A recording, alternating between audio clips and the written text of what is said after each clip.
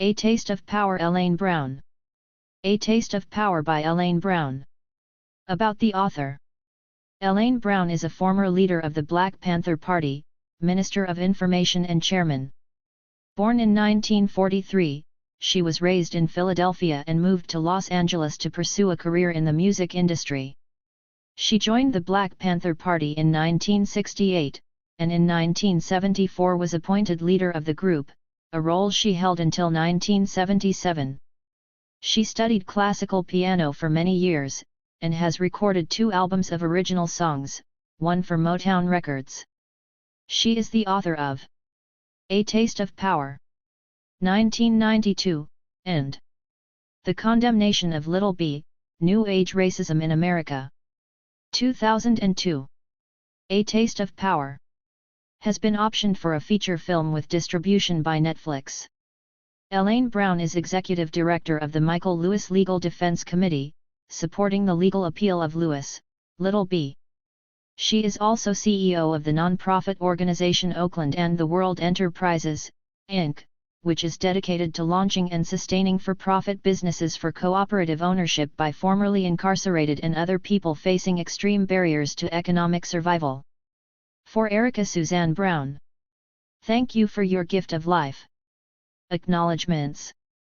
Though the writing of this book required 8 years of my life to complete, I was not alone. I was bolstered by a small and special community of people, whom I wish to acknowledge. Suzanne de Passé, who made me believe I had a story worth telling and that I was worthy of telling it. Calvin Hernton, who patiently gave me the tools of his artistry, and challenged me tenderly to be true to the word and find the true words. Kay Levater, my psychotherapist for 7 years, who guided me carefully through the valley of the past. Amanda Urban, my literary agent, who started with me and stayed with me because she believed in me. Linda Healy, my editor, whose pen was at once healing and merciful. Pierre Elby, whose love over the past years gave me the spirit to see this through and whose support gave me the strength to do it. Dorothy Clark, my mother, who gave me something more than I recognized when I set about this writing, the ability to write. Introduction. This is a chronicle of the life of a Black woman child in America. It is my life. Reflected here is life as I lived it, my thoughts and feelings as I remember them. Here, too, are my personal exchanges with others. In reconstructing them, I have relied on my knowledge of opinions held, and my recollection of articulated ideas and very specific words in their context. Memory seems a fragile spirit. It may be a river of reality that gathers dreams and desires and change in its flow. Nevertheless, I have tried to be faithful to both fact and feeling. 1. Assumption. I have all the guns and all the money. I can withstand challenge from without and from within. Am I right, comrade? Larry snapped back his answer to my rhetorical question, right on. His muscular body tilted slightly as he adjusted the .45 automatic pistol under his jacket. I was standing on the stage, with him at my side. Several of the key brothers from the security squads were standing just in back of us. To my left I could feel Big Bob, Huey Newton's personal bodyguard, all 6 feet 8 inches and 400 pounds of him. In front of me, extending all the way to the back of the auditorium, were several hundred other members of the Black Panther Party, a sea of predominantly male faces. They were Black men and women from the party's Central Committee and from various local leadership cadres, from the west side of Chicago, from North Philadelphia, Harlem, New Orleans, Los Angeles, Washington, D.C., and elsewhere. They had come to Oakland this August of 1974 at my command. I watched them carefully, noting that no one moved in response to my opening remarks. Here I was, a woman, proclaiming supreme power over the most militant organization in America. It felt natural to me. I had spent the last 7 years as a dedicated member of the Black Panther Party, the last 4 at Huey's right hand. I haven't called you together to make threats, comrades, I continued. I've called this meeting simply to let you know the realities of our situation. The fact is, Comrade Huey is in exile. The other fact is, I'm taking his place until we make it possible for him to return. I allowed them a moment to grasp the full meaning of my words. I'm telling you this because it's possible some of you may balk at a woman as the leader of the Black Panther Party. I paused and took a deep breath. If this is your attitude, you'd better get out of the Black Panther Party. Now. I'm saying this also because there may be some individuals in our ranks who have private ambitions and, in Comrade Huey's absence, may imagine themselves capable of some kind of coup. I paused again. No one spoke. Cocking my head to the side, I continued in the manner I knew was required. If you are such an individual, you'd better run. And fast. I am, as your chairman, the leader of this party as of this moment. My leadership cannot be challenged. I will lead our party both above ground and underground. I will lead the party not only in furthering our goals but also in defending the party by any and all means. They understood. 2 months ago I had been named chairman, making me the second-ranking member of the Central Committee. I was then titularly second only to the Minister of Defense, who was Huey. The reality was that Huey Newton was the absolute leader of the Black Panther Party. I was now his replacement. They understood. Together we are going to move this revolution forward by leaps and bounds, though mindful, of course, that we may have to take 1 step backward in order to take 2 steps forward. Specifically, as we had begun to do before Comrade Huey's forced exile, we're going to continue the consolidation of our efforts in one city. This city, Oakland, is the birthplace of this party. Oakland will be the birthplace of revolution in the United States. And that will be so despite the pigs. It will be so despite any petty despots who claim to be our comrades. It will be so despite the criticisms of the infantile leftists, who have accomplished nothing. It will be done despite the voodoo drums of the so-called black nationalists. I watched a few of the brothers slap their palms together in common recognition. A subdued laughter of agreement rippled through the auditorium. I began to walk up and down the stage, purposely emphasizing my words with the sound of the heels of my black leather boots. I punctuated each sentence with a nod to one or another of the soldiers standing on stage with me, backing me up. It will be done because they can exile a revolutionary leader but they cannot exile the revolution. We will move forward with due speed. I repeat, I have control over all the guns and all the money of this party. There will be no external or internal opposition I will not resist and put down. I will deal resolutely with anyone or anything that stands in the way. So if you don't like it, if you don't like the fact that I am a woman, if you don't like what we're going to do, here is your chance to leave. You'd better leave because you won't be tolerated. I gestured toward Larry. Comrade Larry Henson is our new chief of staff. He is my replacement for June Hilliard, who has been expelled. He followed too closely in the footsteps of the former chairman of our party, Bobby Seale. Don't be afraid of these changes, comrades. After all, change is what we seek. As Chairman Mao said, let 1,000 revolutions bloom. Change is good. We have to welcome change. Those who resist change will be swept away in the irrelevant dust of history. There was a loud chorus of right on. Together we're going to take this city. We will make it a base of revolution. The pigs will look at us and wonder. They will look at us, but they will be unable to deal with us. We're going to set a revolutionary example here. And the example we lay down in Oakland will be the spark that lights the prairie fire. We will carry our torch to another city, and then another. Each time, each place, the people will take their lead from us, the revolutionary vanguard. Just as the people have demanded and institutionalized our free breakfast for children and sickle cell anemia programs, they will demand socialized medicine and decent housing. Soon they will begin to take control of their local political machinery. Then they will attack the economic structure in each city. Bit by bit, city by city, they will whittle away at the capitalist foundation. Eventually, a time will come not in our lifetimes, comrades, but a time will come when the people will understand their power and the pig's machinery will be unable to accommodate their demands. That is when the people, black people and poor white people and oppressed people all over America, will rise up like a mighty tide and wash clean this beachfront of capitalism and racism, and make the revolution. They began to applaud loudly, then louder, and then suddenly they were standing. The sisters and the brothers were on their feet. When the ovation was over and they were seated, I released my pent-up breath and continued. For now, comrades, we must take the next step. We must make Oakland a base camp for revolution. This is why we can have no internal strife. We have to get moving. Let's get busy, then, comrades.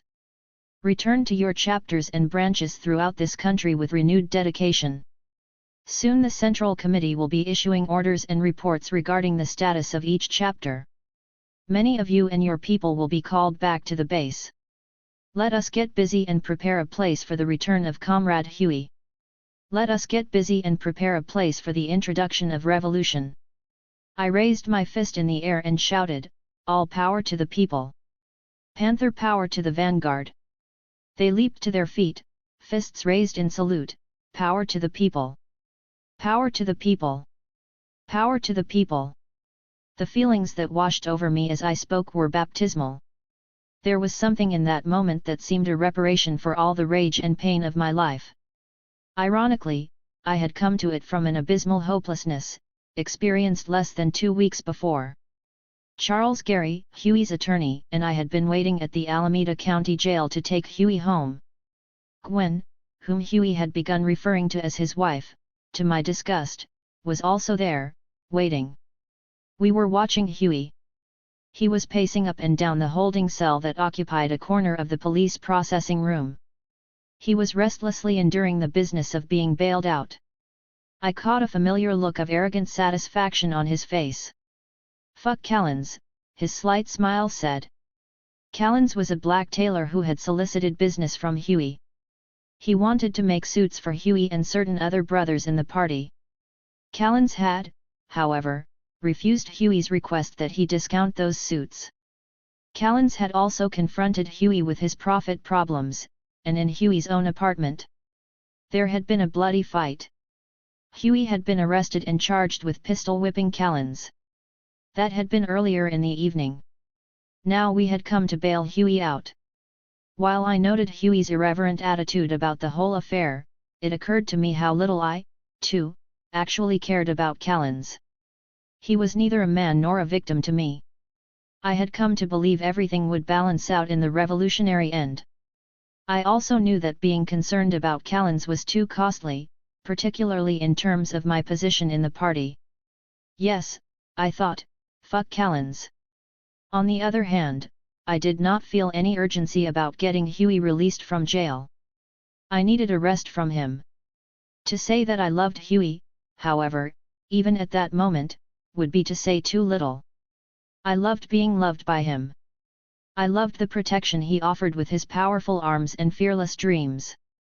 I loved how beautiful he was, sinewy and sultry at once. I loved his genius and his bold uses of it. I loved that he was the vicarious dream of a man that white men hid from themselves, except when he confronted them, their rules, their world. I loved his narrow buttocks and his broad shoulders and his clean skin. I loved being queen in his world, for he had fashioned a new world for those who dared. Yet I had come to hate life with him. His madness had become as full-blown as his genius. The numerous swaggering dicks who had challenged the hero to prove his manhood had finally taken their toll. Now he had outdone them all, including himself. It was taking an inordinate amount of time for the release process to be completed. Gary and Gwen and I passed the hours with irrelevant chatter and frequent glances at the clock on the wall, which was nearing 2 in the morning. It was uncharacteristic of the Oakland Police Department to trifle with Huey Newton, even though they had once been considered the most brutal police force in California. That was several years before, however, before Huey's trial for the killing of one of their brothers, Officer Frey. The Free Huey campaign that had erupted on the heels of that charge had dominated the nation's headlines and had devastated the local police. While Huey became a national hero, the Oakland Police Department became a defeated little army. When Huey was finally released from the holding cell, I watched him stride across the room in all his late-night beauty. As always, I consciously sensed my first surrender to him. I forgot the recent madness, remembering other times. The mild growth on his face stung as he embraced me in the same powerful way he always did. He hugged Gary as Gwen put a jacket around his shoulders. I signaled Gwen to go outside to summon Larry and Big Bob, so they could bring Huey's car to the front of the building. That was when the Oakland police demonstrated what had taken them so long. "Mr. Newton, hold it, please," Captain something or other said, seeming to emerge from thin air. He had two sidekicks with him. Everybody in the station turned to face him, including the other police. Huey glared at the captain, bracing his body for a fight. Gary stepped forward protectively. "What do you want?" "Mr. Newton is very tired." "Mr. Newton, you are under arrest for a violation of the California Penal Code, for the attempted murder of, on the night of," the captain stated in police essay.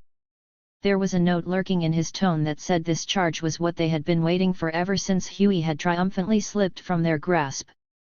The captain's sidekicks clamped handcuffs on the antihero. The charge concerned the shooting of a 17-year-old black girl who was an Oakland streetwalker. She had been shot several days before and was in a coma. The words "attempted murder" erased the smugness from Huey's face.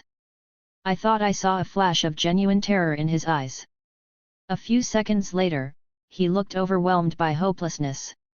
It was just before they returned him to the recesses of the police building. There was a hopelessness hanging in the air, too. None of us knew quite what to do next. When they finally allowed us to see Huey after he was booked again, the terror was gone. He was back in a holding cell, and back to himself. He had obviously made some instant calculations that he would never ride out the storm that would come from the attempted murder charge. He had, I felt, developed a plan to survive it. "Raise the bail by morning," Huey commanded.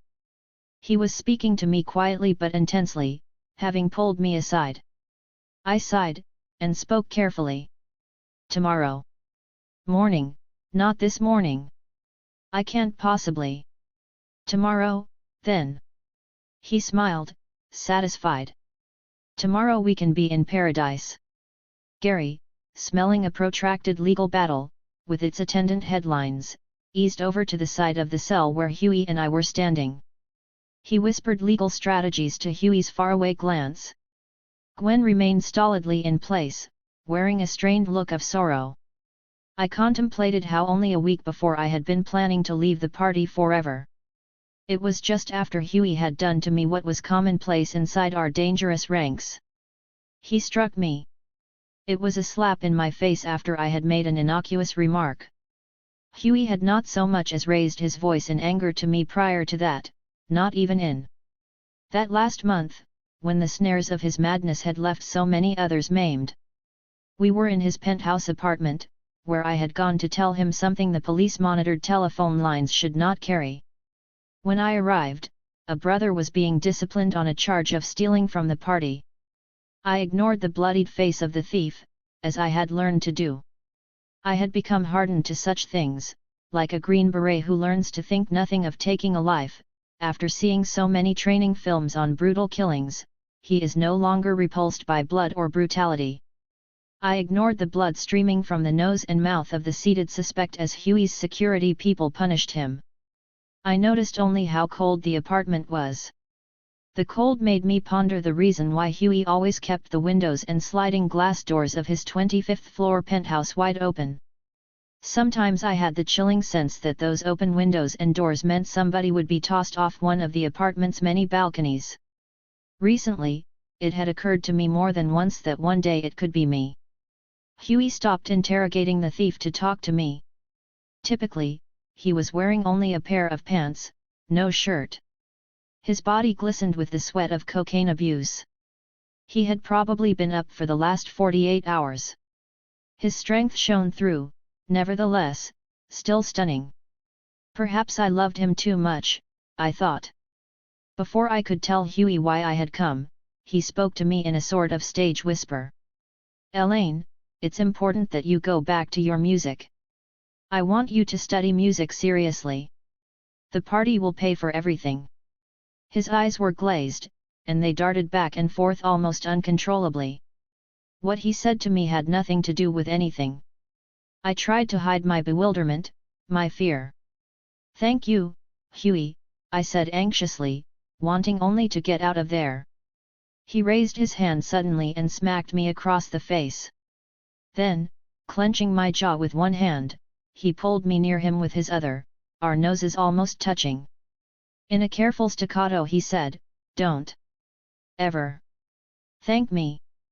When you thank me, it means you are separate from me, not with me." Within seconds, my mind began to piece together a road map out, away from him and the party. I knew the signals. There had been more than enough.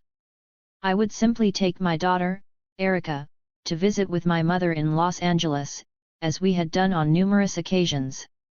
We would slip away soon, I decided. It was only a few days later that Callens was beaten up and Huey was arrested. That had bought me a bit of time to think. Now none of it seemed to matter, for everything seemed over. With a sense of futility, I gathered the cash and collateral from the party's various bank accounts and properties to pay Huey's second, $80,000 bail. When he was released, I met him at the bail bondsman's office, where he had to sign various forms. Gwen was with him, clinging to his arm. He reached out and hugged me warmly, and whispered into my ear, "Goodbye." My eyes closed over tears. I might not ever see him again. His resolve to flee was in his embrace. There was no sound Huey could make or word he could speak or feeling he could harbor that I did not understand in my soul. He would be silent on the details of his departure, a necessary protection for all of us. He would find refuge beyond the United States. Panthers had already done so in Cuba, in Algeria. The revolutionary Third World would welcome its famous brother from the belly of the beast. He would surely be taking Gwen, whom I considered his little apolitical strumpet and loyal servant. I blinked away my momentary resentment, conscious that I would never last in the role of Huey's woman. She looked into my eyes, and we smiled at each other. Nobody spoke again. Huey knew what was required for his survival. Damn the party, the politics, the rhetoric, and the dreaded dependency of everyone, including the masses. He was unburdening himself. He was the parent running away from the child. If he ever returned, he might be forgiven. For the first few nights after Huey vanished from Oakland, Big Bob, Larry, and I spent most of our time trying to figure out how to handle his absence, in the party and in the press. He was scheduled to make a court appearance in the next 2 weeks.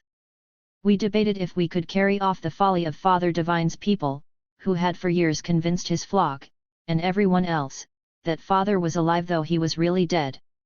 It was during one of those sessions that the whole thing resolved itself. Larry, Bob, and I were sitting in a booth at the Lamp Post, a bar and restaurant the party operated. A telephone call came for me. I went behind the bar to take it. It was Huey. "Save my party," he commanded. His voice was low, but passionate. "I won't be back. You're the only one who can do it. You are mine. I can't trust anybody else with my party. I can't without serious backup," I heard myself say, my tongue dry with both fear and excitement. "You know. The brothers will never accept it," I continued, turning away from the patrons on the other side of the bar. "Let me speak to my man," Huey said, referring to Big Bob. "That won't work," I said quietly, amazing myself with how quickly and emphatically I had responded. "You decide, then." "Larry," I whispered. "Is he there?" "Yes." I turned and motioned to Larry to come to the bar. I handed him the telephone, indicating who it was. He took it with reverence. "Yes, "Sir, brother," he said into the telephone. "Then, I hear you, brother. I guarantee it. Then, with my life, comrade. You have my word." He handed the telephone back to me. "Now will you save my party?" Huey whispered. Yes. It was done. While Huey repaired himself, I would hold and resurrect life from what seemed nearly dead. As I considered the seriousness of it, I realized I had made the cardinal decision wisely. I needed Larry. Politics and war are inseparable in a fascist state, the beautiful George Jackson had said. We could have no revolution in the fascist state of America without an army. Our army was presently in disarray. Larry was a general. It was true that Big Bob had been Huey's bodyguard, and in that, his loyalty to Huey was unfaltering. It was also true that Bob had accepted leadership from a woman, Audrey Jones, when he was in the Boston branch. Bob's physical size, however 6 feet 8 inches and 400 pounds combined with his emotional insecurity about it and his lack of self-discipline, made a volatile concoction. He was simply not the stuff of generals. In the ensuing week or so, the correctness of my decision was fully borne out.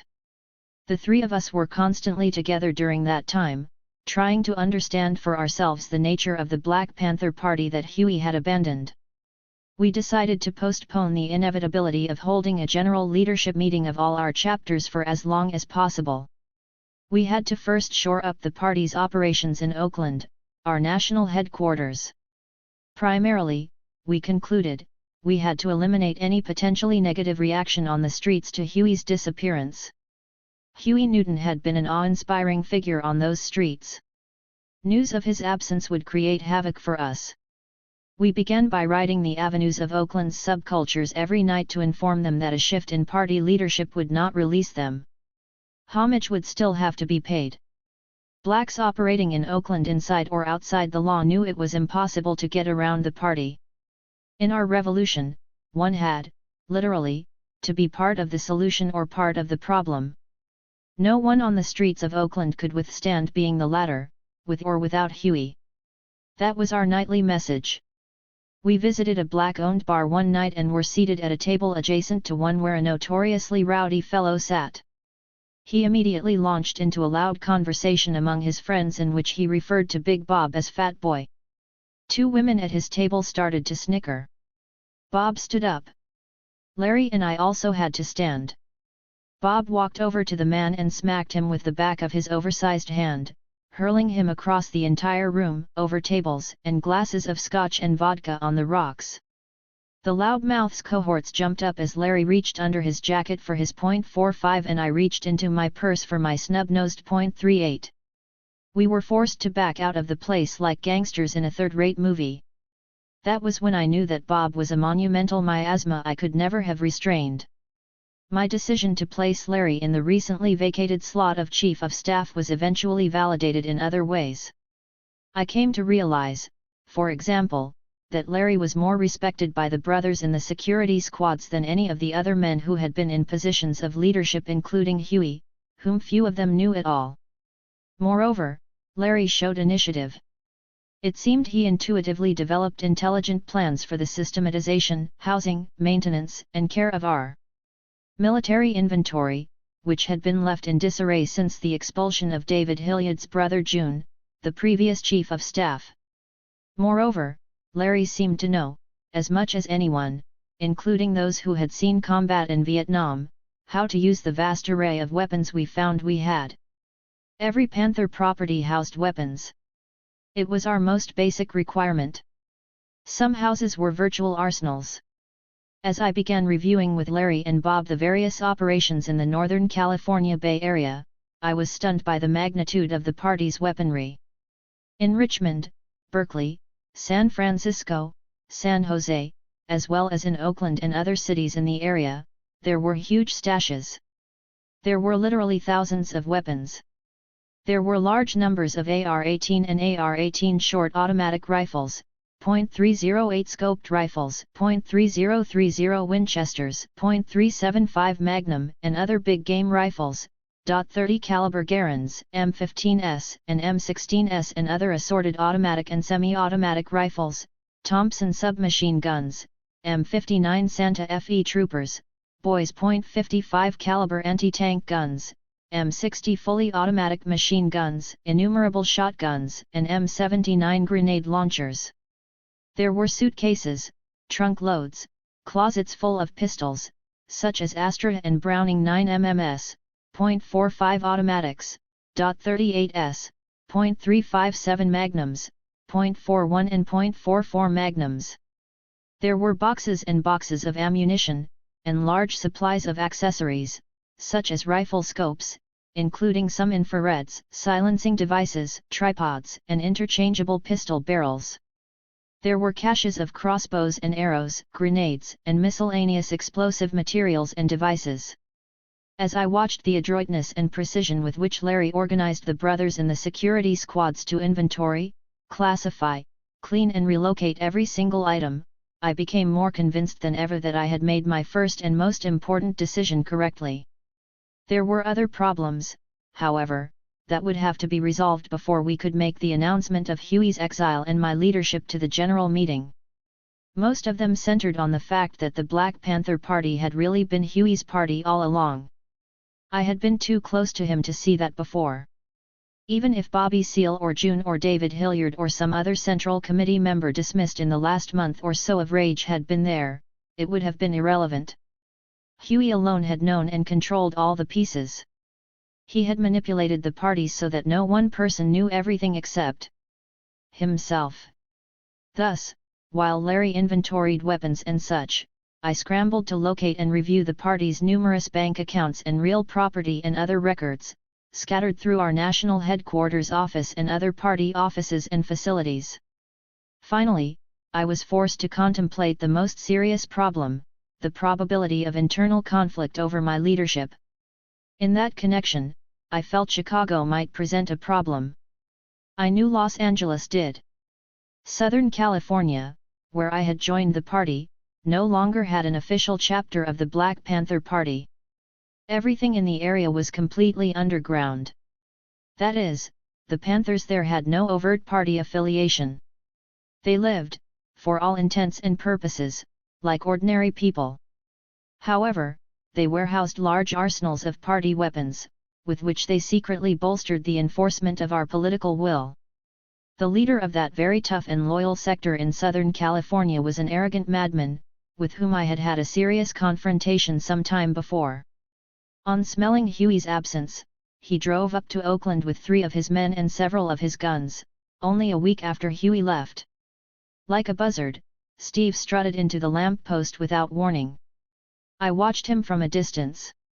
I watched the absurd show of his men removing his coat, ordering his favorite cognac, and inspecting the other patrons for his security. He was my nightmare. It had come too soon. I knew it was ultimately inescapable, but the test had come too soon. I had no real idea yet whether Larry was capable of loyalty to my leadership, especially when faced with so formidable a pretender as Steve, a brother, another man. As we walked over to Steve's table, I breathed deeply and ordered Larry to follow my lead. Larry would, I hoped, follow through. So, the brother is gone, Steve said, a smirk on his lips. He lifted his cognac glass to me in a mock toast as Larry and I slid into the booth next to him.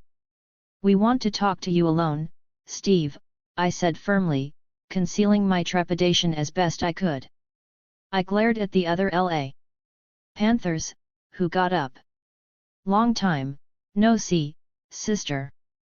He smiled, perfect white teeth glistening. He leaned back into the luxurious red leather of the booth, which matched the bar's deep pile carpeting. What are you doing here? I said. You're not supposed to come here. And you know it. You have to go. I wanted to find out what was happening, sister. I heard nobody had seen the servant since he got bailed out, he said, referring to Huey. That's not the point. Brother. Larry said. The comrade just told you can't be here. Get on up. Huey made me a don, brother, he stated with a wave of his hand, as if it held a scepter.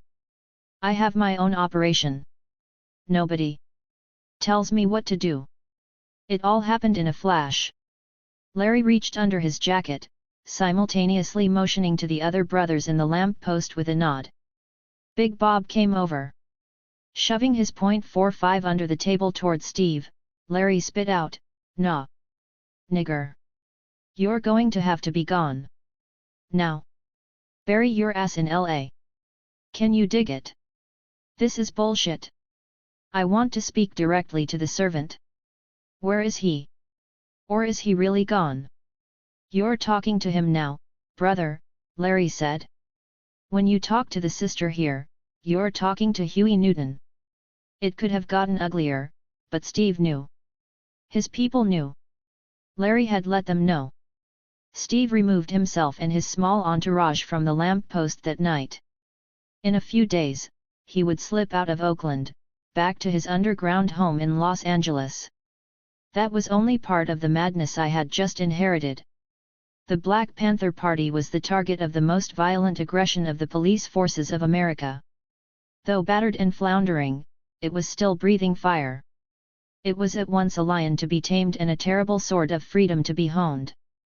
In August 1974, when I assumed leadership, the Black Panther Party was the only armed revolutionary organization operating inside the United States of America.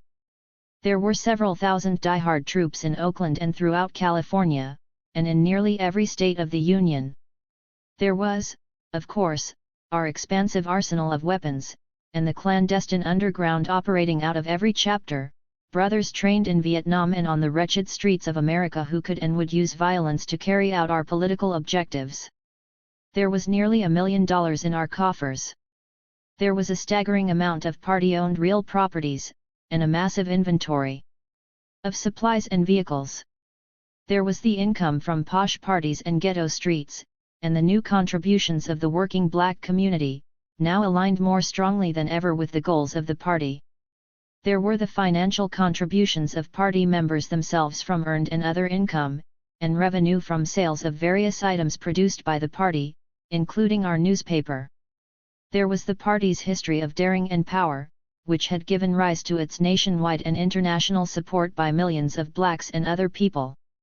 There were the hundreds of thousands of people, black people and Latino people and Asian people and white people, who participated in or benefited from our free food programs, our free medical clinics and legal aid programs, our prison programs, our school and education programs, our service programs for seniors and teens and abused children and battered women and homeless people. There were the thousands who participated in our Vietnam veterans and workers' rights projects.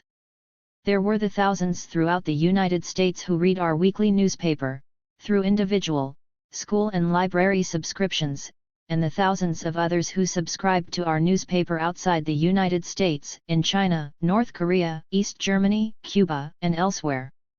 There were the numerous Panther support groups formed by whites in the United States and people in Japan, Italy, France, Sweden, Denmark, and other countries, even including Israel. There were our numerous coalitions with progressive organizations inside the United States and revolutionary movements throughout the world, particularly in Africa, both north and south of the Sahara. As I prepared to make my announcement that afternoon when I formally asserted absolute leadership over the party, I recognized that it was an exhilarating madness I had inherited. The Black Panther Party Huey had left in my charge was still a force to be reckoned with. There was no question in my mind that it had to be saved. As I began to speak to my comrades, I recommitted myself to pushing forward our struggle for the complete freedom of black people in America. I recommitted my life to the party, to fulfill its purpose of introducing socialist revolution in the United States, whether or not Huey returned. I believed with everything in me that it could be done. I believed with everything in me that I could do it. 2. York Street. My mother used to tell me, when I was 15 or 16, I had to walk to school, William Penn High. They called it the Dummies Retreat.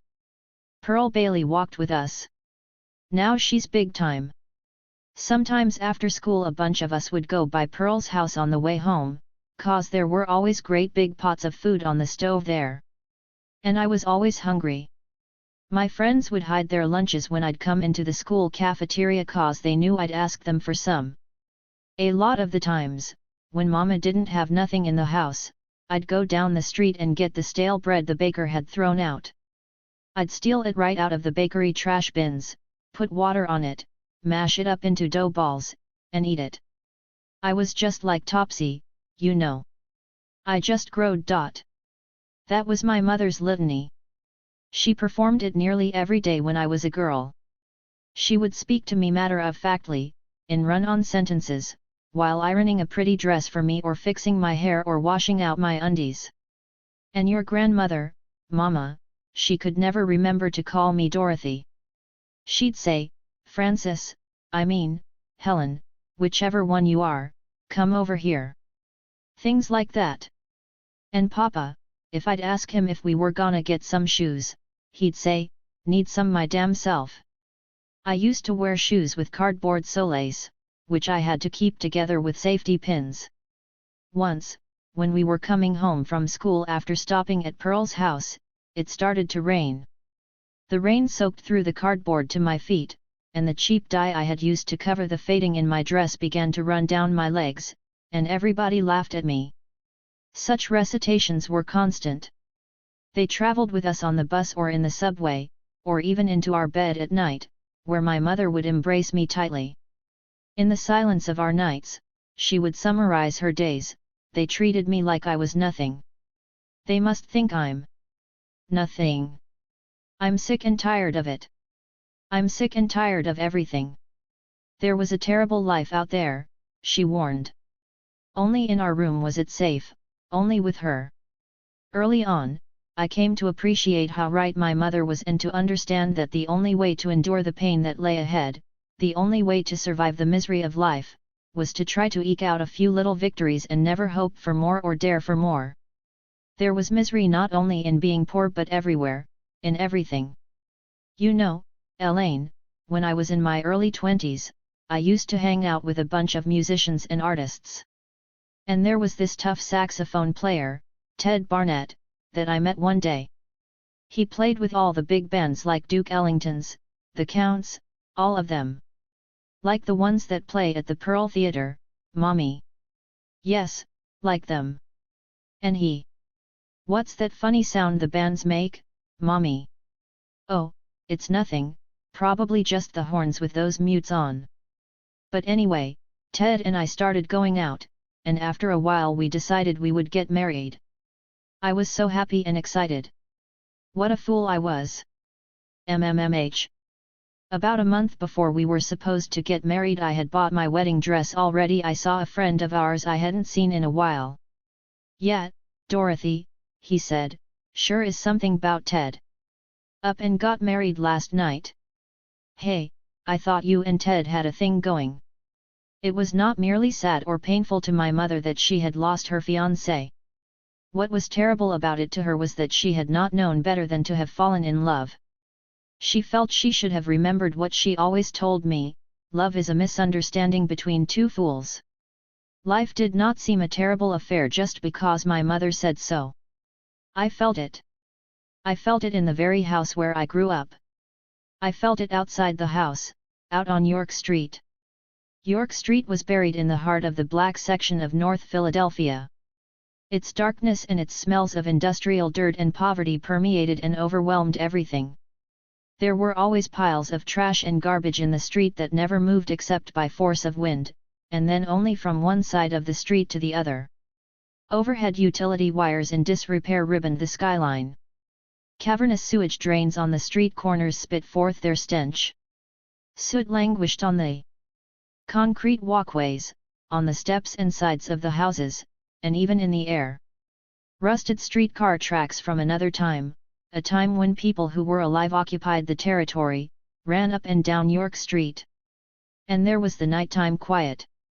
As the dark approached each night, houses were sealed tight in fear and York Street became overwhelmed by the quiet, a silent voodoo drum, presaging nightly danger, a gang fight, a stabbing, a fire. Our house at 2051 was indistinguishable from the other grayish, two-story, brick row houses on York Street. It was squeezed with the others into our block, a block no different in color from the rest of the neighborhood. I was most terrified, though, inside 2051. My greatest fear lay waiting for me in our room, my mother's and mine. In our room was complete darkness, and the recognition of nothingness, accompanied by the magnified sounds of my scurrying and hearts beating in fear. Ours was the back room, upstairs. Occupying the other rooms along the upstairs hallway were my grandmother, middle room, and my Aunt Mary, front room. My grandfather slept downstairs, on a divan covered with grey slipcovers. He remained a nebulous figure to me until he died.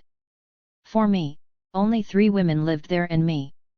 My grandmother was a very light-skinned woman with a white person's facial features and a large bosom. She carried a lot of weight on her short frame and very large feet. She hobbled from the weight when she walked, hobbling and always singing or humming old Baptist hymns learned back in old Virginia and sung now in the First African Baptist Church every Sunday and in our house every single day. Be ready when he come. Be ready when he come. Be ready when he come. 'Cause he's comin' again so soon. He was Jesus, my grandmother's protector from the rats and roaches that overran our house. Jesus was her comforter in washing clothes for more than half a century at a scrub board, in cooking meager meals for her 9 children, in begging on the street with a cup for money. Jesus insulated her from the insults and blows of my grandfather, to whom she clung to the end. Jesus was the balm for her whole life, the life she hated from its beginning as the child of a white man's rape. Yes, Jesus would come someday and deliver her. Jesus would surely come someday, she said. He will take you in his arms, if you've been good, and carry you up to heaven, she always told me. But if you've been bad, Satan's gonna get you and take you to hell, and you'll burn forever. I've been good, Grandma. I know you have, child.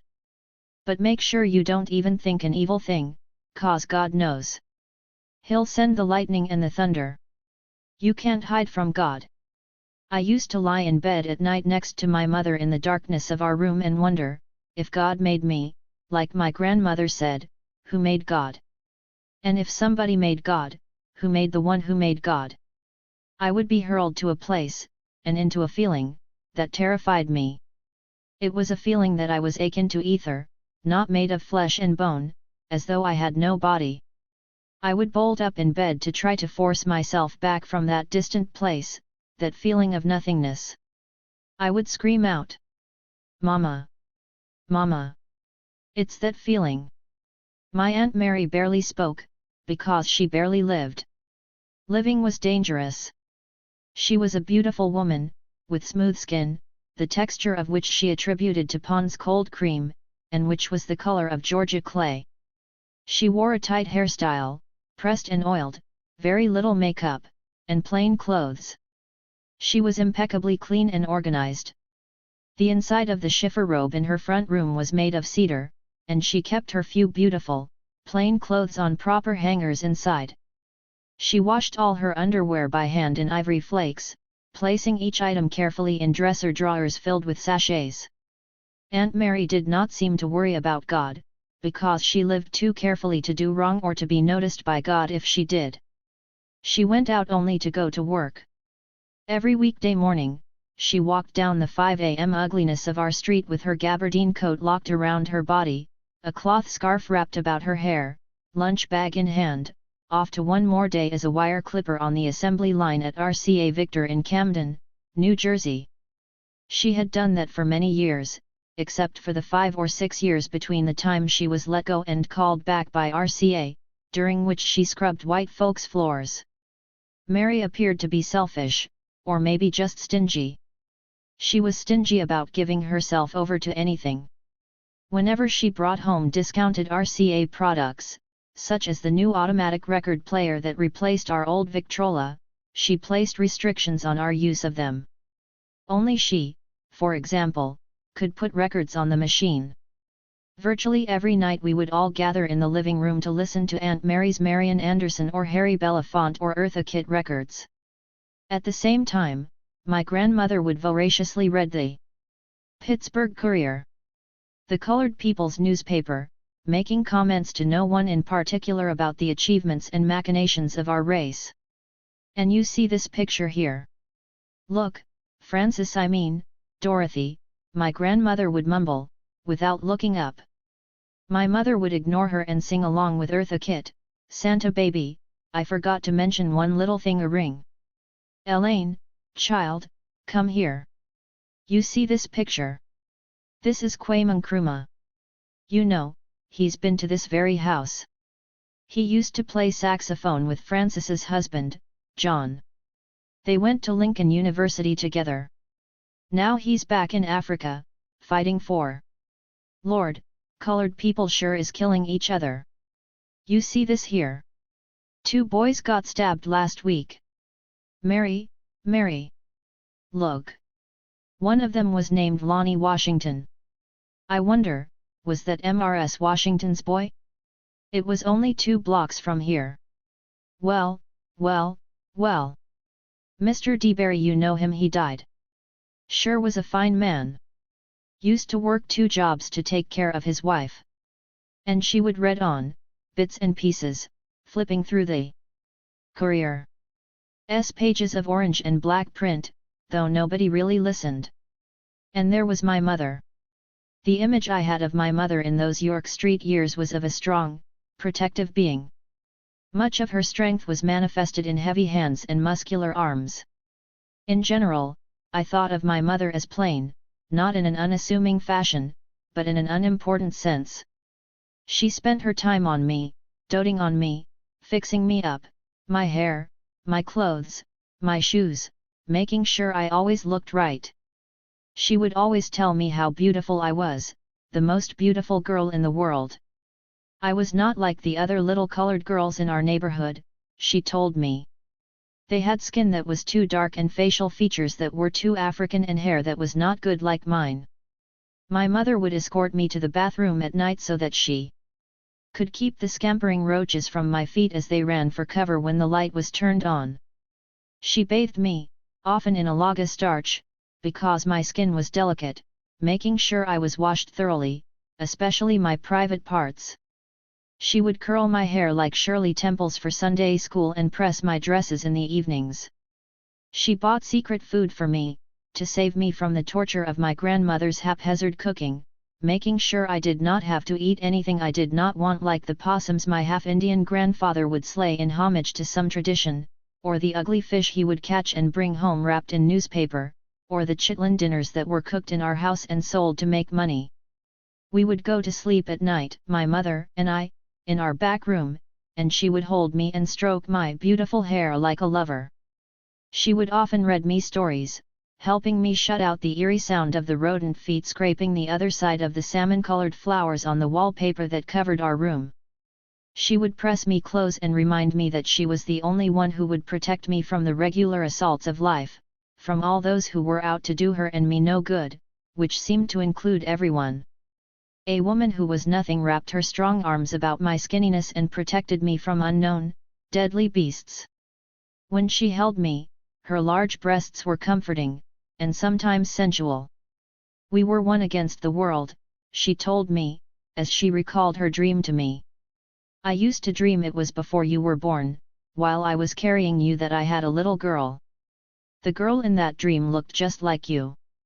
She was about 5 years old. We were in a garden. And she had on a little apron which was filled with apples. She would come toward me, offering me the apples, saying, "I came to help you, Mommy." When I was old enough to walk and talk, my mother sent me to a nursery school operated by the Red Feather Charity Agency. She worked all day pressing clothes, doing piecework. They made girls' dresses where she worked, and she would press some and also steal some for me, so I would always look pretty. Once, I visited her at work, that one-word locale for which my mother left me each weekday. It was Christmas time. She held my hand and guided me through rows of sewing machines and cutting boards. She proudly displayed me, her beautiful product. Bits and pieces of cloth and string littered the floors, and it seemed everyone was bending over something or other, unattentive to me or the colored lights of Christmas strewn along the huge pillars that supported the room, which appeared to be the size of an entire square block. I was surprised when my mother showed me her work area. It was just a big ironing table. I watched her wrap a scarf around her head, covering her hair and forehead. That was to keep the sweat from her eyes, she said. She found her place among what seemed dozens of other black and Puerto Rican women, pressers, who lined the walls of rows in a row, all wearing head rags, all with their own jugs of ice water sitting on their ironing boards to keep their lungs clean and their bodies from dehydrating. A Puerto Rican named Yolanda had dropped dead at her board no more than a month before, my mother told me. TB, they had said. She was only 26. It seemed over 100 degrees in there even though it was wintertime. I watched my mother work. She slammed a hot iron onto a cotton thing of ice cream colors, and within seconds, a little girl's dress evolved, bearing the Cinderella label. She folded the dress and boxed it for shipping to a retail store. She was paid 25 cents for each dozen dresses she pressed, folded, and boxed, she told me. All the ladies in the row were hollering back and forth to each other, while their ironing boards squeaked in accompaniment to the rhythm their tough hands made as they, too, slammed down hot irons, driving them back and forth to make their quotas and more. Chilly, hand me that box. Dottie, I'm up to 15 dresses. Girl, watch you say. Bitch, get your hand out that bin till I get my batch. By the time we left, I felt like crying. I was not sure why. Since my mother believed I was too precious for either of the public schools in our neighborhood, when I finished nursery school, she signed me up for an experimental elementary school which accepted only exceptional children. Besides, the boiler had blown up at nearby Cleghorn Elementary, causing nearly 100 kids to be scalded, and like the other neighborhood school, it had only half-day classes, with 60 kids to a class. There was a 4-year waiting list for the special school. My mother determined, however, that I would go there right away, there would be no waiting list for me. She fired off letters to the school board and made personal appearances at its meetings. She sought out and got support for her cause from locally prominent colored people.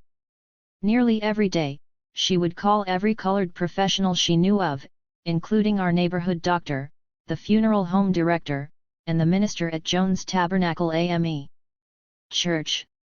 She would implore them to understand how hard it was for an ordinary working woman like herself to provide anything decent for her child, how hard it was for her to even keep her head above water as a woman alone, and how she really needed their assistance as men of importance.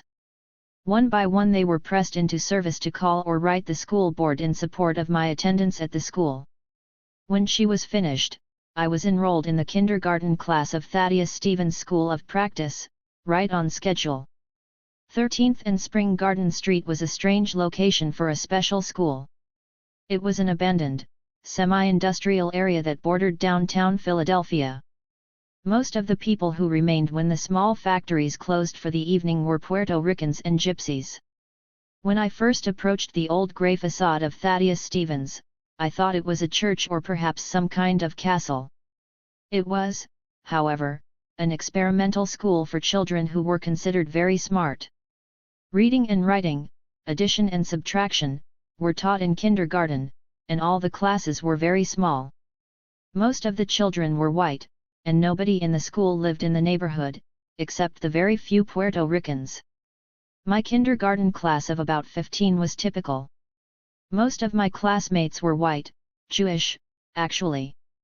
There was one Puerto Rican, 2 other colored kids, and 1 Chinese girl. We would sing. I am a good American. What do you have to be? I am a good American. Just take a look at me. I liked my class and the songs we sang. I liked our drawings and printed letters pasted on the walls in exhibition of our prodigiousness. I liked the games we played, the naps we took, and our afternoon treat of graham crackers and milk. I became a happy person and forgot the dark feelings of 2051 West York Street for those 7 Oregon so hours at Thaddeus Stevens. I forgot, until I noticed a little thing that cast a small shadow on my new life. My lunch bag was different from the other kids'. Mine was a used brown bag from Max's grocery store up the street, at the corner of 21st and York. It had grease marks on it and numbers written on the side. Some of the numbers were Max's grocery configurations, some were my mother's numbers figures. Every day, including Saturday but not Sunday, my mother played the numbers, a kind of lottery run by Philadelphia's organized criminal syndicate. I used to listen to her on the telephone in the evening. Yeah, Ethel, I had the first digit. I had dreamt a 2. I knew fish was 238, but I didn't like a 3 or an 8, even though I dreamt about a fish. Turning to me, Elaine, did you dream anything last night? I dreamt about a pig, Mommy. A pig? What was he doing? He was gruntin'. She would look up my dream in Prince Zoller's number book. The back inside cover of which was inscribed, "Colored people of the world, unite." Pig is 554, she would say into the telephone, scanning the book, but a gruntin' pig is 617. Still, I like a double for tomorrow. I'm gonna call that nigger and tell him to box 554 for me for a nickel. I like it. Her hands would hang up the old black dial telephone receiver, with its matted cord, which sat on a table against a wall in our dining room. She would dial the number runner's house and tell him the combinations to play for her the next day. Then she would pick up her school-lined notebook and enter another day's figures into it. There had to be a pattern, and she would find it. She would hit the number one day, she told me. Big, too. She had years of numbers in a collection of those books. She would then compare her number with the predictions on Lady Dale's number card. Finally, she would rub some of Lady Dale's money drawing oil on her strong brown hands. Whenever she had a thought, or somebody died or was born or went into the hospital, or something unusual occurred, or she had a vivid dream, my mother would find a 3-digit number associated with it. She would jot down that number on the first piece of paper she found, including on Max's bags that carried my lunch to school. The other kids had neatly tucked, clean paper bags. I wondered, didn't their mothers play the numbers? Their sandwiches were different, too, wrapped in cellophane, brand new and shiny, unlike mine, often wrapped in used waxed paper. But my sandwiches came with the crusts cut off because I hated bread crusts. And I had Welch's grape juice in my thermos instead of that rotten milk. It all began to balance out again, until I went to Barbara Kiesel's house. In the early fall of our second grade school year, after the celebration of the Jewish holidays of Rosh Hashanah and Yom Kippur, for which our school was necessarily closed, Barbara Kiesel invited me to her Halloween party. Barbara was a chubby Jewish girl who seemed to have everything: a perfect red coat, perfect leggings and boots, a perfect lunchbox, perfect dresses, and perfect barrettes for her hair. I was thrilled to be invited to her party. When my mother delivered me to Barbara's door, which was opened by a uniformed maid, many of the other kids were already there. There were rabbits, ghosts, pirates, dancing girls, and now me, a gypsy. We sat at a long table covered with Halloween motif tablecloth and napkins and laden with lots of party favors and a bounty of candy corn, apples, cider, and potato chips. More food was served to us by yet another maid. There was carpeting on the floors, and there was a huge chandelier which twinkled on our happy occasion. We laughed and played games and were told scary stories. When I left Barbara Kiesel's party, I was actually frightened to go back to 2051 West York Street. My mother latched the old brown door at 2051 behind us, closing out the cold October air. Our lungs were immediately filled with escaping coal gas, the blue haze of which enveloped us. As she guided me through the vestibule, I finally saw the darkness which she constantly complained about. The 25-watt bulbs could not begin to illuminate our house. I saw how ugly it was, its squeaky floors covered with cheap linoleum. As we approached the stairs to go up to our room, I remembered how I had fallen down those stairs a year before and knocked out my front teeth. My mother made me wait at the bottom of the stairwell while she went into the kitchen to get us a drink of water. I did not want cocoa, because I did not want to wait there alone too long, and I certainly never entered the kitchen at night. I dared a peek at my old grandfather sleeping lifelessly on his divan in the adjacent living room. He looked just like a picture of Satan, with his jutting jaw and sharp nose and skeletal body. I could hear my mother rinsing the roach wings from our glasses.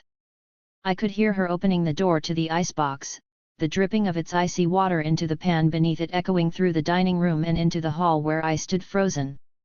Now she was closing the door to the shed kitchen, that cold and damp little appendage to our house through which one might exit to a concrete plot called our backyard. I could hear my mother walk past the monstrous wood-burning stove, which always appeared on the verge of collapse from the grease that corroded it or was stuck in a Crisco can on top of it. She was returning, passing the terrible cellar door that always challenged me to look at it or open it or go beyond it, down weak wooden stairs to a cement tomb where rats played in the coal bin and left their droppings on an old baby crib and other relics I had looked at only once. Why couldn't I live with Barbara Kiesel? At least at night. I tried to stay away from York Street as much as I could after that. I began to spend most of my after-school hours at the home of another Jewish classmate, Arlene Lander. Arlene, like Barbara, was chubby, and because my mother always worried about how skinny I was for which she forced cod liver oil tablets down my throat every morning I concluded that that was how rich Jewish girls were supposed to be. Arlene and I would enter her home through her father's store, Lander's Shoes, located in a mostly Jewish neighborhood on the fringes of North Philadelphia. Arlene's father or mother would greet us girls, on our way up to their apartment above the store, with balloons or some other trinket they had on hand in connection with a shoe sale. I would look at all the shoes on the racks and fantasize about how Arlene could have a new pair of shoes every day if she wanted. Like Barbara Kiesel's house, Arlene's apartment was very bright and had carpeting throughout. There were mirrored walls and soft couches and chairs everywhere. Arlene even had her own bedroom.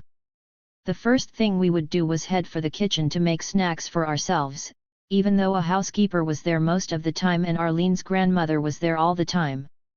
Arlene's kitchen was bright and big, and had a refrigerator and no icebox. It also had a gas oven and an electric mixer and an assortment of other fancy automatic things. We would usually make kosher salami or grilled cheese and tomato sandwiches.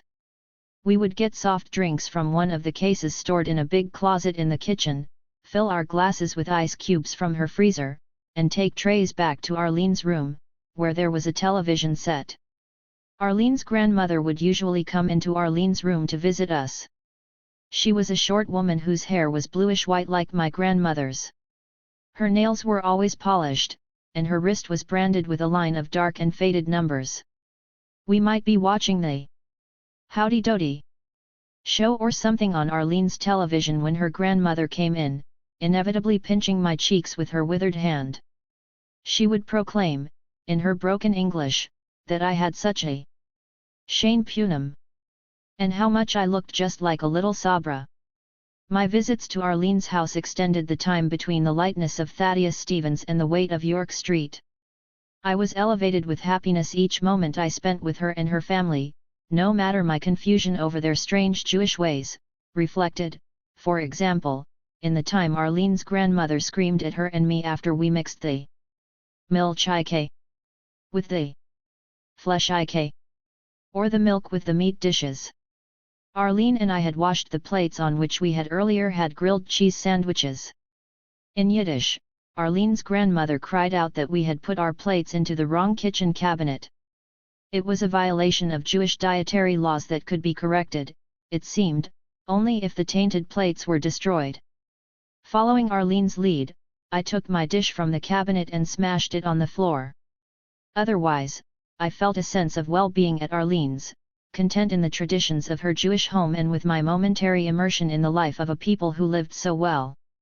Jewish life was a good life, I decided, now eagerly making dreidels for Hanukkah or lighting the holiday menorah at school, or sitting down to dinner with increasing frequency at Arlene's. Despite my being a shiksa, a non-Jewish girl, as well as a Schwarzer, A colored girl, I ate dinner there even on Shabbat, the traditional Sabbath holiday usually restricted to family or other Orthodox Jews. With the greatest feeling of pride, I would solemnly wait for Arlene's father to don his yarmulke and prayer shawl, as the sun set on Friday evenings, and light the candles on their dinner table. Before we ate, he would bless the challah bread and the other food, pour glasses of Mogen David wine, and keep the faith of their fathers. Sometime during that period, terrifying thoughts about God began to overtake my nights. I truly believed in God and I prayed. Now, however, I was beginning to wonder more and more who that giant being really was who controlled life. Where was he? How did he decide who lived where and who did what on his earth? My nighttime fits of anxiety became more and more frequent. Mama, Mama! It's that feeling. Now, every night, my mother would leap to turn on the lights when I called out and hold me fast until I stopped shaking. Now, every night, I really needed my mother to hold me, as she had always done. She would protect me forever, I tried to believe, as she lay there half awake to listen to me breathe, to listen to whether I was breathing. Soon, however, I began to feel that only daylight could deliver me. Morning allowed me to escape, up 21st Street to Susquehanna Avenue, to take the bus along Susque to Broad Street. Escaping, I would glance out the bus windows to see the candle and trinket stores, the fish markets, and the meat markets with pigs' feet hanging in their windows, the winos still sleeping from the night before. To me, it was a bus ride through a tunnel of desolation. Most of the time, my mother would take me, sometimes, Aunt Mary. By the third grade, I had to make the daily trek alone. Alone now, I had also to face the real tunnel, the tunnel of fears that lay at the bottom of the open mouth of the subway entrance of the Susquehanna and Broad subway station. Yellow tiled. You'll be getting on at yellow. Darkness and danger were down there. There was no place to hide there, and no one to hold me. The terrible, multicolored monster face I always dreamed of lurked down there. I could be swallowed up and hurled around in the darkness down there. Stealthily, I had to walk down the steps, covered with old chewing gum and spit and trash and North Philly soot, to the turnstile to deposit my token, hoping each day the train would come before death did. People got pushed onto the tracks. There were gang fights underground.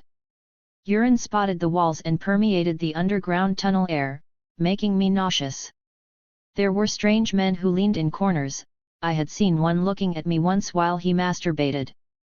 I learned to stand quietly, Aunt Mary style, immobile, feeling I might survive if no one noticed me, with my curly locks and stolen Cinderella dresses. When the train finally came, I would stand inside, very still, rigid, holding the rail tightly until the train pulled into the Spring Garden station.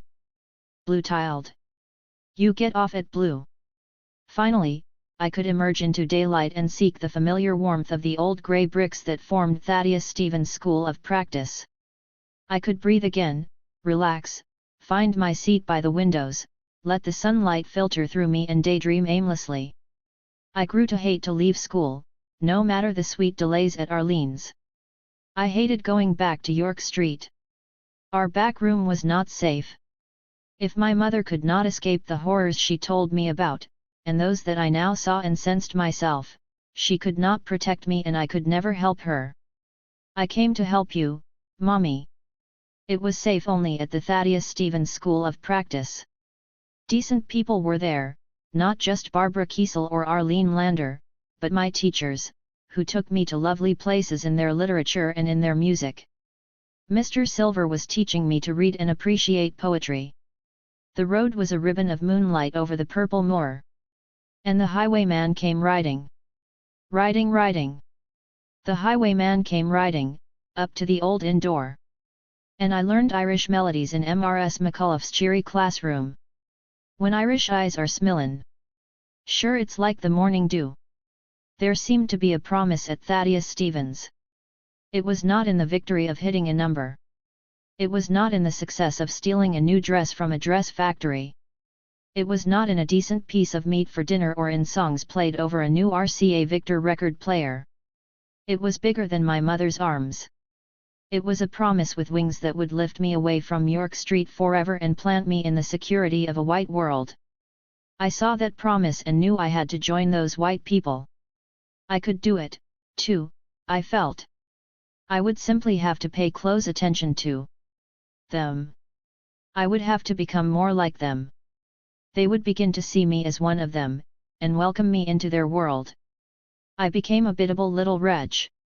I did anything to belong among them, those white children and white teachers.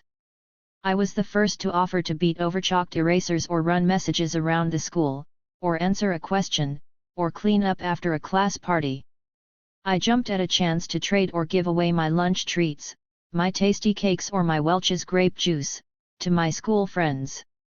Soon I was convinced I was actually beginning to join them, leaving York Street behind. It was my secret. Now I was a colored girl only on York Street, my mother's sweet little colored daughter who had come to help her. But I was fooling her and everybody on York Street. I was fooling everybody, because I was not really colored anymore. You know, Elaine, you're not like the other coloreds. You're different. You don't even look like one. My white friends and teachers at Thaddeus Stevens were telling me that all the time. Eventually, I discovered that my ultimate disguise could be manipulated through words, their words and their voices. I listened to them, paid attention to their grammar, their syntax, their cadence. I learned to speak exactly like white people, learned to enunciate their language, to say th, sa and not d, sa, and he'll be going rather than he be goin'. Finally, I became white. At least until 2:17 p.m., when school was let out, when the bell would toll and the curtain fall and I would be returned by fate through the subway tunnel, down Susquehanna, down 21st Street to 2051 West York Street and back to being black. If you white, you right. If you yellow, you mellow. If you brown, stick around. If you black, get back. Way back. Everyone on York Street knew the truth of that rhyme. Everyone understood. Everyone had always known that dark-skinned colored girls with bad, or kinky, hair were ugly. Everyone had always known that high yellow colored girls with good, or straight, hair were pretty. The rule was simple, the closer to white, the better. We derided girls who had short nappy hair, or thick liver lips, or protruding, high behinds, or skin so black it's blue. I did not want to get back. Despite that I was, like most girls on York Street, a few shades too dark. I had good hair and white facial features. I was really not like the other colored girls. My mother had told me that. White people were telling me that. I did not belong on York Street. I belonged in their world. I had not only learned to talk white and act white, I could do white things. I could play classical music. I had started taking piano lessons after my mother read a series of child-rearing books and decided I needed to be well-rounded. Every Wednesday after school, from the time I was about 6 or 7 years old, I took a private piano lesson. In my turn I sat in Mrs. Camel's living room to learn scales and numerous ditties and other pieces, and to complete each year's John Thompson piano book. All of Mrs. Camel's other students were considered sedity little colored children. That is, they were all not only light-skinned, they lived in Germantown, a very nice section of Philadelphia where refined colored people had broken the color line. All the fathers of the other children seemed to be doctors or lawyers. All their mothers were either teachers or, better, housewives. All the boys had names like that uppity, blonde-haired laddie Avery, and all the girls looked like the famous Dr. Simpson's fair-skinned, straight-haired daughter, Betsy. Although I seemed to be the only one of Mrs. Camel's students who lived in a bad neighborhood, I did not mind. In the end, despite the other students' selfing inquiries as to where I lived which they already knew or who my father was which nobody seemed to know or what my mother did for a living which I refused to tell them despite everything, I was learning to play European classical piano. Eventually, I even became a featured soloist at MRS Camel's annual spring recitals. I could play Beethoven and Chopin and even Liszt. There were other white things in my repertoire. I was learning ballet. When I started studying piano, I also began taking ballet lessons. My mother would wake me early Saturday mornings during the school year to take me downtown to the Sydney School of Dance, where I would spend several wonderful hours away from York Street. I was happy at Miss Sydney's. A joyful spirit seemed to live among the bars and mirrors and smooth wooden dance floors. Unlike MRS Campbell, Sydney King catered to all kinds of little colored kids, mostly girls from all over Philadelphia, from good neighborhoods and bad ones, who were both dark-complexioned and light. I even loved Miss Sydney's when my mother bought me a foot-long hot dog and a grape soda at our break. There was, of course, the magnificent pleasure of the ballet itself. At the Sydney King early summer recitals I was transformed into a blue jay and danced to the waltz of the hours, or I danced in sequined splendor in the children's corps de ballet, with pink tights and a pink tulle skirt. I even learned to dance on toe. Moreover, there were my theatre excursions. Once a month, after my Saturday ballet lesson, my mother would carry me off to the Academy of Music to see a play performed by the May Desmond Children's Theatre Troupe. Everything considered, I believed I was really becoming white. So much of my life was white, except when I was returned to York Street and somebody like Mary Alice, who lived down the street, snidely signified at me, coming home from school or a ballet lesson. "Look at her." Mary Alice might whisper loudly to her cronies as I passed by. "She must think she cute. She ain't poot." I would have to go inside 2051 to change into my black jeans and white bucks and go back out into the street. I would fetch Barbara and Nita, with whom I was best friends forever when I returned to York Street. We did everything together, played the same games, wore the same outfits, and remained the skinniest girls on our block. By 4th grade, Barbara had started attending Thaddeus Stevens, though I felt she was still not really like me, just as Nita was not. Nevertheless, we were inseparable. Barbara lived at 2057 and Nita lived next door to me at 2049 West York Street. I would get Barbara and Nita, and they would put on their black jeans and white bucks, and we would walk down the street 3 abreast, so nobody could come between us. We might walk right in front of Mary Alice's house, chanting, "I ain't gon' talk about your mama. She's a sweet ole soul. She got a 10-ton pussy. And a rubber asshole." York Street threw me back to the realization that I might not ever really be white. I would have to get back. I saw that every time I returned. When summer rolled around, I lived in turmoil. I had to be on York Street every day, poor and black all day, every day. In the summers of my preteen years, me, Barbara and Nita, Barbara, Anita, and I and Thaddeus Stevens Winters would go every weekday morning to Vacation Bible School. Replacing Chopin, the ballet, the theater, and Thaddeus Stevens was Bible school. We would sit in the Sunday school section of Jones Tabernacle AME Church to learn our Bible lessons. They were parables of Jesus, typed out onto glossy, colored 3x5s, as captions to pictures of Jesus, whose hair was long and blonde, whose face was white, who wore sandals and a robe and was usually depicted sitting among his flock of white children. Jesus, we learned, could do everything. He could walk on water, raise the dead, and never die.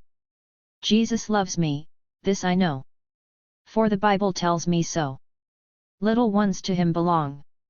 We are weak, but he is strong.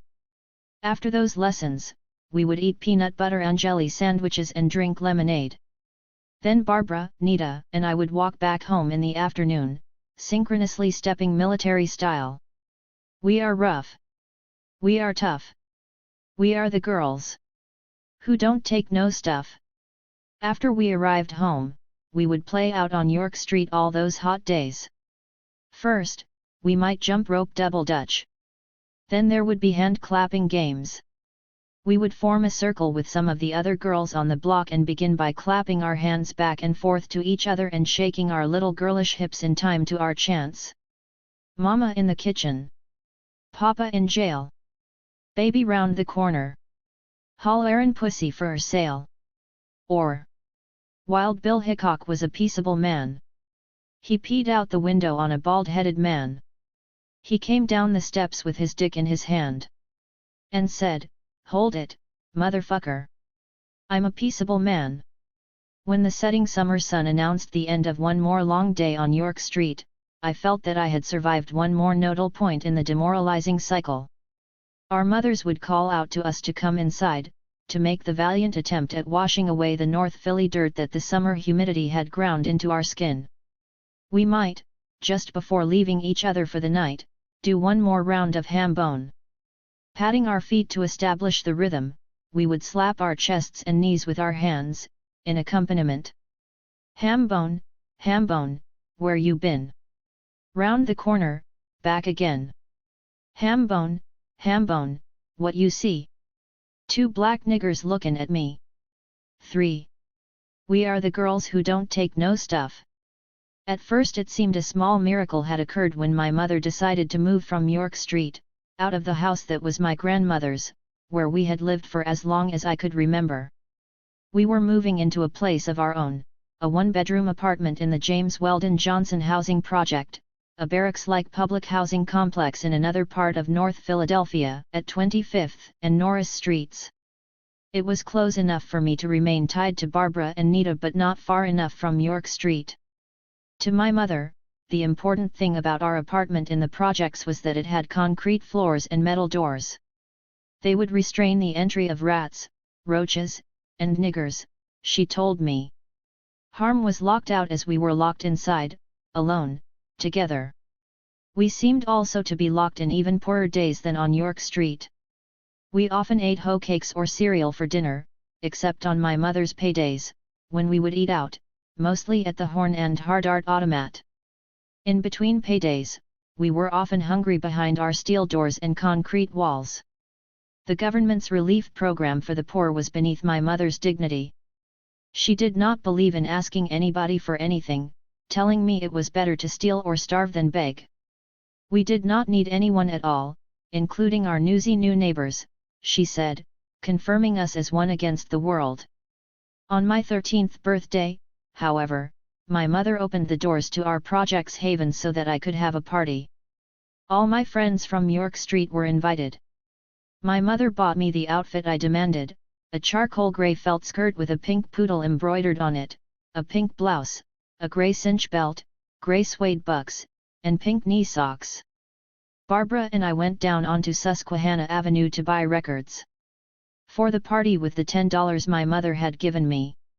We bought Sister Sookie Done Gone and some sides by Hank Ballard and Laverne Baker.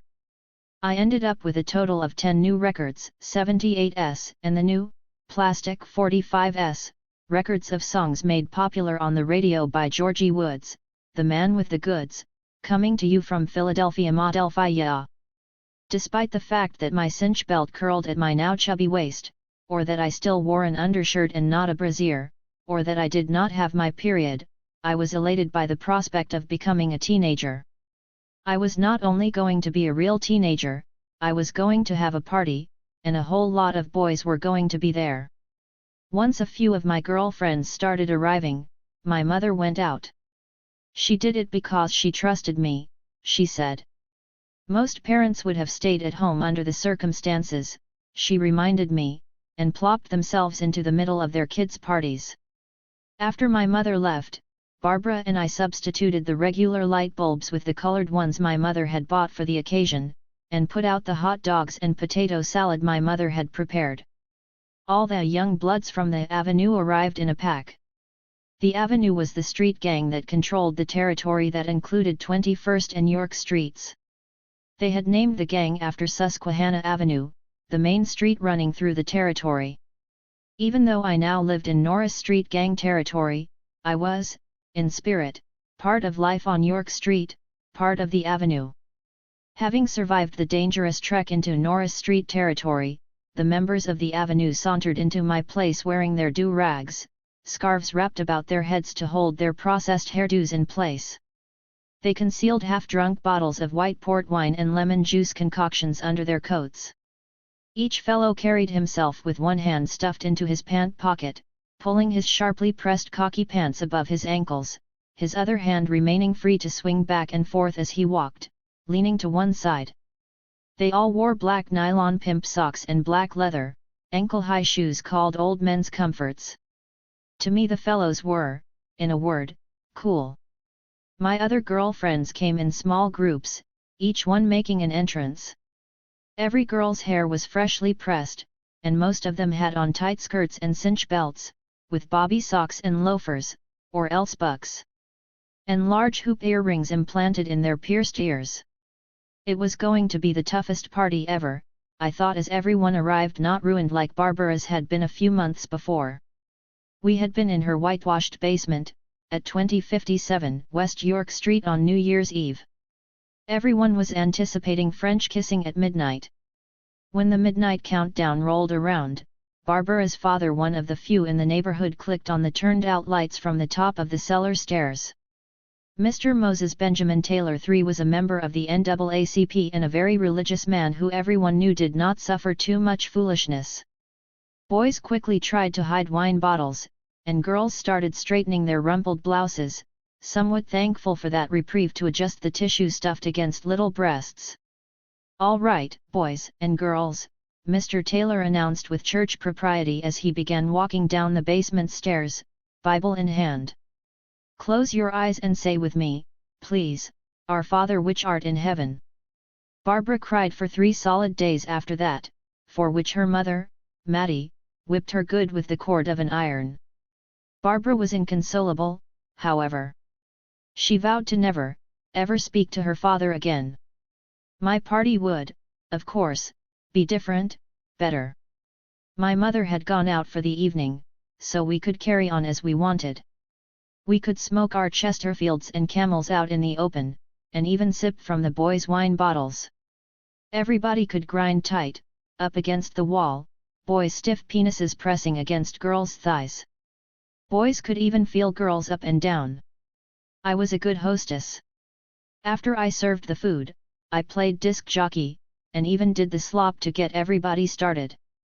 Then I waited, slow dance record after slow dance record. I waited through the Spaniel's Peace of Mind, through Cherry Pie, through Night Owl. I waited for some do-ragged boy to tag my hand to dance slow, to grind. It never happened. I was not once asked to slow dance. I retired in tears to a concrete corner. From there, I watched Barbara slow dancing and Nita slow dancing and everybody else slow dancing through a haze. In the blur of things, I certainly had no ability to realize that my mother had returned, everybody but me swooning to the 5 satins crooning in the still of the night. I certainly did not hear what she was saying to me when she called out in horror upon entering our bedroom, "Elaine." I said, "Get in here. Somebody's had sexual intercourse in this bed."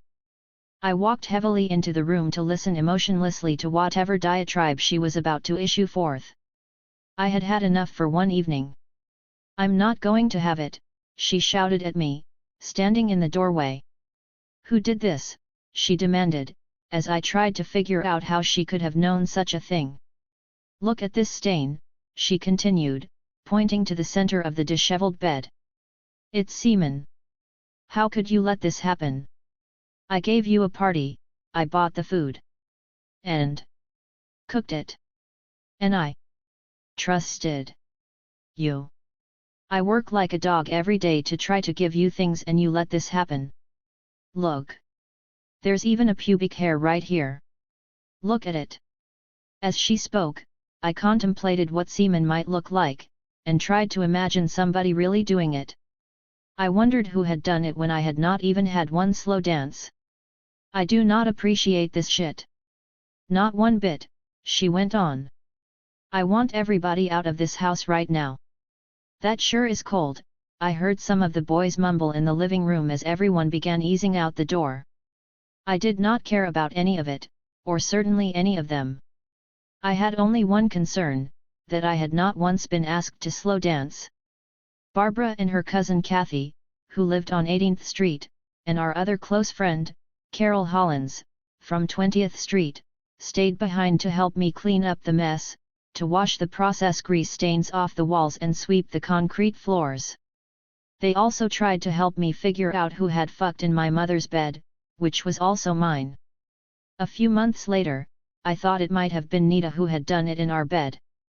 She casually announced to Barbara and me one day that she was pregnant. I felt betrayed. It was not because she was pregnant or that she might have been the one who did it in my bed. It was that she had actually gone all the way and had not told any of us about it. I wanted to know what it was like. Where did the dick actually go? She never got around to filling us in, because she was busy making wedding plans. Nita's mother had recently been born again as a Jehovah's Witness and had ordained, therefore, that no child of hers would have any babies out of wedlock. Within a month or so after Nita's announcement to us, she got married, in what reminded me of a Tom Thumb wedding ceremony, where children play grown ups. Nita's pregnancy and forced marriage forced her out of her house, out of junior high, out of York Street, and out of our lives forever at the age of 13, gone to dwell in the house of her teenage husband, a member of the Avenue. With Nita's pronouncement, the first loss of virginity I knew of, the big question of doing it began to permeate our daily lives. Then, in midsummer, Carol Hollins forged the next step in our trail. Girl, that shit hurt. I bled like a dog, Carol told Barbara and me one summer afternoon when we were sitting around her house. But how did you do it? Who with? Barbara asked boldly. You ever hear of Snake from the Valley? Carol said. No, you didn't fuck somebody from the Valley. Carol. I screamed. It was a violation of gang territorial laws to have any dealings whatsoever with gang members from other territories. After all, despite my own move into Norris Street, we were all Avenue girls. It was important to understand the nuances of North Philly gang life. It was critical to one's survival, a concept that was my standing priority. First of all, gang members were boys. Although there were a few rough groups of girls who might claim to be a gang, girls were, at best, support groups for boys' gangs or, at least, girlfriends of gang members. I had actually heard of only one girls' gang in North Philly. The Terrible Toasties were teenage girls who ran around assaulting other girls who had light skin, long hair, or good hair, or who wore six-button bennies, double-breasted coats. Their practice was to surround a girl with long hair and cut it off, or walk past a victim and, with razor blades secreted between their fingers, slap a girl across the face, leaving a bloody opening a lifetime would never close. The Toasties were extinct as far as we knew by the time we became teenagers.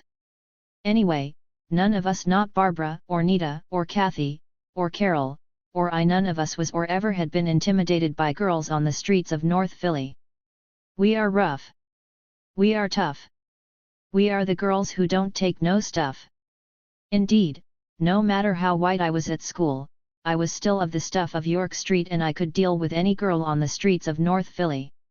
If some tough bitch even looked in my direction with a confrontational attitude, I put on my ugliest ghetto attitude and became the aggressor. I would get directly into her face, ask the bitch who the fuck she was looking at, and drop my fist to my side. No, none of us was afraid of any girl on the streets of North Philly. The boys were another matter. Boys' gangs literally controlled life in our various North Philly neighborhoods, and most boys claimed gang membership. They walked in packs and generally terrified everybody with their very presence. They boastfully paraded clothing or insignia or tattoos or other symbols of their gang membership. They had to stand for their gang at all times, alone or not, inside or outside their territory, the latter being a very dangerous proposition. A blood caught outside his territory was subject to getting shot or stabbed just for being there. Moreover, territory was complicated to comprehend.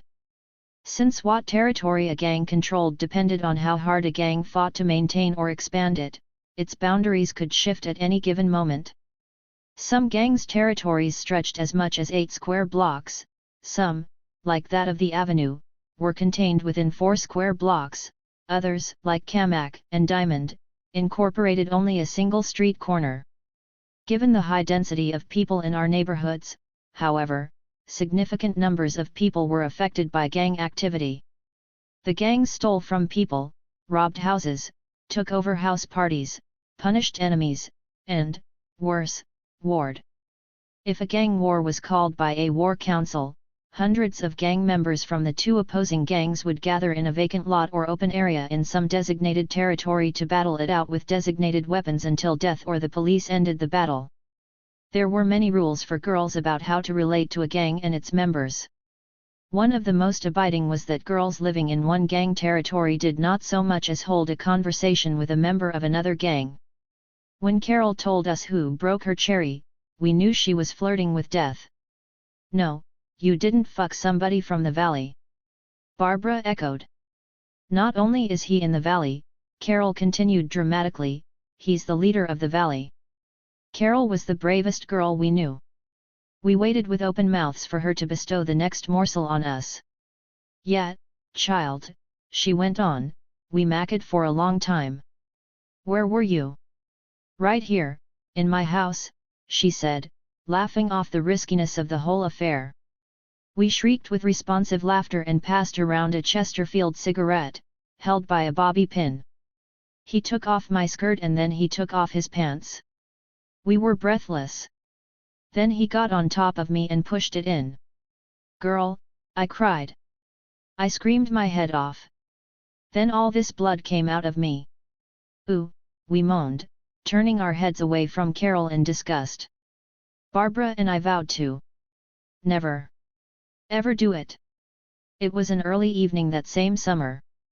We were, as usual, hanging out at Carol's, playing pinochle, listening to records, and eating greasy French fries that came in brown paper bags. I had been in the bathroom of Carol's tenement apartment, which was laid out like a long railroad car. The bathroom was in the very back of the apartment, after the living room, after the kitchen and the 2 bedrooms. When I returned to the living room, I saw the front door lying flat on the floor. A bunch of boys, drunk young bloods from the neighborhood, were standing around in Carol's living room. Neither Carol nor Barbara was in sight. When they had come to the door about a half hour before, I had thought they believed us. They had insisted we were having a party. We had insisted that Carol's mother had not then and would not ever have let her have company in the house when she was not there. Yet, Levester had responded in that typical tone of disbelief that signaled the quiet preceding a storm, grabbing his boys and going away. They were Avenue niggers, however, and we were Avenue girls. They surely knew we would not lie to them. They had no reason to crash into Carol's apartment, where there really was no party. They had kicked in the door, though, broken it down at its hinges while I was in the bathroom and hadn't heard it happen. Nathaniel looked at me through red eyes and asked me to dance. I heard Carol outside now, crying her eyes out, Barbara telling her to shut up. I could also hear Carol's sissified younger brother chiding her for what was going to happen to her when their mother came home. "Oh, no thanks, Nathaniel. I've got to go," I said coolly. Bizarrely, I wondered where he had been on the night of my 13th birthday party less than 6 months before. "Nah, bitch, I wanna dance. Now," he said coldly. In an instant, one of them put a 45 record on Carol's record player. "Oh, what a night," began playing. So we danced. We grinned, his penis getting hard against my leg, his breath reeking of Ripple wine and double mint gum. Just as suddenly as the music started, it was halted. At the same time the lights were clicked off. Somebody pushed me over Carol's mother's imitation French provincial coffee table onto her plastic-covered couch. There was a lot of shuffling of feet and scrambling, as hands pulled my legs apart and raised my skirt. I twisted my body, which could not resist yielding to the body that was now on top of me. More hands were trying to pull off my panties. For some reason, I could not scream. I thought about how unbelievable it was that I would have to give it up in this way, for it was accomplished as far as I was concerned. I silently put up a futile resistance and hoped only that it would not hurt and I would not bleed like a dog. Out of nowhere, however, the lights clicked on again. The leader among them had done it. He was standing over the lot, telling them to get off me. "Nah, man, this ain't right," he admonished them. "This is a avenue, bitch. We can't pull no train on no avenue, bitch." Miraculously, with his words all of them, the 8 or 9 who were lined up to take their turn with me and the one on top of me, just backed off. It seemed like the parting of the Red Sea. I was free to get up and walk out, though I was still frozen, legs akimbo. As they regrouped, they mumbled that I was a jive, funky bitch anyway and that none of them would fuck me with anybody else's dick. Nevertheless, they did not touch me again. I got up, pulled down my skirt, and simply watched them, Fat Man and Levester and Nathaniel and Cheese and all the rest, walk over Carol's door and file out into the night. "Come, ye disconsolate! Where'er ye languish? Come to the mercy seat. Fervently kneel. Here sits the Comforter. Tenderly saying, Earth hath no sorrow that heaven cannot heal." While my relationship with God was unclear, that did not seem important. I knew, more than ever, by the time we left the projects, that I needed God. My mother did not deal with the dilemma of God in her life. She believed in God but refused to go to church, considering it a phony ladies' club. She went to work, she played her numbers, she braced herself for life's next assault and moved on. Moving on was quite literal with her. When we had suffered the projects for about a year, she moved us into an apartment in an area called Tioga. It was an area of North Philadelphia that was one step removed from the abject harshness of York Street and the projects, only one little step, though. There was something heavy about living there. There was a loneliness there. It was not in the dismal rooms of that one-bedroom, cold-water flat. It was not in the barren, hardwood floors or the snapping sound of the many mousetraps my mother set. It was not in our continued poverty, reflected in the hot plate that was our stove or the window box that was our refrigerator. There was even something acceptably familiar in the pounding bass of the rock and roll songs that reverberated in our apartment every night from the jukebox in the steak shop below us.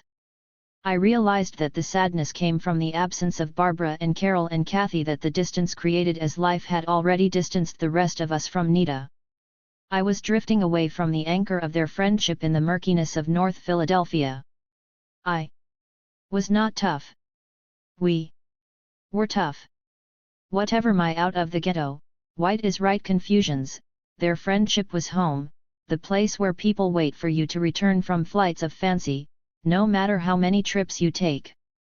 As white schoolmates had stopped offering me a place in their sun, however I talked and behaved, I had stopped seeking it, time and circumstance sending us to our proper corners. Barbara and Carol and Kathy and Nita were what I was, despite what I did not want to be. I was them, on the inside, and they had always been my only happiness. It was more than dressing alike and sharing hoagies at the movies. And complaints about our mothers and dirty ditties on the sidewalk and grape sodas and greasy French fries and lies and truths.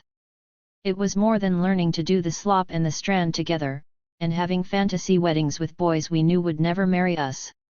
It was more than sneaking a chance to use the telephones in our houses, only to go over the words to the last chorus of the latest rock and roll song.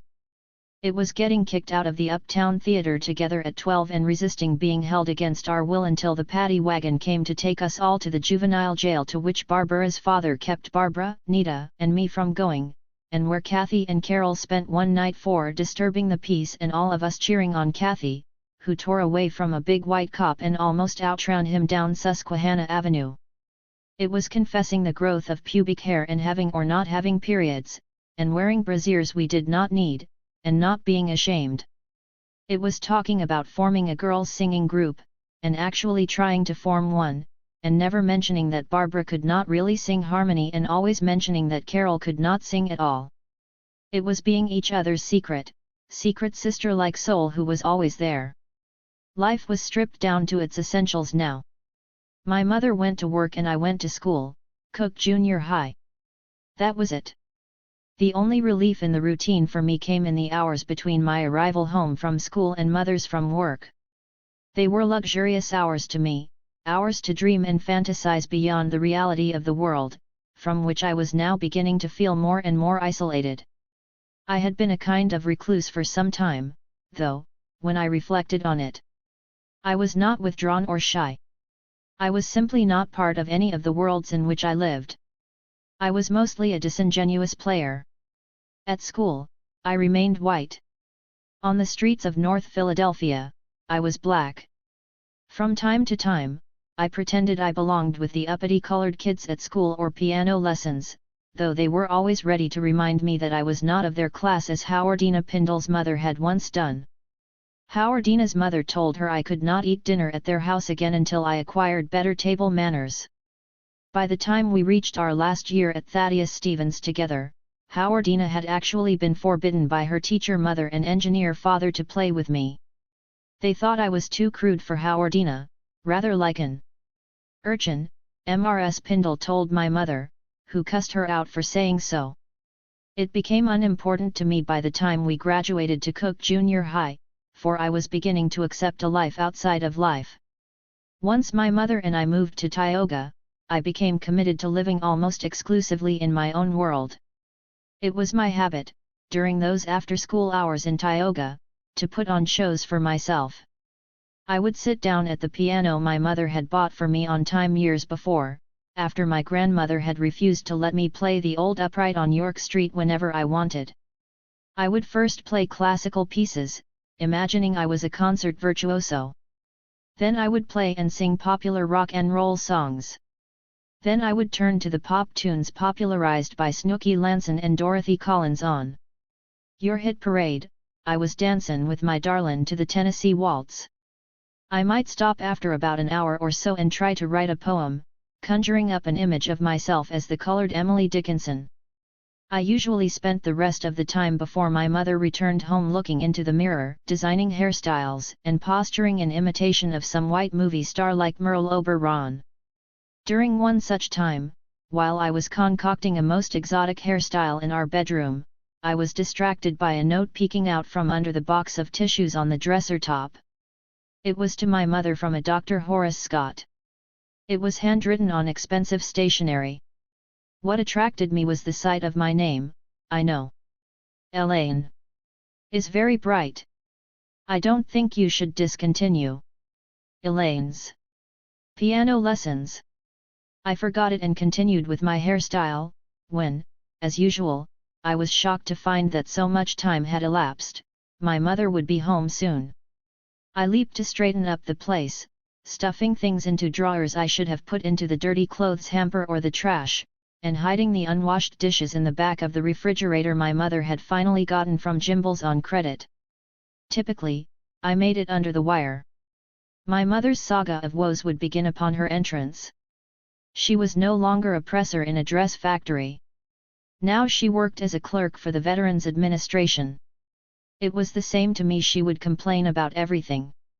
"I'm so tired," she said on entering, walking out of her shoes. My supervisor had the nerve to raise her voice to me.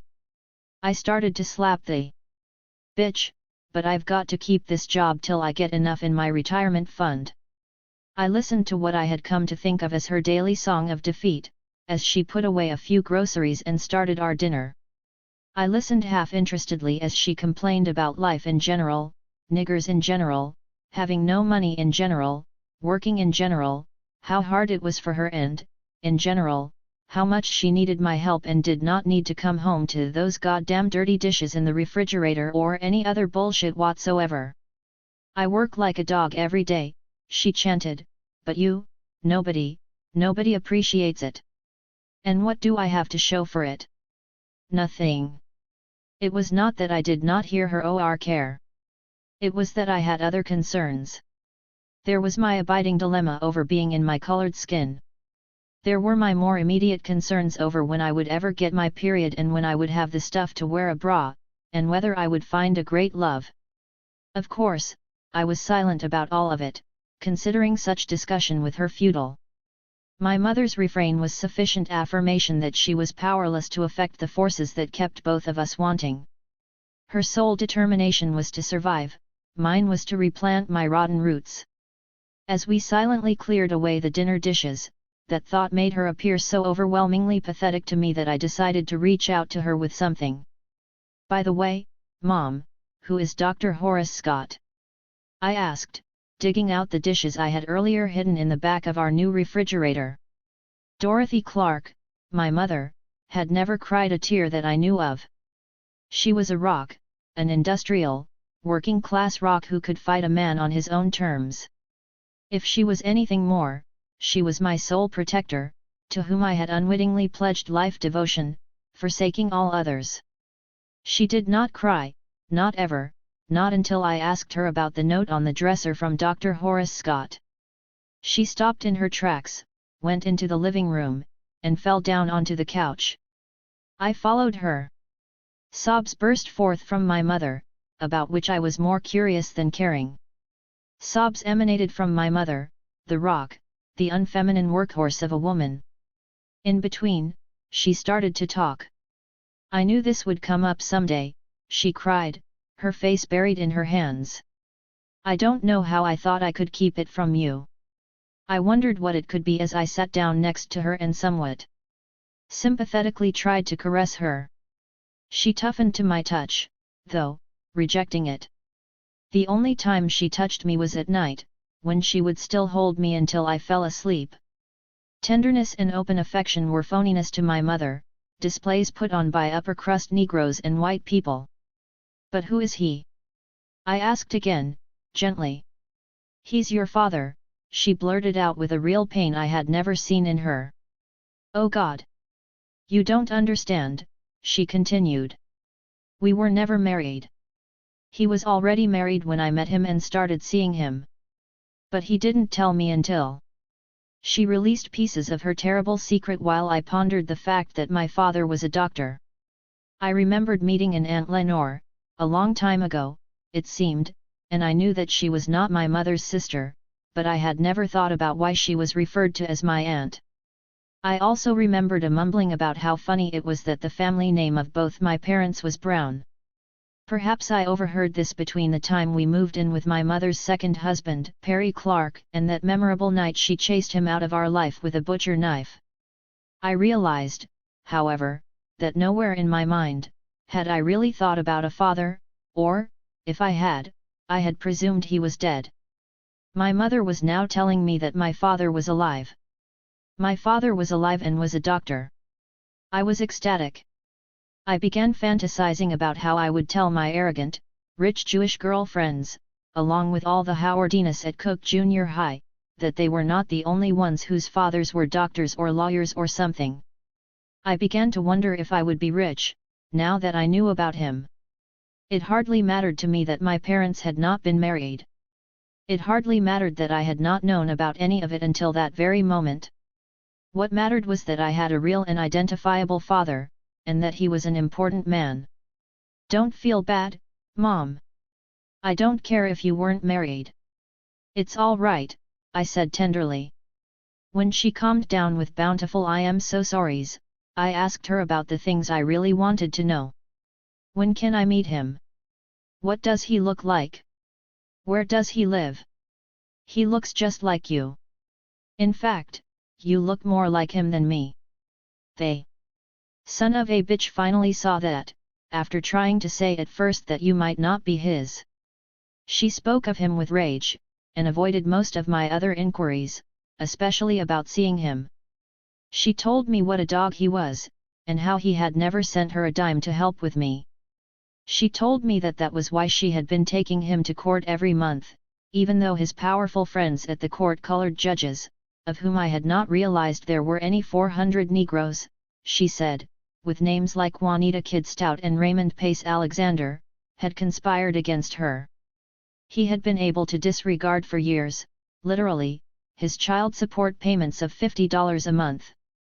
She told me how he thought she was nothing, not good enough for him, not like his wife, who was a charter member of the prestigious colored women's club, the Lynx. She told me how she guessed that I, too, was not good enough for him, because when he found out his wife could not have children, he had adopted a daughter. I stopped her. He adopted a daughter. It was really the only thing that caught my attention in the half hour that had just passed. Yes. The bastard. Right after you were born. She's the same age as you.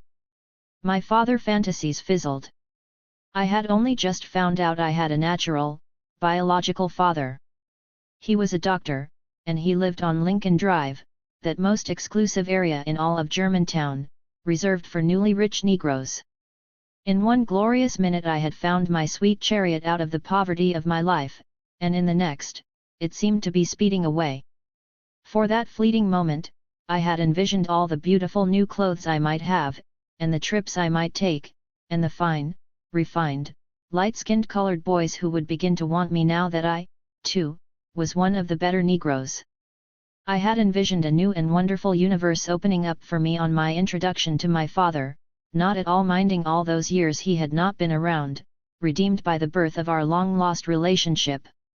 When my mother told me about his adopted daughter, I felt it was an abominable rejection. My father had not only discarded me, he had given refuge to somebody else's forsaken child. He had put somebody else's homeless child in my house. He had given some other damned daughter all the benefits of my birthright. He had given his name to some other child who had no name. Once again, I felt the doom of a life outside of life, a bastardization of life itself. That night, my long ago, nightly questions returned to my mind like faceless apparitions. Who was God? I demanded of the universe. If God made me, I wanted to know. Now, who made God? I wanted an appeal, to repeal God's works, which were not good. I wanted the one who made God, or the one who made the one who made God, to make me over. I wanted to know if my father had been a different man, would the product of him and my mother know that person I now was, and did not want to be. Finally, with more fear and pain than ever, tears and sweat pouring from me, I bolted up in bed and screamed. Mama! Mama! It's that feeling. Even if my father had an adopted daughter, I thought in the clear light of the next few weeks, why could I not see him? I made this inquiry of my mother nearly every day. I felt I was, after all, the perfect daughter. I could play the piano and dance on point and eat properly, having studied a book of etiquette after my experiences at Howardina's house. I could speak properly, like white people even, or, when necessary, like any people, having learned how to blend into any arrangement. He was aware of all that, my mother would sadly respond. Indeed, her diligent, lone efforts to refine me had been at his behest over the years. He had pictures of me and had even seen me in person, though it was only at night, while I was sleeping. His family simply would not tolerate open acknowledgement of me. There was his father, Dr. Emmett Scott Sr. He had been secretary to Booker T. Washington after Washington founded Tuskegee Institute. Later he became a major financial backer of Howard University. In addition, Emmett Scott Sr. had been appointed a cabinet advisor to the Secretary of War under President Woodrow Wilson, the first Negro in America to be installed in a presidential cabinet.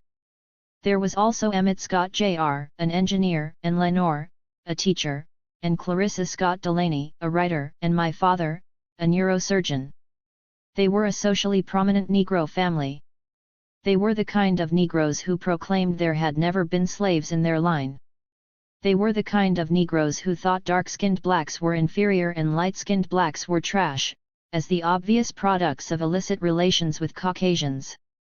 They were the kind of family who spoke of my existence secretly, in dulcet-toned Southern accents, born in Tuskegee, Alabama, and settled in Washington, D.C. They were the kind of family that could simply ignore my father's moment of indiscretion with the low-class colored girl who was my mother. Ultimately, I decided I did not want to meet my father. I decided I would meet him only to tell him everything I thought. If he was so ashamed of his bastard daughter he had invented another one, I wished he were dead. If his wealthy, Negro, Washington, D.C. based family, about which there were various notations in certain Negro history books, did not want to acknowledge his bastard child. I wished they, too, were all dead.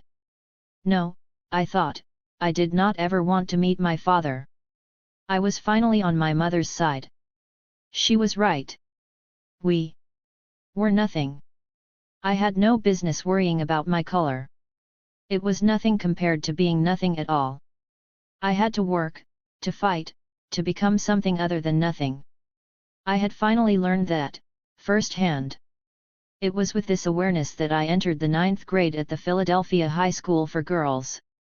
I was not the bastard reject of my father, neither black nor white, a faceless, disembodied misfit who had no place of her own.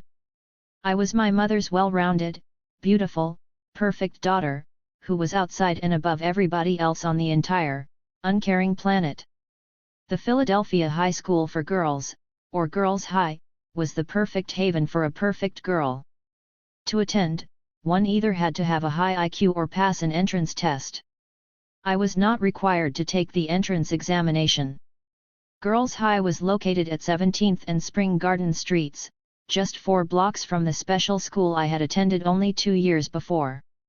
A replicated statue of the Winged Victory, or Nike, the Greek goddess of victory, overwhelmed the hallowed entrance hall of Girls High.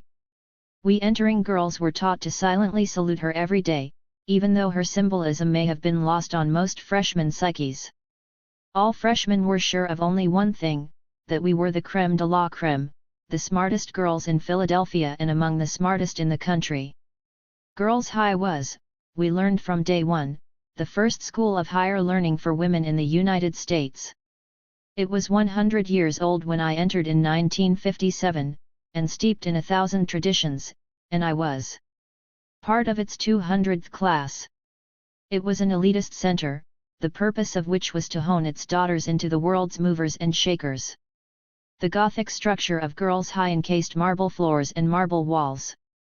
The old marble seemed to echo the footsteps and arcane academic chatter of girls past, joined by our own as we went to and from classes. I was enrolled in Latin, as were many in my class who thought Spanish or French beneath them.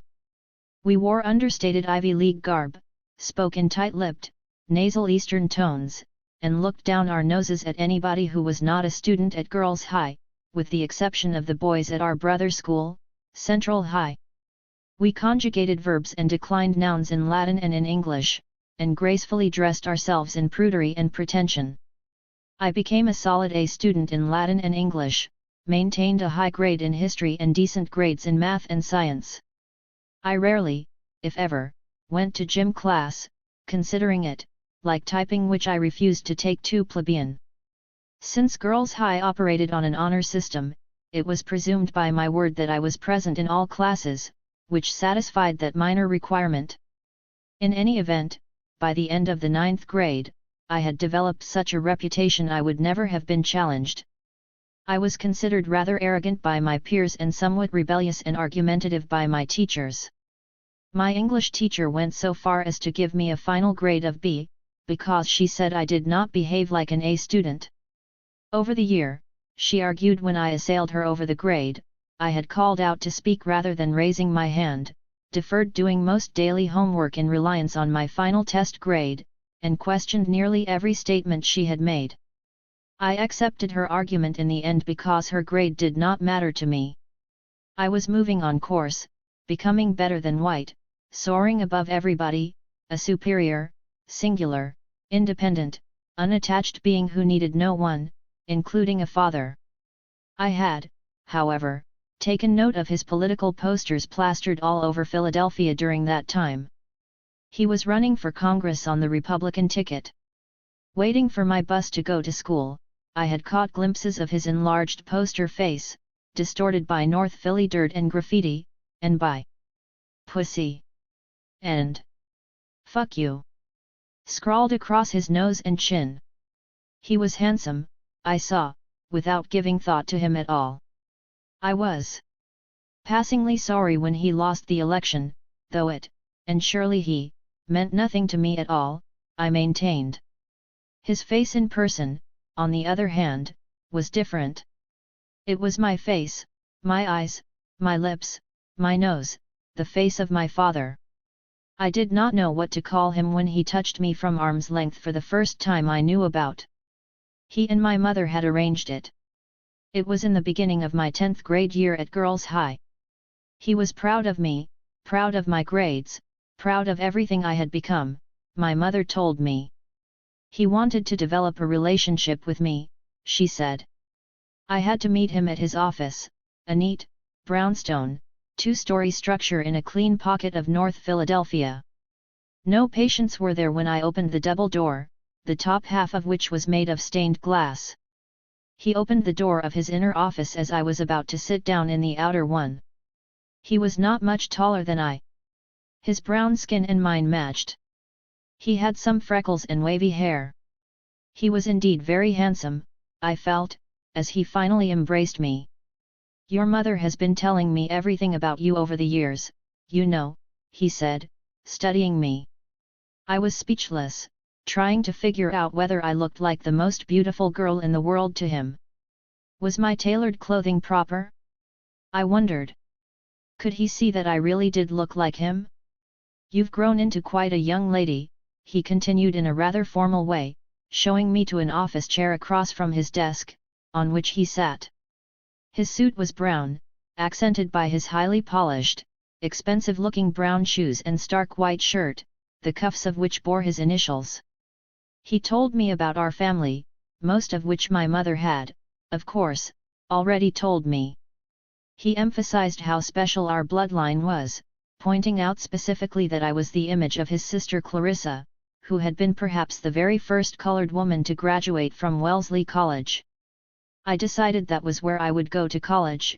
It was, after all, among the preferred colleges for Girls' High girls. He asked me about my grades, my life in school, my friends. He said other things to which I paid little attention. I was so dazzled by his handsome face and beautiful eyes and smart appearance. Before I left, after about an hour, I let him know that I accepted the secrecy of our meeting, and he let me know we could continue to see each other in this way. I did not want to return to my mother. I did not want to return to our latest apartment in another part of Tioga, or to our room. I wanted to start over, to start life over with that fine, refined colored man who was my real and only father, who wanted me in his life. I was non-communicative with my mother that afternoon. I told her nothing about it, not even my impressions. She was incapable of understanding, I felt. She did not really know him, or me. We, my father and I, were alike, I concluded that day. We were one, not my mother and I, but he and I. As I walked from the bus stop to his office for my next visit, about a week later, I determined to convince him to take me into his life on a full-time basis. The details were unclear to me. I imagined we could stay together in a small apartment, probably in Germantown, where I could take care of myself, or something, while he maintained his other life with his wife and adopted daughter on Lincoln Drive. I did not think of my mother at all. "How does your mother really feel about your seeing me?" he asked early on. "It doesn't matter, does it?" I responded conspiratorially. He smiled. I knew he could understand that I would leave her and her lower-class ways and her North Philly attitudes and her numbers and her poverty if he would just say the word. I would leave her for him, forever. "It has, you know." I looked bewildered. "I see she hasn't told you." "Of course not. You see, we've always wanted you in our family, but she wouldn't have it." I remained blank, not comprehending. "I mean," he continued, "you are, after all, the only child any of us, my brother and sisters, has ever had, and we wanted you to live with your aunt in Chicago, a fine woman, whose husband is a prominent attorney there. As my mother and father." "Well, yes. But your mother has always stood in the way," he said with little subdued acrimony. "Now, of course, I'm not sure what we can do. So I just want to see you whenever possible." "I guess I'd like that, too," I said rather idiotically, wrestling with the shock of everything he had just calmly told me, at once ashamed of my designs to leave my mother and angry with my mother for concealing so much from me. As he continued speaking, mostly about how much like his family I was, I began to wonder why he had waited so long to see me, to tell me. Then I wondered what he wanted me to do. Then I tried to imagine life with his family. Then I wondered what he thought my mother should have done, or been, to me. Then I remembered what my mother had asked me to do. We had no food and no money, because my mother's payday was on Monday and it was the weekend. She had instructed me, more times than I had listened, to try to get $10 from him. Nearly an hour had passed. It seemed time to leave. By the way, I asked him casually, and somewhat embarrassed, could you let me have $10 for some school books? My mother had told me to make it seem as if the request was for me personally. I smiled at him flirtatiously. Is that what your mother told you to ask me? He said, suddenly very cold. And no, I stuttered. You tell your mother if she wants money from me to take me to court like she does every month. Has the gall to try to get a bench warrant for my arrest. Every damn month. Tell her don't ever again send you to get money out of me. Tears filled my eyes as they widened with shock and shame. But it's only $10, and we need the money for food. I cried out, surprising myself. That's what she says, he responded passionlessly. She's got a job. She can handle everything. You just tell her what I said. And tell her not to try to play games with me anymore. I checked my tears and transformed myself. I became a girl's high girl, or maybe a North Philly girl. As far as I'm concerned. You are the one playing games, I stated firmly, looking directly into his dark brown eyes. But don't worry about me asking you for a cent again, I said in my most arrogant tone. You don't have to worry about me again. I was holding the outer office door open, and he was looking at me in disbelief. As a matter of fact, I don't want to see you again. I screamed. I'd rather see you dead. And when you die, I'll spit on your grave. I bellowed, borrowing language from some old movie, it seemed. I slammed the Dutch door, cracking the stained glass mosaic. It was the last door I would have to close, I thought, as I walked back to the bus stop, less damaged than determined. My mother and I, alone, would survive in his world, in their world, whoever they were, and without their help. That weekend, we ate eggs and hoe cakes with dry eyes and knowing expressions that we needed no one at all anymore. My grades improved, but my attitude did not, until I met Frank Constant, a pretty, light-skinned colored boy who drove a pink and black Ford that was his very own. He lived in a nice part of Germantown, though it was not the ultimate, Lincoln Drive. I considered myself the most distinguished 15-year-old girl in all of Philadelphia when Frank asked me to go out on a date with him. I had met him at a party Barbara and I had crashed. We had started doing that after Barbara began attending Germantown High and found out where the parties were. We did it only for the pleasure of upsetting the sedity Germantown girls, as we knew everybody in Germantown was scared of anybody who came from North Philly. Frank was a bonus, a prize I won from them. His face was cherubic and slightly freckled. Though he was only 17, Frank sported a thick reddish-brown mustache that made him even more attractive. He was the finest boy that had ever called my name. I wanted him more than I had imagined I could want anyone in my life. I had never really gone out on a date with a boy before Frank. The boys I had known were mostly gang niggers from the avenue. They had no money to take a girl out on a date, even if they had had a mind to do so. If I had done anything akin to dating, it had been dancing exclusively with one of them at a North Philly house party and having him walk me home afterward. This was the kind of limited relationship I had had with Dennis Crump, one of the two terrible Crump brothers, who were in the upper ranks of the avenue. Dennis and I used to stand in hallways or on street corners after a party and French kiss and press our bodies together. Before that, I had kissed a boy called Genie, a nickname like those of all the rest of the Avenue niggers, Rat and Icebox and the psychopathic Bo Peep.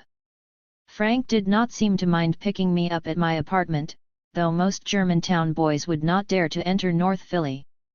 We began dating, usually going to movies, where we would make out during the entire film. We sometimes went to Germantown parties, where I thought I had died and gone to heaven just being with him, and especially among them. When Frank agreed to be my date at the girls' high junior prom, I felt my life was at noon, the call to coronation. I had a tantrum over what to wear to the junior prom and, of course, persuaded my mother to spend a fortune on a black peau de soie dress and black peau de soie high heels, beaded at the toe. I thought the traditional yellow or pink organza was for ordinary girls. I would wear classic black. Frank and I double dated with my classmate Jackie Bishop and her boyfriend, Donald. Jackie was one of the very few other colored girls in my class. Later, we went to a private, after-prom party in Germantown, ending up in the early morning hours at my new apartment also in Germantown. Finally, my mother had scraped together the money, the month before, to rent us a cheery little apartment on a quiet street there. By daybreak, the four of us had polished off a fifth of vodka. Jackie and Donald had spent the hours carrying on the sofa. Frank and I had lain on the living room floor and kissed so much my lips were swollen and my underpants were soaked. I was dizzy from my share of the vodka, but I remembered begging Frank sometime in the night to go all the way. I had literally begged him to take the pussy in exchange for his pledge to be mine. "You're too serious, Elaine. I don't want to hurt you," he had said, rubbing my nipples under my black peau de soie dress. "I don't want to take advantage of you," he concluded, signaling the end of something.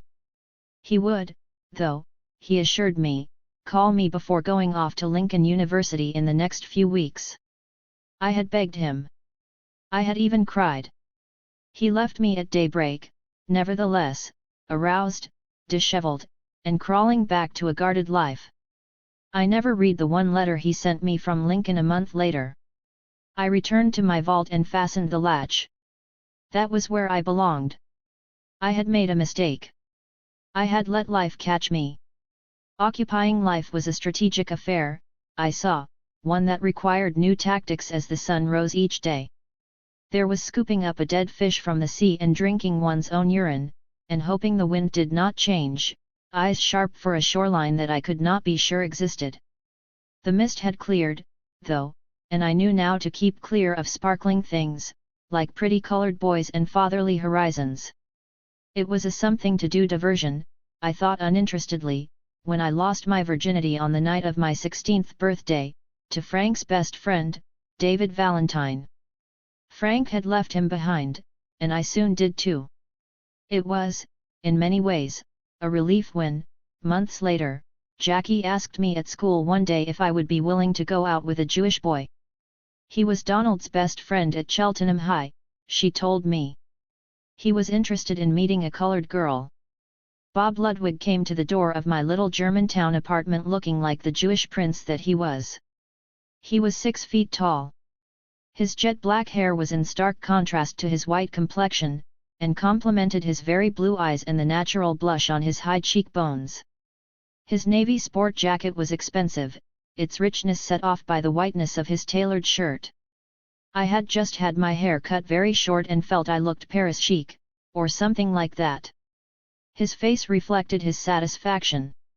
He showed me to his brand new, cream-colored Chrysler Imperial, the top of the line that year, replete with a signature-covered tire planted on the outside of the trunk. The interior of his car was a matching cream color, including the plush leather seats. The dashboard explained everything on a small brass plaque fastened there, "To Bob, with love from Mom and Dad." It had been his birthday present.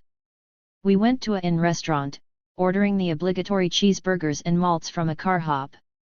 Everyone noticed us, I saw, because Bob had the biggest and newest car on the teen roads of that time. Afterward, we went to the Lincoln Inn Theatre, where we talked a bit. We returned to my house and listened to Johnny Mathis sing All the Time and all the other songs that made people fall in love. Bob was 17 and I was 16, and we were soon among those whom Mathis joined together. Bob called me every day after school.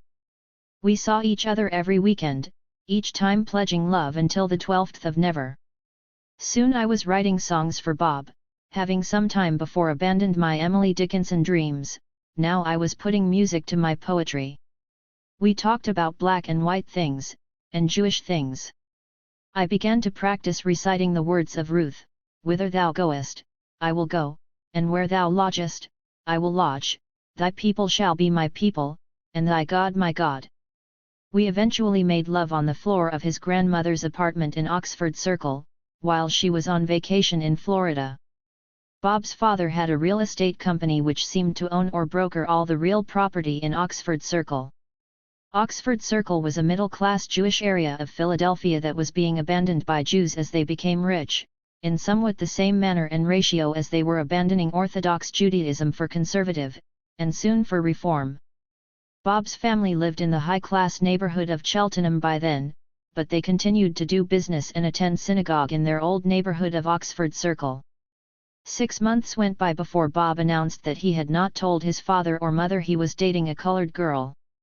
I actually did not understand his anxiety. I was not only unlike other colored girls, I was not only capable of being white, I could walk, talk and act like a good Jewish girl. I had even considered converting to Judaism, I told him. I asked him, therefore, why he was telling me such a thing. He dropped it. It did not come to a head the day he refused to take me to a walk-in movie theater in the downtown area. "I might see somebody in my family," he had said. "So what?" I asked, my voice reflecting the Yiddish speech pattern that had passed to him from a European ghetto. Every Jew in Philadelphia was making a pilgrimage downtown to see the film Exodus.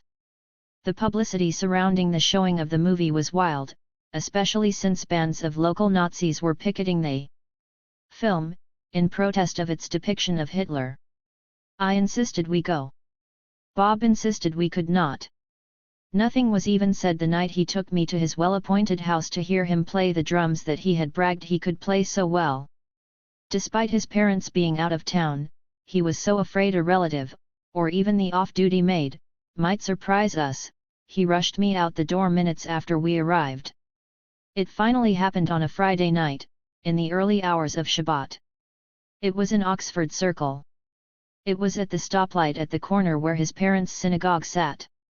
It was when the upwardly mobile faithful were filing out of the synagogue into the cross-section where Bob's cream-colored Chrysler Imperial had been stopped by a red light. "Could you duck down?" he said to me nervously. "It's my parents' temple." There was panic in his voice now. "If they see the car, they'll see you." I fell down. I fell down onto the lap of my Jewish prince, who had come, and whom I tried hard not to believe would go. I listened to his heartbeat as it thumped in his stomach and reverberated in the groin that was to have produced my children. He held my hand tightly in his clammy one. His thigh muscle tightened as he shifted his foot from brake to gas pedal. We left the scene with a screech. I cried for days waiting for Bob to call me, to make it right. He finally telephoned about a week later. He told me he had confessed everything to his mother. She had hoped he would never tell his father, who would, at best, disinherit him. She had vowed they would sit Shiva on him if he continued the relationship. She would perform a variation of the Jewish rite for the loss of a loved one, for one who was dead though living, for a loved one who had violated Jewish law. It seemed dating me was such a violation he could not commit, he said. Besides, Bob ended, the strain of everything had been too much. He had, at the age of 17, developed an ulcer. We would simply have to stop dating. We would probably never be able to see each other again. I wondered how I could return to the world. But only a few months later, after writing more songs about Bob and crying about Bob, I went to a party at Carol's house. It was at her new house, in a better neighborhood than her old one, bought with her father's insurance payments when his arm was cut off by a factory accident. My brand new olive green trench coat was stolen at Carol's party. That should have sent me home to my mother as Bob had, as everything did. Instead, I borrowed a jacket from Carol and went off with 3 girls to another party. It was in Germantown, in the low-life section, however, in those few blocks controlled by Germantown's only gang, the Pike. The idea of Germantown having a gang was always a joke to those of us from the ghetto.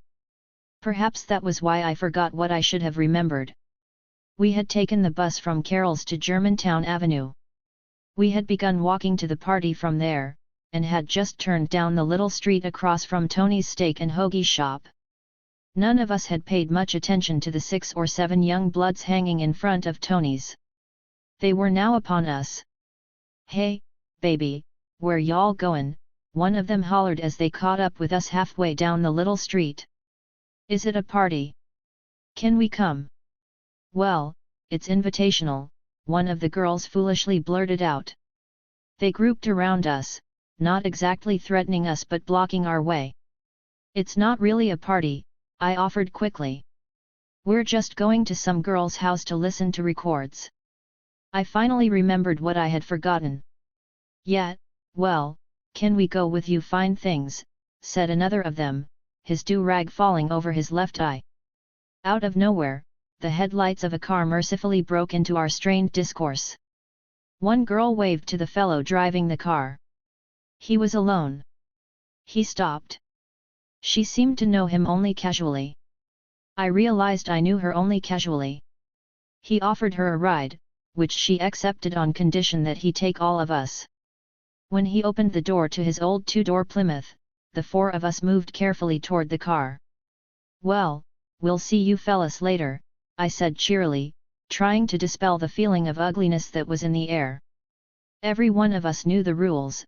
A girl could get jumped on for not speaking to a fellow on the street when spoken to, much less for trying to be slick. "Hold it a minute, baby," one of the do-rags said to me, pulling me back by my arm. The other girls piled into the Plymouth. "What's your name?" he asked. "Kathy," I said, as though my telling him a phony name carried some significance. "Well, Kathy, ain't you gon' kiss me goodbye?" The smell of white port wine and lemon juice combined with double mint gum on his breath stung my face with a bitter memory. It was as familiar as the smell of his fried hair contained by his do-rag. Memory made the decision. I estimated that I could reach the car faster than having to deal with him. The rest of the girls, 2 of them crunched into the front seat with the driver, were beckoning to me. I eased over to the Plymouth and bent down to squeeze myself into the back seat. I simultaneously smiled at my street suitor and said, "I've got to catch this ride. I'll see you." I did not finish. "Motherfuck you, then, bitch," he spat out as he kicked one of his old men's comforts into my face. The blow caught me on the chin and knocked me out of the car onto the concrete street. I was surprised to land alive. In that split second, I noted curiously that I would have thought people whose heads hit concrete with such force died instantly. I thought I heard the tires of the car screech. I had. It was driving away, as more feet fell upon me and the toes of more old men's comforts pounded into my face. It became very silent, like being on a street at 2 in the morning after a heavy snowfall. I did not hear any voices, and I began not to feel their feet at all. Sadness filled me. My mind whispered that it was sad that I had lived only 16 years. It was sad, I felt, that I was going to die. I began to imagine that I had dreamed it all. I began to think that I was in some middle moment between life and death. I was, perhaps, already dead and had only some kind of lingering consciousness, like music that plays on a bit after a radio is turned off. I was an electrical circuit that was not fully broken. I did not feel pain or fear. I just felt sad for the death of me. And I felt happy that it did not hurt, that dying was so easy. A car motor whirred in the distance. I could hear it. I heard feet scrambling away, away from my face. I heard them running. Come on, Elaine," a voice shrieked at me. I was picked up and tossed into the Plymouth that had returned to get me. My girlfriends were screaming and crying. I looked at them in wonderment. I felt I was waking up, or that they were part of my dream. "Oh, come on, I'm all right," I said calmly. One girl handed me a mirror as the car careened around a corner. "Look at your face," she wailed. I could hardly see it. My face was covered with blood. It occurred to me then that I did not want to die. Dying would not be easy and sweetly peaceful as I had thought moments before. The back of my head began to throb, and I started to cry. I promised myself that I would get those black motherfuckers, if I lived. I would call Dennis Crump or somebody I knew from the avenue to get them. I tried to clean up my face with the tissues one girl handed me as they drove me home. My mother became hysterical, but then jumped into action, calling a cab and throwing on her clothes at the same time. She rushed me to Jefferson Hospital, where I was born, and where we waited 3 hours for a young white intern to tell her that my nose was not broken and there was nothing he could do for me. He told her to take me home and give me some aspirin for the pain that was all over me now. It was a Saturday night, they had gunshot wounds and other more serious problems to attend to. My mother refused to leave without calling everybody inside a rotten, no good, lying, motherfucking, prejudiced son of a bitch. Defeated, she took me home. In a moment of obvious insanity, she actually started to telephone my physician father, while I begged her to hang up. She did. We both knew I had no father. She washed my wounds with peroxide and changed the bedclothes.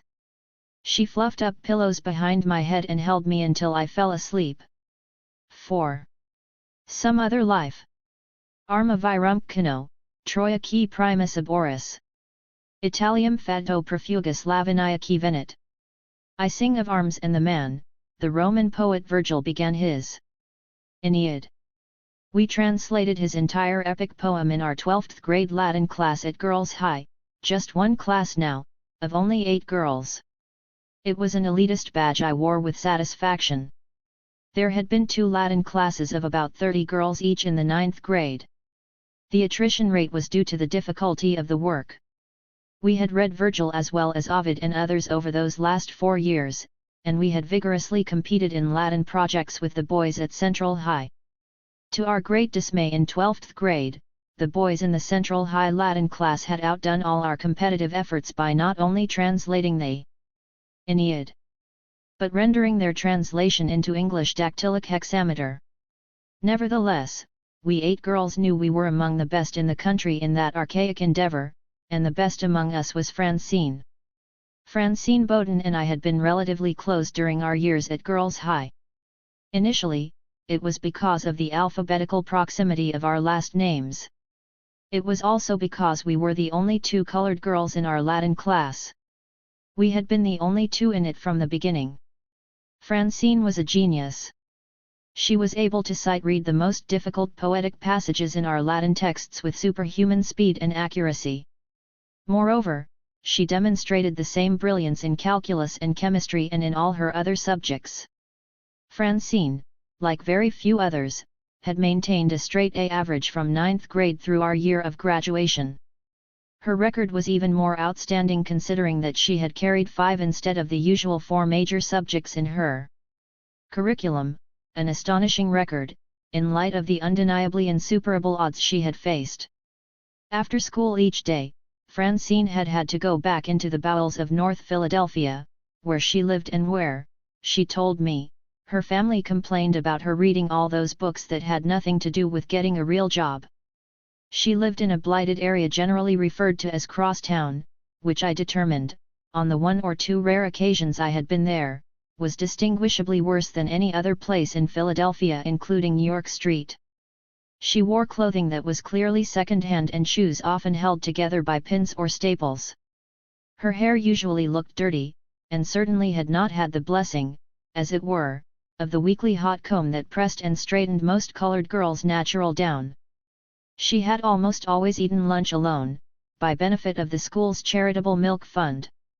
She had even borne up under the snide insults tossed at her by the high-yellow, high-browed colored girls at Girls' High, running from themselves. She had accepted being left out of the exchanges among the intellectually snobbish white girls, who held white conversations in white cliques.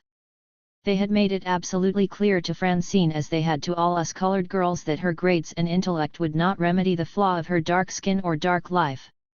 Yet Francine had managed to endure all of it. She had plowed through those 4 years and emerged intact. Moreover, she was unquestionably the smartest girl in the class.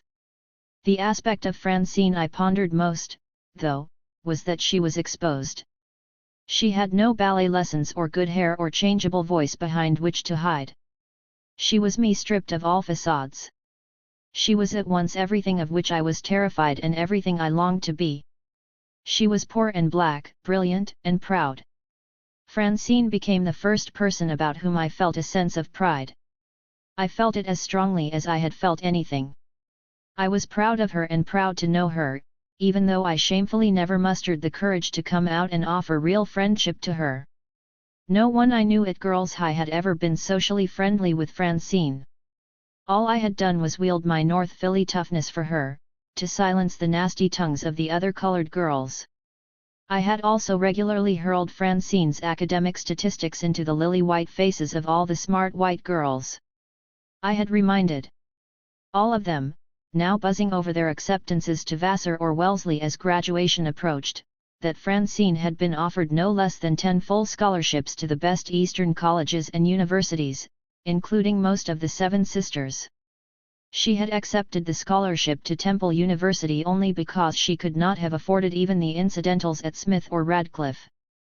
Francine was on my mind as I walked down the aisle of the Girls' High auditorium, pristinely outfitted in my requisite white calf-length graduation dress. I thought of it as her day, a day of reckoning and retribution. It would be Francine's day and, however vicariously, mine, too. For Francine was the lost Nita, resurrected, and she was a lost piece of me, and all of us colored girls, it seemed. She had taken our blows and held tight to our dignity. She was our winged victory. I looked at Francine when I reached the stage and found my place in the front row of seats with the class geniuses, where she was, of course, seated. Although I had maintained relatively high grades, I was to sit there only because I had to have easy access to the grand piano on stage. I was to accompany the class in its vocal renditions of 2 traditional anthems. Most of us ignored the graduation rhetoric. Everyone, especially the front row, was anxious to hear the announcements of the academic prizes. The faculty bestowed appropriate gifts on graduating girls for outstanding achievement in mathematics and science, in foreign languages, in the arts, and even in sports. When Francine was passed over for the calculus prize and then for the trigonometry prize, I became perturbed. When she was passed over for the English prize, I started to become angry, watching white girls in white dresses get out of their seats, watching white girls in the front row hand their bouquets of red roses to their neighbors to accept their prizes with boring little speeches, watching white girls sit down. The Latin prize was finally announced, which only one of 8 of us could possibly receive, which only Francine should have received. Francine was passed over again. It was an outrageous display of racial prejudice, a concept, a reality that was so profound it was not missed even by me, who wanted to be white. In angry frustration, I held up the graduation exercise. I did petty things, like slowly taking off my bracelet, the wearing of which was verboten. Anyway, before starting the piano accompaniment to each song, and on the second song by refusing to acknowledge the choir director's cue.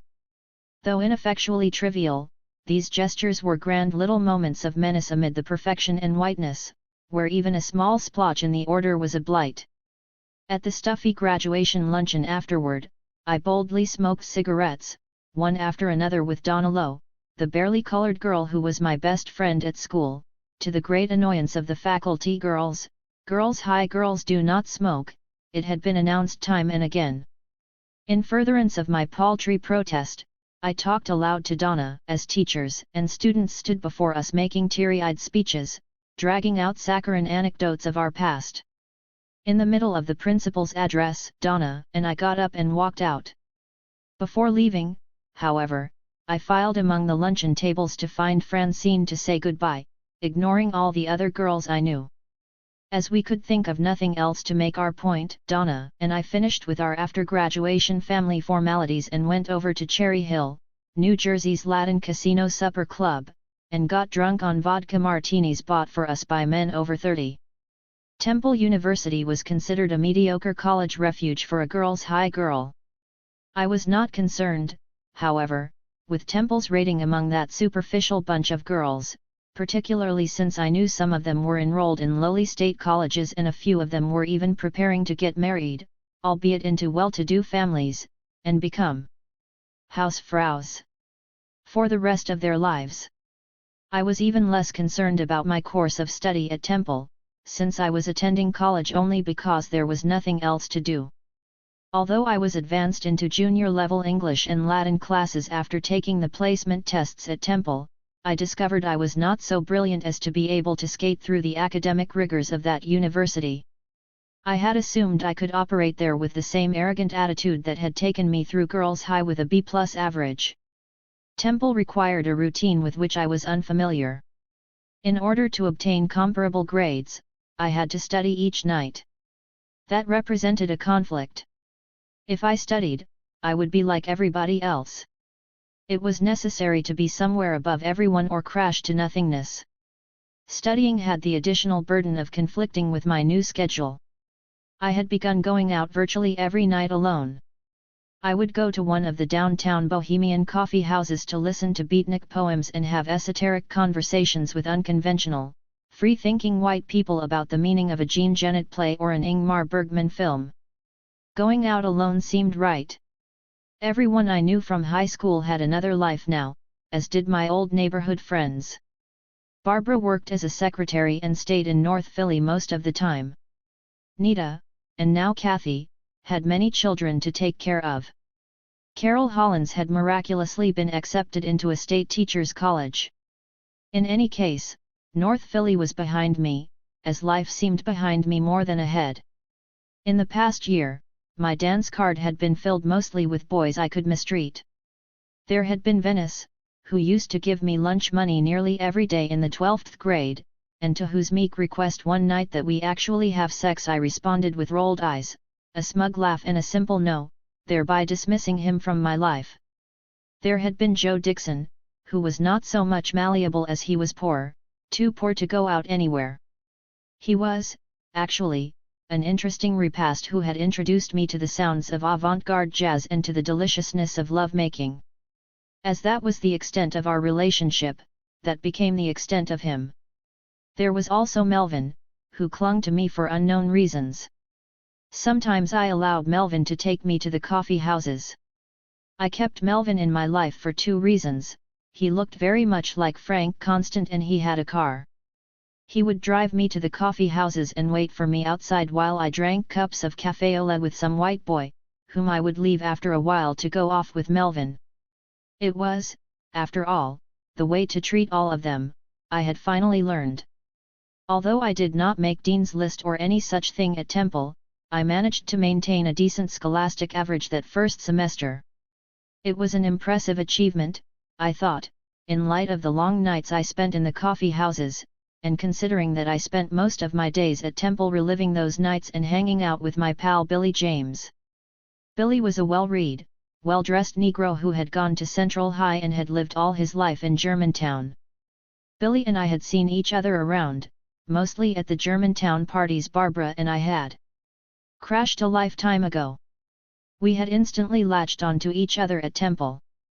I had given some thought to contacting Francine, but felt I had nothing to say or, more appropriately, nothing to offer her since she was lost anyway to the pre-med laboratories at Temple. Billy was my kindred. In no time, we came to be soul mates. Billy and I had each always felt alienated from everything, we discovered. Unspoken, it was our bond. We had stumbled along different paths to arrive at Temple only to find we were on the same lonely road, bastard children of forceful mothers who had tried to send us where they could not go. The problem was, neither they nor anyone seemed to know where that was. We had survived under the pretense that we were special, knowing that we were simply strange or estranged. Together, though, we convinced everyone at Temple of the former and made ourselves very popular. We were the best dressed among the few Negroes at Temple, and even among the predominant number of rich Jewish students. We had gone to the best schools and were considered very smart. We were the best dancers and put together routines so exciting people at Temple dances formed a circle around us to watch. Our greatest point of popularity was our sharp wit, expressed usually before small audiences in the common areas of the Temple campus, where we would perch daily and rather loudly exchange satiric commentary about everything under the sun. But we knew a sense of separation from the mainstream of life, and we knew it had to do mostly with our inability to fit into any mold, anywhere. Billy kept my secret and I kept his, though we never assessed how important it was. We would have fallen in love had we not been so terrified of life. We just held on to each other. That was why Billy was devastated when I told him, in the middle of our second semester, that I was leaving him alone at Temple. In some other life, I could love you dearly. In a life without stress, how our lips could caress. But I've found that the number's too great of those who would have us wait for some other life. Some other life. I had written those lyrics for him at 16, and now he was walking toward me. I was outside Temple University going toward the bus stop. I had not seen or heard from him since the time he told me he had an ulcer at 17. He was 19 now. Bob Ludwig's blue eyes sparkled when we recognized each other, mine filled with tears. I had written all those songs for him and cried over him and vowed revenge on him and longed for him since then. He had been in New York for the past year, he told me, playing drums in a jazz band in Greenwich Village. He had left his mother's house forever. He had told her before he left that he would love whomever he chose, and damn the inheritance of his father. He told me all the right things, there on the streets of North Philadelphia outside Temple University. I have never stopped loving you, he said, as though time had not passed, as though it would be easy to take up where things had died. He was so beautiful, however. He was so perfect. I agreed to see him that night at his new apartment, ironically located in North Philadelphia, near Temple. His Ludwig brown drum set overwhelmed the uncarpeted apartment. He opened a bottle of wine and put Coltrane and Mose Allison on his record player. I tried not to whine about the pain of the past, to act as though I had not missed him. I listened to him tell me how much he wanted to be with me, only me, and wondered how much what he said had to do with his aspiration to be a jazz drummer. I heard him tell me how he no longer cared about color, any color, my color. I heard him swear he would sit Shiva on his entire family for me. 2 years made me wary of his welcome words. But as I listened to him, his words became the words to all the poems and all the songs I had ever loved. As my head and my heart became filled with the words and the wine, I remembered the biblical refrain of Ruth. He kissed me and I felt I would faint. He fondled me, and the voice of Mathis echoed in my head. When he walked me to his bedroom, I felt a chill. My resentment and anger had not been kissed away. Limply, I sat down on his bed with him and watched him begin to make love to me. Gently, I pulled away from him. Let's go to a movie tomorrow, I suggested, quivering, straightening my dress. He wanted to talk about it in the morning. I told him I would not be staying until morning. You think because I'm colored I'm easy, I blurted out, ready to accept the consequences of my words. You think you can slide back into my life after causing me so much pain and after all this time? He swore he had tried to find me. He begged me to consider what he had gone through when he found I had moved with no forwarding address. He screamed at me to, for God's sake, understand what he was willing to give up for me. He was back in my life to stay, he vowed. I refused to submit. He delivered his ultimatum. He told me that if I left him that night, he would never call me again. He never did. I wrote more song poems about Bob. I cried every day so hard, so unconsolably, for the next several months that my mother began suggesting I see a doctor. In between, I left Billy at Temple University. I had no reason to be there. My counselor at Temple told me, when I announced I was withdrawing, that I would have to pay the $200 I owed the university before I could get my transcripts, if I wanted them. I spent the next year abusing Buddy. He was the nice Jewish fellow who owned the wholesale jewelry store at which I bought presents for my new coworkers. I had become the first and only Negro service representative at the Philadelphia Electric Company. A month after I was hired, I was thrust into the window of the stately main office downtown.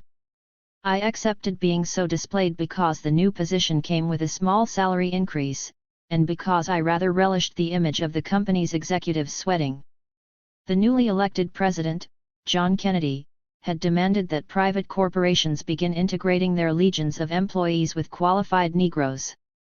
Buddy had asked me for a date every time I had gone to his nearby store to buy a trinket for some electric company worker's birthday or baby shower.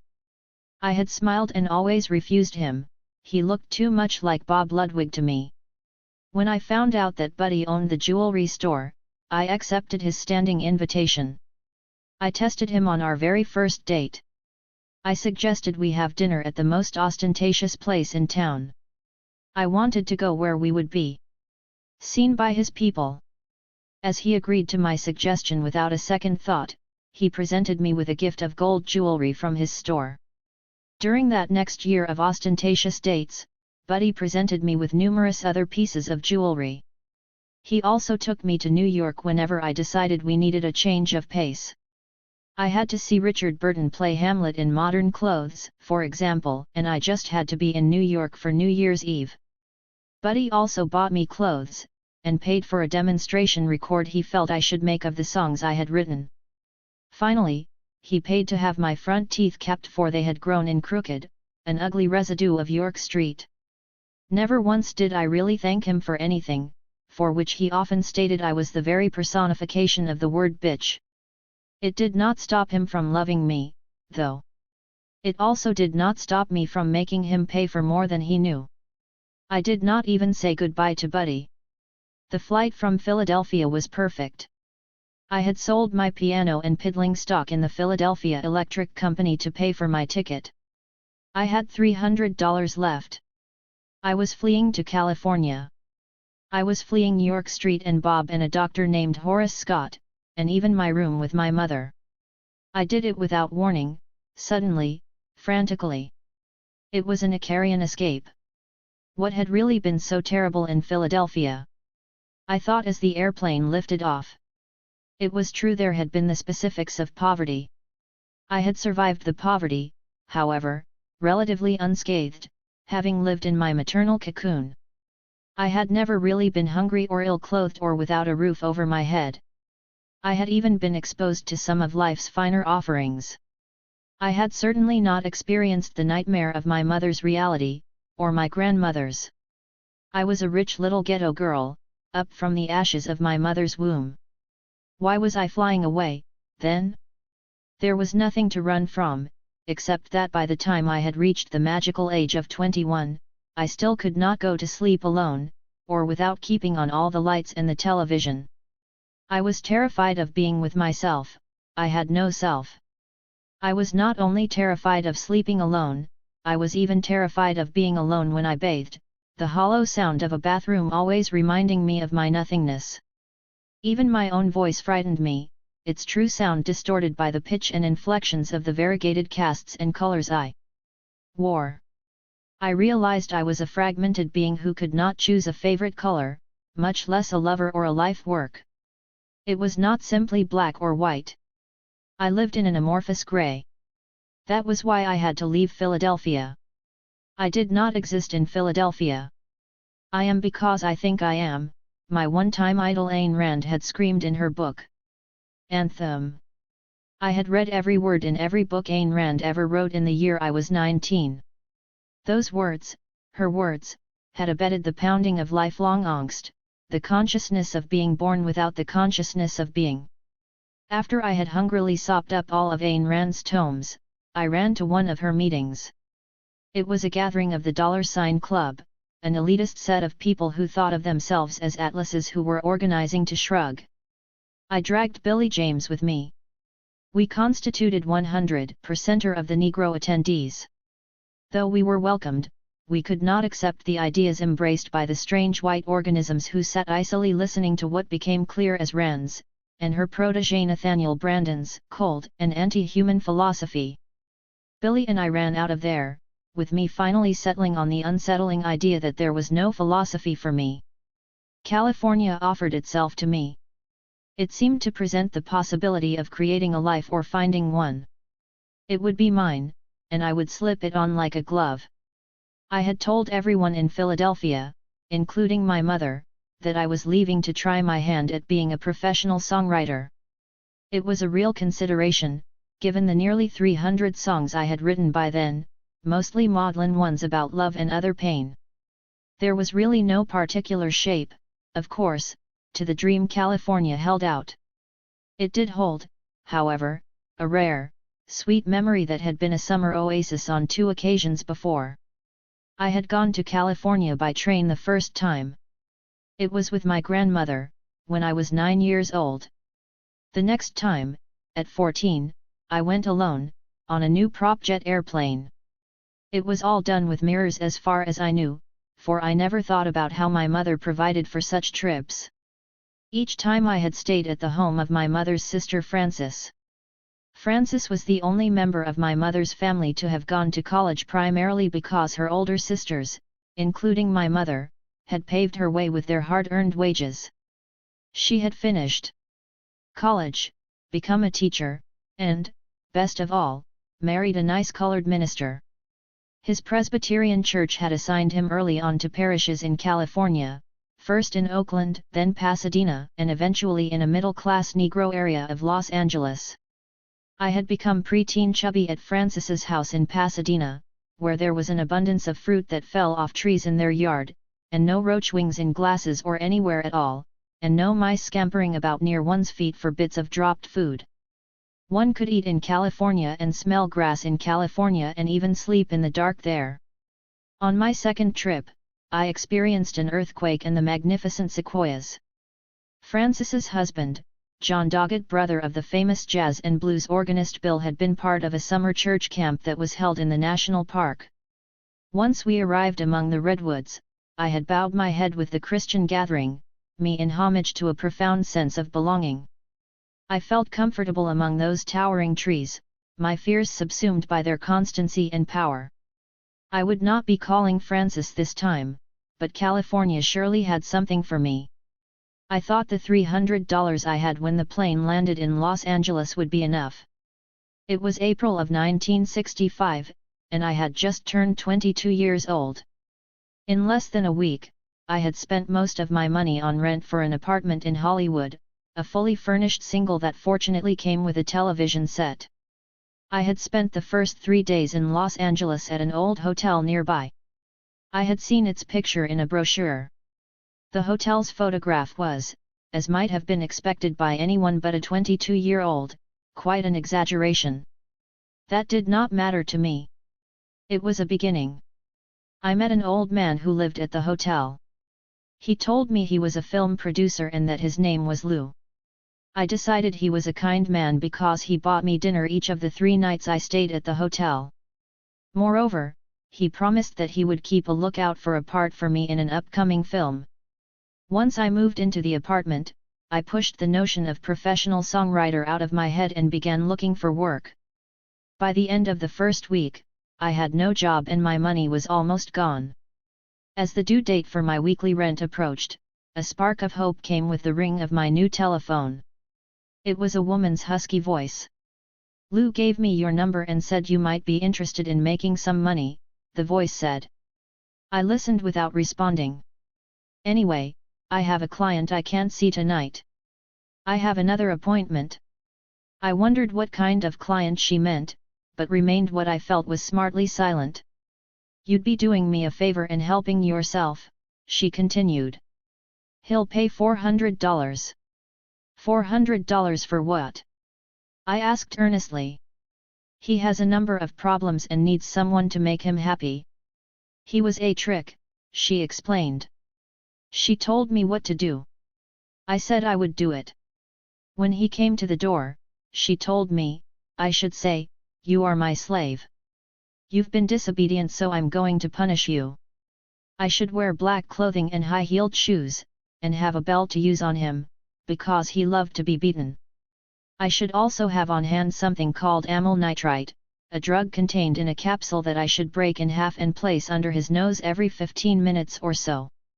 She also told me to purchase a very strong perfume and to wear a lot of it. Do you think you can handle all that? She asked. Of course, I said, feeling rather shrewd.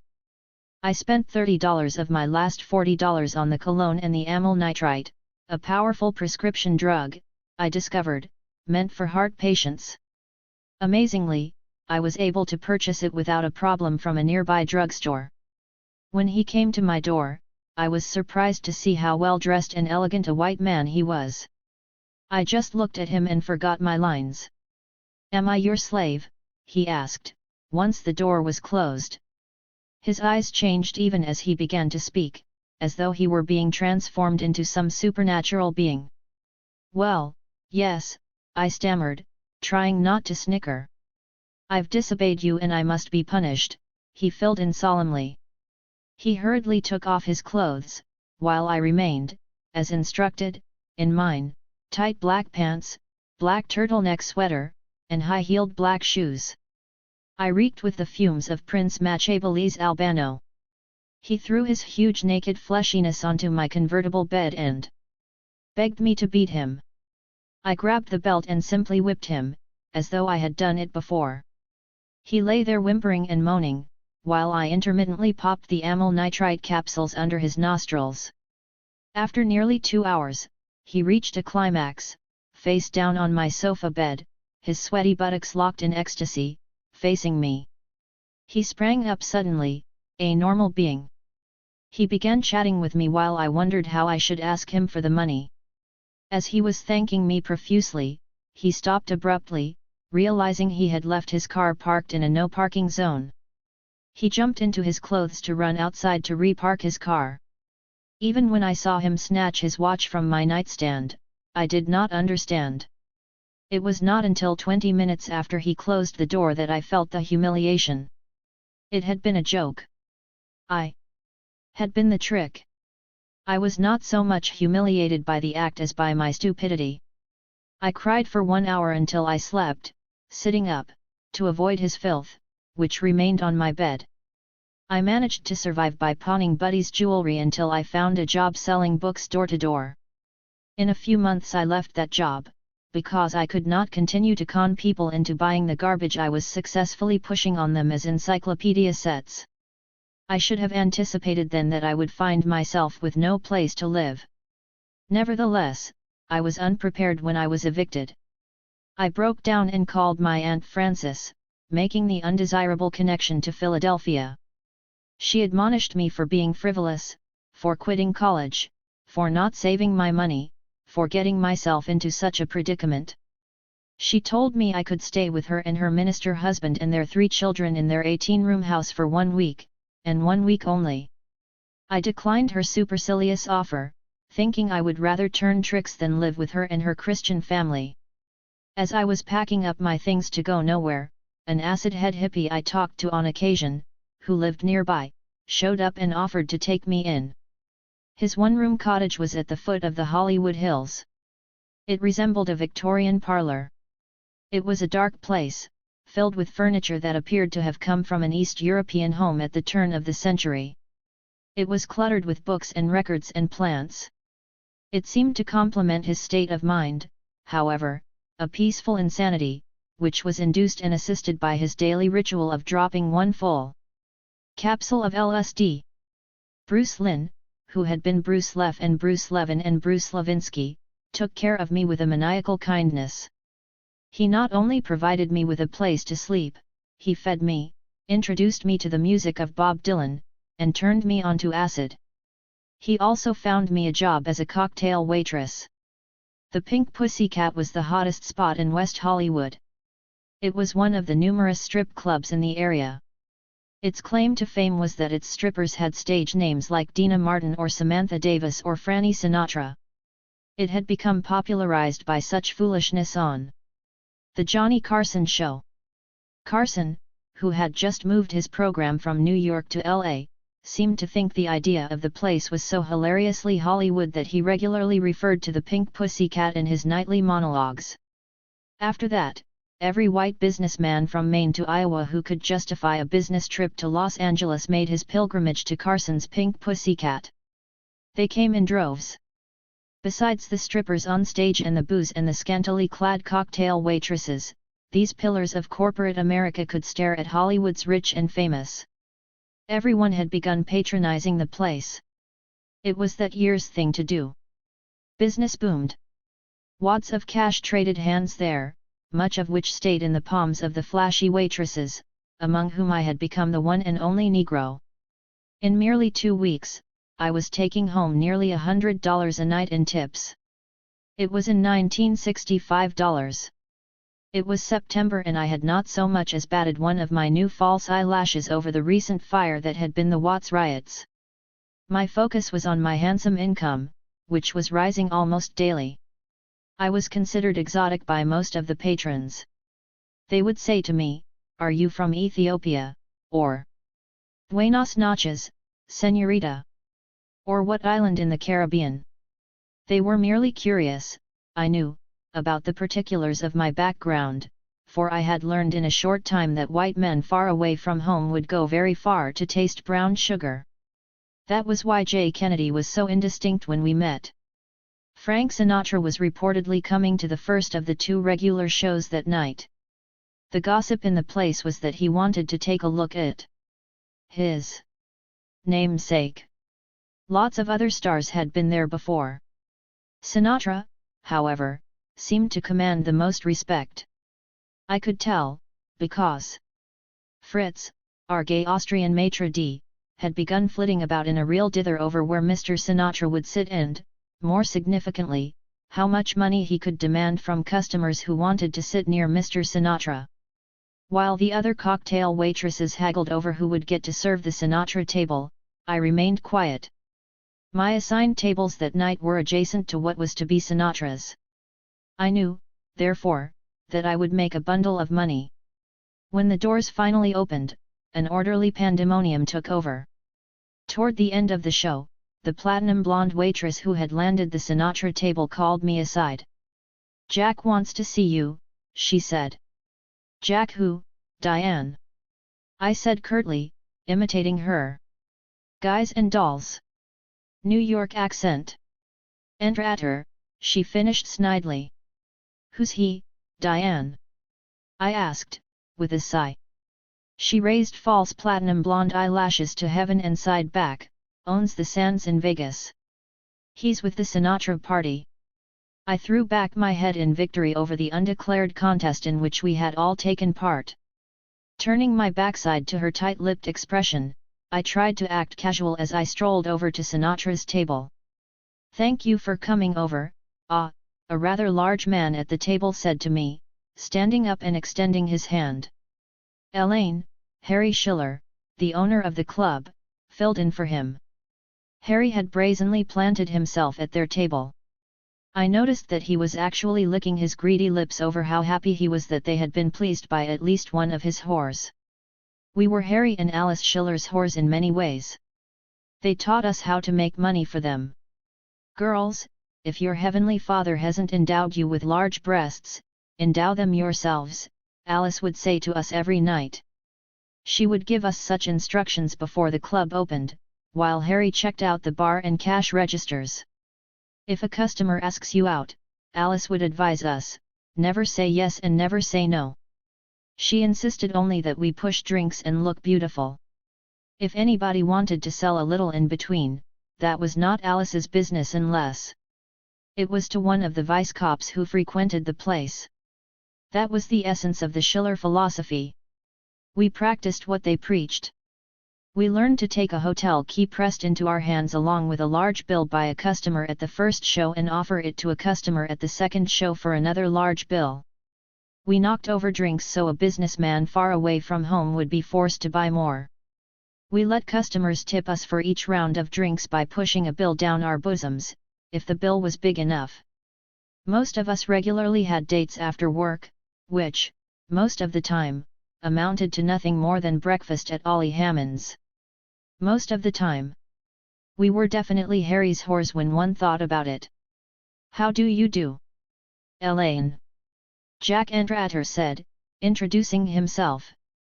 It was hard for me to respond with the same civility, decked out in my Merry Widow bra, the top portion of our outfits, the cups of which were stuffed to their outer limits with pink pussycat cocktail napkins to create the required cleavage.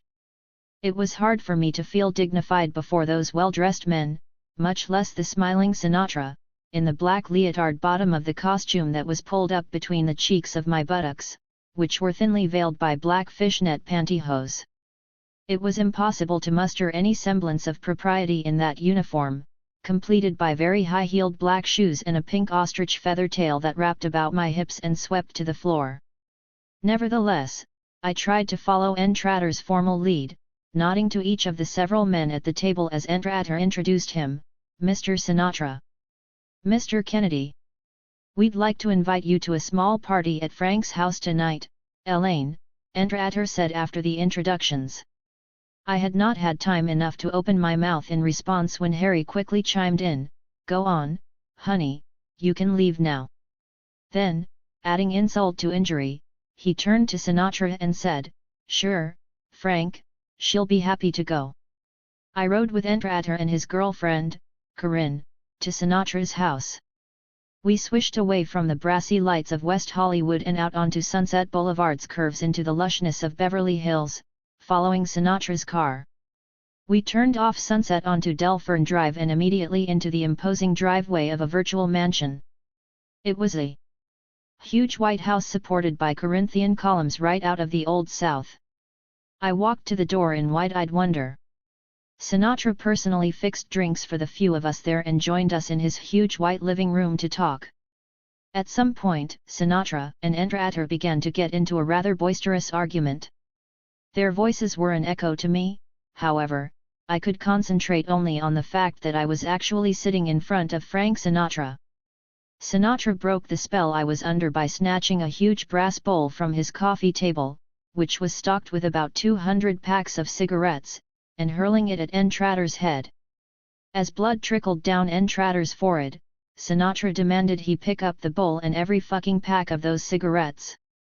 From my still distant place, I watched Entratter bend his huge, important-looking, well-dressed form down on both knees.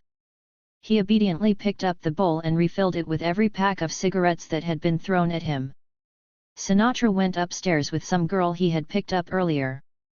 Blithely saying good night to Entratter and his girlfriend as they left, I finally realized why I was there. It was because of the old white man sitting on the couch next to me. We were the only two left. There was no party. I was to be the party. I woke up.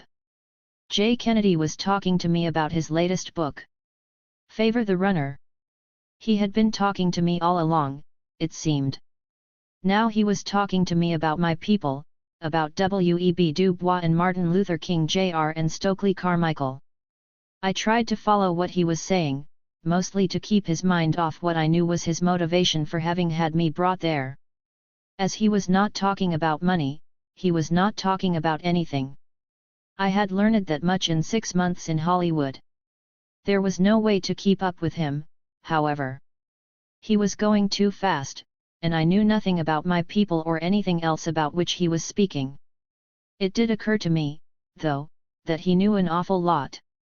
It was soon 4 a.m. and all very ridiculous, not the least aspect of which was the fact that I was still bedecked in my pink pussycat buffoonery, which had been covered only by the cape I wore back and forth to the club.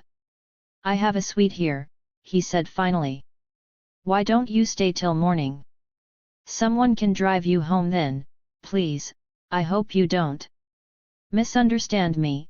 I'll sleep in the living room. You can have the bedroom to yourself." I was not thinking about the sleeping arrangements at that point. I was contemplating the fact that people had houses in which they also had suites for guests. I properly uttered, "Well, thank you very much, Jay," wondering if one called 55-year-old men by their first name. He escorted me upstairs to his suite, gave me a robe, and said good night. I lay awake for nearly an hour, despite my exhaustion. 2 weeks before, I had literally had no address. It was quite a giant step to a bed in the house of Frank Sinatra. It was not until the morning, after a white uniformed maid, who might have been Swedish, had brought coffee and orange juice to my bedside, and after Sinatra had told me, timidly approaching the top of the house's giant staircase, that his Negro chauffeur, George, would take me home, that I really took note of J. Kennedy. He greeted me in the foyer as I was about to leave and asked me for my telephone number. He asked if he might call me to have dinner with him before he returned to his home in New York. His blue eyes were tender and respectful. Despite his age, his physical strength became apparent to me, not only in the strong tufts of stark white hair that clung firmly to his head, but in his solid steel stance. I said I would love to have dinner with him. I had never heard of the Beverly Hills Hotel.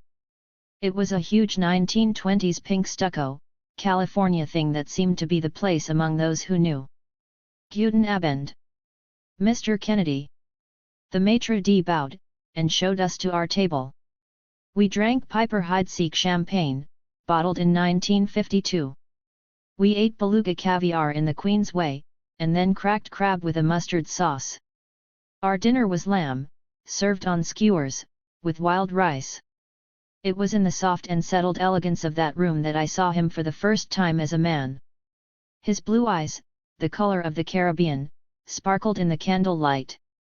They seemed to twinkle because of a wonderful secret only he knew but would reveal if one entered his place. His fleshy oval face was not so handsome as it was beautiful. It was a face that exposed the reality of the rough times along the way, with a humanity gleaming from it so brilliantly my heart trembled. As he came to life before me, I saw a being so filled with the passion of life I, too, began to feel alive. He was at once foreign and familiar, a character in a novel one could have read or a melody one hums on hearing it for the first time. "Did you go to the March on Washington?" he asked me seriously. "Well, no," I said, as if I had thought about it at all. Outside of the fact that I had not considered any of what was going on in the civil rights movement pertinent to me, I had been unable to fathom, much less find acceptable to North Philly trained responses, the nonviolent philosophy of Martin Luther King. It was incomprehensible to me that King's followers would, for the sake of realizing rights guaranteed by the Constitution, nonviolently withstand dog bites and being spat upon and being viciously hosed as I had seen on the televised news reports by those who were supposed to protect those rights. "I helped organize it," he said, shocking me, making me feel instantly guilty about something. "It's a tactic, you know, nonviolence. It's not an end in itself. It's really the only reasonable means by which blacks can fight racism and, eventually, its foundation, capitalism, to be free from oppression. This movement is bringing together the races, the masses of people in this country, on which a more powerful movement can be built to overcome our common enemy, which is not each other." "You seem to be talking about communism, though," I ventured, in an attempt to appear knowledgeable. "I don't want to be a communist," I finished sincerely, noting that he had used the term black and not Negro. "Communism is only a word, one we've been taught to fear. It's a single, simple word that's invoked every time people attempt to assert their human rights. Working people in this country, including most black people, are the backbone of industry, yet they receive few if any of the benefits produced by their labor. Communism has to do with sharing that wealth." I began to listen, but, hearing his subtle exegesis, I felt that his conclusions were inconsistent with his reality, with his apparently rich lifestyle. I gave little consideration to how relevant his conversation might be to me. "But what about you?" I asked. "What has any of this got to do with you?" "I have some experience with the hardships of life under capitalism. In America," he said. "Of course I'm surviving personally, in many ways because I'm a white man. But what kind of a man would I be if I understood what I do and turned my head away? You know, my family was so poor that I was only able to finish the 8th grade. We needed whatever money I could earn, once I was able. The streets of New York, where I grew up, were unkind to a young boy. I took any job I could find. I worked 10 to 12 hours a day and still couldn't feed myself or help my family. I was often so hungry I had to beg. The more I saw overstuffed people throw food into the garbage bins that waifs like me scavenged to survive, the more I realized that I would never make enough money to live on, because the owners of the places where I worked always took the profits for themselves. But how did you survive? How did you learn to write books? What did you? Oh, that's enough about me for now, he smiled, for that was then. I simply want to gaze upon your sweet face, he said, touching my cheek gently with a strong but smooth-textured hand. He ordered violins to our table and sang a Russian folk song to me as they played. The music I heard, though, was not in the old Russian melody he sang, nor in the strings that supported its refrain. It was the sound of his being that was the song that penetrated my soul, like Rachmaninoff or Ravel, evoking a life rhythm in me, a thing I thought I recognized from somewhere long ago. We were there for hours. We found ourselves the last of the diners. There were moments during the evening we simply looked into each other's eyes. I surrendered to a tenderness in me that had been forsaken and settled down to a comfort I had never known. Before the night ended, I felt I knew what it might be like to truly live. 5. The child has died. By the time Jay became my life, my mother was preparing to move to Los Angeles to live with me. I had forgotten the conversation she and I had had several months before. I had called for her help somewhere in the frantic moments between the time I was evicted and when I moved in with Bruce Lynn and got the job at the Pink Pussycat.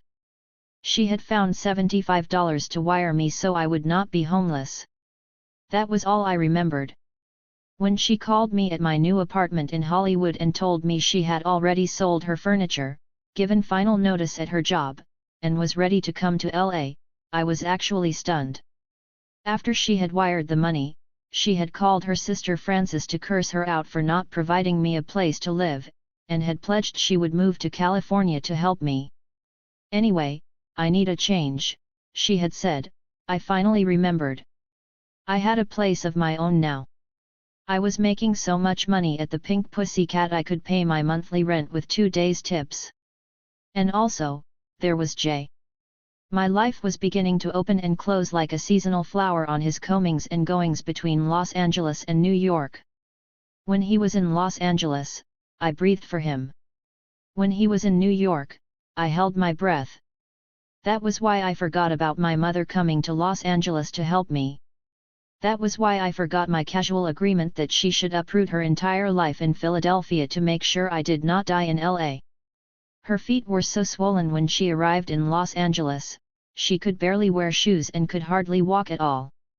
Sitting for 4 days in the cramped conditions of the bus from Philadelphia had done it. She was so frightened of being locked up for hours in an airplane, she had actually taken a bus across country. When the taxi I sent to the Hollywood bus station brought her and her life's possessions to my small apartment, it dawned on me that a tragic mistake had been made. There was really no place for her with me anymore. She rested for a week or so, to recuperate from the bus ride, before venturing out to find work. During that time, she cooked hot meals for me, to make her contribution, as she characterized it, in light of the fact that my contribution was cash, all the money I brought home from the Pink Pussycat. When her feet were healed, I took her there. She did not attempt to hide her disgust when she entered the Pink Pussycat. She was chagrined when I took off my cape, unveiling myself, my bare buttocks and puffed-up breasts. Her eyes filled with incredulity that I, her perfect child, was doing such an imperfect thing. I placed her in a seat in another waitress's section, near the back, and turned away from her as though I had not seen the disappointment on her face. From time to time, I visited her as she sat alone through the 2 striptease shows, sipping ginger ale, mortified.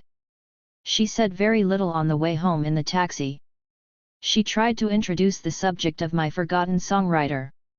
But when I counted out the $150 in tips I had made that night, and gave her $50 for herself, her attitude about the Pink Pussycat softened, and she completely abandoned her feelings of disappointment when I reminded her that it was there that I had met Jay. "Oh, that's right. I wouldn't have thought people like that went there," she exclaimed. I had told her about meeting him. I had not told her about loving him. "Elaine, you know, this is what you need. This is the answer to everything. Now tell me again about Sinatra's house. I can't believe you were there." I wanted to tell her that she did not understand. What was important was our love, the love between Jay and me. He offered me unconditional love, a love I had longed for all my life. That love was supreme, I wanted to say. "What does he do?" she asked as an afterthought. "I don't think you told me." That he was apparently rich and in with Sinatra were all that seemed to matter to her. "He's a writer, novels and screenplays.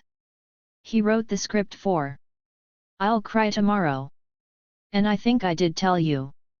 I tried to end the conversation. Wishing she had remained in Philadelphia, hoping she would soon find a job and move far away from the world I lived in with my love. "Where is he now?" she said, initiating another interrogative barrage. "He's in New York or Connecticut, where he writes," I told her.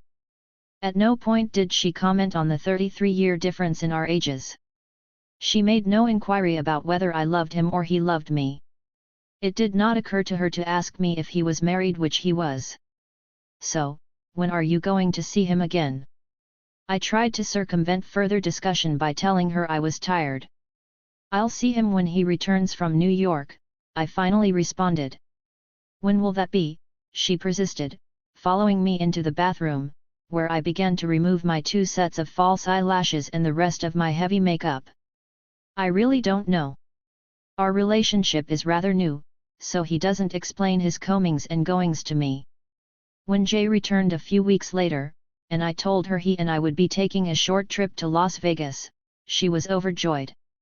She was thrilled that her daughter was getting close to such a man, and would gladly tell my employers I was in a hospital or something if they called to question my absence. She nearly jumped out of her skin when I told her we would be the guests of Jack Entratter. "Now, isn't he the one you said owns the Sands Hotel?" "Yes, Mama, he's the one," I said, packing my bag. "Shit. You're in now. This is big time."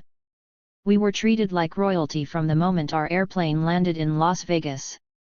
A chauffeur picked us up at the gate, and we were taken by limousine to the Sands Hotel.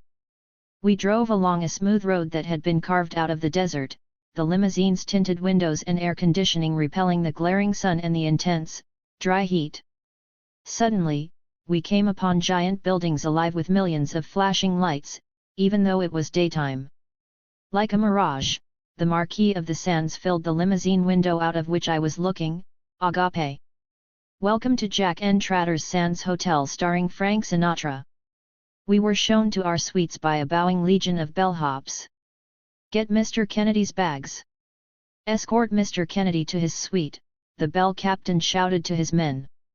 "Is there anything else we can get for you, Mr. Kennedy?" We walked through the main casinos, through a multicolored collection of slot machines and roulette tables and hopeful human beings, to a secluded garden area. We were shown to our suites. We had 2 suites because Jay insisted on maintaining what he thought of as some semblance of propriety. His suite, where we would stay, was a 2-room bungalow that opened onto a private patio. We unpacked and made love. It was unclear to me why we would be staying in Las Vegas for a week or more. Jay did not tell me any details. He said something about talking to Frank about playing a role in a movie based on his book, Favor the Runner. It was the story of Jay's love-hate relationship with Harry Belafonte, whose manager he had been at one time. That was all he told me. It was all I felt I needed to know. While Jay attended his meetings during the day, I ravenously read his writings and the other books he had brought for me. There was a treatise by Spinoza, who seemed to understand too much about everything, and a book by Sartre, who frightened me. I read most of Steppenwolf. But Hermann Hesse, like Sartre, confronted me with the absoluteness of human loneliness. I skimmed through a book by the black writer James Baldwin. The fire next time. There were also pages of the untitled book on which Jay was currently working, about a United States espionage agent going to China. Jay had been to China, before the Cultural Revolution. I was cramming as much information as I could into my head to make myself fit for him. I read all day in the sunshine on the patio of Jay's suite. I never went to the casinos. I not only considered it a lowly exercise, I knew it was a futile one after years of experience with the numbers my mother had played and never really hit big.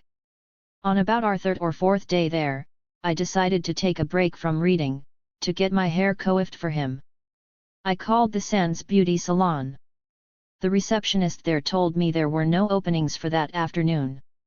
She suggested I try the small hotel across the street that took the Sands overflow. That salon told me someone could take me in about 15 minutes. "May we help you, miss?" a man standing at the door of the beauty salon across the strip said the minute I stepped up to the doorway. "I have an appointment to get my hair done," I said, entering the shop. "I'm afraid there's been a misunderstanding," he replied. "We're booked solid for the rest of the afternoon." As I looked around the nearly empty shop, I realized I had almost escaped the memory. The rush of blood that comes with humiliation overwhelmed me. I felt dizzy from being slammed so hard against my reality. "If you black, get back, way back." "Well, I just called 15 minutes ago. I'm the one who called from the Sands." "I made an appointment," I responded weakly. "Do you know the name of the person you spoke to?" he asked, looking around the shop with mock concern. The hairdressers standing around shrugged their shoulders, puzzled looks planted on their faces. Holding my head high to restrain the flow of tears, I turned sharply away from them without speaking another word and walked back to the Sands. I cried the entire hour it took me to wash and style my hair myself. Though we usually had our dinner in one of the hotel's restaurants, Jay ordered it in our suite that evening. He wanted to be intimate, he said, though his mood was celebratory. Perhaps Sinatra had agreed to star in his film. "Your hair looks especially beautiful tonight," he said, with what I felt was a psychic irony, as he opened a bottle of champagne. Tears trickled down my cheeks. I could not speak. When he saw my tears, he came around to my side of the dining table and knelt down beside me. He begged me to tell him what was wrong, pressing me tightly in his arms. I cried out my little story. As I spoke and he stroked my hair, he began to shake, literally. He was shaking so hard, my body trembled in his embrace. As he released me and got up, I saw that his face was so red he looked as if he would burst. He snatched up the telephone receiver and demanded to speak to Endrater. "This will not be tolerated," he said to me. "I haven't spent all these years of my life fighting," interrupted, he spoke into the telephone. "Jack. What son of a bitch owns the what's the name of the place, darling?" "The fucking hotel across the street." He fired out my story with such rage, even I became scared. "I want something done about it, now," he finished. I dried my tears and smiled at him, a comforted child. I was indeed his child. It was a subject we had exhausted already, what the difference in our ages meant, the father-daughter aspect of our love. It did not characterize or interfere with our love, we had declared. It did not define us. For now, though, I was happy as his child. In a few minutes, Endrater came to our suite. "I've got the asshole on hold, Jay," Endrater said, bursting through the door and marching to the telephone. "I told them to transfer the call in here." Endrater picked up the telephone. "Okay, release the call," he said into the receiver. Covering the mouthpiece, he turned to Jay. "I told the schmuck who owns the hotel we'd put him in the Vegas River and close the fucking place down if this wasn't straightened out. I'm waiting for the owner of the beauty shop." The only thought that went through my mind was whether or not Las Vegas had a river. "He's on," Endrater said, handing the telephone to Jay. "Yes, this is Mr. Kennedy. Don't try to explain a fucking thing, because we're going to destroy you." "Shut up, cocksucker." Just listen. I do not accept your apology. The thing you better do is fucking hope Miss Brown does, you shit. He slammed down the receiver. Jay and Enratter whispered in a corner after that, as I watched from the perch in my gilded cage. I never answered the dozen or more messages from the beauty shop or the hotel across the street sent to my suite over the next few days, each one more desperate than the last. When we left Las Vegas, I had no idea whether or not the beauty salon owner had or would suffer any consequences for the way I had been treated. It did not seem unfathomable. I had learned that Jay was, among a million other things, a deadly serious man.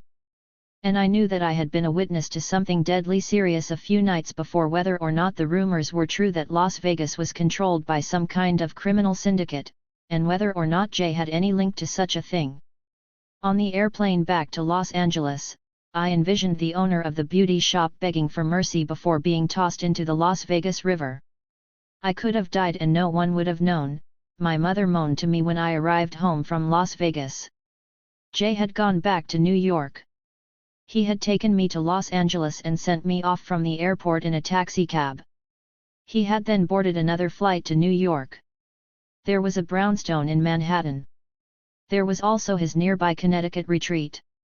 The brownstone was where his wife lived, and where he could not, he swore. It was all shrouded in non sequiturs. Whatever the reality, he was gone from me, and I was holding my breath. I could have died alone in the 10 days you were gone, my mother was saying. The least you could have done was call me once to give me the number where you were in case of an emergency. What was wrong, Mom? I stated flatly. What does it matter? I don't like your tone, anyway. The fact is, while you were off on vacation, I was sick as a dog. I had no one to turn to. In fact, a dog would have been better off. We were standing in the kitchen. I was pouring myself a Coca-Cola. Mom, I said, ready to spill everything I had ever thought about saying to her, Mom, today, I think, we're going to have to cut the umbilical cord. She started to walk away from me, but I persisted, blocking her path in the narrow kitchen, holding the sink on one side and the stove on the other. I mean, I'm sorry my father was a bastard. And I'm sorry your father was, at best, a disappointment. And I'm sorry that Ted Barnett left you damn near at the altar. I'm sorry for everything in your life that has brought you so much pain and made you so bitter. But I can't make it up to you. I can't. I can't, I won't be, your life. I can't make my life yours or live your life over for you or be your lifelong mate, or whatever it is you want from me. I don't want a goddamned thing from you, she retorted, ready for the confrontation, as she had been ready for confrontation and pain all her life. I'm not going to listen to another word of this. I'm too old for this shit. I'll pack my things and get out of your house tonight. I won't be spoken to like this. I held on and looked directly at her. For the first time, it seemed, I saw her face. It was a child's face, angular and brown like mine. I had always refused to see that we were alike in any way. She was hard and I was soft. She was not smart and well-read like me. We were nothing alike, I had told people, realizing now that we were as we had been virtually one person. There was more than an umbilical cord to be broken. There was grabbing an identity for myself and letting her go, alone. She was my one and only mother, my rock, whom I really loved. But suddenly I saw that I had to leave her, to climb out of her or cast her out of me. No, Mom, I said finally. Today, you listen to me. She raised her strong hand as if to strike me. She had never hit me before. I braced myself. If you hit me, I'll hit you back, I said, surprising both of us. You've got to face me this one time. I went to Vegas with a man I love, who loves me. It is my love and my life. And I just want to figure out how to live it. And not on your terms. Love is not a misunderstanding between two fools. That's your misunderstanding. For the second time I had ever witnessed it, my mother cried. I had not intended to hurt her. I had simply wanted to be released from a bondage I had not really acknowledged until I started speaking. I had to be released or I would be bound to her forever.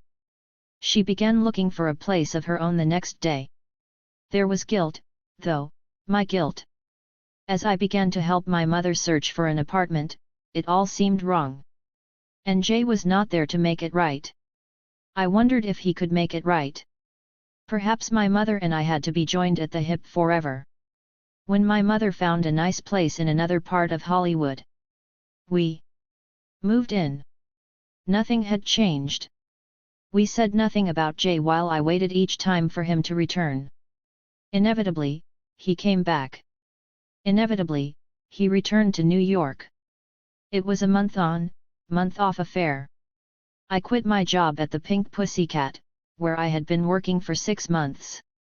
Jay was leaving me enough money to live on while he was away. When he returned, I lived with him. I set my mother aside with the rest of the world. There was, of course, something familiar in that, in having no relationship to anything. There was something familiar in having no ready reserve of friends. There was still Holly, a waitress at the Pink Pussycat, with whom the thread of friendship was being broken as the days separated me from that life. Bruce had been eased away as the clinging stress of my one acid trip and the exotica of his daily ones made me want to distance myself from that much enlightenment. Recently, there was Billy James, from Philadelphia, who had moved to California to attend graduate school at UCLA and had called me when he arrived. Despite the fact that Billy reminded me too much of me, I loved to be with him. I might call Billy and take some of the cash Jay left me and take him out to dinner, or dancing at the Whiskey A Go-Go and P.Js.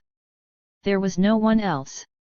When Jay returned, we were together 24 hours a day, staying either at the Beverly Hills Hotel or at Sinatra's house on Delfern Drive. He wrote, and I read what he wrote or what he suggested might be good to read.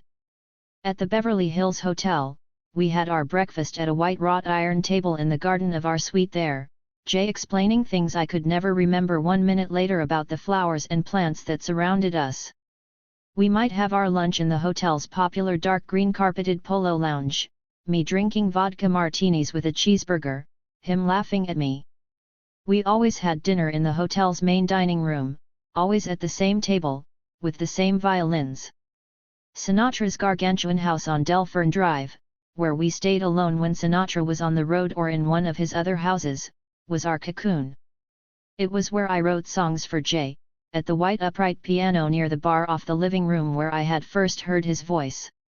It was where Jay could write in the sun, in a chaise longue at the pool, or swim for an hour at a time. After nearly a year, Jay found a small place for us in the Hollywood Hills.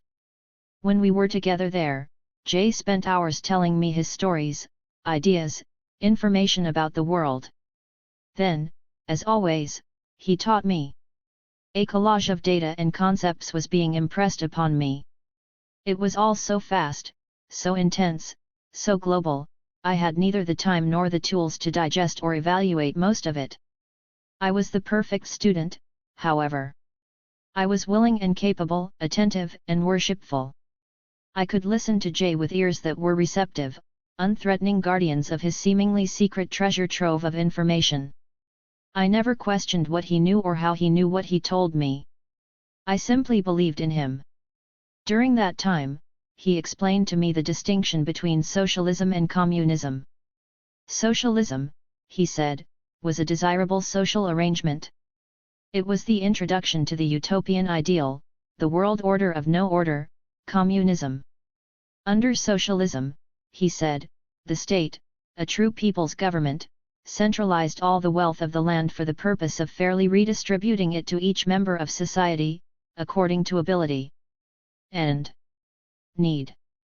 Socialism kindled the flame of humanity inside the hearts and minds of human beings, he said, and built the foundation on which the state could wither away completely, to introduce a universal egalitarian arrangement.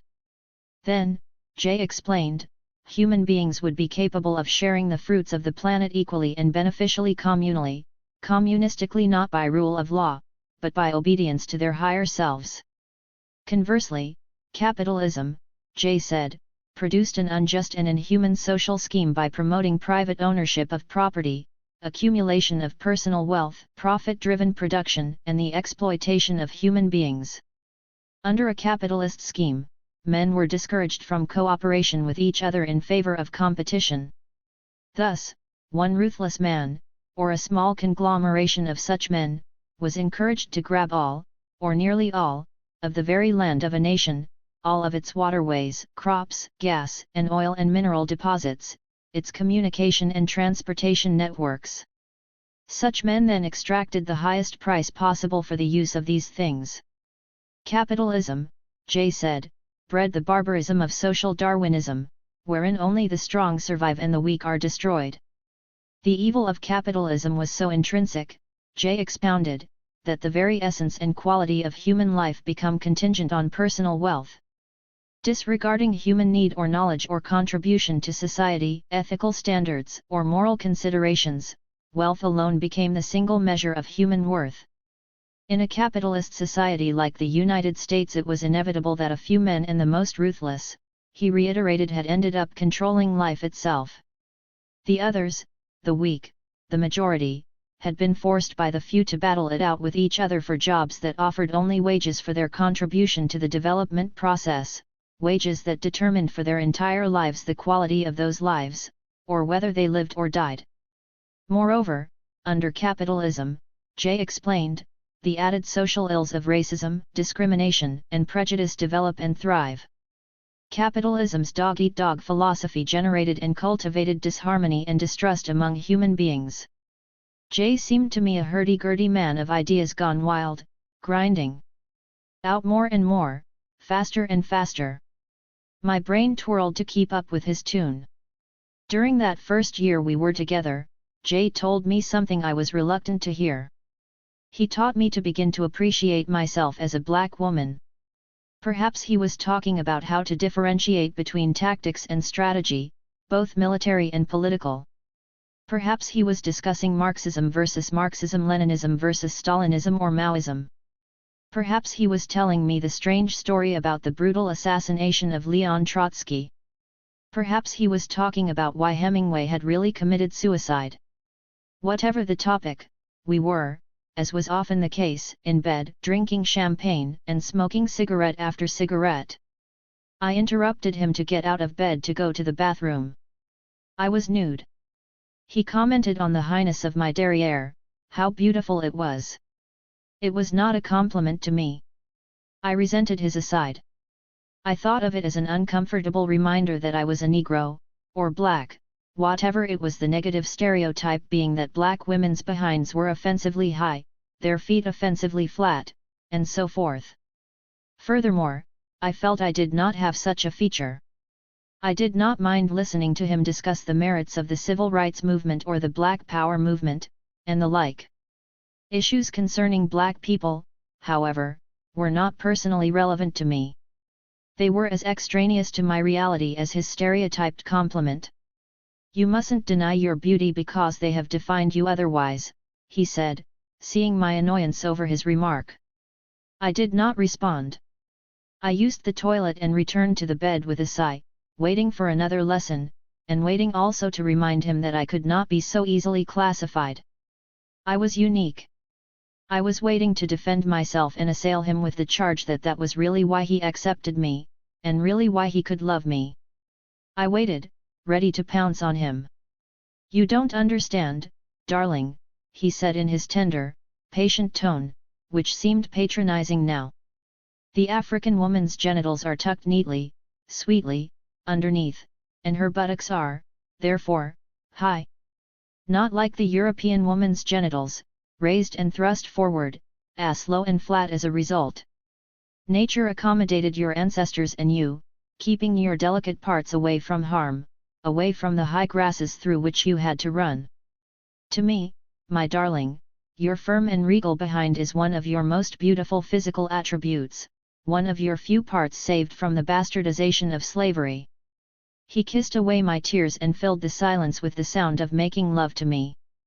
I wrote another song for him.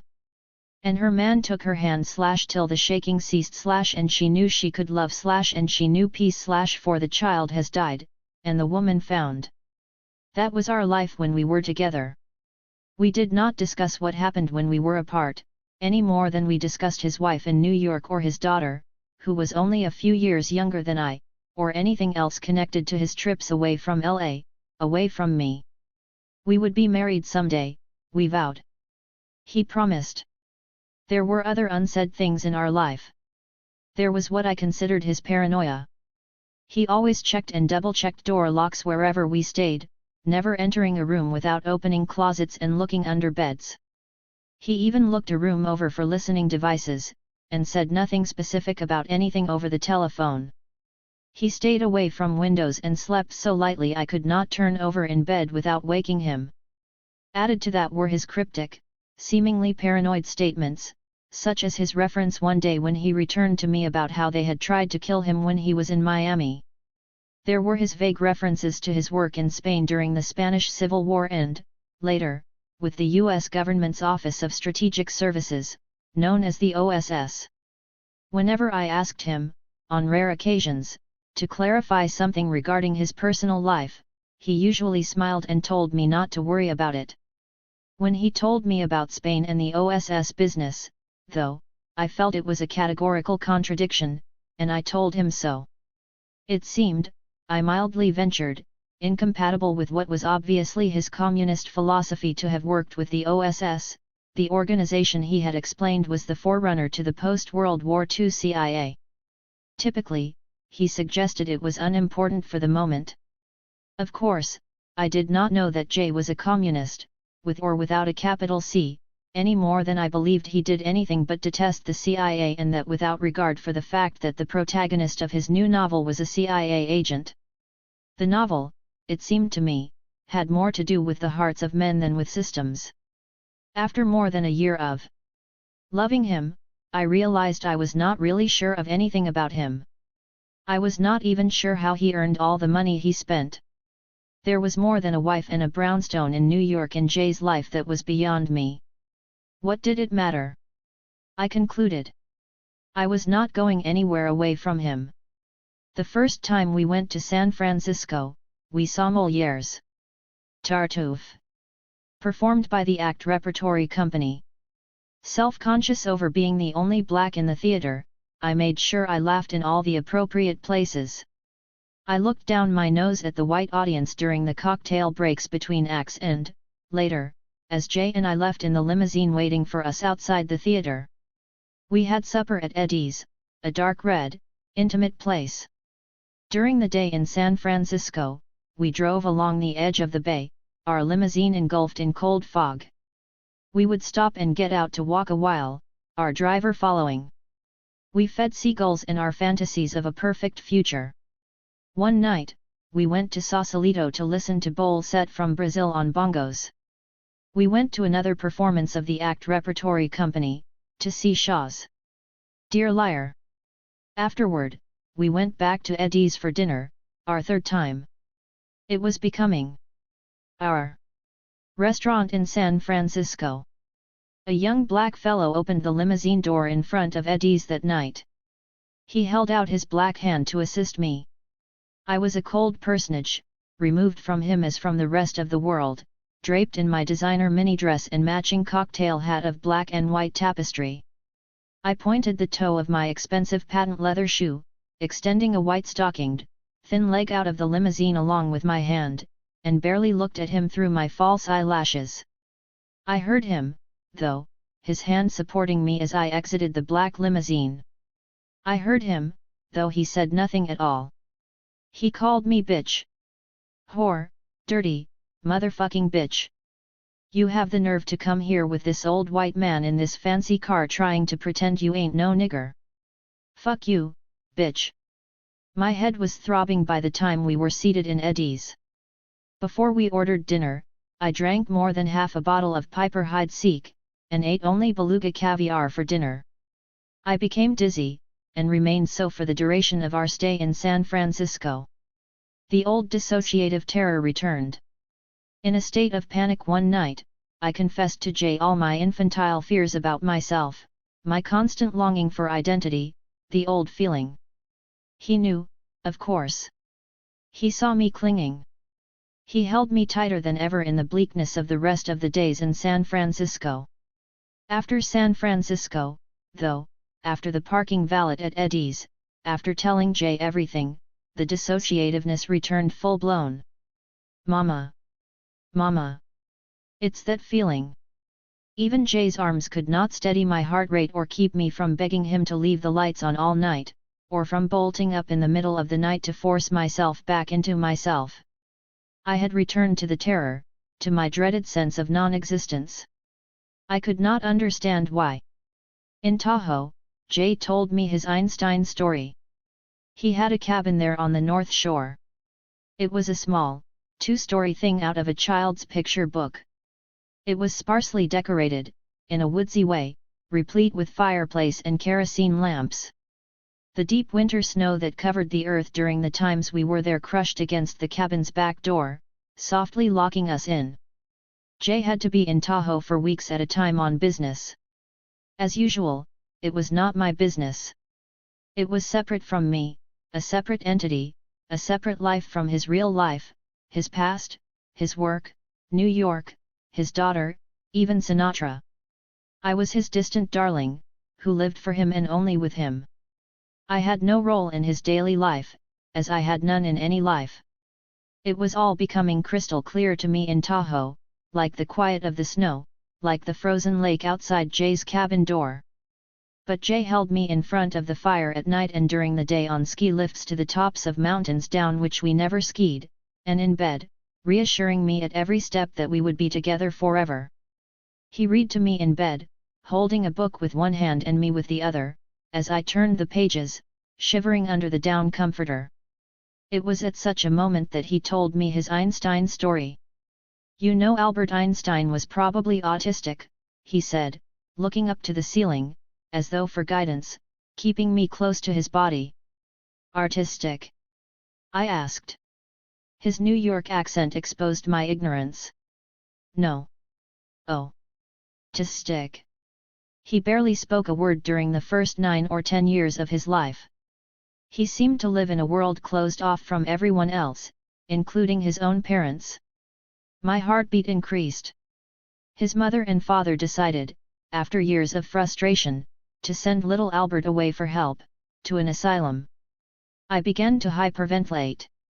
He went on as though he did not notice. Not many days before Albert was to be sent off, his uncle visited him. His uncle was a mathematician. There was Albert, sitting in a corner in his room, immobile, locked inside himself, dead silent. His uncle knelt down next to him and asked, "How are you today, Albert?" "Nothing." No response. Albert's parents started to lift him out of the corner. It was no use, they tried to convince his uncle. The uncle held them off and continued talking to Albert. "Albert, what if I told you that we could call the floor in this room A? Then the ceiling could be B. This wall would be C. That one D. Then E. And F. You, then, Albert, you could be G." A few tears trickled out of the boy's silent eyes. They all saw it. It was a sign that he was alive, connected. His uncle and he became very close after that, and, of course, Albert never went to an asylum. My own tears were uncontrollable. I did not need to know why Jay knew what he had told me about Albert Einstein. I knew why he had told me. He did know me. He did love me. I was present on the planet, verified and validated by him, through him, because of him, and only with him. During one of Jay's visits to his real world, everything was moved out of our Hollywood Hills place. It would be a more convenient and more comfortable arrangement for him, he explained briefly by telephone, if we would resume our old routine. All of it was only temporary, anyway, in the long run, he added to my silence. None of it was what we wanted. We could talk more about it later, if I wished. Our world was being disassembled. Actually, that world had been my fantasy, a place that had never really been ours. It was not a place where we lived together. It was simply where we stayed together when Jay came to Los Angeles. Perhaps it was like our relationship, I thought, powerless to do anything about any of it. Jay had decided to get that place when he felt being at Sinatra's or the Beverly Hills Hotel was too costly, a double entendre. Now the place in the Hollywood Hills was too costly. It was in his name, of course, a record that could link him to his other life, me. I realized I had never had my own key to the place. It would be a funny memory when we were free to be together, as we would, he elaborated over dinner at the Beverly Hills Hotel, to my widening eyes, after he returned. Not much later, I decided to move out of my apartment, where my mother also lived. I found a more desirable, or more expensive, place in the Westwood area, the wonderland that sequestered UCLA students and faculty from the rest of Los Angeles. I had taken a clerical job to augment my non-existent income and fill my days while I waited for Jay to return. My mother, of course, moved to Westwood with me. I had considered going back to school when Jay glowingly reported to me his daughter's achievements at an Eastern university. With the expense of her schooling, he could not also pay for mine at that time, he had said, sidestepping the jealousy I expressed by insisting that I, too, needed a college degree. College could not make me any more brilliant than I was, he had said with a smile, offering nothing more. My mother and I continued to hold superficial conversations, and continued to keep our distance. That had been our pattern since our confrontation over the Las Vegas trip, a long time back, it seemed. She pointedly avoided the subject of Jay with insinuations that said he was married and would never get divorced. And I conspicuously avoided her, eating out alone most of the time, and spending my time at home singing the songs I had written for Jay at the piano I had bought. Another black woman lived in our otherwise lily-white building in Westwood. She wore a faddish afro hairstyle, which fascinated me. She often said hello to me on the elevator. I barely muttered a response, swishing the hair of my fashionable fall, the flowing hair extension I had begun wearing, away from my cheek. "Is that you I hear playing the piano, sister?" she asked me one day on our ride up to our respective floors. A quiver went through me when she spoke to me. I did not feel I was her sister by any definition. I was conscious of her meaning, as Jay and I had discussed the new black militancy, which included such personal references, him telling me what an important turning point it was. That was fine for conversations with Jay over dinner, I felt. That was enough. Probably, I nodded in response to her question, not looking at her. "You play beautifully. Sing beautifully, too." "Well, thank you," I responded, surprised by how happy I was to hear her compliment. "I don't recognize any of the songs I hear you singing. Do you write them?" "Ah, yes," I answered, looking at her now, taking in her fuzzy hair. I realized she was the first person my age I had spoken to in a long while, except for the times I saw Billy James. "My name is Beverly Bruce," she said, offering her hand. Beverly and I became friends, in a manner of speaking. We began having dinner together, and the growing Black Power movement was the usual topic of discussion, though I felt, and told her I felt, it was meaningless. "We can no longer accept what Whitey promises," she would intone. "Praying and marching won't get it. We need freedom now. Our brothers, Stokely and Rapp, are leading us to a new day." "Yes," I would retort, "a day of self-destruction," imposing my own translation on one of Jay's analyses. "Even so," she always pressed on, "we have nothing to lose but our chains." "But they're all communists," I would assert, quoting the news of the day, but trying mostly to trap her. "No, they're not. Those brothers are nationalists. They're talking about building a black nation." That concept startled me. What would a black person have to give or give up, I never dared ask Beverly, to be part of such a black nation? Beverly was relentless and too smart for me, armed though I was with Jay's lessons. She spat out to me the words of Malcolm X, Langston Hughes, Ralph Ellison, and Richard Wright. When Jay came to town, however, I could forget her and her smart arguments. During another of his absences, Beverly asked me if I would give piano lessons to some girls in Watts who were students in a tutorial program she had organized. It was a field project she had set up in connection with the master's degree in education toward which she was working at UCLA. Rather whimsically, I agreed to do it. The Jordan Downs housing project was a sprawling camp of desolation deep in Watts, the scene, Beverly reminded me as she drove us there, of the greatest uprising of black people against oppression in our time. Yet, Watts, 1965, Beverly said dramatically. It was now 1967, summertime. As Beverly's car turned into the entrance of Jordan Downs, I shuddered. It was all too familiar. When we got out of her car, I shuddered again at the starkness of the poverty. The whirring of a nearby industrial motor shook the ground as we walked, though nobody else seemed bothered by it. I ignored the snide looks I received from the Jordan Downs tenants, who, hanging surreptitiously in doorways, were reviewing my costly mini dress, long-haired fall, and expensive leather sandals. Jordan Downs was a virtual replica of the James Weldon Johnson project, where I had lived behind steel doors a millennium ago. Beverly opened the heavy door to the ground floor apartment she had rented for her program. There were a few rickety chairs inside. Used books sat on a chipped bookcase, next to an old upright piano.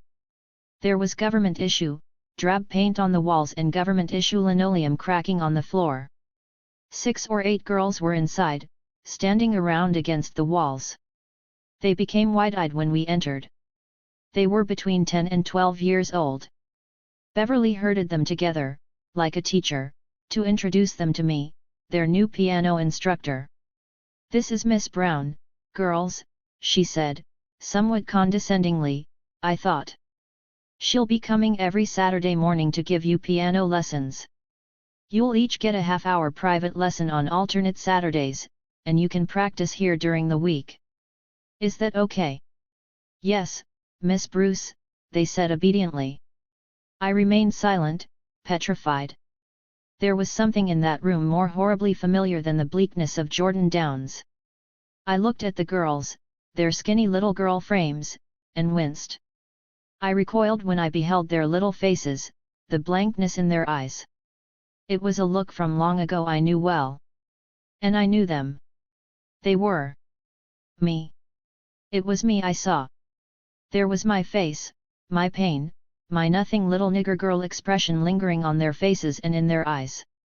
I saw the poverty of our lives, the poverty of little black girls who live on the same planet, in the same world where people like me, drank expensive bottles of champagne that clouded the mind with bubbles that obliterated them, us, where men, powerful men, made big decisions about their own lives and footnotes about the lives of them, us, that pushed us back into nothing little corners on the outskirts of life. Though I stood frozen in place, I wanted to turn and run from their mirror.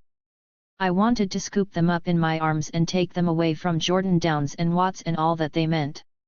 I wanted to take them somewhere away from watching mommy get beaten up and beaten down, from looking for daddy, who was gone and would not return, not ever. I wanted to take them away from wearing somebody else's clothes and wishing for somebody else's life and feeling like nothing at all. I wanted to take them somewhere else, because I knew there was somewhere else. I had had the luxury of sight, while they were doomed to a ghetto myopia so profound they might never see or think or dream, or even know they could see or think or dream. They were doomed to live and die in a piss-poor bastardization of life. They were doomed to never know that living was not hitting a number or stealing a dress or selling chitlin dinners or drugs, or maybe even their very own bodies, to survive. They were damned to never recover from that terrible joke played on them, on us, by greedy men who had played with and stolen our very lives. That was it. They needed a life. I needed a life. We needed a world in which to grow, a new and better arrangement where little black girls like us could blossom and live on equal footing with other human beings, not stuffed away in Watts or North Philadelphia, which were the same place. As I looked at the sweetness of their brown faces, I wanted to hide from them and from all I knew. I stood in a trance, gazing at the worn books white people had charitably tossed to them to soothe their Judeo-Christian consciences. I stood transfixed by the realization that I could not deliver what they really needed, even if I came to them every day in my mini dresses with my piano lessons. I managed a smile at each one of them, as each girl stood before me saying, "Hello, Miss Brown." Looking into their expectant eyes, I could not open my mouth. I wanted to fall to my knees and ask them for forgiveness. I wanted to beg them to forgive me, for I had tried to forget. I wanted to beg them to forgive me for leaving them for so long, as I had to now, for I could never go back there again if I wanted to stay sane. I wanted to beg them to be patient with me, for I had to go back there again if I ever wanted to be free of all the pain of my life. He would take care of everything. I had to talk to him. My heart was bursting when I called New York after that Watts visit. I called his trusted assistant, Elaine, whose number he had given me for emergencies. This was an emergency. "Jay, spring is gone," I said right off, without any of the amenities, when he called back. "You said we'd be married by spring. You said we'd be in Paris by spring. When are you coming back? I need to see you. Now. Right now," I blurted out. "Jay, are you listening?" "Yes, darling," he said hesitatingly. It was a horrible hesitation, hesitation from a man who always stood on solid ground. "Yes, darling. I'll be back in a week or so and we can talk then." "I want to talk now," I demanded. I no longer wanted to be his child, diminished and dismissed until we could rationally discuss whatever it was I wanted to discuss. "All right, fine, Jay. Just tell me now whether or not you intend to marry me." "Darling, it's very complicated. You know that. You've known it all along. This is simply not a good time or place to discuss it." "When will a good time come? In another 2 years? Perhaps 4. I whined. He stalled. I cried, recognizing that it would never be. I cried words that begged him to understand that I was willing to relinquish my very soul to him if he would say the word. I would be his forever. I would surrender to comfort with him and forget freedom. His God would be my God. I would forget Watts and never go back to any Watts anywhere. We could grow old together and be all that mattered. We could create a world outside of misery. We could live together forever after, playing Cinderella and Prince Charming, daughter and father, lovers, friends, whatever we chose. But he stalled, and I knew it was not possible. I returned with Beverly to Jordan Downs for the next several weeks. I bought shiny red-covered Thompson piano primers and got to know the girls more than I wanted to. They expected so little from me, and I gave them less than they deserved. Beverly scored points in her master's program, and Jay returned. The Beverly Hills Hotel restaurant was not elegant or beautiful anymore. It was where he lived and I did not and, I had begun to see, could not. Still, I wanted to surrender to him, to remain safe with him. But he hesitated again. There was the reality of his wife, he reminded me, whom he could not divorce at that time, for financial and other considerations that I did not care to understand. There were other realities that I did not hear him talk about as I drank the last of the Piper hide-seek. I became cold to him and tried to tell myself I hated him, he who had been everything, who had saved me from everything, including the fears I had been burdened with by my own mother. He had been a tender daddy and a powerful protector. He had been a patient teacher and a gentle lover.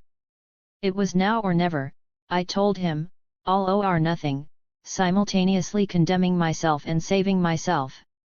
I ignored his tears. I told him it did not matter anymore, because there was no place for me in his world and he did not belong in mine. Don't you see, Jay, you were right. It was not my mother or my father. It was not North Philly or Germantown. My pain is not unique. Others, like me, our suffering. There is only one, ultimate source of our suffering: the white man and his greed. The white man has stolen everything from us. Of course he knew. He had taught me. Our Father is not in heaven, I went on. He is on earth and on the dollar bill, in whom we'd better trust. And he's white. Like you. The white man controls what we eat and whether we eat, where we live and how, whether we walk or ride. He is our doctor, our lawyer, our general, our jailer, our administrator, our master. Don't you see, Jay, you have been my one and only love, but I can't lie any more, to you or to me. I can't pretend to be blind to what is so very clear. I can't go on like this any longer. We can't go on any longer. Jay's book, The Chairman, was published about a year or so later. It was the one he had been working on while we were together. It was a novel about a white man who is a CIA operative and also a college professor. He is commissioned by the CIA to go into China to gather information about a major biological advance the Chinese have made. The published version had a new chapter. Before the professor agent leaves for China, he pays what may be his last visit to the only woman he has ever loved. He may not return from the trip into China. His love is a young black woman. She chain smokes, plays the piano and sings original songs, mostly written for him, in throaty renditions. When he visits her in Los Angeles on his way to China, she has changed, does not want to see him, no longer loves him. She has become a Black Power militant, joined some Black Power group. It is an irony he can barely deal with. In loving her so, for so long, he has taught her everything he knows about the world, the struggles of people, their social and political movements. He has, he realizes, created the very schism that is now between them, one that he knows he can never bridge. In loving him so, she listened too well. She learned too well. Now she must leave him, and his white and powerful world that oppresses her. Now she must leave him when he needs her more than she ever needed him. 6. Getting black. Tommy Jaquette was the first black man I met. I realized I had known only niggers and a few colored fellows. I had heard of black men who were loving fathers and caring husbands and strong protectors. I had not really known any. Tommy was so tall, he almost had to bend down to see me when Beverly Bruce introduced us. "This is Brother Jaquette," Beverly said, adding that he was a Watts Uprising warrior. She spoke with a black militant voice inflection, the cadence of which had been set by men like Stokely Carmichael. "How are you doin', sister?" Jaquette said, reaching out a generous hand to me. "Fine," I mumbled through lips that could not seem to open. We were standing in the middle of Jordan Downs. Beverly and I had just left the Saturday tutorial. Tommy Jaquette was a willow tree adorned by a shirt in a multicolored, geometric African pattern referred to as a dashiki. He had on khaki pants and black combat boots. His voice was deep, resembling the voice of Paul Robeson, whose records had been played on York Street a long time ago. He called me sister so genuinely, so purposefully, it was not an appellation but an affirmation. "I understand you write songs and poetry, sister," he continued, turning a second later to give a Black Power handshake to another black fellow. A number of them gravitated to him, deep in the middle of Jordan Downs, while we spoke. "Right on, brother," they said among themselves, to each other, hands touching in a cup-like fashion, thumbs upward, palm to palm. "Yes, I do write songs," I responded, convinced I would write something about him. I would write songs about all of them, this new breed of black men who were exchanging bits of conversation about plans for the future of black people, about how to help their brothers and sisters. "You ought to come down to the Black Congress sometime, sister. Maybe you could do something for black people. You know, get involved." "Yes, maybe," I said as I looked to Beverly to rescue me. The Black Congress building might have housed an insurance company before Watts 1965, as time was marked in Black Los Angeles in 1967. It was deep in the ghetto, at Florence and Broadway, a dismal corner which was not strictly in Watts.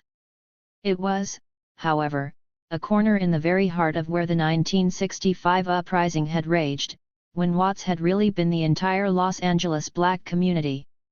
The Congress, as it was called, was an umbrella group, made up of virtually every black organization in the area. It was administered by an executive committee composed of a representative of each member organization. The Black Congress was the expression of a collective desire to emphasize the common will and serve the common interests of black people. Tommy Jaquette was on the Congress's executive committee. He represented the Watts Summer Festival Commission, which had been formed to keep people's consciousness of Watts alive. There was one woman member, Margaret Wright, who headed the local branch of the powerful National Welfare Rights Organization. There was the Progressive Black Panther political party, headed by John Floyd. There was the militant Community Alert Patrol, headed by Ron Wilkins, known as Brother Crook. There was the more militant U.S. organization headed by Ron Karenga, who was called Molina. The executive director of the Congress was a rather mild-mannered, middle-class man named Walter Bremond. Only seconds after our introduction, Walter Bremond urged me to volunteer to work on the Black Congress's newspaper. Experience was not as important as willingness and commitment to black people, Bremond responded to my hesitation. It would be a long ride on the bus from Westwood, I thought.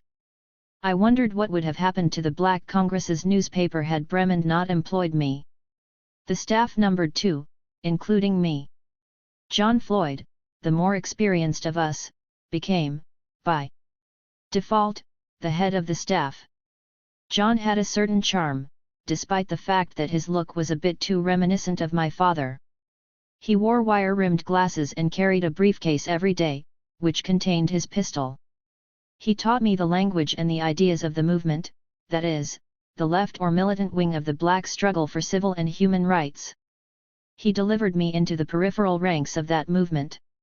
John Floyd and I wrote copy together, pasted up storyboards, and typed and turned out, in 6 weeks, the first issue of the Black Congress newspaper. It was called Harambee Swahili for Let's Pull Together. We also slept together, once.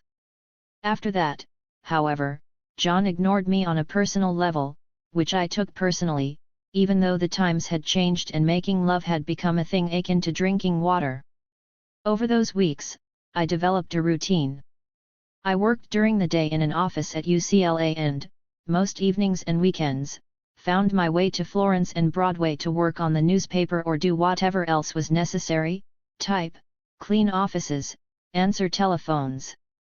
I began writing poems and songs about black men, black people, in between fashioning with John the next issue of Harambee, and attending any rally or meeting remotely connected to the struggle. I did not resist at all when Crook strapped the 2 bandoliers of shotgun shells around my waist before taking me to the San Diego rally. He also placed 2 shotguns on the rear floor of his hoopty, his automobile, in which we would ride to the rally. Guns were the natural accessory of the new black militants, who were determined to claim their manhood by any means necessary. Crook, who came out of the Slauson gang, was currently head of the Community Alert Patrol, which organized blacks to resist police violence. Sandra Scott, his lady, was to have gone with us to the rally but had become ill. Now just the 2 of us were riding south on the San Diego freeway at the maximum speed Crook's 1938 Plymouth, replete with running boards, could muster. We joined several hundred others who had come to San Diego to support a black U.S. Navy man who was facing a court-martial for having referred to President Johnson as a warmonger. The reaction of Navy officials to his remark seemed particularly outrageous since thousands of Americans who opposed the Vietnam War had been defiling the name of the commander-in-chief of their armed forces. Crook and I stood together listening to the speeches denouncing the man, the white man, who spoke with a forked tongue about freedom. I thought she was Germanic-looking when she approached us. She had big bones that were a hanger for what seemed her incongruous, Africanesque garb. Angela Davis introduced herself to Crook and me, as people did at such rallies. I had been watching her do the same to others as she moved through the crowd. She smiled a scared smile, a smile with too many teeth, most of which were tobacco-stained. She was with her statuesque sister, a stunning beauty named Fania, who walked so regally one might step aside and bow for her. As Angela was telling us how she had just returned to the United States from studying abroad, in Germany, I was struck by her humble honesty about herself. She did not try to shade her freshman relationship to America's radical movement, which made me feel less intimidated by all the others there, who projected themselves as veterans. We did not talk much, but I watched her, later, conversing in French, of all things, to Karenga, the Molina from the Black Congress.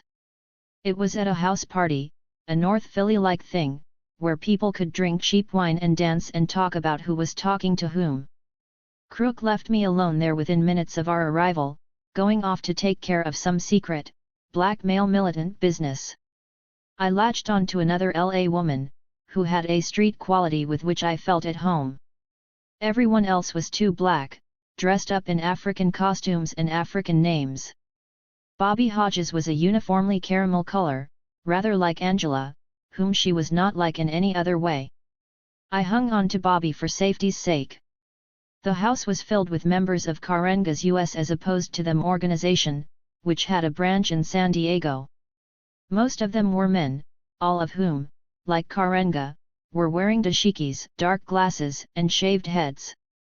They were a flash of some part of my past. Perhaps they were like Omega Psi Phi fraternity pledges I had seen during my stint with one of them, the one who took my virginity.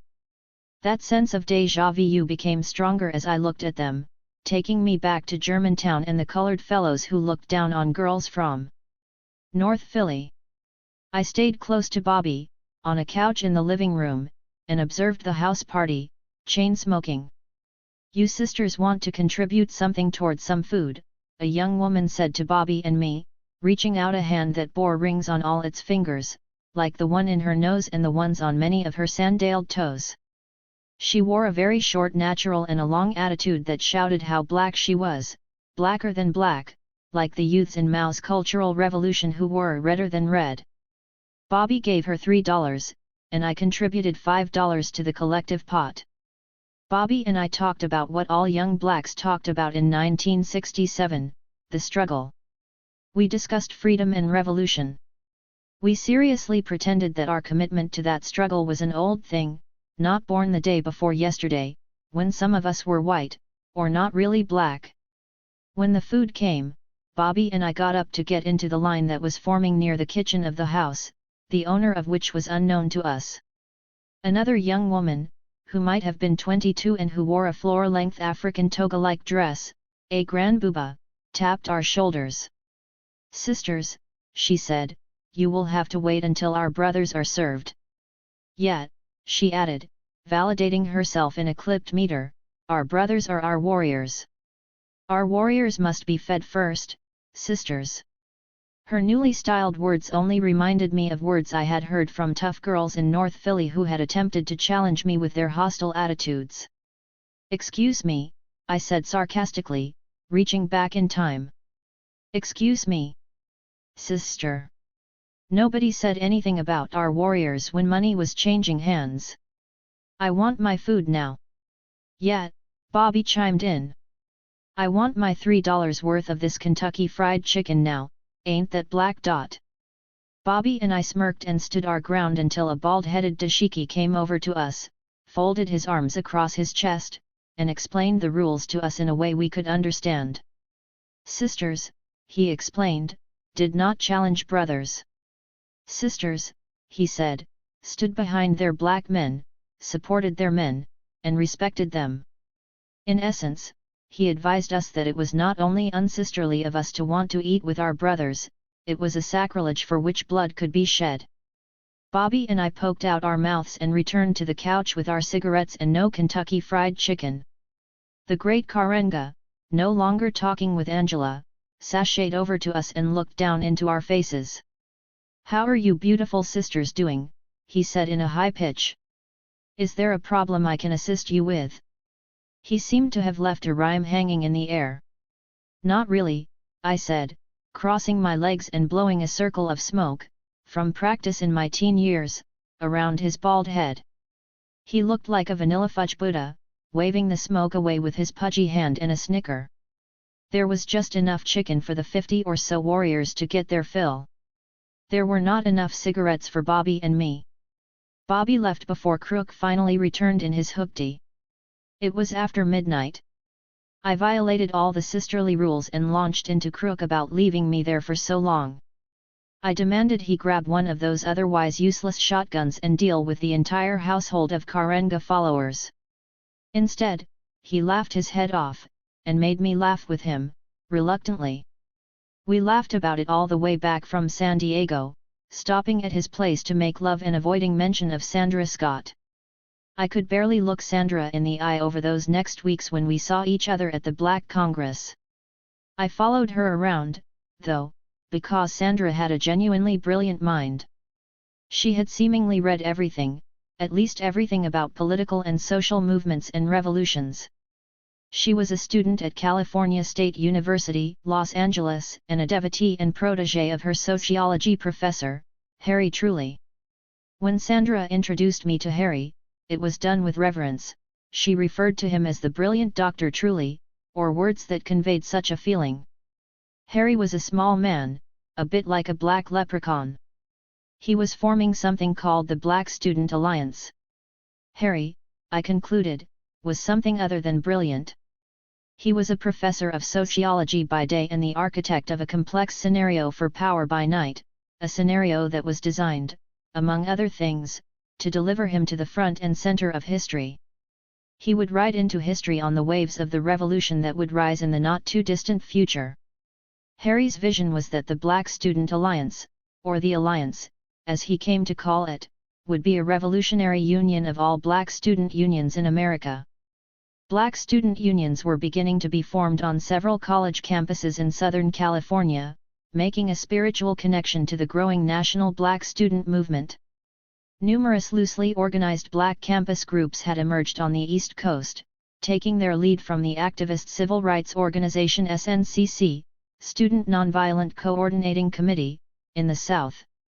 As Black Power sentiments were beginning to overpower the popular, once integrated SNCC of Stokely Carmichael and Rap Brown, however, they were also bearing down on the new black students now organizing, particularly those in California, the catch-all outpost of new ideas. Indeed, the black student movement was taking a left turn away from concentrating on campus curricula and civil rights. Harry was not alone in seeing that shift, but he was certainly singular in his determination to harness it. Assuming the development of a black student union on all the local campuses, Harry explained to Sandra and me, and assuming a minimum of several hundred members per campus, within no time a vehicle such as the Alliance could call thousands of black students together to effectively carry out a single action. Thousands of black students under Harry's tutelage and direction, evidently could be mobilized into a mighty force on a moment's notice. Moreover, that number could increase exponentially, according to Harry's vision, as the field of the Alliance expanded. Imagine the magnitude of the thing, Harry excitedly suggested, if the Alliance incorporated black student unions in Southern California with those in Northern California, then the entire West Coast, then the East Coast, the whole country. It was Harry's theory that the student was the natural ally of revolution. He explained his vision to Sandra and me night after night in his hillside house, as we sat around drinking lots of wine and watching Los Angeles sparkle beneath us. Proletarian, socialist revolution is waged by the masses of working people, irrespective of race, Harry taught us. Although the student is not a worker, he is also not a member of the bourgeoisie, at least not as a student. He has no relation to the means of production and thus has no real class status. The student's youthful fervor, however, combined with his biological moment of rebellion against all authority, make him a prime candidate for a revolutionary. If the black college student can get past the bullshit and into the legitimate cause of black liberation, it will produce a campus concoction that will blow the lid off this state and even this country. Harry went on to explain that it was our role, the role of the Alliance, to agitate such fervor among black students. Although there were radical white campus groups, like Students for a Democratic Society, SDS, already in place, Harry emphasized that they were not reliable allies of revolution. The war against the Vietnamese, around which SDS and other white student groups were primarily organized, would inevitably end, and whites could resume their natural place in America. Black students, though still sleeping, were a sleeping revolutionary giant, because black students had no stake whatsoever in corporate America, which they would learn sooner or later, especially on graduation into the white world. I could not resist Harry's heady language and logic. I agreed to be part of the nucleus of his new Black Student Alliance, though I was not a student anywhere. I began spending a lot of time with the others who had become the mainstay of the new organization, brothers with African names like Dadon, Woozy, and Rashidi. They were not typical students, not even as blacks. They were, however, an emerging prototype of a new black student. They had come from the streets with black power hearts, and had forced their way onto college campuses through previously closed doors via the post-Watts pacifying programs of the Johnson administration's War on Poverty. SDS and its free speech precursor, led by people like Mario Savio in Berkeley, were addressing broad national and international issues, from a student perspective, a white student perspective. Dadon and Rashidi and the other campus leaders who were now part of Harry's alliance were building a student movement that had as its expressed goal the use of the college campus as a staging area for revolution, Black Revolution. Sometime during that period, Harry ordained me as the alliance's first representative to the Black Congress, making me the second woman on its executive committee. Now I was working during the day, attending Black Congress meetings once a week, contributing articles to the expanded staff of its newspaper, and reading and studying. Mostly with Sandra Scott, Black literature and revolutionary treatises, particularly works like Frantz Fanon's Wretched of the Earth. At night, I had also begun to wear my hair in a huge afro style, no longer setting it on rollers to keep it straight, and arguing with my mother that my hair was really like that. Karenga always chaired the weekly Black Congress meetings, mostly because, I came to see, everyone was too terrified of him to challenge him. They not only deferred to him, they called him Maulana, his self-conferred title, which was a Swahili term loosely translated as Great Teacher. There were usually about a dozen organization representatives at the Congress meetings. We sat around a large oval table, with Karenga at the head, discussing issues we would collectively support. MRS Rights Welfare Mothers, for example, might be attacking a cutback in services, or Crook's organization, the Community Alert Patrol, might be organizing a rally to denounce another police murder of a young black fellow, or Bremond would bring up the necessity of supporting a black running for public office. We would vote not only to support a particular issue but also to decide how we would support it, as a group and as individual organizations. The force of our organizational unity could be secured with a single vote, but it had to be a unanimous one.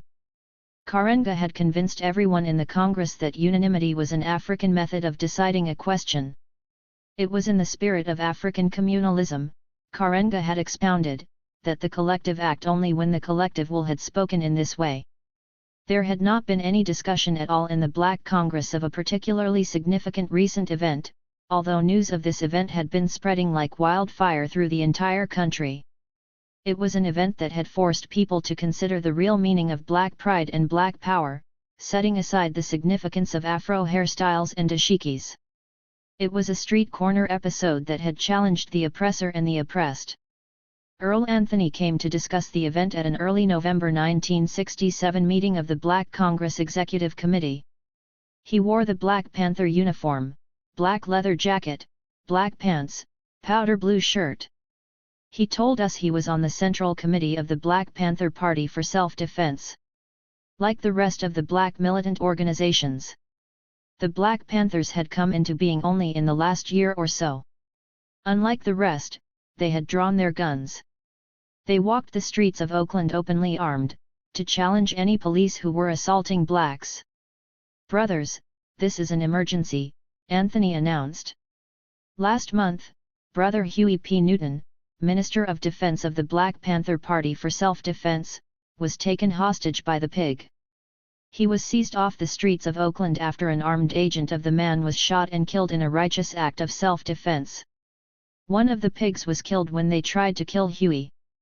Yet, brothers, it was a red light trial, a trial by fire on the streets of Babylon. Brother Huey took care of business. Now he is the political prisoner of our enemy. I'm here to get you, brothers. Karenga interrupted. He spoke from his chair at the head of the table. Brother, we would love to hear more, but we have an agenda to follow. Perhaps we could schedule you for next week.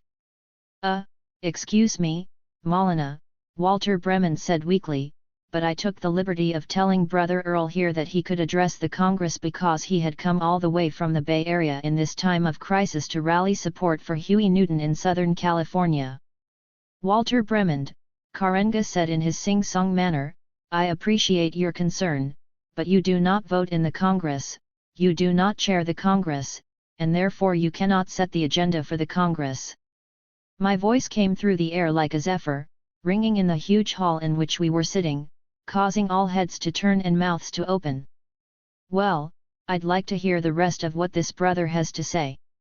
I had begun to think of Karenga as an obnoxious prig. I snatched the opportunity to oppose him. Moreover, I was charmed by the Black Panther stuff, and Earl Anthony had style, I thought. Fine, sister, Karenga muttered confidently. Let us put it to a vote, to gain African consensus on the issue. Everybody mumbled approval that a vote should be taken. Crook and I were the only two to vote to hear Earl continue. It was enough to throw things into African confusion, however. No one knew what to do, because there was no absolute consensus. This had apparently never happened before. After much debate, Earl Anthony was permitted to continue his pitch for support for the Huey P. Newton Legal Defense Fund. Karenga's main lieutenant, Tayari, brushed past me after the meeting, whispering to me in a threatening tone that black women did not wear miniskirts such as I was wearing. I stopped long enough to toss Tayari a street corner comment to the effect that when black men paid for what black women wore, they could talk about it. I found my way over to Earl Anthony. He was taking the names of those whose organizations might form a support committee for Huey Newton. Earl Anthony began attending the weekly Black Congress meetings, though he never petitioned the Congress to include the Oakland Panthers in its membership. Perhaps it had to do with the technicality that Earl represented only the Huey Newton Legal Defense Fund, which was organized around a limited agenda, unlike the NAACP and other organizations which had representatives in the Congress.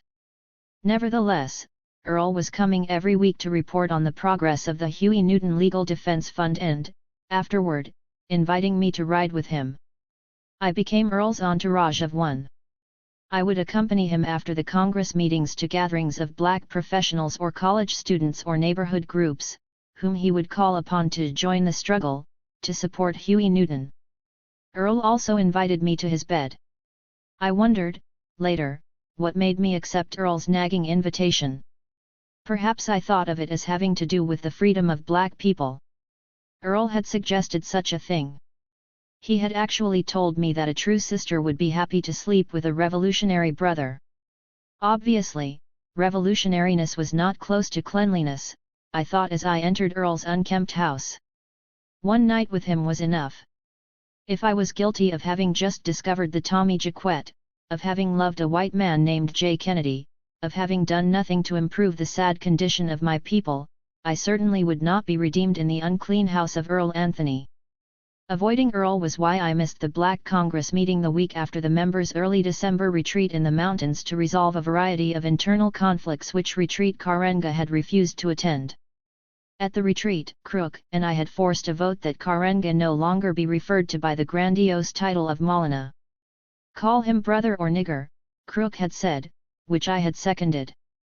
But I missed that next Black Congress meeting, in which it was revealed that the brother who had come to the retreat, known only as Ken, a telephone company employee who had begun working on Harambe, was really Ken Misamaji, a member of Karenga's hierarchy. I was shamefully grateful that I had missed that meeting, trying to avoid Earl, who had been pressuring me for another romp, the last time by pushing me up against a wall in the Black Congress building. At least 50 U.S. organization members surrounded the Black Congress building at the beginning of the meeting, I was later told. Most of them were armed with shotguns. Karenga then paraded inside, but did not take his seat at the head of the table. Instead, accompanied by Tayari and Yomo and Ken Misamaji and several other bald clones, all armed, though Karenga was not, he stood at the head of the table. Some of his followers raised their shotguns at the Black Congress members sitting at the oval table. Franklin Alexander, the head of the Dubois Clubs, a fledgling front organization of the Communist Party USA, dove under the table for cover. John Floyd made a weak attempt to reach for his briefcase with his pistol in it. Everybody was terrified. I understand some people want to criticize U.S. brothers, Karenga said, referring to his organization. I understand somebody has something to say to Maulana. When the response was only silence, he continued, I have something to say to you, brothers. If you cannot deal with me politically, perhaps you might want to deal with me militarily. Can you dig that, Brother Crook? Everyone talked about how Crook stood his ground that evening at the Black Congress. Everyone talked about how everybody but Crook started backing down about referring to Karenga as Maulana, leaving Crook with no backup for the collective position. The point was lost at the point of Karenga's goons' shotguns. Karenga had solidified his position as head of what would come to be considered the most militant black organization in Southern California in Los Angeles, the city where only 2 years before young black men armed with indignation and Molotov cocktails had terrified all of America. Even after that meeting, Sandra Scott and I continued our practice of laughing about Karenga and his U.S. organization. Whenever we met, we always got around to finding something demeaning to say about Karenga.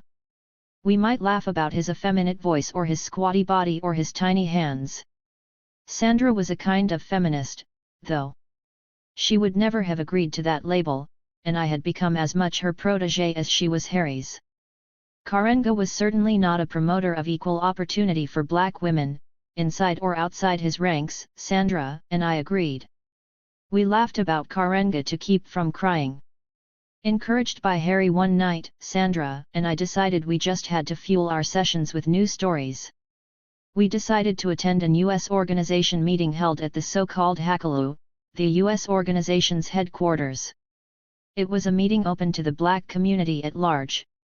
People could come in off the street and listen to the teachings of Karenga, most of which were articulated in a pamphlet that might have been entitled The Wisdom of Maulana Karenga. Sandra and I were given the pamphlets as we entered the rear door of the small building. We secreted ourselves in the back row of folding chairs. On a small platform before the gathering, Tayari gave a pep talk, after which Karenga spoke. Each sentence he uttered rhymed, and was set off by his followers' choruses of Speak, Maulana, and Tell the Truth. The women chanting a la over and over, in high, piercing tones. Sandra and I snickered one too many times and were spotted in the darkened room by Tayari. We were immediately asked to leave by 2 of the Simbas, so-called young lions, duplicates of Karenga. We reported the details to Harry in between tears of laughter. Harry had his own enjoyment in all of this. It allowed him to indulge his dream. Harry truly wanted to replace Karenga. That is, I felt Harry wanted to hold the position of supreme black militant leader. Harry seemed to see that as a real possibility, through the alliance, though he never articulated this aim. That would have suited me, however, having learned that Karenga had posted a notice in his building to the effect that Crook and I were enemies of the U.S. organization. As more and more black student unions were popping up like wildflowers in the Los Angeles area at the end of 1967, Harry began focusing everything on building the alliance, which, he said, could become greater than the sum of its parts. Harry insisted we wear long African boobas for the Grand Year-End Alliance fundraising event, something Sandra refused to do. We sisters had to look our part, Harry remarked in his leprechaun way. We also had to act our part, as hostesses, selling drink tickets and seating everybody at the benefit. The brothers' part was handling the nebulous security.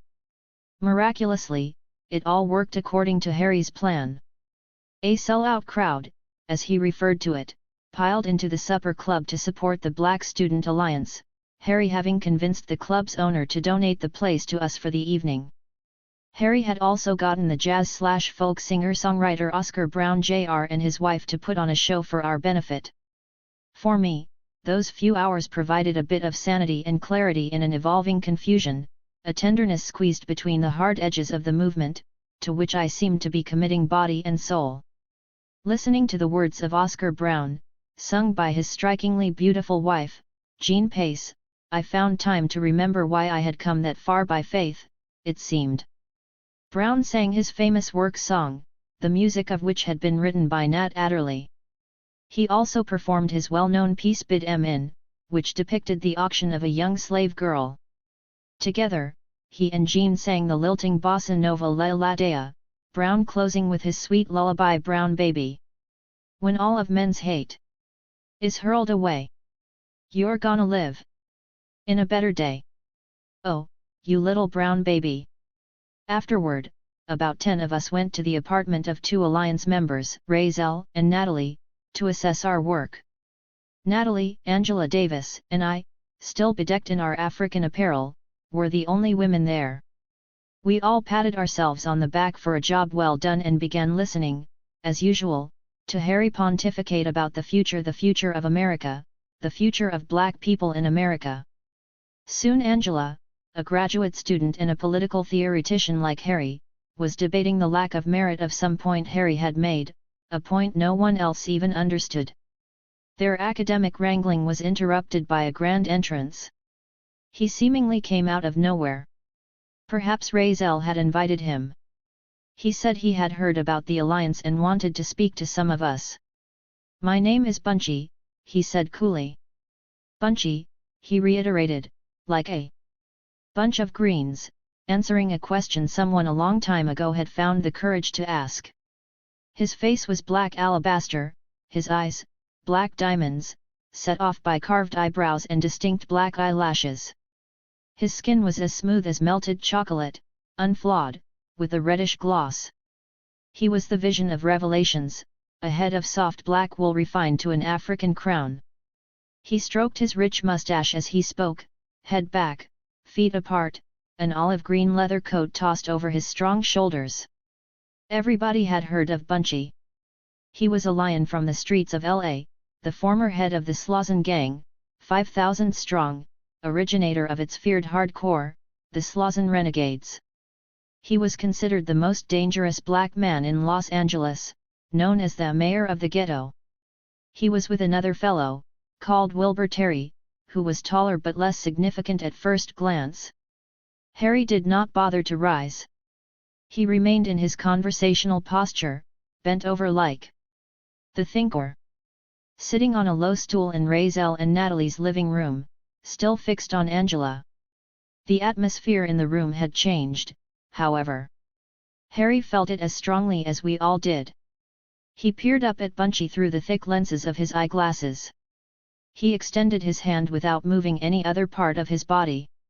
Right on, brother. Ah, what? Bunchy. Harry said as though he had a death wish. Bunchy, he confirmed for Harry, smiling. Perhaps Harry did not understand, I felt.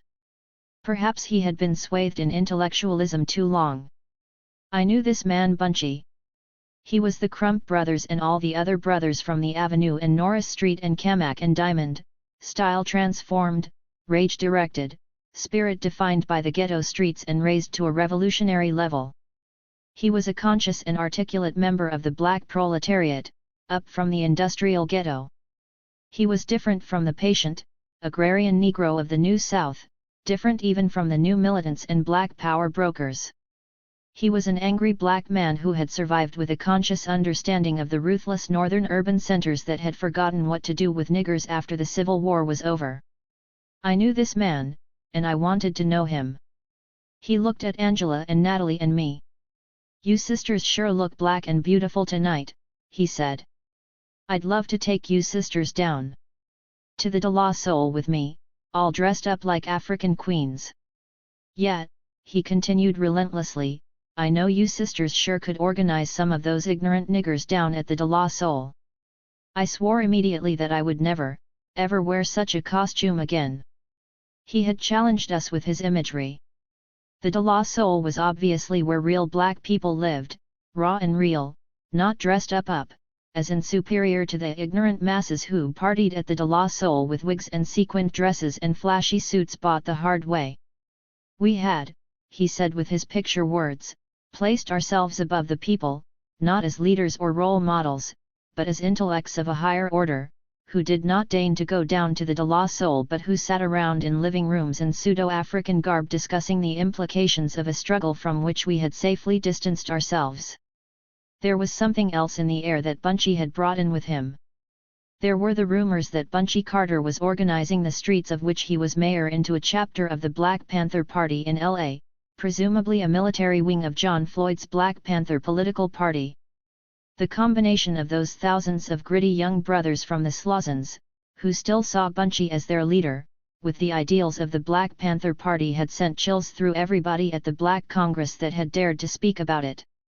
Bunchy had just finished 4 years in Soledad prison, it was whispered, for armed robbery. He had become a Muslim minister in prison. A devotee of Malcolm X. Earl Anthony had verified to me the rumor that Bunchy had met Huey Newton right before the cop-killing incident and had, on the spot, pledged devotion to Newton's organization. It had been after the well-publicized event involving Betty Shabazz, the widow of Malcolm X. Huey Newton had led his Black Panthers, outfitted in their now well-known Panther uniforms and openly armed with shotguns, into the San Francisco airport, right up to the airplane, to meet and escort Betty Shabazz.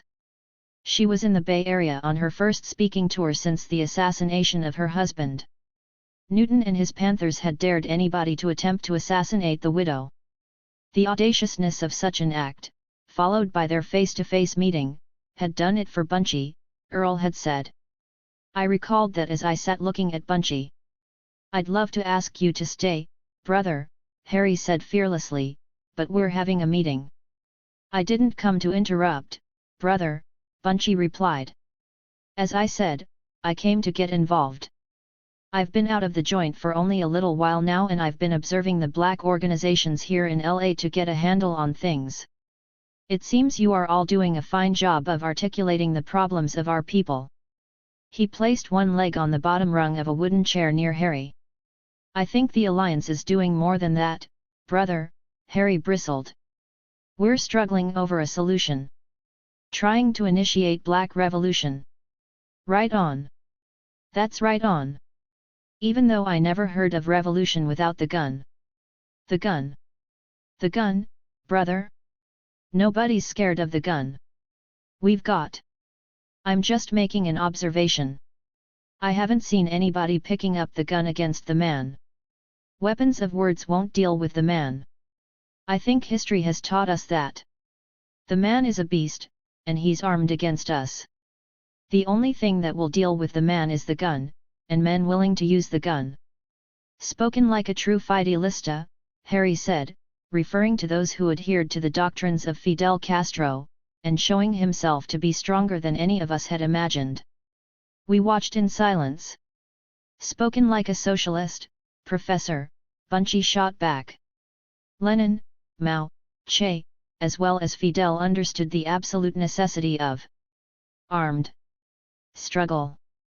We're not in a position to wage armed struggle right now, brother. We have a ragtag army and a sorry arsenal. We can't deal with the man with bullshit. We'd only lose.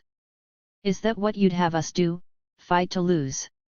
In revolution, one wins or dies, Bunchy answered, quoting Che Guevara. Their conversation went on for an hour, it seemed.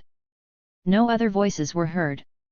When it was over, when the wine was gone and nothing was resolved, Bunchy bid us farewell in rather swashbuckling style.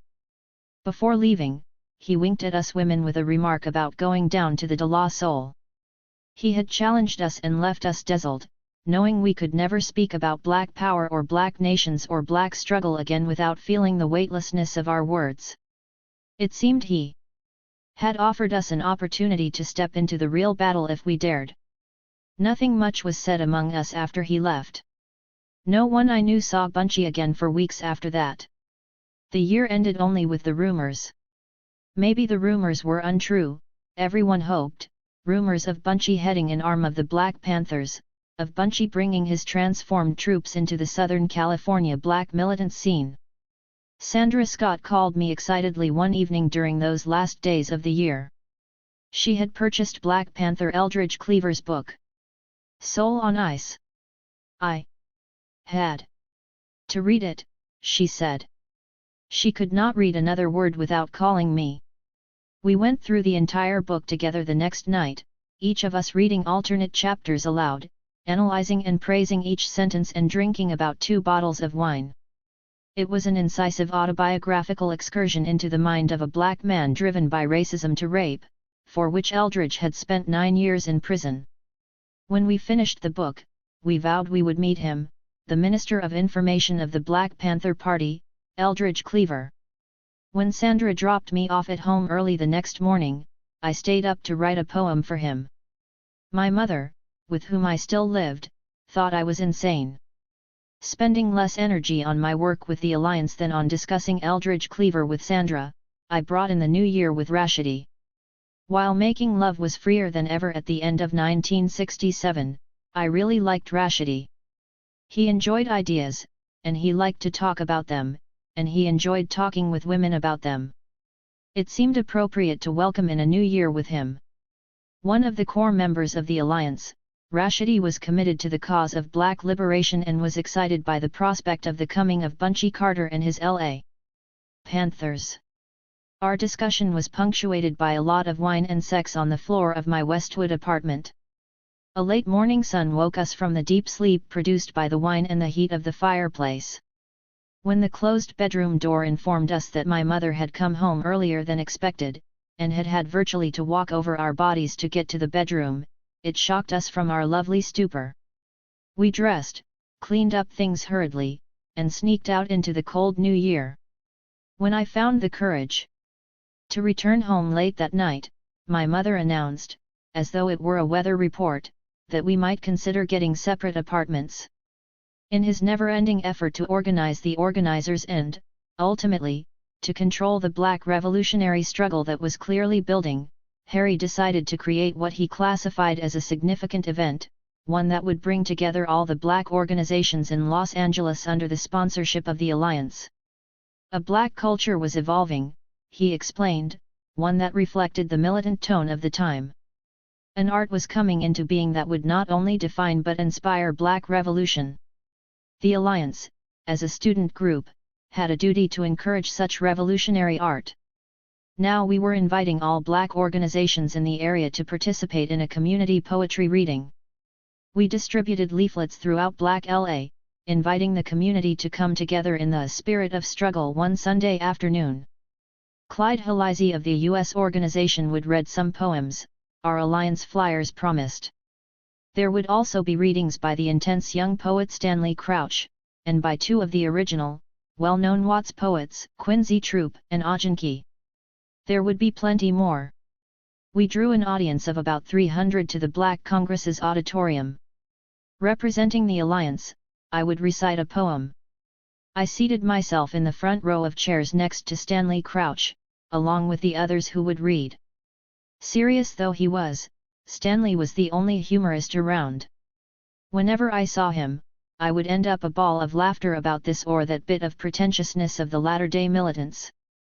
I had saved a chair next to him so I could share his funny fire, which would be the only relief, I felt, in what was going to be a long afternoon.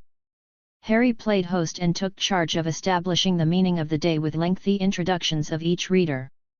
Stanley read his Howlin' Wolf. Helizy read some words he had written about our African heritage. John Floyd and Ayoko Babu, of the Black Panther political party, read poems they had written. I read my poem, which was really a metric denunciation of black men who were exploiting the struggle to cajole their sisters into their beds with the slick rhetoric that to refuse a warrior was counter-revolutionary. Quincy Troop read his elegiac tribute to John Coltrane. Train, train. Runaway train. Breaking all known dimensions. Everyone was black and satisfied as the sun set after 2 hours of blowing, as such readings were called, a very masculine reference, blow, brother. Everyone was black and satisfied until the double doors to the large black Congress Hall where we were seated were brusquely flung open. In he walked, entering as he had the last time, at Razel's. Down the aisle, past the many rows of folding chairs to the front, to face us. The waning winter sun burst around him. He was wearing a black leather jacket tossed over shoulders broadened by Soledad workouts. Wilbur Terry was with him again, along with about 20 others, the fiercest-looking brothers I had ever seen. He stood where the other poets had stood. His men swaggered into standing positions against the walls, surrounding the gathering. Some of them wore leather gloves, at least those with sawed-off shotguns pressed to the sides of their thighs. Some wore hats cocked over one eye and pistols in shoulder holsters. They postured in streetwise stances, holding up the walls that seemed to be closing in. Once they were in place, all eyes, all heads turned from them to the figure of Bunchy Carter. "No one invited us, but we thought we'd come anyway," he said right off, without even a glance at Harry, quietly seated in the front row. "Right on, Bunchy," a deep voice exclaimed from the wall. I could feel everyone straightening up, though no one spoke or made any overt moves. "I've got a few poems, though." It was said Bunchy wrote poems that he recited on the street corners of Los Angeles. "Blow, Bunchy," a voice cried out from the wall. "Blow Niggertown. Right on. Niggertown," he announced. "Right on. Right on," came the chorus from the wall. Bunchy recited his confrontational Niggertown and a few other poems, finishing with the tender black mother. After that, he put an end to the rumors. "Thank you for letting me blow," Bunchy said, after a beat, "but actually, I didn't come here for that. I came here to make an announcement. We have just officially formed the Southern California chapter of the Black Panther Party for Self-Defense." Right on, came the chorus, covering the sound of gasps. Stanley Crouch and I smiled at each other out of the corners of our eyes, for we knew it was all changing irrevocably now. The Karengas and the John Floyds and even the Harry Truleys were being called to task, to back up rhetoric with action. I came here also to make it crystal clear that we are the Black Panther Party, that there is but one Black Panther Party, and that is the party headed by Minister of Defense Huey P. Newton. "Ain't that right, John Floyd?" Bunchy said in one sentence, walking down the center aisle of chairs toward John, who was a silent stone. I said, "Ain't that right, John Floyd? There's only one Black Panther Party. And we don't want to hear about another soul trying to use our name again unless authorized by the Central Committee of the Black Panther Party. Is that clear, John Floyd?" John Floyd, like everyone else, was immobile. People stole glances at John, however, grateful they had not exploited the name. Stanley Crouch and I nudged each other. "I also came here to let you know that it is the position of the Black Panther Party for Self-Defense that we are the vanguard of revolution in the United States. We are the Vanguard Party. And the Vanguard Party is declaring all-out war on the pig. We are declaring war, and we are declaring that from this point forward, nobody will speak about black power or revolution unless he's willing to follow the example of the Vanguard, willing to pick up the gun, ready to die for the people." He snapped his fingers, eyes still fixed on all of us. One of the brothers walked over and handed him a rolled-up banner. He unfurled it with a flourish, revealing a photo, blown up into a large poster, a poster of Huey Newton seated in a high-back rattan chair, wearing a black leather jacket and a black beret. "This here is Huey P. Newton, brothers and sisters," he said in his streetwise timbre, modified by the tonality of Louisiana roots, one generation removed. And this poster's got to hang on every wall in the black community, because Huey P. Newton is the leader of the black liberation movement in this country. He is the leader of the Vanguard Party. Why, Huey P. Newton has done what you niggers are talking about, thinking about, doing. He has dealt with the pig. Right on, came the chorus. He has set the example and showed us that we, too, must deal with the pig if we are to call ourselves men. We can no longer allow the pig's armed forces to come into our communities and kill our young men and disrespect our sisters and rob us of our lives. The pig can no longer attack and suppress our people, or send his occupying army to maraud and maim our communities, without suffering grave consequences.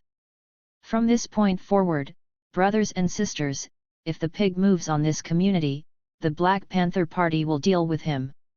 What will we do, brothers? He said to his compatriots. One stepped forward, sawed-off shotgun now raised across his chest, a gloved fist at his side. We'll put his dick in the dirt, Bunchy. That's right. That's right. Right on. Bunchy nodded. We're here to say that the Vanguard Party will deal with the pig. We'll kill the pig. Off the motherfucker. We will destroy him absolutely and completely or, in the process, destroy the gravitational pull between the Earth and the Moon. It was hard to believe Earl Anthony had found the nerve to call me again. I had made it clear to him months ago that he disgusted me, at best. He was still in Southern California, still working for the Huey Newton Legal Defense Fund and now also working with Bunchy Carter. He was writing press statements and pamphlets for the new Southern California chapter, he told me, as though I had an interest in him. He was also telling me something about attending a rally for Huey Newton's birthday. It was a political rally to raise funds and consciousness in connection with the pending trial of Huey Newton for the killing of the white Oakland cop back in October. There were about 10,000 people inside the Los Angeles sports arena. There were hundreds more outside, involved in circus-like pandemonium. Posters of Huey Newton in the rattan chair were being sold on the streets all around the arena. Young blacks were also hawking Black Panther buttons and powder blue sweatshirts, all carrying the same slogan, the same message, Free Huey. Women and men in black leather coats were marching military style, back and forth outside the huge arena, backed up by the beat of several parade drums, chanting the battle cry, a clarion call that was thundering in the ghettos of Black America and being carried in banner headlines in every news journal in the country. Free Huey! Or else! The sky's the limit. They marched and waved huge powder blue flags on which the stalking Black Panther symbol was emblazoned, now singing, to the tune of the spiritual Wade in the Water. Free Huey Newton! Free Huey Newton, fascist dogs! Free Huey Newton! We need our leader to guide us. Inside, petitions and collection plates were being passed around as the auditorium filled to overflowing, each person having been searched for weapons on entry. Men in berets, holding shotguns, stood along the walls. Seated in a row on the huge stage, waiting for the program to get underway, was the entire leadership of the new Black militant movement, a national movement neither supported by, endorsed by, nor involving white people. They were a new generation of black men, divorced completely now from the old, the civil rights movement of the NAACP and the Urban League and Martin Luther King's Southern Christian Leadership Conference. They were young black men no longer concerned with the business of segregation or integration. They were young black men who were calling for an end, not only to discrimination, an end not only to the denial of civil rights, but to all forms of oppression of blacks social, political, and economic on all fronts. This new leadership was not begging the question but making a demand it declared it was backing up with armed force, as symbolized in the hero of that new movement, Huey P. Newton. A new black leadership had gathered in Los Angeles that day in February 1968, as it had in Oakland the day before, to, as Eldridge Cleaver had defined it, declare war on Babylon, the United States of America. Now Eldridge was standing before the thousands in Los Angeles, spreading out his arms like a godly force. He wore dark glasses and spoke with his head to the side. He told us we were gathered there to celebrate the life of the leader of the Vanguard Party, Huey P. Newton. There were constant cheers as he spoke, and standing ovations, with fists raised in the air. A giant banner poster of Huey formed the visual backdrop to Eldridge's words. When he finished, he introduced the other speakers, who stood up as he called their names. The Vanguard Party has drafted this brother. He has been drafted into the army, Eldridge announced. Brothers and sisters, Brother Stokely Carmichael, the new Prime Minister of the Black Panther Party. Power to the people, the crowd cheered, up on their feet as Stokely stood, raising two fists high above his head. Power to the people cried again, fists raised in return. Next to Brother Stokely, Eldridge continued, is another draftee. He has put down his plow and picked up the gun, referring to the inductees' SNCC affiliation, as symbolized by SNCC members wearing of overalls as they trudged through the southern backwoods registering blacks to vote. Brothers and sisters, another new member of the Central Committee of the Black Panther Party, Brother H. Rap Brown. Rap Brown stood, wearing dark glasses and a black beret, acknowledging his transformation. He, like Stokely, was a leader of SNCC. The meaning of their donning the Panther black beret was not lost on the crowd, which roared its approval. Eldridge continued the introductions of speakers, James Foreman, Ron Karenga, Bunchy Carter, and other local black community leaders. The crowd continued to cheer and stomp and shout. When the introductions were finished, Stokely got up again to address the cheering crowd. Brothers and sisters, we are calling for the freedom of Huey P. Newton. Huey Newton must be set free. Must be set free. Set free. It was a charismatic delivery that turned the crowd wild. There was a long, standing ovation. We're talking about freedom, the freedom of Huey, the freedom of all black people. Every sentence was punctuated by rousing cheers and raised fists from thousands.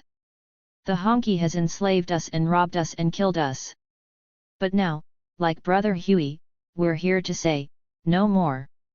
No more. No more. His words bounced off the walls, touching even those high in the balcony, where I was sitting, stunned. Malcolm told us. They killed him. Huey Newton told us. They're trying to put him in the gas chamber. No, came the cry from the throng. Huey Newton must be set free. Black people must be set free. Free from poverty. Free from oppression. We have nothing to lose but our chains. Free Huey Newton. Power to the people. The speeches went on for hours. I sat in the balcony convinced, like everyone else, apparently, that the battle had begun. As Eldridge Cleaver said over and again during that evening, now we had to choose, we would be part of the solution or part of the problem. I was terrified. Sandra Scott and I seemed on our own now. We were reading and holding our own political discussions without the benefit of Harry Trulease wisdom. After Bunchy's announcement and the Huey Newton birthday rally, Harry seemed to have withdrawn from everything. Besides, Sandra and I had grown up, in a manner of thinking. The alliance was muddling along, nevertheless, and I was muddling along, having just celebrated my 25th birthday, when Sandra called me several weeks after the Huey Newton rally to tell me Eldridge Cleaver was back in L.A. The local SNCC chapter was holding a fundraiser for the family of one of their members who had died. A popular national figure with the success of his book, Eldridge had been invited to appear at the benefit to attract wider community support. Sandra's on-again, off-again lover, Crook, now working with SNCC, had called her and told her about it, assuring her Eldridge would be there, which guaranteed that Sandra and I would be there. When Sandra came to pick me up in her Volkswagen, we joked and screamed about which one of us would go home with him. In fact, we actually made a friendly bet that one of us would go home with Eldridge Cleaver that very night. When we pulled up and parked in front of SNCC's storefront office, where the benefit was being held, I saw that there were about 150 people inside, including Bunchy Carter and the ever-present Wilbur Terry.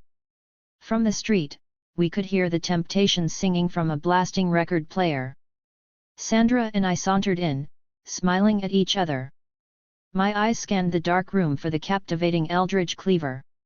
We both spotted him and did all the stuff girls do when they want to impress a fellow or catch his eye.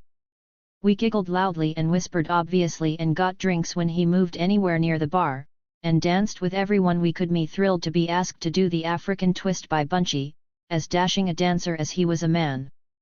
When I could stand it no longer, I boldly walked over to where Eldridge was seated, holding conversation in the dark, and introduced myself to him. "I really loved your book," I said cavalierly. "I just wanted to thank you for writing it." He seemed genuinely grateful for my compliment. He stood up to kiss my hand. He was much bigger than he had appeared from a distance at the sports arena. He was about 6 feet 5 inches tall, and weighed about 250 pounds. Even in the dark, even with his dark glasses, his face was sensuously appealing, an appeal accentuated by a small earring he wore in one ear.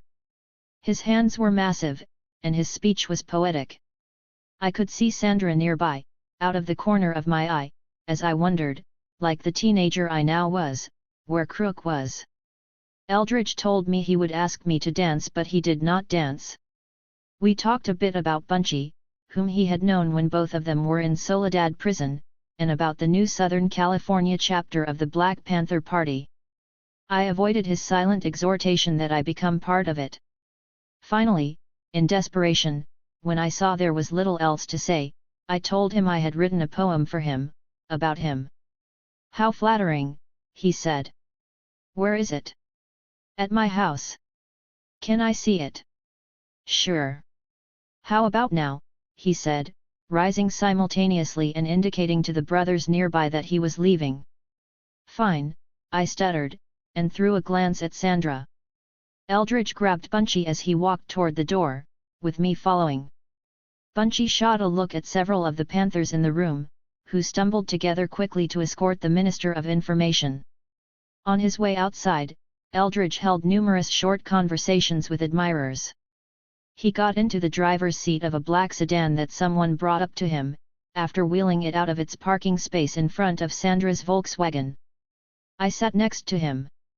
Bunchy and some other brother got into the back seat. When we dropped off Bunchy and the other fellow, Bunchy leaned forward and kissed me on the cheek. "Take good care of Papa, sister," he said with a smile. We drove to my house to get the poem. I introduced Eldridge to my mother. When he realized that my mother lived with me, he asked if I would like to go somewhere else with him. He read the poem over almost 10 times before we left, and praised it and me profusely. After a bit of debate, we ended up at a motel. He smoked some marijuana and forcefully made love to me. Looking directly into his grey cat-like eyes, I listened to him for hours, talking about revolution, about Huey Newton and his red light trial, about the struggle of black people. We lay awake next to each other till sunrise. He drove me home in the early light. He had to get back to Oakland by that afternoon, he said. He would call me, he swore, not knowing that within a week that would be impossible. On April 3, 1968, there was a massive earthquake in Los Angeles. On April 4, Dr. Martin Luther King Jr. was assassinated in Memphis, Tennessee, triggering the most massive uprising of black people in the history of America, in over 100 cities throughout the country, wherever black people were concentrated, including in Los Angeles. Nonviolence was dead. National Guardsmen all over the United States were still trying to put down the wrath of black people over King's assassination when 17-year-old Panther Bobby Hutton was killed in a ferocious shootout with Oakland police, on April 6. In the same battle, the police shot and wounded Eldridge. 1,000 charges were brought against him, any one of which could and did mean a parole violation. By the next day, Eldridge was back in a California state prison, at Vacaville. The following week, I received a letter he wrote me from there. Sometime before the end of April 1968, I knocked on the office door in the Black Congress building that had been set aside for its newest member organization. A pretty woman named Erica Huggins, whom I had noticed at the Huey Newton birthday rally, was inside. She spoke in a gentle manner as she wrote down my name and address and asked me a few questions about my life. Eventually, she told me what time to show up for the next membership meeting of the Southern California chapter of the Black Panther Party. 7. Living for the people. When I first encountered Captain John Huggins, his clothes looked as if every piece had been stolen from a rummage sale. He had on a worn dark green jacket, a pair of brown and tan check pants, a nondescript golf shirt, and brown brogues with laces. This miscellany seemed to be holding up his slight body, not much taller than my 5 feet 6 inches. His hair was an African mane, reminiscent of Frederick Douglass. Under his disheveled exterior, however, was some kind of genteel breeding. There was no way I could have suspected he really was a Black Panther, much less a Black Panther captain. He was surely no panther, I thought when he approached me. Perhaps he was a black variation of a hippie, lost in the ghetto. "Could I get the sister's number?" he said without introduction. We were in the main office of the Black Congress building. I had been about to make my next call to Sandra Scott. I was supposed to call her every half hour, to get a report on the brother's condition. I was to relay that report to Bunchy, who was trying to get medical help. Somehow Sandra and I had been recruited on the spot earlier that evening to provide assistance. We were recruited because we were safe, I supposed. We were women who were not known as Panthers, who were not actually Panthers but who were certainly sympathetic. Moreover, Sandra had a car of her own, and she lived alone.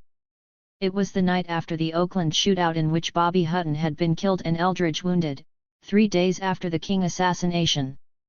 Black communities all over the United States were still burning in the wake of King's death. It seemed that the entire Black community of Los Angeles was in the Black Congress building that night.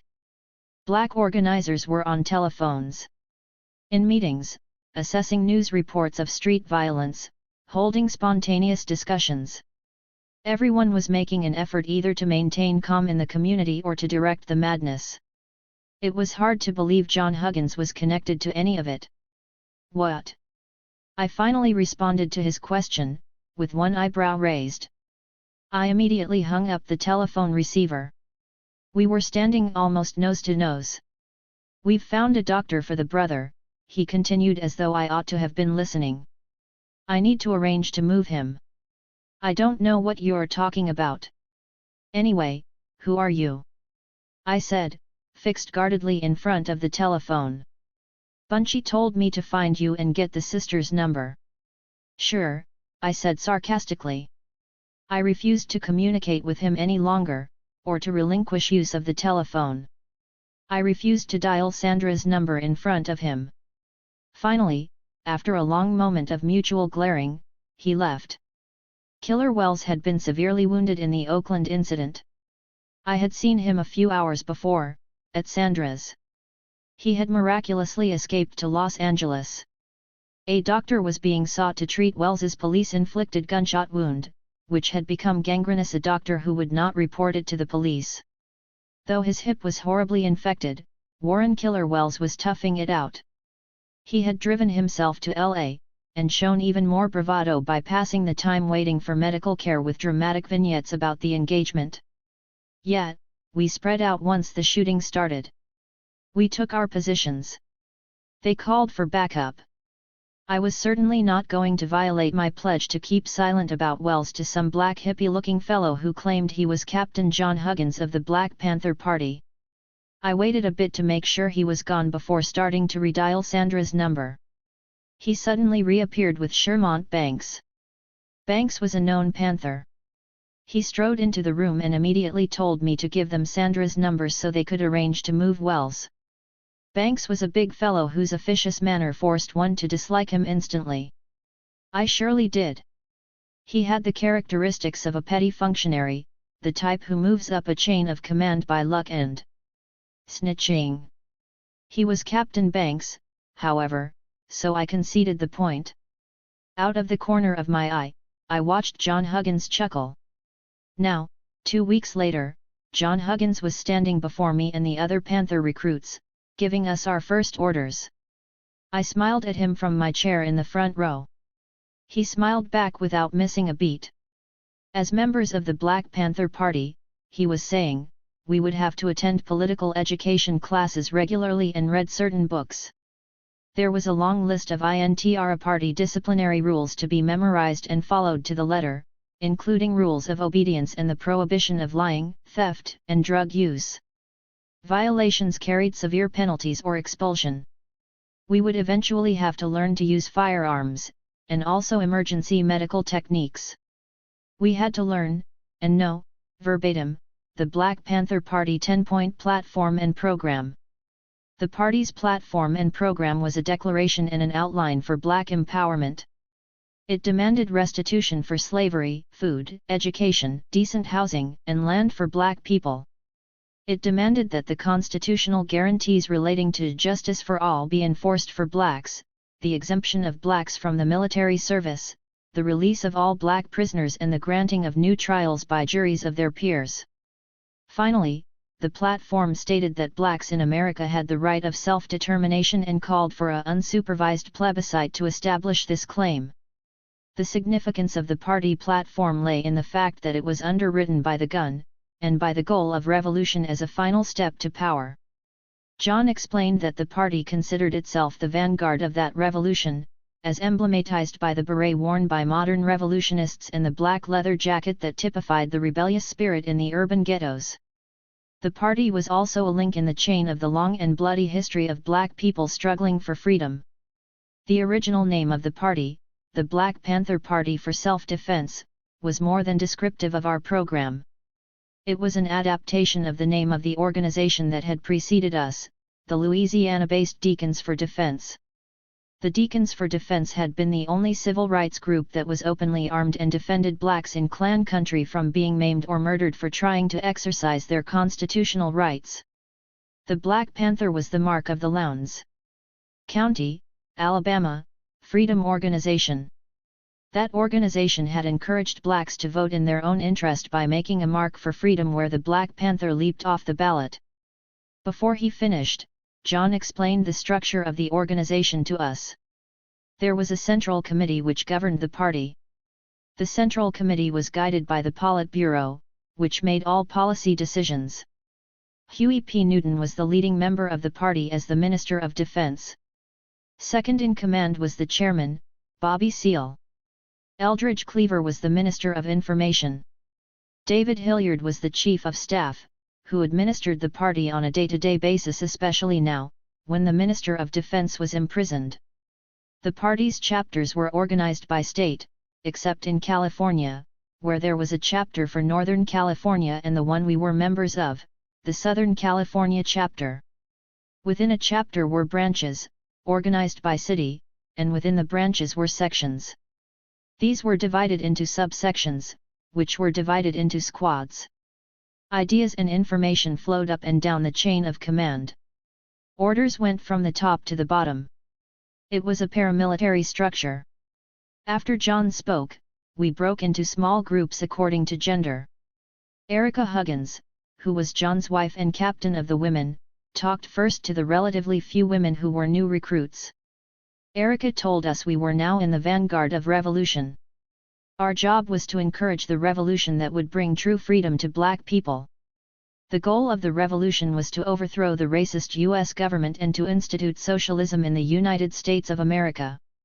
Our primary job was to organize the people to work for that goal, Black people in particular, but also all the other oppressed people in the United States, including the lumpen proletariat. She was making that clear, she explained, because the party disagreed on that point with the analysis of Karl Marx. Marx, she said, deemed the lumpen the scum of the earth, they had no relationship to industrial production and could have no relevancy to socialist revolution. They could even be counter-revolutionary.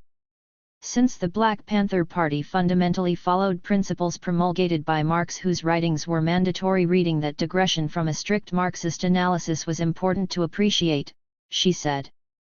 These were new terms, new ideas to me.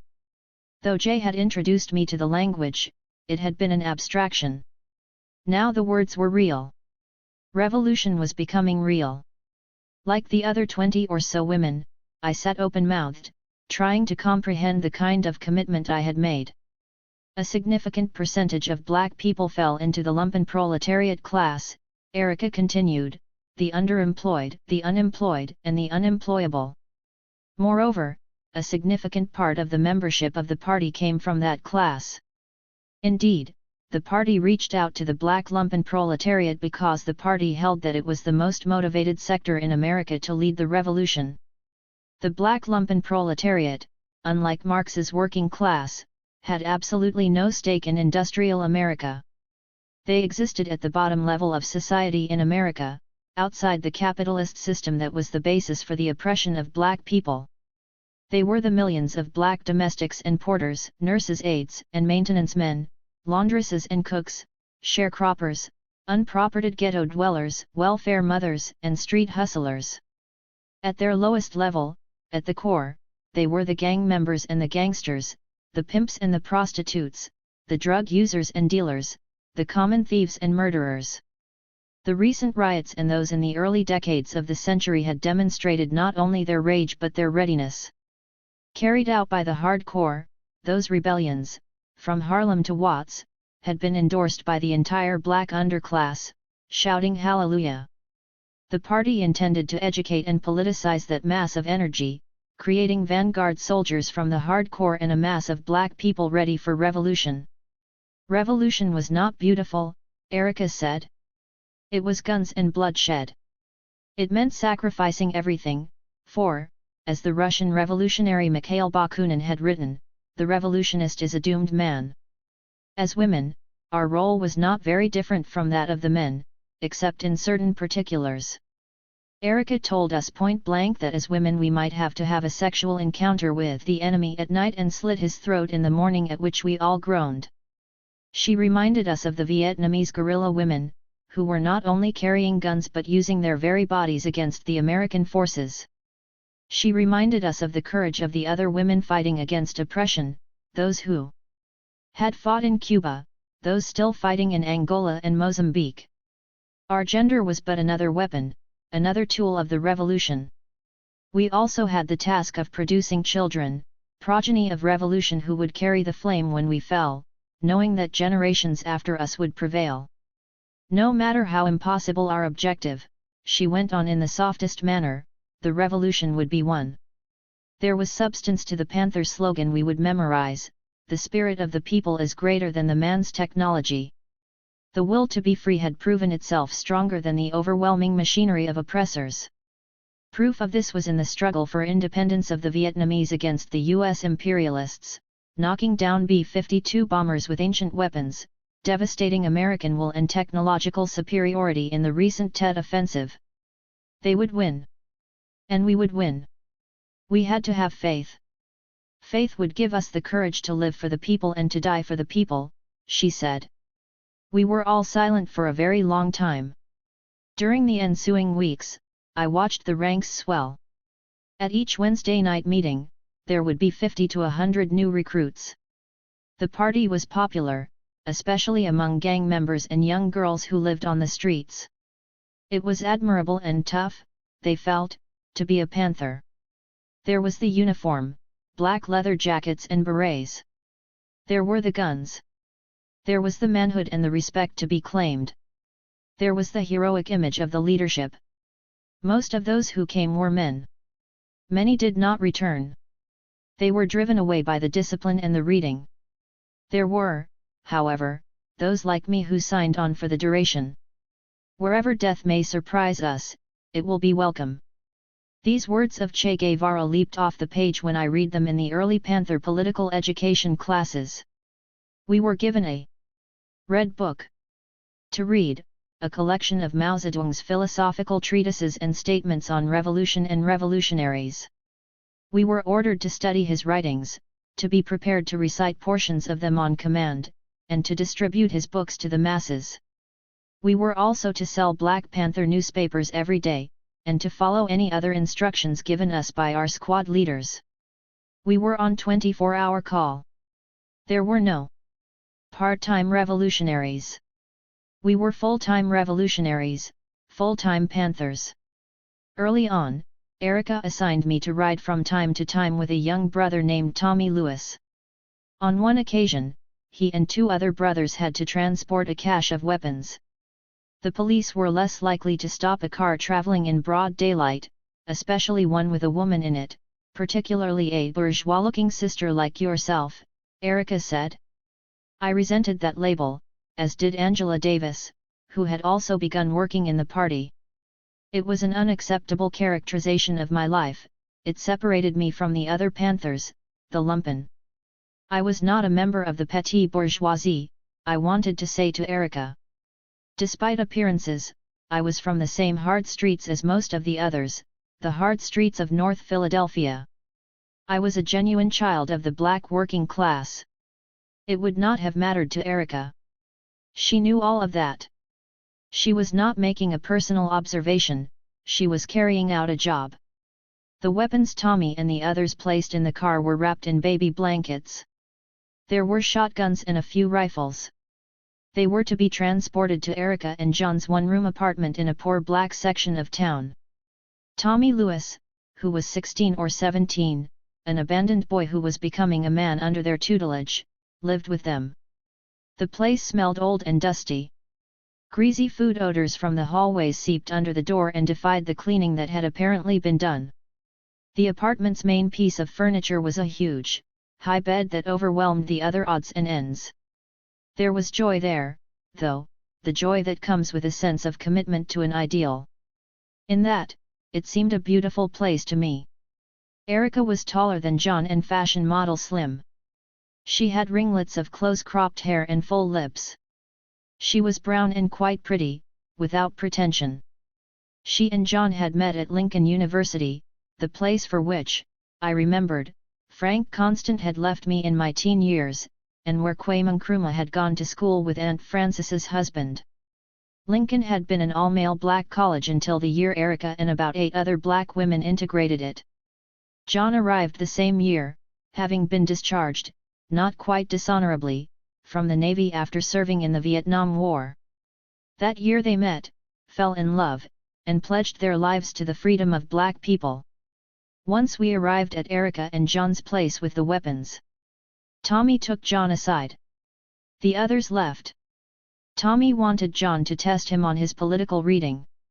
That was really quite impossible, since Tommy could not read at all, Erica whispered to me. Tommy pretended to read, though. He would have someone read the political education assignments to him and then memorize whole passages of text. Later, he would hold a book to his face and recite its words from memory. Quite a few people knew this, but nobody acknowledged it openly. Tommy was explaining to John the meaning of something Mao had written. He was standing and speaking in the same style as his idol, Bunchy Carter. Bunchy was, in fact, the model for most of the brothers on the ghetto streets of Los Angeles. They knew his swagger, his speaking style, his poems. Virtually illiterate brothers could recite the poems of Bunchy Carter. I was thinking about that as I looked at little Tommy, astounded by his commitment to freedom and revolution when only a short time ago he had been a gun-toting member of the Baby Slaughans. At about that moment, the second most dangerous man in LA opened the door. Captain Franco! Erica exclaimed happily. She had told me about Franco. Everybody talked about him. Frank Diggs, Captain Franco, was reputedly leader of the Panther Underground. He had spent 12 years in Sing Sing prison in New York on robbery and murder charges. Now he was Bunchy's right hand. He was older than most Panthers. I was, at 25, the same age as Bunchy, and we were older than most of the rank and file. Franco, however, was 35 or so. His looks belied his age, he had flawless skin and the face of a boy. His clothing was impeccably neat and clean. Franco was slightly insane, Erica had told me. Prison had done it.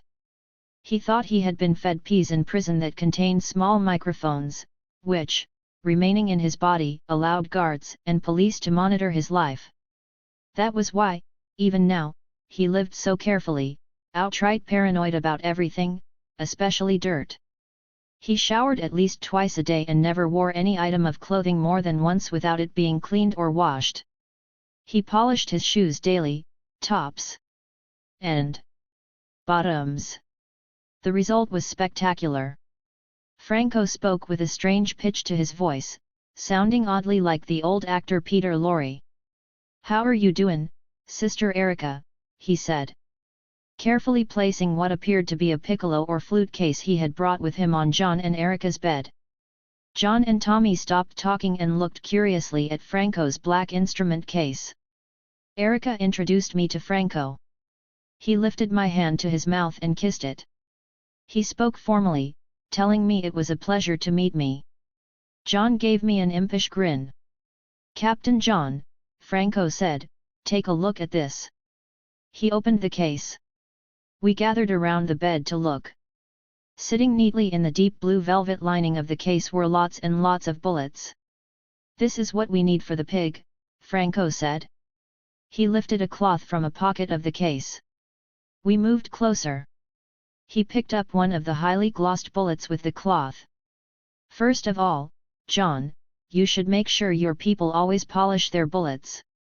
It will help prevent jams." Nobody responded. "But these bullets are special," Franco continued. "I filled each cartridge myself with a mixture of gunpowder and garlic paste. You know why, John? Want to know why?" Franco said anxiously, like a child with a secret. John nodded his head. "Because garlic combined with the elements of gunpowder creates a deadly lead poison. If you hit a pig with one of these bullets, he's dead even if you hit him in the toe. He'll die of lead poisoning. His blood will carry the poison throughout his body within a half hour. No doctor will be able to save his ass. They won't even realize what's happening. If they ever do, it'll be too late." Everybody's breathing was audibly heavy. Suddenly, Franco looked at me. "You know, sister, you're so beautiful, I'd like you to ride with me tonight. Would you like to do that?" "Franco, she's got other work to do," Erica said before I could respond. "All right, then, some other night," he said, tenderly brushing my cheek with his hand. "When you ride with me, I'll take out 2 pigs just for you.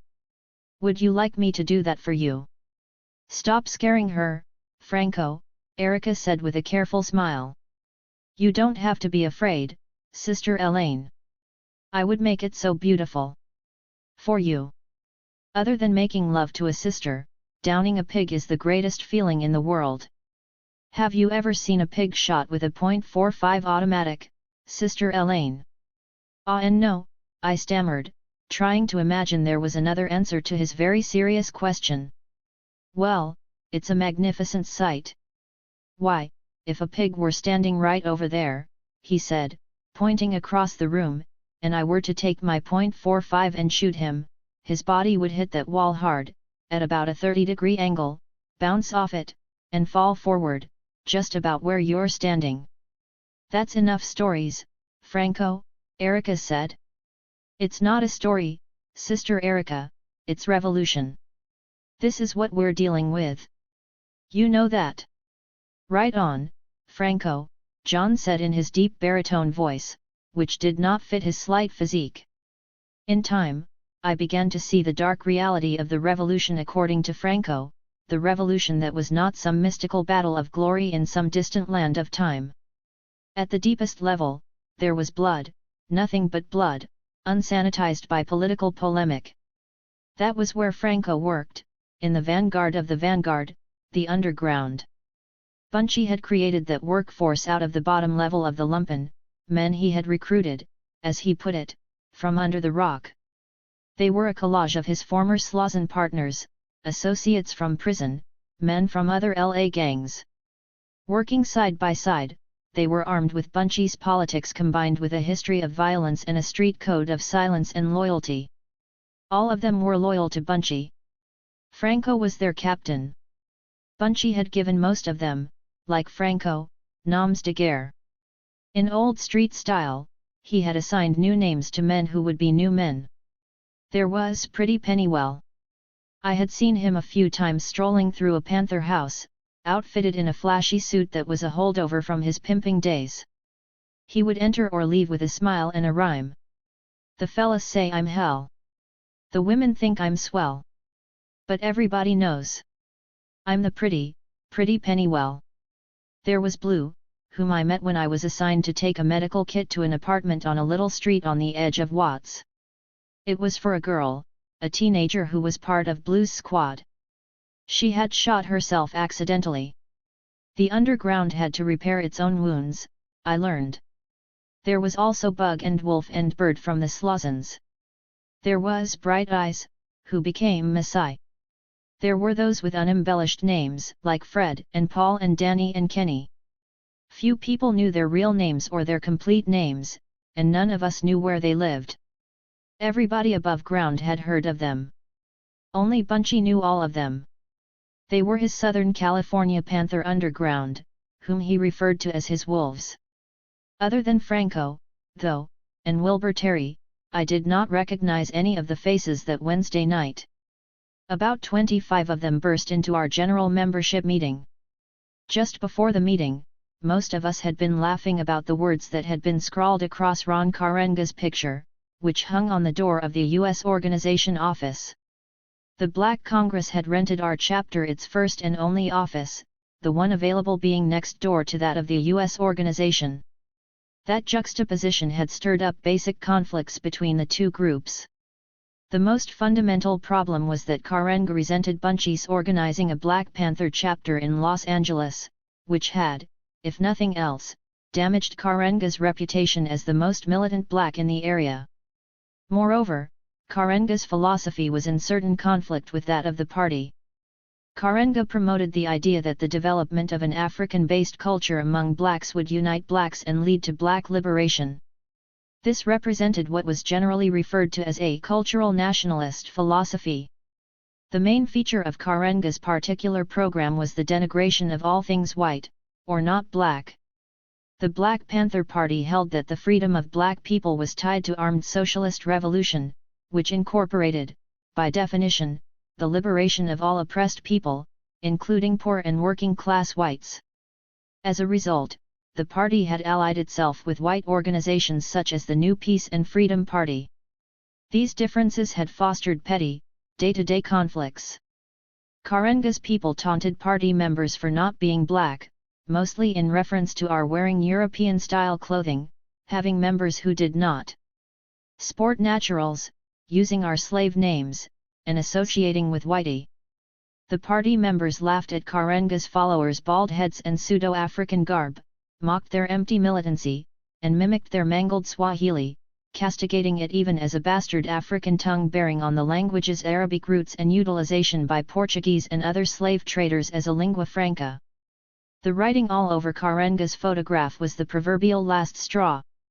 No one knew who wrote "Mama Llama is a punk" across Karenga's face, but everybody assumed it was somebody in the party.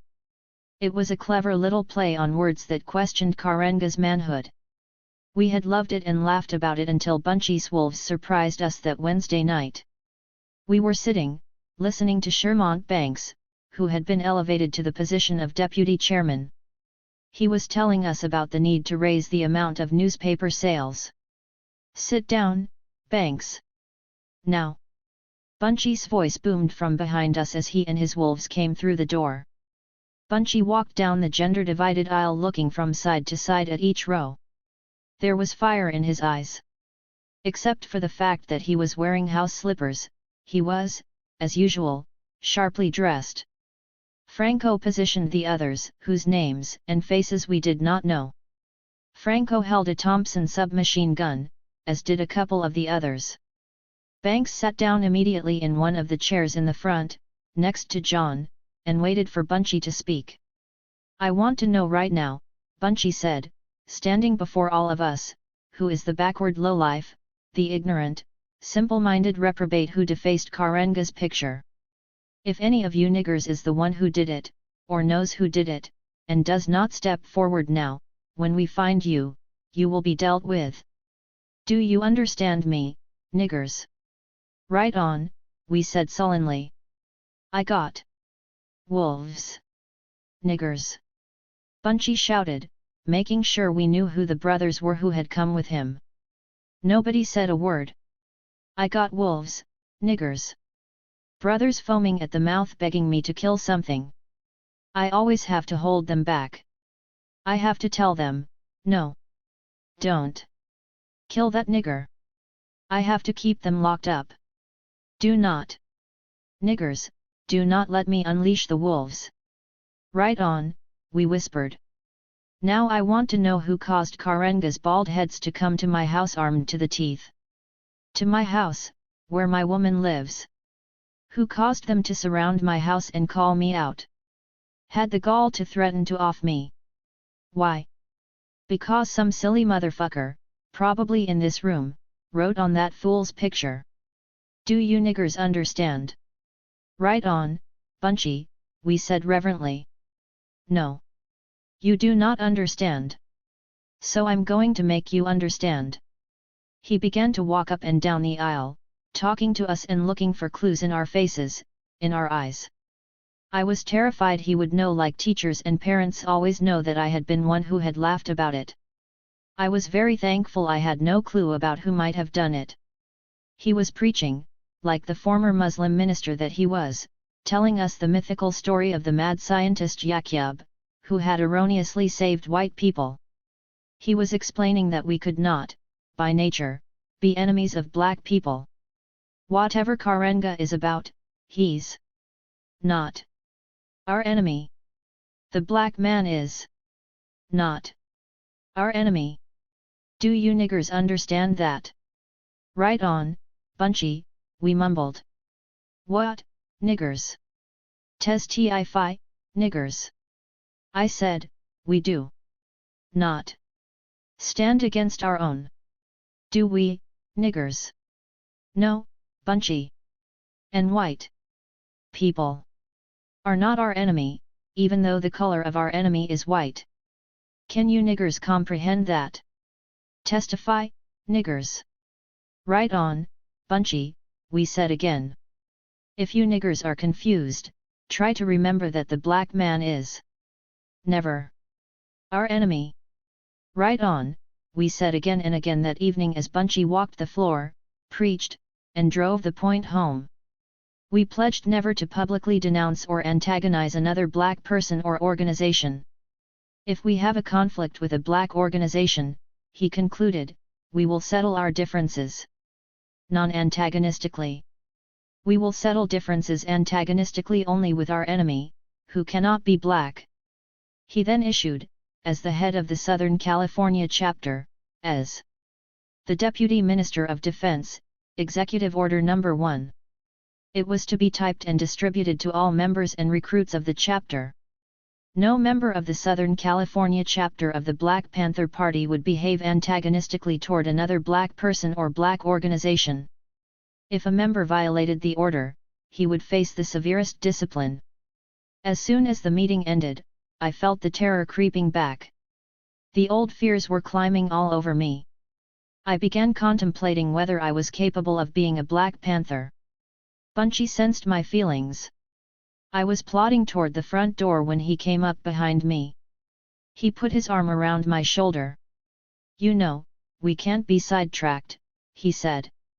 We're dealing with volatile elements, pigs, niggers, and fools. We're trying to create a revolutionary force out of insanity, an insanity the man created. I know, Bunchy, I said, scared. We need people who can articulate the struggle, who can come through the mud and represent us. Most of those niggers are soldiers, just soldiers, revolutionary infantry. They're beautiful brothers, but they're rough. I have to do what I can to keep them in check. They don't know where it's headed, and they'll probably go down before we get to the starting line. We were standing outside now, in front of the Black Congress building. The traffic on Broadway was loud. Over the din, he continued speaking. We need writers and thinkers for the struggle, as well as soldiers. Those who can wield the pen as well as the sword, like Papa, he said, referring to Eldridge by the name he had dubbed him. And Angela, I'm hoping Angela will stay with us despite these fools, you know. I know, Bunchy, but I'm fine, I said, trying also to convince myself. Suddenly, Bunchy turned away from me. He had spotted a familiar car driving along Broadway. Terry, Terry! Bunchy shouted to Wilbur Terry, who had been walking with him. There's that car! Get those motherfuckers, Terry! Bunchy's hand rose and pointed out the car as he gave the command. Had the car been following Bunchy, I wondered, setting aside my own confusion. I wondered if the police had an underground, too. It was a movie. The light on the corner changed to red. The occupants of the car, seeing Bunchy point them out, swerved their car around the one in front and took off through the intersection like a bullet. Wilbur Terry's long legs propelled him through the heavy traffic. He actually caught up with the car, dove through the open passenger window, and began pounding away at the passenger's face. Others ran out of the building to watch. Bunchy sent some of his wolves after the still-rolling car. The driver was jerking the car from side to shake off Wilbur Terry. Terry was being flipped back and forth in the middle of traffic, but was still fighting, beating the passenger. Finally, the car halted nearly 2 blocks away. Somebody drove Bunchy's yellow Mustang in a screech up to the front of the building. Bunchy kissed my cheek, jumped into the car, and was sped off toward the area where Wilbur Terry and the others had stopped the car. The old fears consumed me over the next week. The dissociation, the separation from everything, the feeling of being disembodied began to be part of my nights. I sold Panther newspapers in the evenings with a sister named Marcia, worked during the day, and read what I was supposed to read. Most of the time, I tried to ignore the old fears, as I tried to ignore my mother's implicit questions about what I was doing with my life. My mother and I now occupied an apartment in a black area near Crenshaw Boulevard, in the foothills of Baldwin Hills, a little oasis for middle-class blacks. It was a decent and reasonable place, accent on reasonable. It was like our relationship, I reflected. If my mother had an opinion about my new life, she did not express it openly. This might have been because she was afraid it would further tear the tattered dress our relationship wore, exposing its nakedness. I had no idea why, beyond the trumped-up image of motherhood, she held on to me. I had some idea why I passively nurtured the guilt I felt. I was not the kind of daughter mate she desired, or planned. She was surely not pleased with this adventuristic turn of events, as she might have characterized it, if she had dared. Yet she did hold on. Perhaps it was because she was afraid of something else. Acts of faith, feeling, passion were untrustworthy, not at all like money in the bank. Whatever ideals, values, or even passion she had ever held lay buried in her bitterness, between layers of defense and layers of fear. It had something to do with fear, I thought, consumed by it as I was. Day by day, I was finding it more and more difficult to function. It was a task simply to take the bus to the crowded filth of downtown LA and survive the elevator ride up to the Office of Economic Opportunity, where I worked as a clerk typist, much less to go to the Panther offices later. It was nearly lunchtime when the nighttime horror stole over me in the light of day. It was my monster, the thing I dreaded. I watched my fingers at the typewriter keyboard. I could not hear the sound, however, not any sound. My heart was beating, but I could not seem to draw a breath. My fingers. Those fingers, continued to type. They were not my fingers or my hands. I tried to shake off the feeling that had made me call out for my mother in my childhood nights. It was full-blown now, though. I could not force myself back. My mother could not hold me until it went away. It would not go away. I leaped from my seat in panic and rushed into the ladies' room.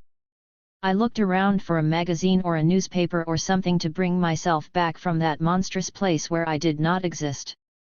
I ran out of the ladies' room into the hallway to a pay telephone. I flipped furiously through the advertisements in the yellow pages, looking for a picture or a word that would connect me to something, to feeling. A person I recognized passed by and spoke to me. My mouth could not open. I dialed the operator for the number of a mental health clinic. I remembered hearing Walter Bremen mention its director's name. My brain spit forth the file of his name, the name of his clinic. I was able to dial the number. I heard a foreign voice emanating from my throat ask to see someone at the clinic immediately. The directions to the clinic were recorded. I simply walked out of the Office of Economic Opportunity. I pushed through the crowds on the street like a maniac and found my way to the bus stop. Once I boarded the bus and sat down, the stillness added terror to my panic. I could not sense myself at all, could not feel my body anymore. I held myself tight, tighter, until I could feel only the sting of my own fingers on my arms. I was now only arms and fingers. I would remain that way forever, I felt. I would go deeper and deeper into that state. I would be frozen alive, locked into a non-existent body, eyes only, eyes seeing but not recognizing. I managed to get off the bus at the right place. I found the mental health clinic. I unlocked my jaw to say my name, more terrified that I would not be able to speak than concerned with showing panic. I did not want to sit down, I thanked the receptionist, through tight lips. I preferred pacing in front of the front window. "Miss Brown," a female voice called. "Please follow me." She looked like a schoolteacher or an office worker. She introduced herself, but I did not hear her name. Her brown face was patient, adorned with very little makeup. Her clothes were sensible, the way one is taught to dress for business. "Your call was urgent, Miss Brown. How do you feel right now?" she asked once we entered her office. She showed me to a chair across from hers. "Oh, actually, I feel fine now. I don't know why I called you because I really don't have a problem, at least a problem that you can resolve, because what can be resolved by talking about the past other than you can learn that I hate my father and really do love my mother, that sort of thing, but that has nothing to do with it, and even if it did, what good would it be for me to tell you that I tried, or at least I'm trying to be a Panther, you know, a member of the Black Panther Party, but that's impossible. But if that's impossible, I don't have anything else to do in life, although I thought I could write songs, but I really can't, because what has that got to do with anything, and what has anything got to do with anything, if you understand what I mean?" "All right," she said calmly. "Now, what's really wrong?" "Oh God! I don't know." I sobbed, tears streaming, my hands catching my head as it fell. She got up and came over to embrace me as I sobbed and tried to tell her about what seemed like a lifetime of desperation and fear and self-hatred. She held me as hives began to break out on my arms and hands, as though a time-lapse photographic process were occurring. I tried to explain the feeling and what my life had been like, carrying it with me everywhere. My skin began itching and my breath was short. After a time, she told me it was best we start fresh the next day. She wanted to give me something to help me feel calm, she said, to get me through the night. I was afraid to take drugs, I told her, recalling the horror of my acid trip with Bruce. She was not giving me a mind-altering drug, she assured me, and it was not addictive. Thorazine would simply calm me down so I could make it to our next appointment without incident. She gave me 4 pills, 25 milligrams each. She told me to take one every 6 hours. By the time I arrived home, my fear of a recurring episode of my madness was greater than my fear of the Thorazine. I found the courage to choke down the first pill. Within a short time my skin was tingly. My heartbeat was slowing down. I became a bit drowsy, pleasantly so. I was actually experiencing something pleasant. I dozed off on the couch next to my mother, who was watching television. The next afternoon I found out that the woman at the clinic was a psychiatric social worker. I thought she should have been some sort of doctor. Nevertheless, she was so kind, so caring, I felt confident she could help me survive. She gave me more Thorazine. In about a week, she had a doctor write out a renewable prescription for me. Apparently I could refill it as often as I needed to. I continued taking 100 milligrams of Thorazine per day. In another week, I started missing my daily appointments and, ultimately, stopped going. I did not stop the Thorazine. I did not need a psychotherapist or psychiatrist or psychiatric social worker.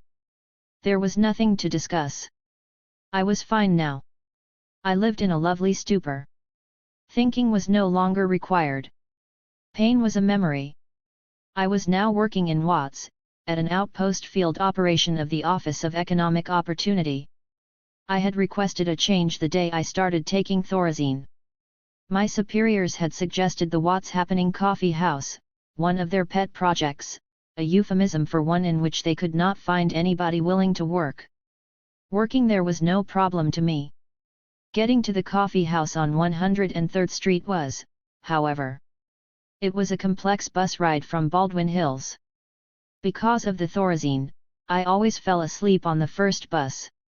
I would wake up at the end of the line, having fallen over into the seat next to me or onto the receptive shoulder of some faceless man. Retracing my steps, I would fall asleep on the second bus. Only after riding from the end of one bus line to another would I eventually wend my way to the Office of Economic Opportunities field project in Watts. The Watts Happening Coffee House had been Diamond Jim's furniture store before the Watts uprising in August 1965. Then it had been the object of Molotov cocktails and looting. Now it was a rivulet of the Johnson administration's New Deal wash dubbed the War on Poverty. It was supposed to be a cultural center operated by and for the black residents of Watts. There were 6 people working there, including me. There were over 40 on the payroll, however. Otis, the executive director of the program, whose reputation for meanness was known throughout Watts, took most of the money for himself and his unemployed cronies. Nobody from the government had the nerve to monitor Otis's program, so Otis's word was law. I was a perfect monitor, if that was what the Office of Economic Opportunity had had in mind. I kept Otis happy, and he kept me happy. Otis had not the slightest concern that I was always late or that I sat at my desk composing and typing up his payroll and employee activity reports in between my Thorazine-induced nods. I was doing the only work I had to do. Otis and his other employees were free to do their work, which was to manage life out on 103rd Street. Otis did have a desk, which was the other piece of furniture in our small office.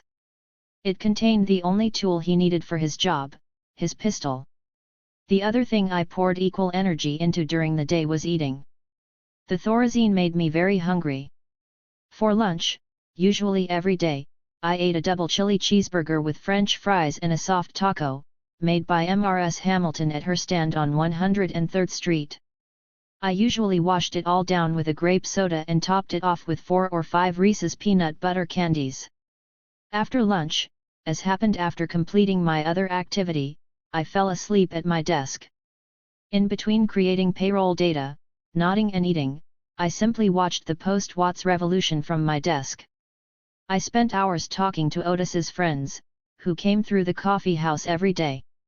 I could identify with them, and they with me. They, too, were always high. Most of them were addicted to Reds, or Seconal, the drug of choice in Watts in 1968.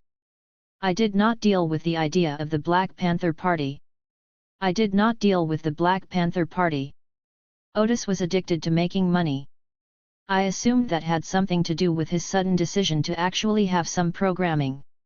He decided to produce cultural shows every Sunday. Not ungratifyingly, the coffee house came alive, became true to its name despite Otis and his non-existent employees. It became a small mecca for black musicians and artists in the area, creative ghetto dwellers who had no other place to take their product.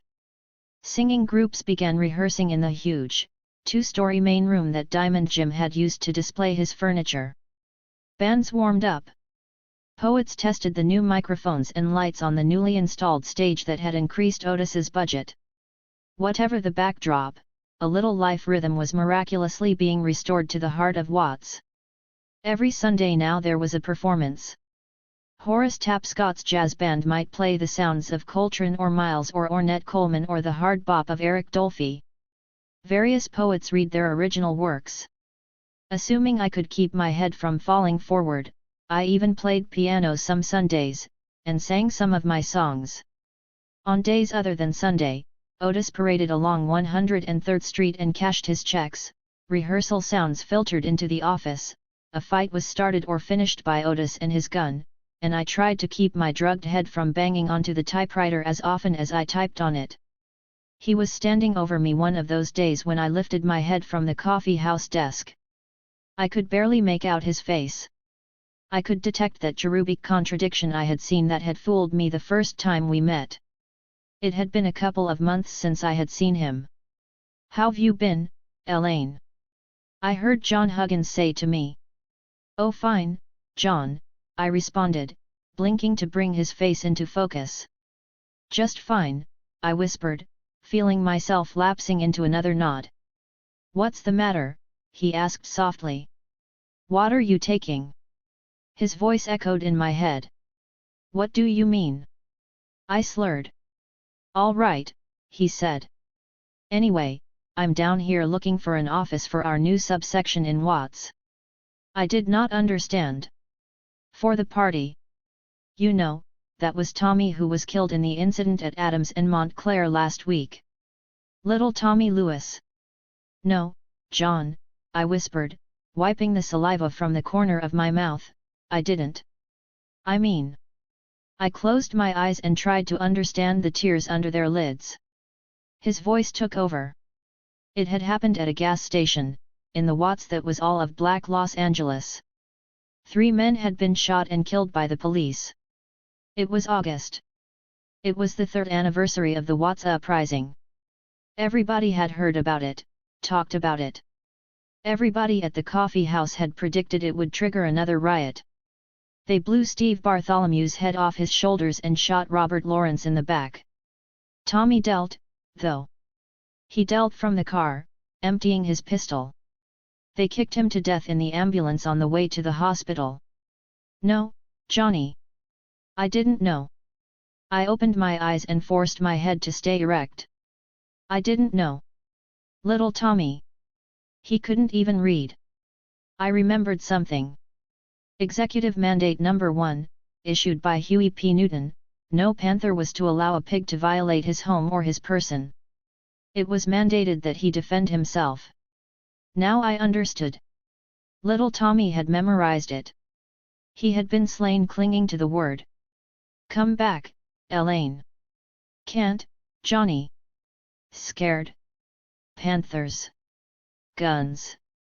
Tears and shame and Thorazine produced a welcome toxin. I tried to respond to it to die. He called me yet again. "Come on back, Elaine. I'll help you. We need you." He touched my head as I slumped into a grateful nod. He disappeared. Horace Tapscott drove me home later. It had become his habit once he realized I was riding from one end of the bus line to another. John came back the next day. He came the following day, and the one after that, and nearly every day after that. He told me, instructed me, implored me to stop taking the Thorazine. In a while, I was able to get by on only 3 pills a day. John kept coming, though, bringing me a hug and some little thing, a piece of candy, a poem he had copied. He might sing a song to me, his own renditions of currently popular ones. "Oh, I've got love for my people. Oh, I've got love for my people. Well, who makes me happy? When I'm feeling sad. And who makes me forget all the trouble I've had?" In time, he weaned me away from the Thorazine.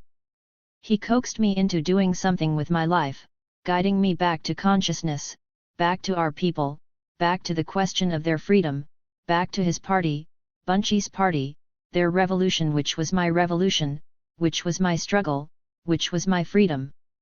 I ignored Shermont Banks's accusatory grimaces over my absence.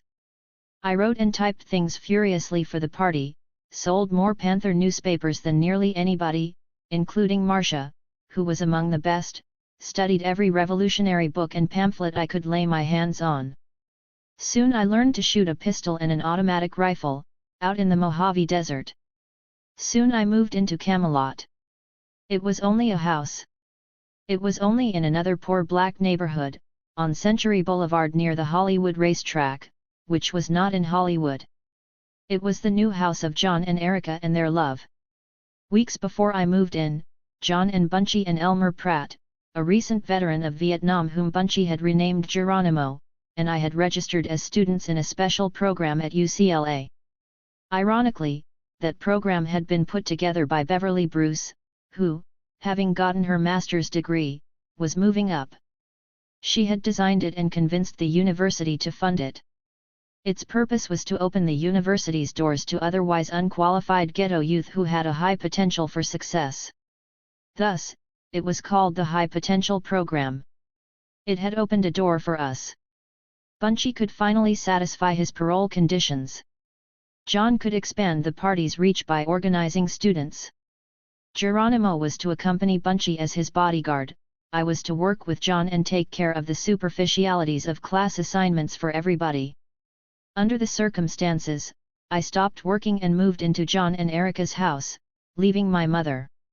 The hippies might have called us a collective.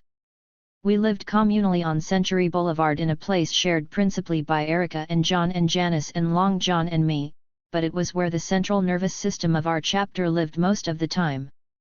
It was where Bunchy was most of the time, typically keeping everybody up through the night, and therefore, it was where Blue and Geronimo and Franco, or Fred and Paul, were most of the time. It was for me a Camelot house, where ideals could be nourished into reality. The house was actually an apartment, a two-story, wood-framed fixture that sat one story off the ground. The bottom floor was a garage, which was now becoming a library and office area. That was where I slept, on a mattress on the floor a few nights with a hatchet John gave me, with a chuckle, to ward off the obnoxious advances of Long John, a definite blight in Camelot.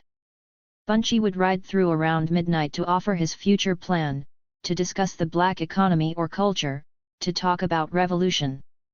He would tell funny stories and drink the bitter motherfucker, Gallo port wine and lemon juice, and eat a hot link sausage sandwich garnished with hot sauce and hot peppers. Every morning, John and I left early for UCLA. John would have smoked his morning joint in the bathroom before joining me to go outside to hitch a ride. While John hid behind a clump of bushes, I would do my Claudette Colbert imitation to get a driver to stop. As soon as a car pulled over and a door was opened, John would pop out from his hiding place. A disgruntled man would drive us the distance, or nearly, to UCLA, where Bunchy and Geronimo usually joined us in the afternoon. In the late afternoons, we sold newspapers. Evenings, we attended political education classes at our building on Central Avenue. The chapter had finally obtained its own building, a two-story thing held up mostly by the other buildings on the block that gave us the relief of independence from the structure of the Black Congress and from trifling with U.S. organization members. In the late evenings, we returned to Century Boulevard to eat, clean guns, work on the library we were building, or listen to Bunchy. Some nights John and I did not go back to Camelot. I had obtained a room in a UCLA dormitory, Weyburn Hall. A limited number of rooms had been made available to high-potential students, with the presumption of maximizing the success ratio by minimizing the distance between Westwood and the outlands where the blacks lived. We used it as a way station. Driving with all that gasoline the short distance from the UCLA dormitory was scary. Making the Molotov cocktails had been easy. It was my first mission. John had gone over everything thoroughly, the political significance of our action, the details of our plan. We were ready. We wore black clothing and gloves. When we arrived at the designated empty building, we simply lit the gasoline-filled bottles and tossed them through the windows. We ran back to the car and watched the mini explosions as we drove away. The other two people with us, a man and a woman I had never met, were to take the car. John and I would stay at the dormitory, where we had been seen earlier. We jumped out of the car quickly and quietly climbed the 14 flights of stairs to the room. We would not need to make our way to the campus in the morning, we laughed. We climbed into the small bed together and made love, willingly, not urgently, as though we had done it before, without guilt or explanation. It was all one, I thought, pieces joined by the whole. There was the beauty and the ugliness, the love and the violence, and the surrender of lives.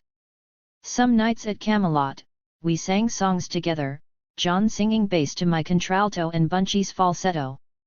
We might have a spontaneous party and allow ourselves a dance or two. We talked a lot to Erica's stomach, which was fat with a baby. Sometimes we ate the food I tried to cook. Every other minute we worked and talked. There was one theme, the revolution, our revolution. We accepted Mao Zedong's summation of our destiny.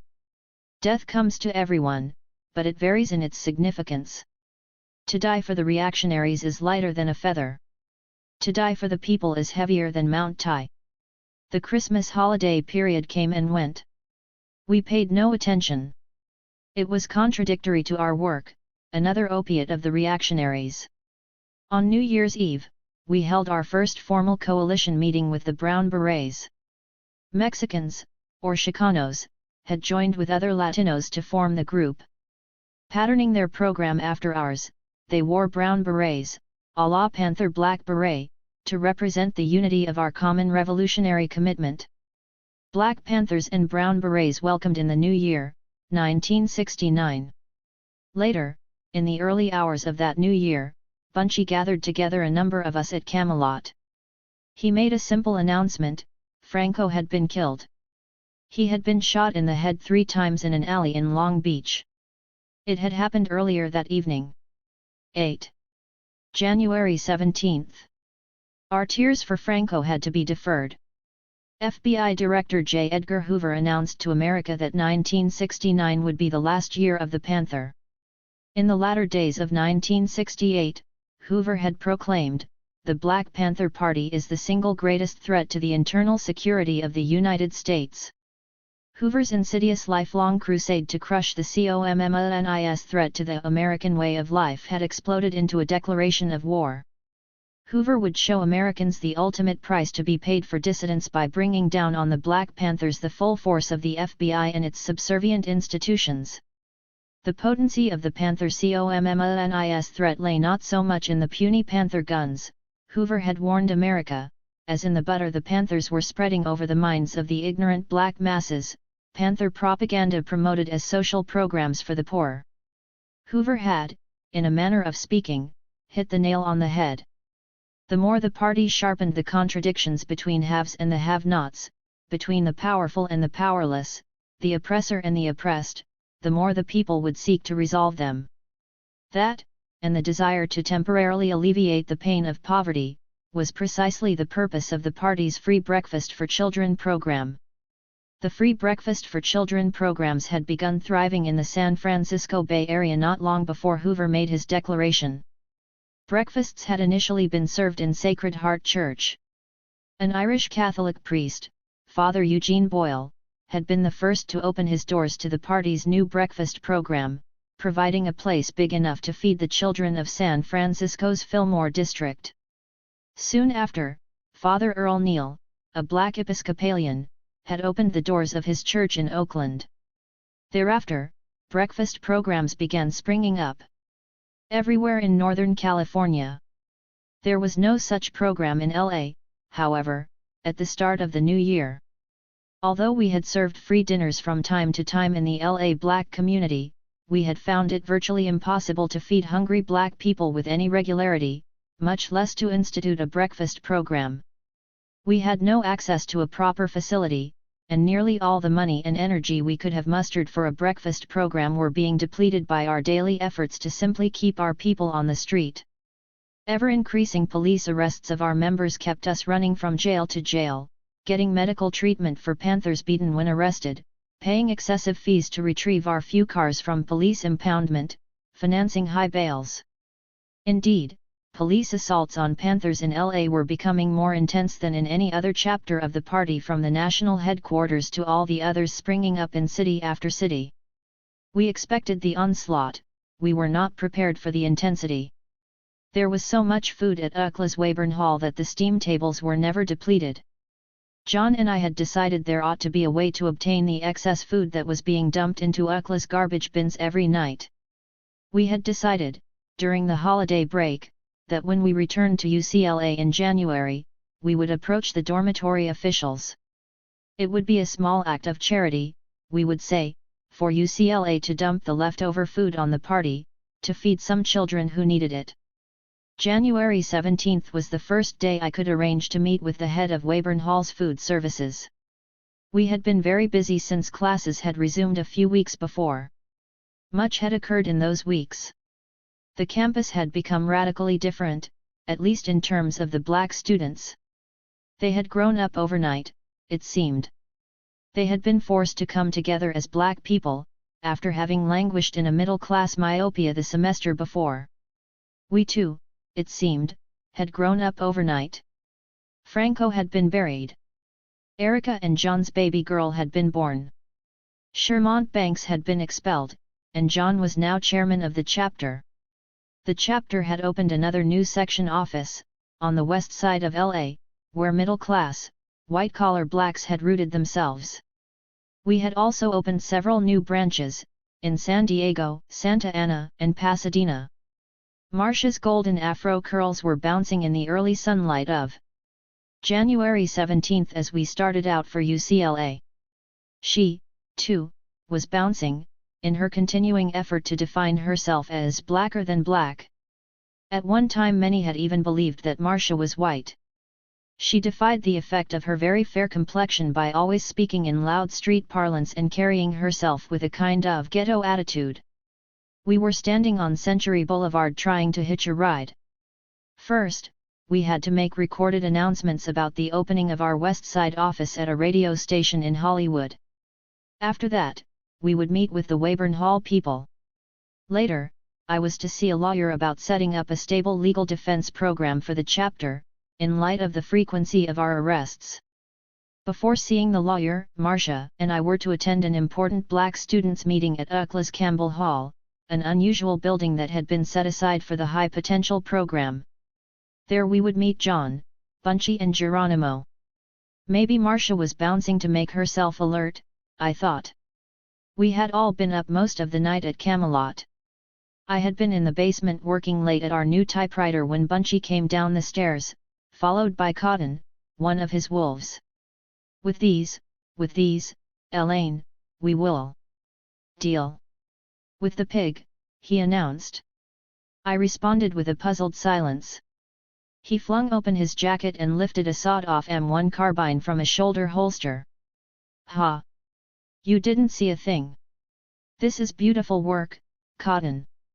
Beautiful, Bunchy said, patting the weapon. Cotton had filed down a series of carbines for him. He was standing straight and looking at Bunchy with unadulterated pride. We can carry these under our coats, on the streets.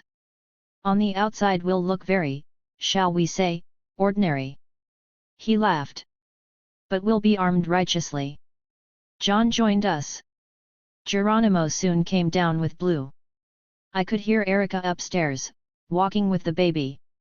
Marcia was upstairs, too, cleaning the kitchen. Bunchy kissed the weapon, and everybody laughed. The men toasted with small bottles of champagne. Bunchy had banned the traditional Gallo wine concoction in support of the Cesar Chavez-led United Farm Workers grape boycott. I left the men and the guns to see Erica and the baby.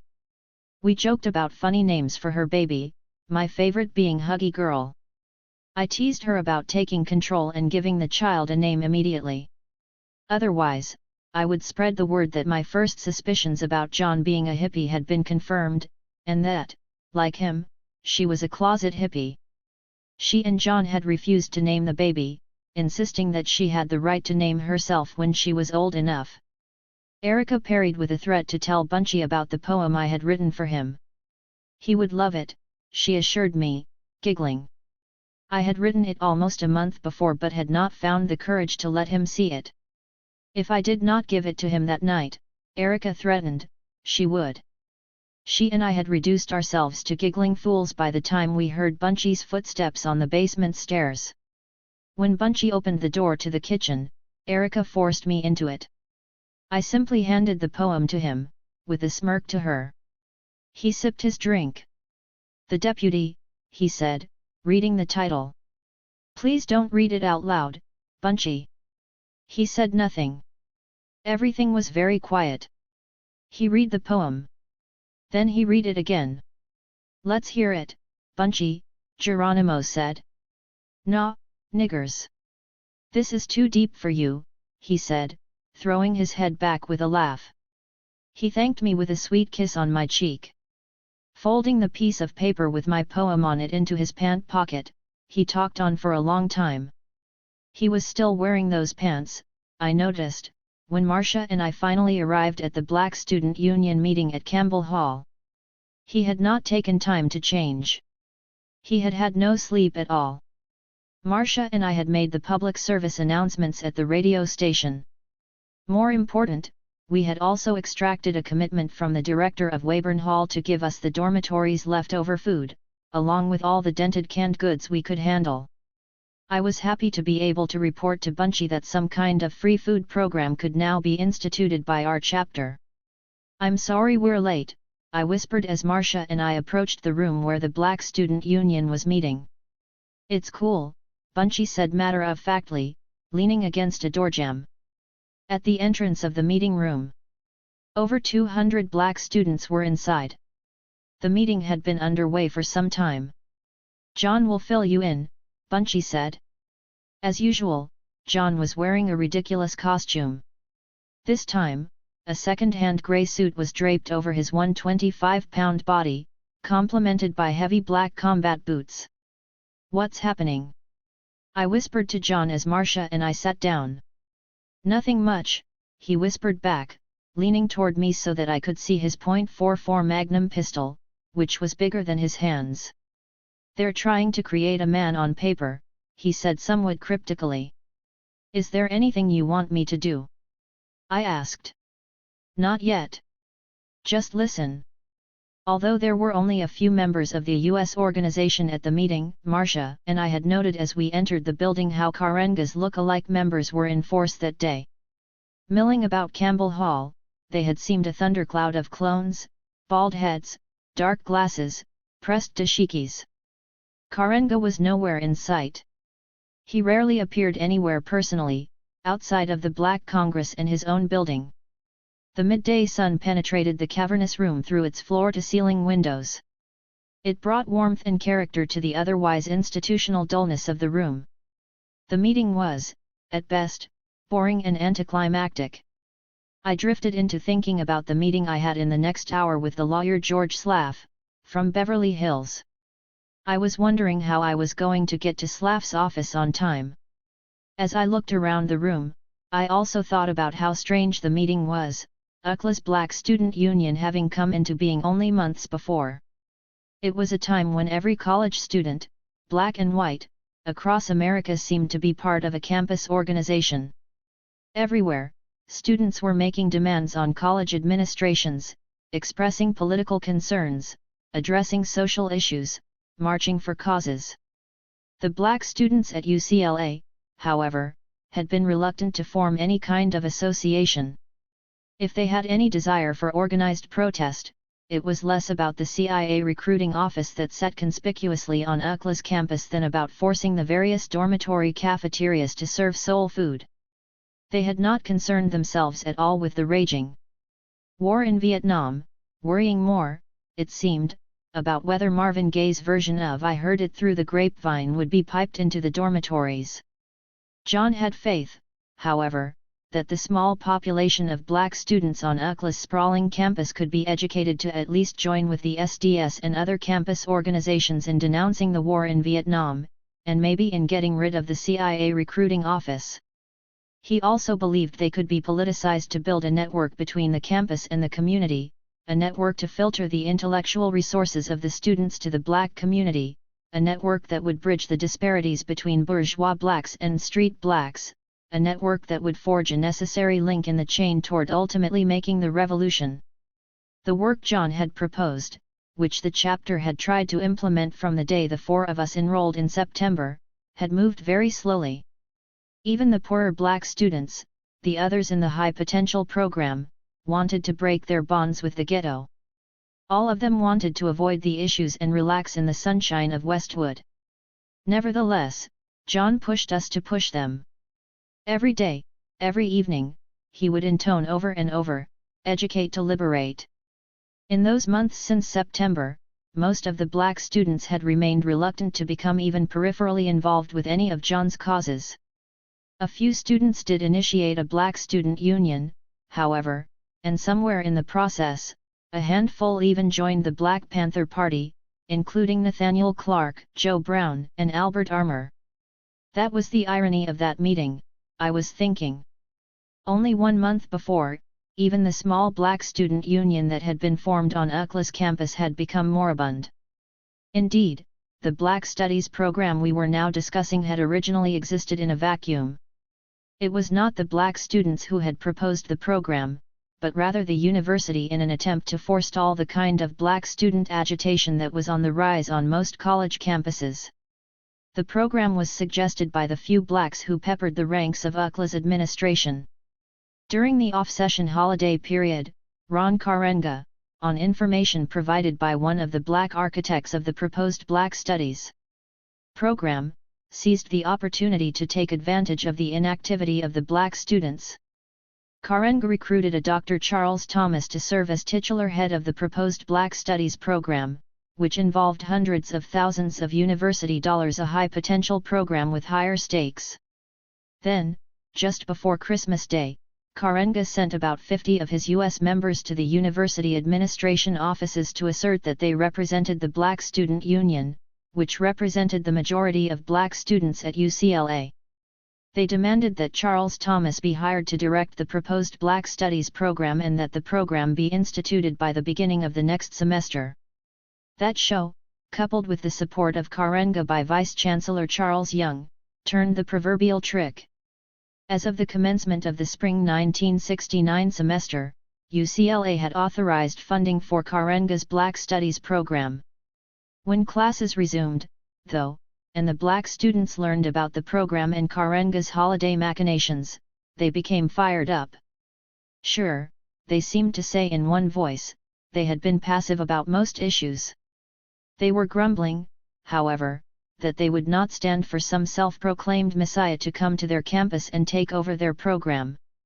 Black student leaders suddenly evolved, reconstituting the Black Student Union. They demanded that the Vice-Chancellor rescind his contractual pledge to the Karenga program. They demanded that Karenga come to the campus and explain himself. But they became confused about their next step, as confused as most of the university administration became, responding with waves of rumblings that they did not want the campus to experience any disruption and would review the decision. Moreover, the students were terrified of dealing with Karenga. That was when a few student leaders asked John and the rest of us if the Black Panther Party would support them specifically by acting as security for their meeting with Karenga. Our answer was that we would not be their bodyguards, much less openly oppose another black organization despite our attitude about Karenga. We would, however, we assured them, back up whatever decision the majority of black students made about the proposed program. There had been a showdown of sorts on January 15 just 2 days before. Nearly 100 U.S. members had shown up, flashing their teeth and, as usual, their .45s. Unusually, Karenga himself had actually appeared, and addressed the students. Maulana means great teacher, he had begun. I am the teacher. You are the students, he proclaimed, standing at a podium before the black students who had crammed into the Campbell Hall classroom. The teacher must teach. The student must learn. Speak, Maulana, one of the U.S. members standing intimidatingly in the rear of the meeting room chanted on cue. Therefore, brothers and sisters, Karenga continued behind dark glasses, which emphasized his nearly white complexion, you cannot advise me of what you want. I advise you of what you need. A la la. A la la, numerous followers chanted in simulated Swahili approval. US has taken the lead because you have shown yourselves too weak. The room froze.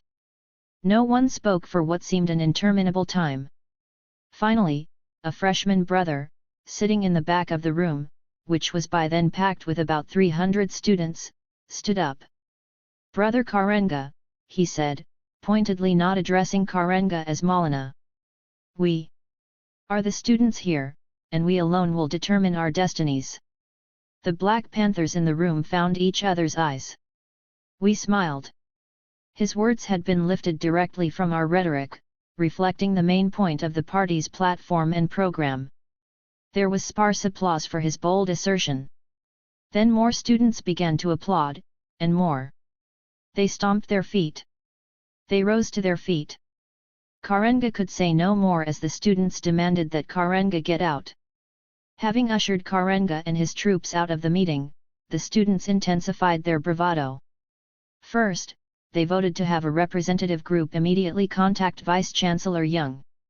They elected that small committee on the spot.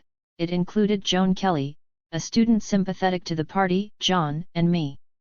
The ad hoc committee was to advise Young that the real Black Student Union had reformed and was electing a formal committee from the membership that would be the only group with which the university was to deal on the issue of a Black Studies program. Their message warned the university that there would be massive problems on campus if anyone else tried to usurp the program or if the program was cancelled.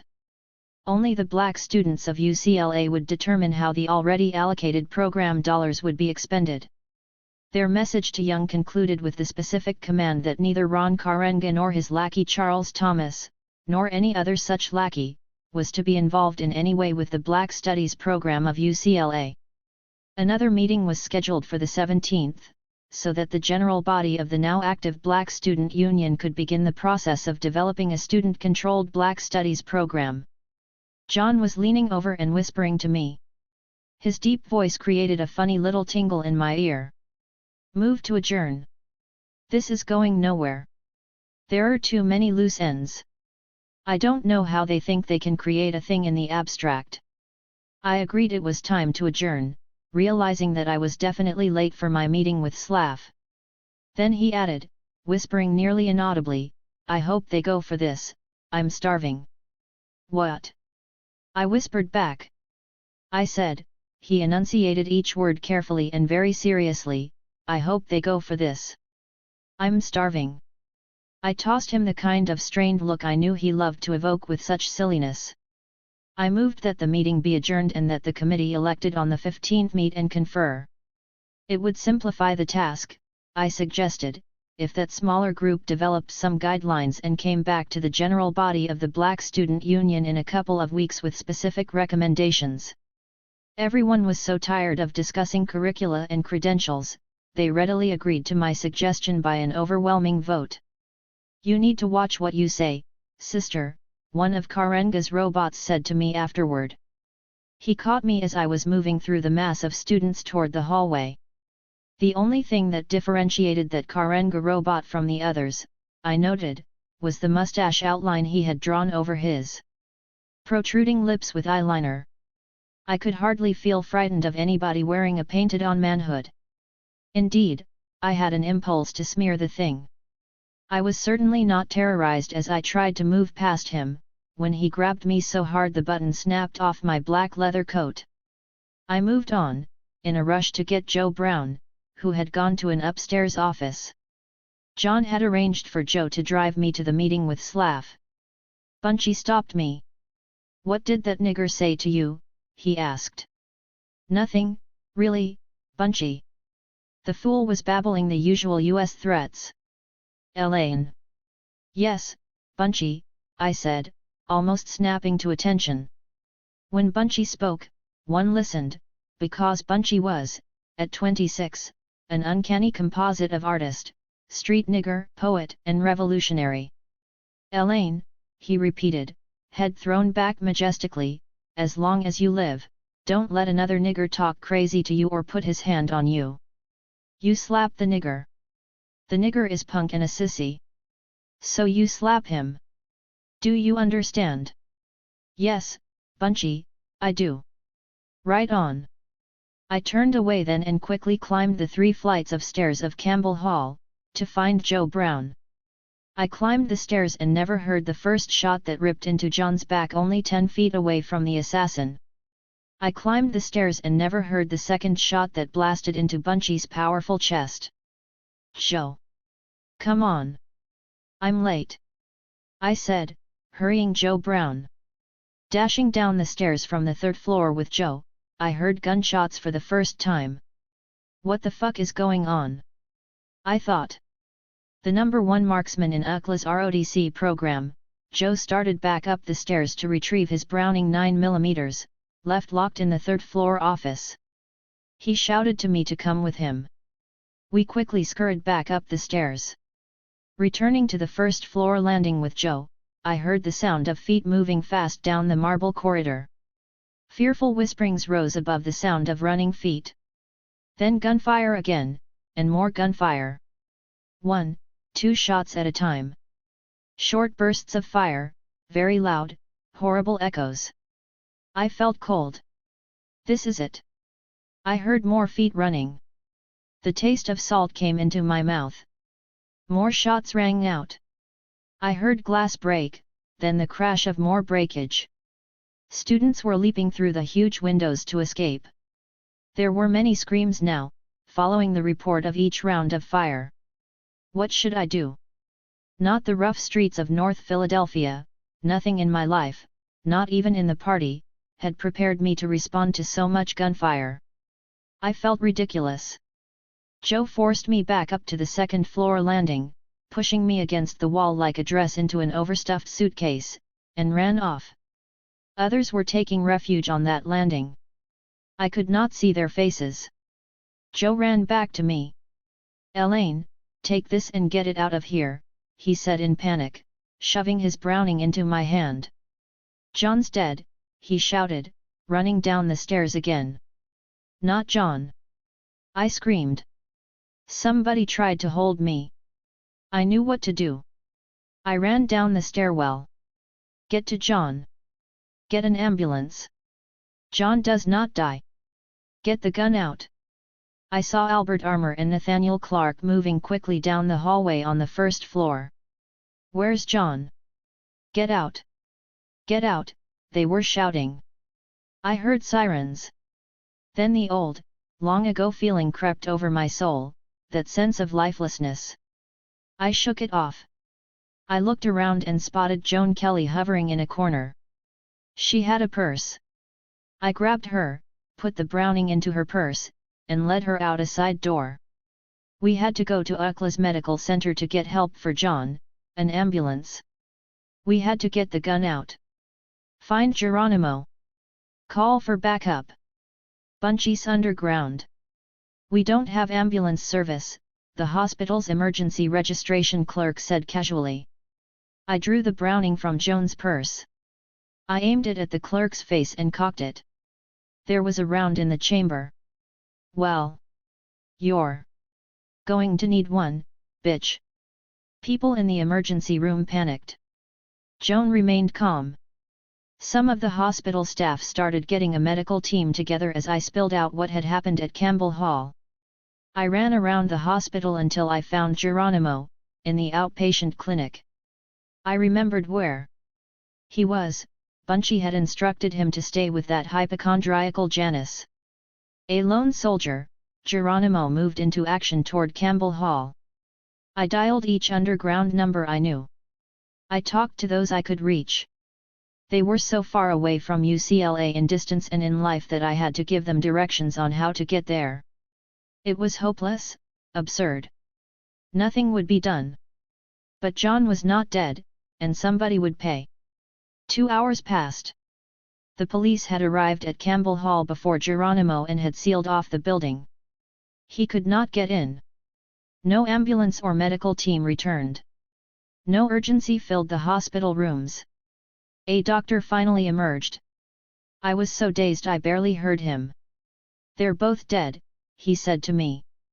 "Who's dead, motherfucker?" I demanded, consciousness shocked into comprehension, hoping he meant the stupid Karenga robot with the phony mustache was dead, hoping Joe had been wrong. "Calm down, miss. Are you a member of either family?" "How do I know? Who's dead?" He said their names formally. Bunchy and John were dead. My mind reeled. What made me join this Black Panther party? Why had J. Kennedy let me leave the comfort and safety of his very rich and very white world? Had Joe used the Browning? Why had it been so urgent to take it out of Campbell Hall? What had happened? The bodies of Bunchy and John were still lying in the meeting hall. They had fallen in such a way that their fingers touched. To escape, students had trampled them. When he was hit, John had emptied his gun at the assassin fruitlessly. After the first shot, Bunchy had whirled around, empty-handed, to face the assassin down, fruitlessly. The assassin, a high-ranking U.S. member, who was positively identified as the killer by numerous black student witnesses, had escaped unscathed. Those of us who had been able to find each other were gathered at the hospital: Geronimo, Nathaniel, Janice, Joan, and I. "We've got to get the shit out of that house. We have to get back there to Erica," Geronimo said, taking charge. We returned to Camelot. "What happened at UCLA today?" Erica said, looking at me. Earlier, while feeding her 3-week-old daughter, Erica had seen the televised news bulletins about a shooting at UCLA. I spat it out point blank. 2 people were killed, Erica. Was John one of them? I nodded. And Bunchy, I finished. We began organizing the guns, the ammunition, the grenades that were kept there, to haul them, along with Erica and the baby, away. There would be war among the natives. Erica Huggins left the world then, it seemed. I watched her stand at the kitchen sink, her long, thin body surrendered, her eyes glazed, her artistic fingers pulling 20-odd cups from the cupboard. Then she started to boil pots of water. "I suppose everyone is upset. I'll make some coffee," she said insanely. The 6 of us with others now on the way busied ourselves with cleaning out the house. We would all be underground soon. "Cotton, take the first load away. Now!" Geronimo commanded when Cotton arrived. Cotton dragged several metal boxes and weapons wrapped in blankets down the outside stairs to the driveway. He loaded his station wagon and sped off. "Mama, I want to bring Erica's baby to you to take care of. John and Bunchy are dead," I said into the telephone to my mother in a run-on sentence. "Oh my God! You get out of there now," my mother pleaded. "Oh God! All right. Maybe I can find somebody to take care of the baby, but you get out. Please, Elaine. Whatever you're after, it's not worth this. Nothing's worth this." She was saying nothing I wanted to hear. I slammed down the receiver. "All you motherfuckers come out or we'll blow their heads off. It's the pigs!" Janice screamed. At least 150 uniformed and plainclothes pigs were moving around outside, getting into position. They were led by Detective Captain Lucy of the LAPD's 77th Division. I peeked out of the front window and saw the pigs crawling out of a fumigation tarpaulin that had been placed over the house across the street. It occurred to me that tarpaulin had not been there when I left with Marcia in the morning. The pigs had punched shotguns into Geronimo's and Nathaniel Clark's ears, and pressed their bodies flat onto the driveway cement outside. They had been caught loading up another car. Now there were footsteps in the garage library area below. Now there was the sound of boots on the roof. The pigs repeated their demand. "Come out now, or we'll blow their heads off." Erica snatched the baby out of her crib. She had on only a diaper and an undershirt. I took off my coat to roll the baby into the warmth and safety of it. The 4 of us, Erica, Joan, Janice and I, swiftly and stealthily moved into the main bedroom, away from the front of the house. We rolled the coat with the baby in it under the bed and lay face down on the floor surrounding the bed. The 4 of us stayed there quietly, hoping our bodies would protect the baby, hoping the coat would muffle her little cries, hoping we would not die or, if we did, that we would be dignified. We lay there listening. We heard Geronimo shouting, "There ain't nothing but women in there, man." We lay there listening to 12-gauge shotgun rounds being jacked into police shotgun chambers. We lay there listening to our last breaths and wondering about the other side. I heard an old hymn, "Yes, we'll gather at the river, the beautiful, beautiful river." We held each other's hands and remembered our mothers. We listened to footsteps approaching the closed bedroom door. We looked at each other with sad, not fearful, eyes. We squeezed each other's hands to say goodbye. "You motherfucking bitches, get up," a pig with no face said, kicking in the door combat style, joined by his faceless brothers and their shotguns. We were 4 stones. We buried our faces in the floor so as not to hear the sound of our deaths. There was silence. Then 4 stones simply rose, gathering the coat from under the bed, gathering life from death. Lethargically, 4 stones rose and moved like 1 stone outside, into the chilly January setting sun. Outside, we saw some of the underground, who had come too late.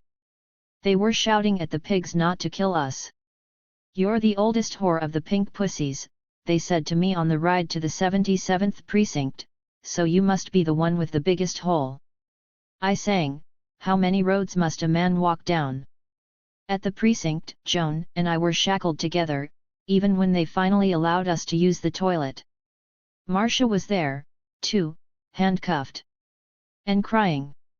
Erica had been placed in a corner alone and was breastfeeding the baby. The men were in some other part of the precinct. The police eventually allowed one of the many Panther supporters that had gathered there to take the baby out of the precinct. Erica had named her in the police car, Mai. By 4 in the morning, after hours of so-called interrogation, we were all finally charged, conspiracy with the intent to commit murder. We were being held, we were told, to prevent a bloody retaliation against the U.S. Organization for the Assassinations of John and Bunchy. More than 75 Panthers in the area were known to have been rounded up and arrested. Not one U.S. member had been arrested. Erica, Joan, Marcia, Janice, and the rest of us women were taken to the Sybil Brand Institute, the county's jail for women. We were booked and fingerprinted. We were put into bathtubs, sprayed for bugs, separated and locked into 7 by 8 foot maximum security cells. The morning sun was almost rising. 9.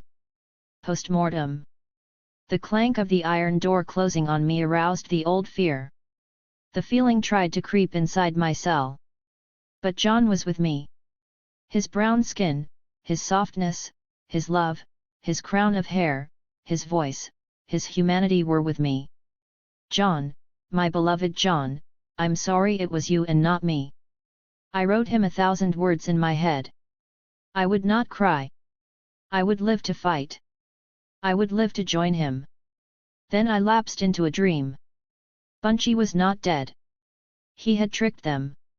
He was on Century Boulevard hiding in the kitchen. In the dream I discovered him in the wall unit that encased the ironing board. He was laughing at us over his prankish pretense at being dead. He put his finger to his mouth to quiet my surprised reaction. He winked and motioned to me to close the wall unit. I promised to keep his secret. Suddenly, a voice was speaking to me in the distance outside my dreamy reverie. Indistinct words were being said. Someone else was in the dark cell. I had heard no breathing and felt no movement. But the voice spoke again, above my head resting on the bottom bunk bed against the bars. An eerie voice was whispering above my head. "What are you in for?" the voice lisped more distinctly. "What?" I responded, annoyed. She repeated her question. The daylight was beginning to filter through frosted windows high above the cell, beyond an outer set of bars. A heavy rain had begun. "Conspiracy," I responded. "Conspiracy to commit murder." "What about you?" I asked. "For killing my 2 kids," she lisped sadly. I nearly laughed. How very bizarre of the pigs, I thought. The regimen was introduced to me by my white cellmate. When the alarm rang, we were to get up and dress in the blue, smock-like dresses that had been issued. There was no staying in bed. There was no shower, unless one had previously signed up to fill one of the 10 shower slots. There was no soap, unless one had purchased it. There was no borrowing of soap or any other item. Breakfast was at 7 a.m., announced by the clanking of cell doors automatically opening. There was to be no talking outside the cell block of approximately 24 women. On the way to the dining hall, there was only the soft scraping sound of rubber sandals on stone floors. Dried out from my mandatory bath of a few hours ago, when we were processed into Sybil brand, the skin on my wrist crackled when the guard roughly turned my plastic identification bracelet to record my number. That was how one entered the dining hall. No communication was allowed in the dining hall, verbal or otherwise. That included touching and eye contact. There were hundreds of other silent prisoners in there. We stood in a cafeteria-style line for food, which was flipped onto a steel tray. Starchy carbohydrates were spread over the tray's 3 compartments. A spoon was issued. Salt shakers and steel cups were on the tables. Once seated, we were to raise the cups for coffee or water, served from stainless steel pitchers by other inmates. Uniformed guards were everywhere, along the walls and between the rows of long tables. They were black women and white women, in seemingly equal number. They stood with arms folded across their chests, looking down on us county jail inmates. If a woman erred, they hollered at her, pointed her out, and shouted that she show them her plastic bracelet. Before the end of breakfast, they had written up at least 3 women for communicating with other prisoners. As we rose on cue to leave, a woman across from me took a chance and indicated to me she wanted my orange. I had eaten nothing, none of the potatoes or powdered eggs. My eyes told her it was hers. Looking up, my eyes fell upon Joan Kelly, several tables away. Joan should not be there, I thought. She was not in the party. She was only a 19-year-old student from UCLA whose passion had been more for Nathaniel Clark than for Black Panthers or revolution. But she was standing strong. "You are very brave," was my message to Joan. "Hold on, sister." Joan shifted her eyes quickly to her left, indicating Erica Huggins. Erica and I spoke with blinking eyes. "I love you, my sister." I felt, I sent. "We'll survive." She seemed to answer with her large eyes. Rubber thongs shuffled back to the various cell blocks.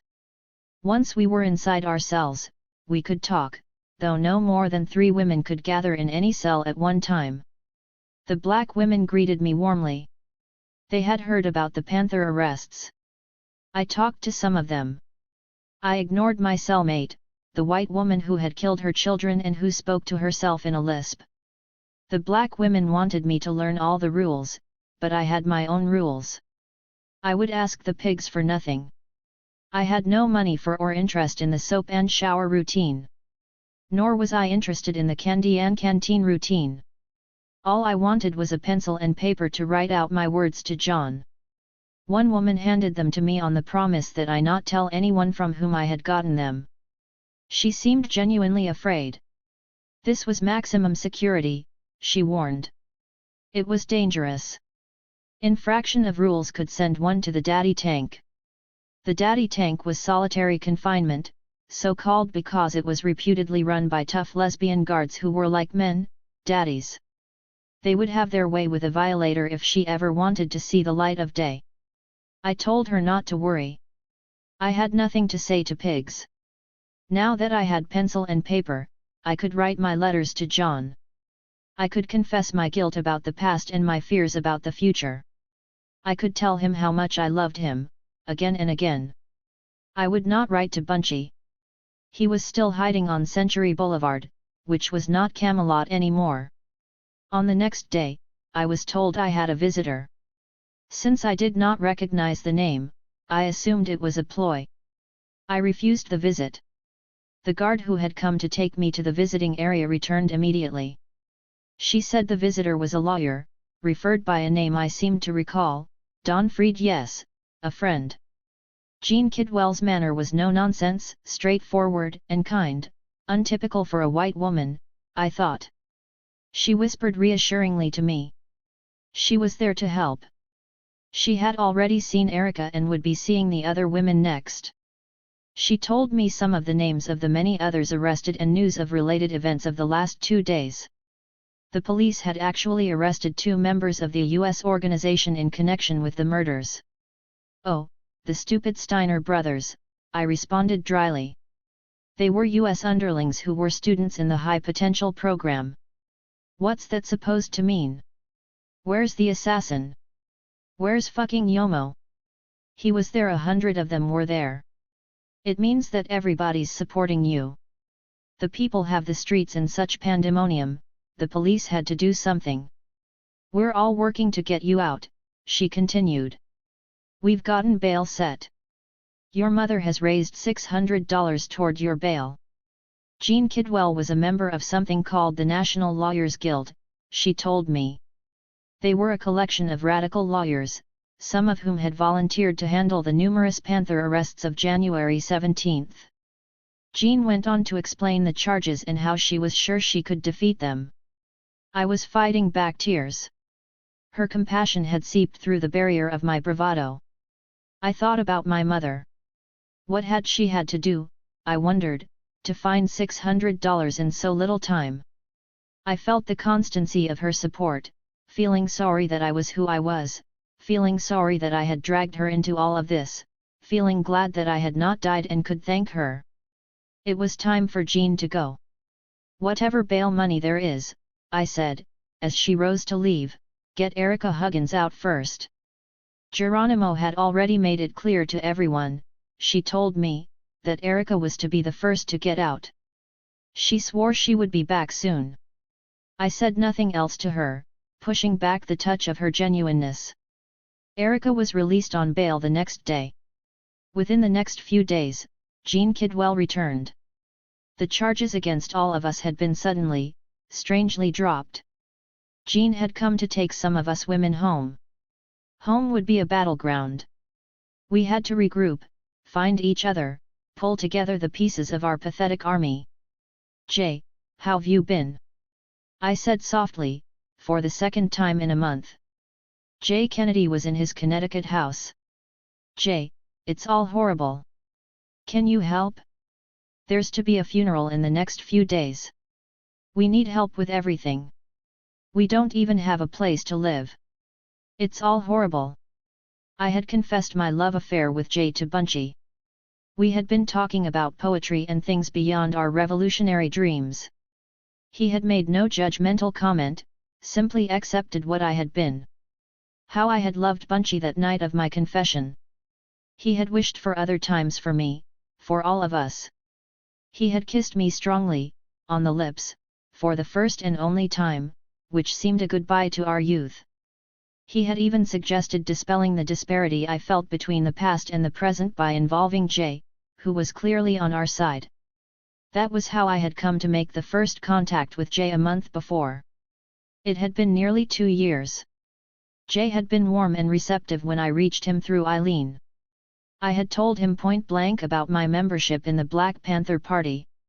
He knew, he told me. He would be happy to help. He knew someone who could alleviate our day-to-day police problems. He gave me the number of an ACLU lawyer friend of his, George Slaff, who was also, amazingly, the mayor of Beverly Hills. January 17 had been the day I was supposed to meet Slaff. Now I urgently needed Jay again. We had to have money to rescue our chapter. Nearly everything had been lost, especially Century Boulevard. We were being erased, as J. Edgar Hoover had promised. We would not be erased, Geronimo had insisted, assuming leadership over our chapter. We would start over, again and again, to instigate revolution in the United States of America. We would use Bunchy's very funeral to start over. We would demonstrate that Bunchy's death was heavier than Mount Tai. We would show that even though the pigs could kill a revolutionary, they could not kill the revolution. Yes, dear, Jay responded after I strung together bits of the events of the past days for him. I heard about the murders at UCLA. I can be in LA tomorrow. We can meet then, if you like, he said. I took Janice with me to the Bel Air Hotel to see Jay. It was safer, better. His eyes were so very blue and sad. He wanted, and I wanted him, to hold me. The tears were restrained. I should not have brought Janice, I thought, but I was glad I had brought her. I was there, Jay. The shots were so loud. We had all been together the night before, laughing. We've just gotten out of jail. We were all rounded up and arrested for conspiracy. The pigs claimed we were conspiring for revenge against the US members and their great leader, Karenga. So many of us. The US trigger man got away. Everybody knows who did it. Later, there was a token arrest of 2 US members. Even the black students are shocked maybe into consciousness. We hear there was a plan to kill all Panthers on campus that day. Who is this Karenga? He asked. Who knows? His real name is Ronald Everett. He's from Baltimore. He received a master's degree from UCLA in sociology, I think. I've been told that he had an affected British accent when he was a graduate student. Now he's very black, I told Jay. Anyway, he started the US organization several years ago. The organization attracted mostly middle-class blacks, students, and a sprinkling of former members of a limp West Side LA gang called the Gladiators. I explained to Jay that a street rivalry had existed between the Gladiators and Bunchy's former gang, the Slozans, many of whom had joined the chapter. But the rift between Karenga and the party stems from something else. Karenga postures himself as a fanatical black nationalist, I said. He runs around denouncing Whitey and assailing other black organizations for not being black or militant enough. Janice laughed out loud. This rhetoric bought him a place at the top of the Black Power pyramid, I continued, until the chapter opened in LA. After that, Karenga started putting all his energy into attacking the party. This new posture didn't mean much to us, even when we began noticing, recently, how the US organization was getting seriously armed. They don't hesitate to flash their guns. And we barely thought about how, around the same time, they began acquiring fleets of new vans and cars, and spiffing up their headquarters. In retrospect, it seems they became financially sound overnight. And remember, I'm not talking here about some long-standing urban league or NAACP, with a substantial network. I'm talking about a group that makes dramatic declarations. That would bite any hand that feeds the others, a group that militantly opposes Whitey's system. What we did notice was how they flash their new guns all over LA and San Diego without the slightest interference from the police. The police who stop party members if we make a move, assault us, arrest us every day, it seems, put wiretaps on our houses and offices, try to push their way into them with phony search warrants. Do you think it's a police setup, divide and conquer? There's no doubt that's part of it. The police are in it. But the question is, how? The other question is, who's suffering? Look at the results of January 17. 2 Panther leaders are killed by an US assassin, who skips past the police. A loose conspiracy charge is leveled. Later. Against 2 US foot soldiers. But on that day, nearly 100 Panthers are rounded up and put in jail, to prevent a so-called retaliatory bloodbath. And then there's a thing like that tarpaulin on the house across the street when they came for us. It's stretching the imagination to think it was a fluke that the police orchestrated and executed such a well-planned assault on a Panther facility on the very day, in the very same time period, that US people were murdering Panthers. There's some kind of concert going on here. That's all. So who's calling the tune? The fucking FBI! I shouted. And Karenga's dancing. No matter how bizarre it sounds, I believe it. In addition to everything else, there's one very glaring reason to believe this. Karenga's thin line about black culture cloaks an otherwise empty program. I mean, he hasn't got one real project to do. One single thing, black or militant. Just words. His US organization is clearly only a shell of a thing that now seems bent on doing only one thing, the same thing as the police, killing Black Panthers.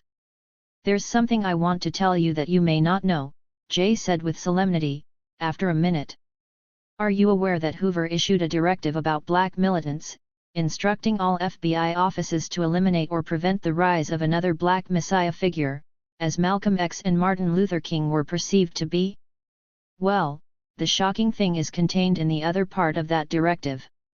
It states that an alternative or related plan is for the FBI itself to develop such a black messiah. The chills ran from Janice to me. When it was time to go, Jay handed me an envelope full of cash. He told me he would get more to us on a monthly basis. I could pick it up at a black church in Los Angeles. The pastor, the Reverend H. H. Brookins, was his friend. We allowed ourselves an embrace, a soft kiss on the mouth, a look. The taxi cab carrying Janice and me back followed familiar curves along Sunset Boulevard out of Bel Air, through a pouring rain. We passed Delfern Drive. We passed the Beverly Hills Hotel. The past and the present became confused. There was then and there was now, and all of it seemed fused by love, by passion. The rain had been phenomenal. It had rained every day of that week after Friday, January 17th. The weather reports said it was the longest and hardest rain in the Los Angeles area in nearly a century. On the day of the funeral, 1 week later, the downpour was powerful. It did not restrain the thousands who came out to attend the funeral of Al Prentice Bunchy Carter. The rain pounded on the rooftops of South Central Los Angeles, the Black Ghetto. It beat on the cars of Black Panthers and black people driving in procession to the church. It beat on the flock of black umbrellas that barely protected those who could not get inside and had to listen to the service on the street. It pounded on the umbrellas and yellow raincoats of the hundreds of police who invaded the territory of the mayor of the ghetto. Wreaths of flowers on stands surrounded the open casket. Wreaths and garlands were everywhere. Panthers in blue shirts and black berets and black leather jackets stood at attention along the walls. David Hilliard gave the eulogy, speaking on behalf of the Central Committee of the Black Panther Party. I sang the song Mrs. Carter had requested. Through the storm, through the night. Lead me on to the light. Take my hand, precious Lord, and lead me home. I could not look into the casket. I pretended I did not know. I re-embraced my dream and saw Bunchy on Century Boulevard, laughing. Now the procession lined up outside to go to the cemetery. Masai, up from Bunchy's underground, had worked to organize everything while we were in jail. More than 100 cars moved in an orderly fashion, slowly, through the slick streets of the ghetto. Panthers and former Slawsons and mothers and sisters trailed the hearse. Blocks of headlights pierced the drenching rain. Plainclothes and uniformed pigs followed, slipping in and out of the procession headed toward the grave. I was in a car with Masai and 2 other brothers. We were near the head of the long, funereal column of cars. We were happy for the rain. It was Bunchy, we said, pissing on racist America. It was Bunchy raging on, for death could not destroy him. We talked in this way as we wound south toward Inglewood, toward the muddy grave that was to swallow the cadaver. They swooped upon us, signaling our car with their sirens. We pulled out of the procession and stopped. Yellow raincoats and galoshes and black umbrellas were everywhere. Pigs were all over us. We laughed and waited as the train of black cars swished past ours. One brother in the car suddenly confessed he had 3 joints in his coat. Masai ordered him to eat them. He was swallowing the last bit when the 4 car doors were opened. We were told at gunpoint to get out. The rain beat down on our heads and our black leather and the palms of our raised hands. The pigs meticulously searched the car. 15 minutes passed. Soon, half an hour had passed. After 45 minutes, they let us get back into the car. We never found the procession. We did not see the casket lowered into the grave. The airplane tempered the grief of Los Angeles. It was only days after Bunchy's funeral and after John's funeral in New Haven, Connecticut, where Janice and I were now headed. John's family had tried to conduct a dignified service. But the FBI had invaded the small church and taken photographs of John's body in the casket and of every person who came there. They had even seized the guest sign-in book. Once Erica had arrived with her baby and John's body, a platoon of FBI agents had converged in New Haven, where the very refined Huggins family had always lived. They had followed Mr. and Mrs. Huggins every day after that, Erica reported to us when we arrived. They had posted themselves across the street from the Huggins family home. They had photographed every visitor, every coming and going. "This is Johnny's room," Mrs. Huggins said, showing Janice and me through the family's New England home. "We were planning to stay there for about a week. Here's Johnny's desk and all his papers from the Boston Latin School," she reminisced. She had been angry with us at first, with the Black Panthers who had seemingly stolen his life. But the FBI's intrusion into the orderly lives of a librarian and a Yale Club steward had clarified matters. Her rage was redirected, though more frustrated. They, state, had snatched her Johnny's life. She and John Sr. had always been good citizens of the state. Their marriage had been bonded by the state for all those years.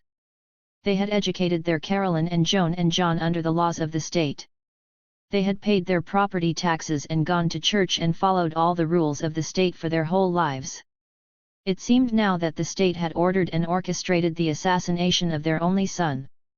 There were so many of its agents everywhere, investigating them while the assassin ran free. In the cold of our first night in New Haven, sleeping near Johnny's room, I was awakened by her. I reached for my watch and the bedside lamp. It was nearly 2 a.m. The shower water could not muffle the sound. "Oh, Johnny! Johnny!" I heard Mrs. Huggins scream through the beating of shower water, through the shower door and the bathroom door and the cold night air. "Why? Oh God, why?" I heard her pound into the shower wall. "She does it nearly every night," Erica said the next day. We pretend not to hear her. "But it's every night." We cried and held on to each other for that week. Erica told us she would not be returning to LA. She would be staying in New Haven with the baby. She could not leave Mrs. Huggins alone. She needed John's baby. Erica would stay on and work to build the small chapter of the party in New Haven, as John would have wanted. She kissed Janice and me goodbye, and reminded us of what we had to do. The next few months were devoted to rebuilding. We found places to live. I moved in with Evan Carter, Bunchy's wife, 6 months pregnant with his baby. We sold the party newspapers. We distributed the UCLA food. We finally formalized a legal defense program, with what I felt was the courageous help of Jean Kidwell and the young white lawyers in the National Lawyers Guild, Ken Cloak and Joan Anderson and Dan Lund. Most of the few black lawyers that existed were afraid to associate with Panthers. And despite the early 1969 FBI directive to eradicate the Panthers Serve the People programs, we finally started a breakfast program. The only rent-free facility we had been able to find for our first Breakfast for Children program in LA was a Seventh-day Adventist church. The black pastor welcomed us with one admonition, that we serve no meat. Joan Kelly, now a full-fledged Panther despite her father and mother's fearful refusal to speak to her as long as she remained a Panther, found something called veg burgers. With the donations we were beginning to receive from some Hollywood whites, we purchased the burgers, passed them off as sausages, and started our program. We organized rallies around police brutality against blacks. We organized rallies to denounce Karenga throughout Black Los Angeles. We made speeches and circulated leaflets about every social and political issue affecting black and poor people locally, nationally, and internationally. We organized Panther support groups among whites. We opened a free clinic. We started a busing to prisons program, the first in the party, which provided transport and expenses to black families without the means to visit relatives in the vast California prison network, which could have included every black in LA. We bought and stole more guns with New Hollywood and other money. We practiced shooting and guerrilla warfare tactics in the Mojave Desert. We developed and carried out retaliatory actions against the U.S. organization. We confronted and tried to deal with the daily assaults of the pigs. The award-winning Los Angeles Police Department had primed itself up with no fanfare. There was now the LAPD Metro Squad. The Metro Squad had been its vice squad. Now it was its Panther unit, built as an urban counterinsurgency task force. Nobody knew all of this initially, because the Metro Squad operated clandestinely, out of a small juvenile jail facility on Georgia Street, under a freeway in downtown Los Angeles. We eventually learned that the Metro Squad was deemed so important and elite that any one of its units could command an entire LAPD precinct at any given moment. Joan and I were among the first in the chapter to learn of the Metro Squad. We were riding down Central Avenue, not far from our office. I was driving. Joan was weeks pregnant with Nathaniel Clark's baby. We had just come from a fundraising brunch at the home of a white supporter. I spotted the ordinary brown car following us. Suddenly, I saw, in the rear-view mirror, an arm flip out of the passenger window of the car and place a flashing light on its roof. The loudspeaker from the brown car blared, "This is the police. Pull over now." Two pigs in uniform approached our car in standard fashion, one moved toward the driver's side and the other remained near the rear window. I rolled down my window but only a few inches, as was my custom, since it always irritated them. "What is it?" I said dryly, without looking at him. I was preparing to slip my driver's license through the little slot in the window when he spoke. "Why don't you get your black ass out of the car, Elaine?" I turned to toss him a smart remark.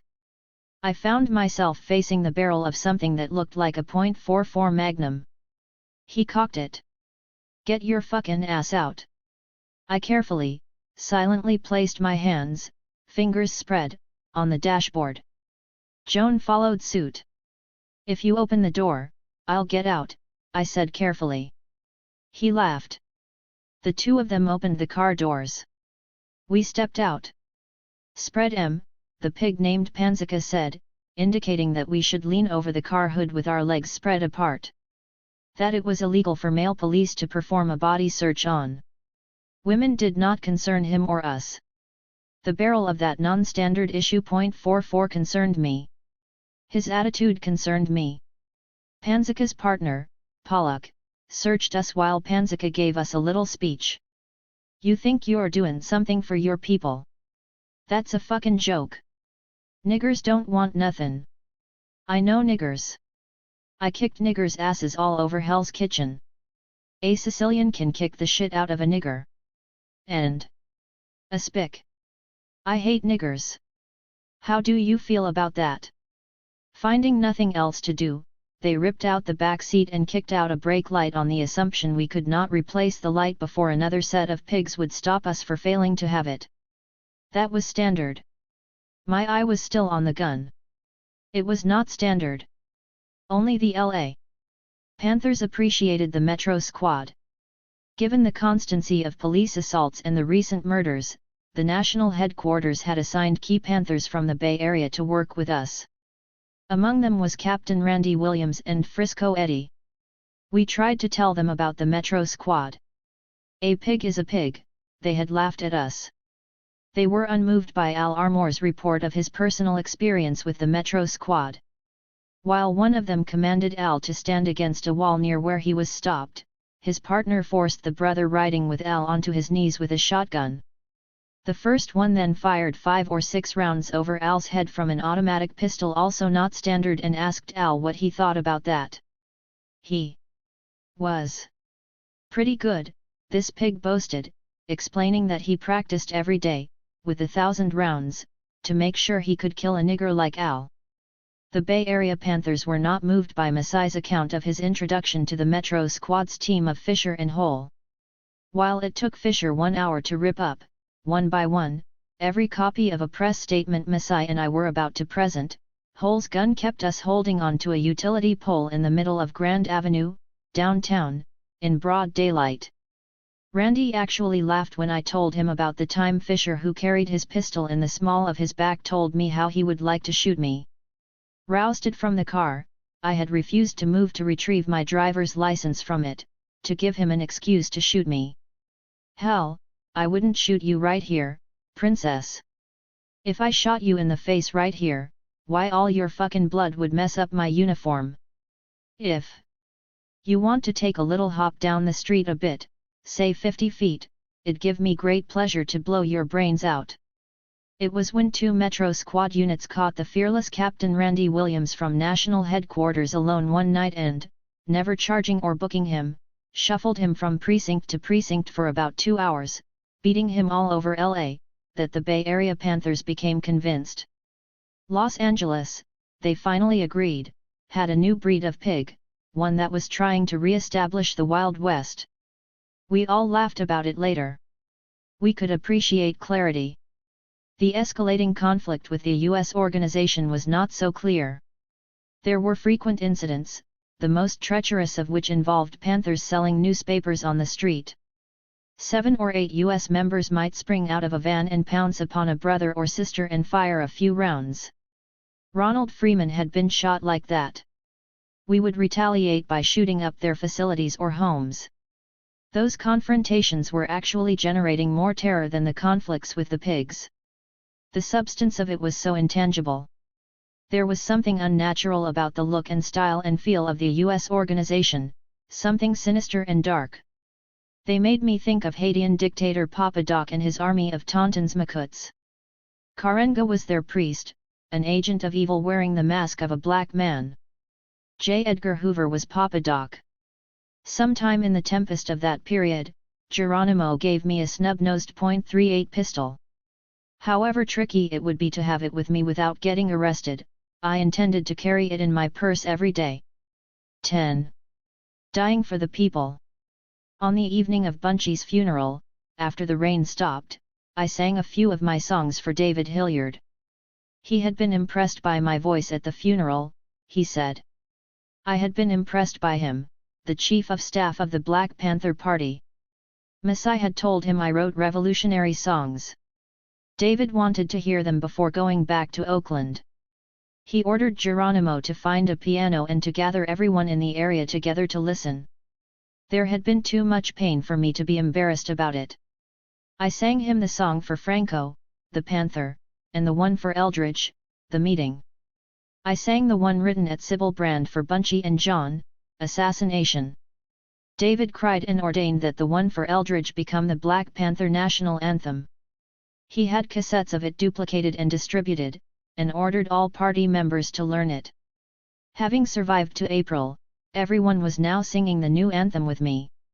A cappella, my voice echoed with several hundred others in the apple crisp morning air of Oakland. We were assembled to honor the first to fall. Lil Bobby was the first, we said. He was the first Panther to give his life to the struggle, we meant. It had been a year since the police had murdered 17-year-old Bobby Hutton. They sang along with me quietly, huddling together in the early morning chill of Diffremery Park. Diffremery was a tattered park. Its thinning grass patches reflected the poverty of West Oakland, where Bobby Hutton had lived and died. But it was our park now, the People's Park. It had come to be called Bobby Hutton Memorial Park. Some held hands, some cried as we remembered and sang the anthem. Yes, he turned and he walked past the eyes of my life. And he nodded and sang without sound. And his face had the look of a man who knew strife. And a feeling familiarly came around. I said, "Man, where have you been for all these years? Man, where were you when I sought you? Man, do you know me as I know you? Man, am I coming through?" It was a strange song for an anthem, I thought, but not for the black man who had touched my life so powerfully I had surrendered to his party of men and ideas. It had been 1 year since I had seen him. Eldridge had by then eased out of Vacaville prison on a technicality and bail. After his release, he had defied the laws of our enemy by refusing to appear in court in connection with the April 6 charges. Consequently, his house in San Francisco, as well as other Panther facilities in the Bay Area, had been placed under close police surveillance. Finally, a host of police had surrounded Eldridge's house to force him to surrender, but Papa had slipped away. He was now in exile in Cuba. After the memorial, those on the Central Committee and in the leadership of Northern California gathered in a safe house that belonged to a sister named Shirley Neely. Geronimo and Masai and Blue and I joined them, representing the other chapter in the state. About 25 Panthers were present. There was the reputedly mad Captain Landon Williams, brother of the more vicious Randy, still temporarily assigned to the Wild West territory of L.A. There were Van Taylor and Charles Bursey and Baby D and June Hilliard and Dexter Woods and the artist Emory Douglas, Minister of Culture, and others whose names I did not know, all armed. Most significant among them were the chairman of the Black Panther Party, Bobby Seale, and David, Chief of Staff. They were sitting around the living room laughing about Eldridge's escape from the pigs. We were in a characteristic West Oakland house, wood-framed and raised above the ground. Concrete steps led up from the street to the front door. Security people were in the back and on the roof. The smell of bacon and home-fried potatoes being cooked filled the house. The late morning sun was strong. It shone through the house's many windows on the men with black leather and guns. David was relaying the story of 1 year ago to a group gathered off the living room. It had been a horrible day in Oakland, David was saying. He reflected on how it had been one thing or another all day. Niggers were still trying to burn down Oakland over the King assassination. Panthers were still trying to stop the suicide. There had been only small incidents with the police. Now there was an all-out confrontation. Police and gunfire were all over West Oakland. Panthers, including himself, had been patrolling the raging streets of West Oakland. The area around the house owned by a couple named Allen was suddenly overtaken by pigs opening fire. Panthers leaped to take cover, and one, David, pushed his way inside the Allen house. It was like the end of the world, Mrs. Allen had said. All of America seemed to be on fire. Mr. and Mrs. Allen had hardly had time to grieve for the loss of King 2 days before. The house they had scrimped and saved for was now being threatened. Having forced his way inside the Allens' house, David was crouching in fear, he said without shame, behind the bedroom door. All his 24 years of dedicated ducking and dodging on the streets of Oakland had not prepared him for this onslaught. There had been no automatic rifle fire in West Oakland when he was gang-banging. Now, legions of pigs were outside firing automatic rifles. Actually, he corrected himself with a smile, there were only hundreds outside the Allen home. A Lieutenant Newton was among the police leadership, David noted, stressing the irony of the name. There were all kinds of pigs under Lieutenant Newton's command, including sharpshooters and grenadiers. The police suddenly commanded from loudspeakers that they come out. They threatened to raid the house or raze it. Mr. Allen begged his wife to give up the boy, the chief of staff of the Black Panther Party. David had beseeched them with wide eyes, he told us without hesitation. A shotgun shell pierced the living room window and fell right before his eyes, even as he implored them to hold on. "Burn that son of a bitch down!" The order came over the loudspeakers outside Mrs. Allen's house. A fire was started. It was a shack the pigs were attacking and burning, the shack attached to the Allen house, the shack from which the three of them could now hear gunfire being returned. As he talked, I lost concentration for a minute and focused on David. His dark velvet skin was glistening as he related how Mrs. Allen had held strong, boldly asserting that certain death was outside and nobody was walking into it. Tears were filling David's eyes. He whispered that he did not know it had been Lil Bobby in the shack. He whispered the rhythmical refrain, "Lil Bobby was the first, Lil Bobby was the beginning." It was Lil Bobby, the first member of the party, a boy who had been an ordinary little finger popper, caught in the hail of police bullets and fire in a West Oakland shack. Lil Bobby had not been driven by abstract political or intellectual issues, David recalled. For Bobby, commitment lay in the love of black people, including one of his role models, David himself, which he did not say but which everyone knew. David had been known on the streets of West Oakland as a streetwise hustler, a sharp dresser, and a smooth talker, whom the women loved and the men respected. When David joined the party of his friends Huey Newton and Bobby Seale, Lil Bobby had latched on to him. On April 6, David said, 17-year-old Bobby Hutton stood strong for himself and his people, and found his own freedom. Eldridge was with Bobby, a man and a man-child firing back at hundreds of police. When it had become hopeless and Eldridge determined it was time to surrender, he and Bobby put down their guns. Eldridge preceded Bobby out of the shack, emerging virtually naked to avoid any impression that he was still armed. He had ordered Bobby to follow suit. Bobby Hutton came out after Eldridge. His hands were raised, his body covered by the clothing he was too shy to remove. The dark was suddenly pierced by spotlights and by bullets that tore into the face and chest and arms of Lil Bobby. The pigs even stood over him in the end, pumping bullets rapid fire into him. After the surrender, panthers in the area were quickly flushed out of their positions. David, Charles Bursey, and many others were arrested. Of course, there had been those like Killer Wells who got away, although he, too, was eventually indicted. I was thinking now of Tommy Lewis, also 17 when he was cut down. Suddenly, Landon Williams broke through the quiet. "Motherfuck that pig!" Captain Landon shouted from the other room. Angry about some comment made on a television news broadcast, Landon drew his pistol from his leather shoulder holster and shot out the television screen. The sound of the shot stunned everyone.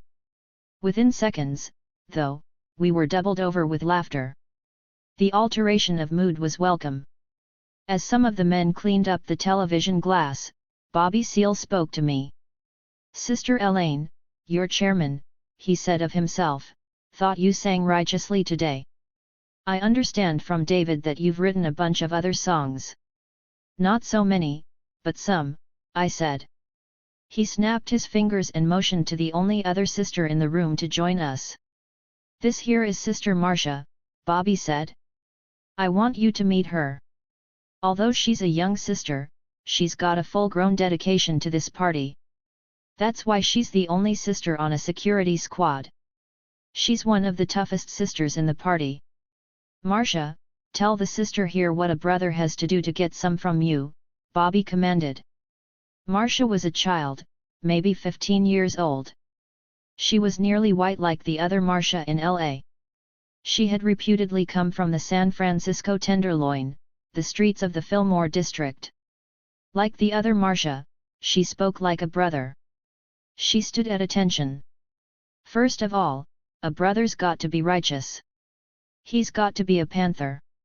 He's got to be able to recite the 10-point platform and program, and be ready to off the pig and die for the people. "Right on, Sister Marcia," the brothers shouted. "Can't no motherfucker get no pussy from me unless he can get down with the party," she added without prompting. "Right on," they responded again. "And what's a sister got to do?" Bobby pushed. "A sister has to learn to shoot as well as to cook, and be ready to back up the brothers. A sister's got to know the 10-point platform and program by heart."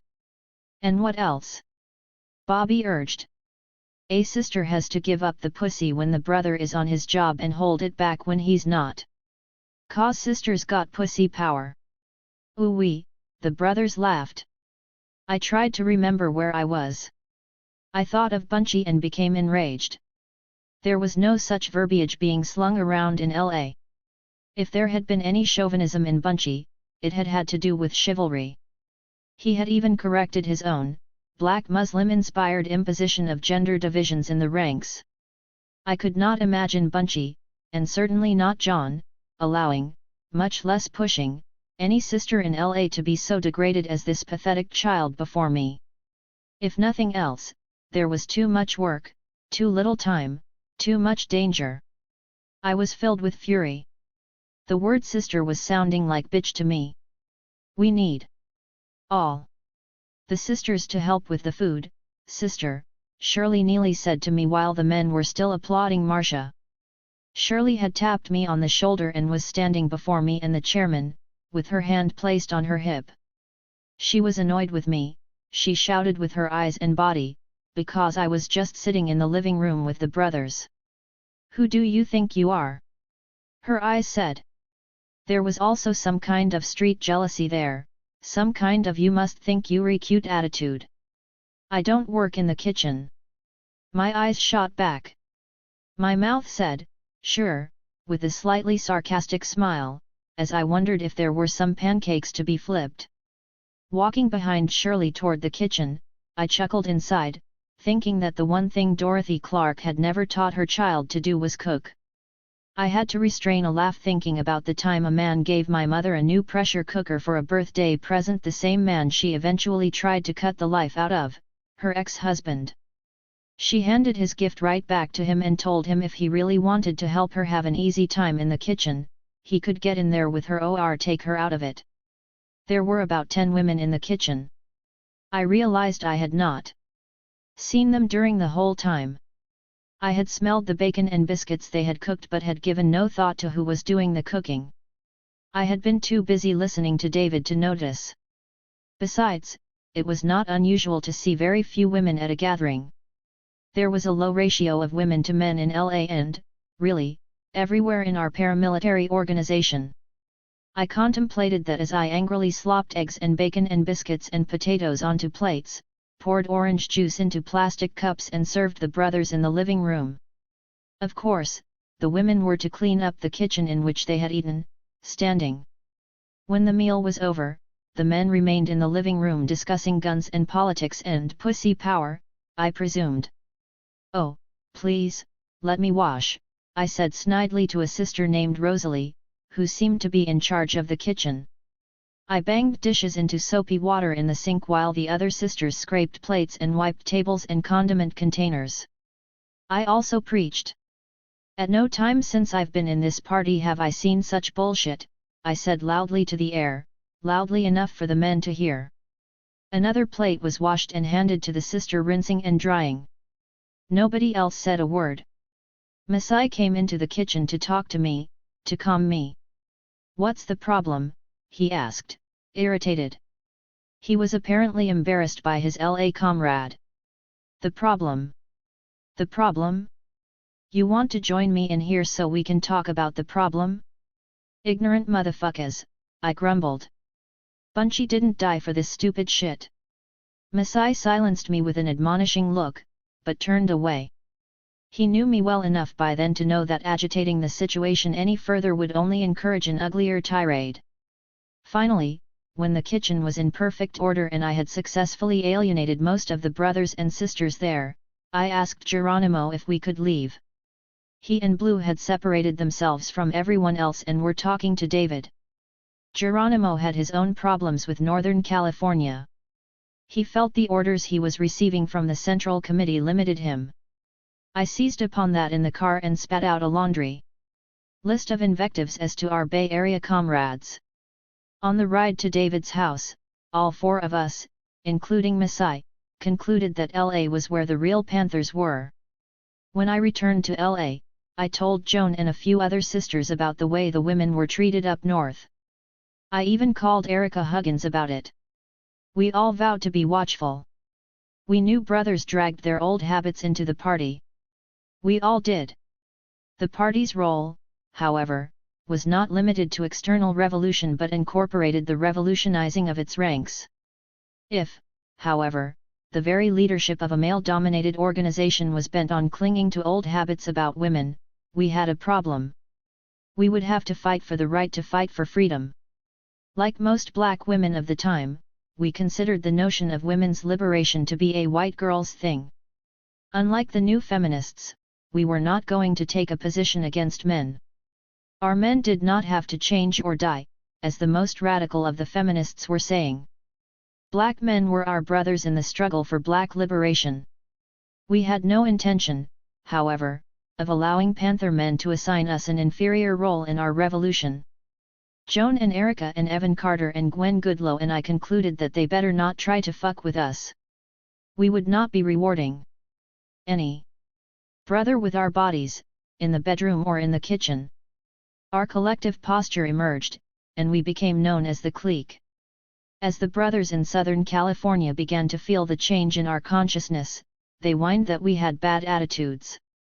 They initiated little verbal challenges to those of us designated members of the clique, even to Evan, the mother of Bunchy's baby, Osceola after the Seminole Indian warrior who had been born after Bunchy died. They even began to assail Erica's name, venerated though she was, and absent though she was. The reputation of the clique spread.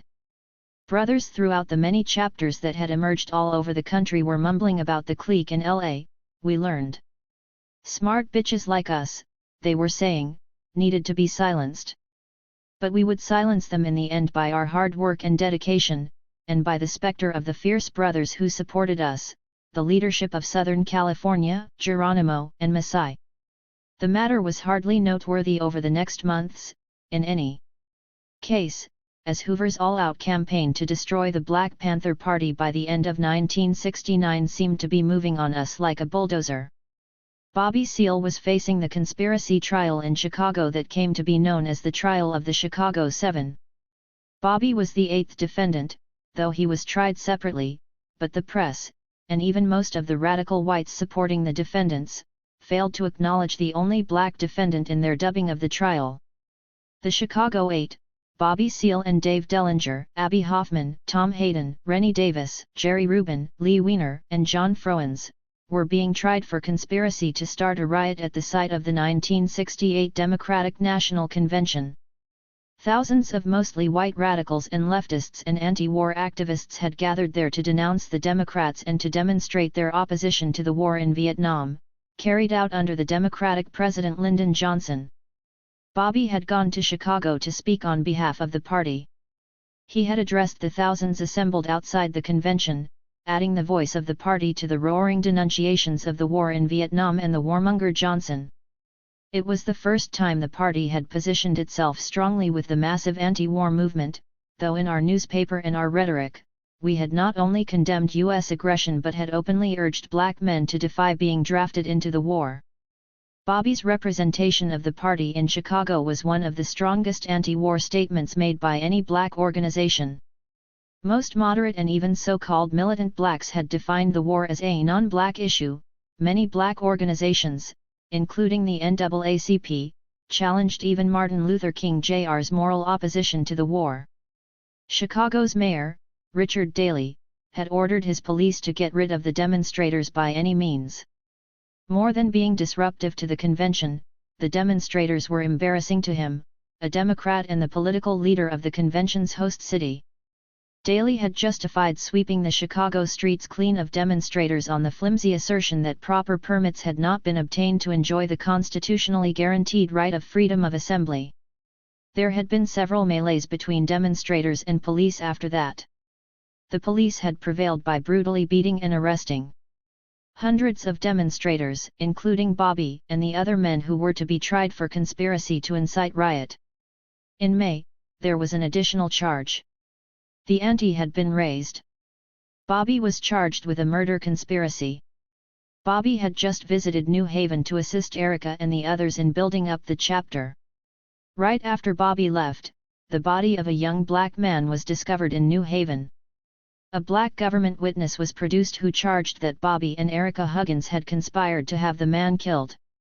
On the basis of that single piece of information, the government formally charged Bobby and Erica with conspiracy. The prosecutor offered the theory that the dead man was a police informant who had tried to infiltrate the party, had been uncovered and murdered. Others were also swept into the conspiracy.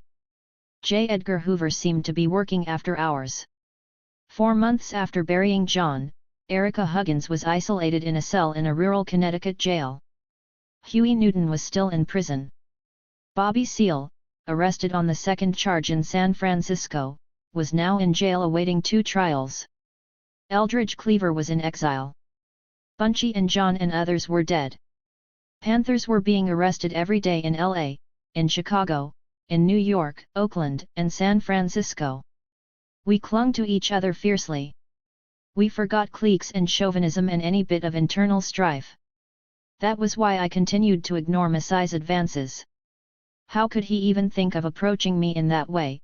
I had snarled at him during all those months since the time he rose from the underground. How could he imagine that I would relate to him, make love with him, in the middle of making war? Masai had been Raymond Hewitt when he was growing up a few blocks from Bunchy. He had been a Slauson, and then, with Bunchy, a Slauson renegade. He had been called Bright Eyes in those days.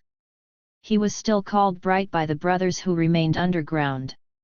He had begun introducing them to me just in case.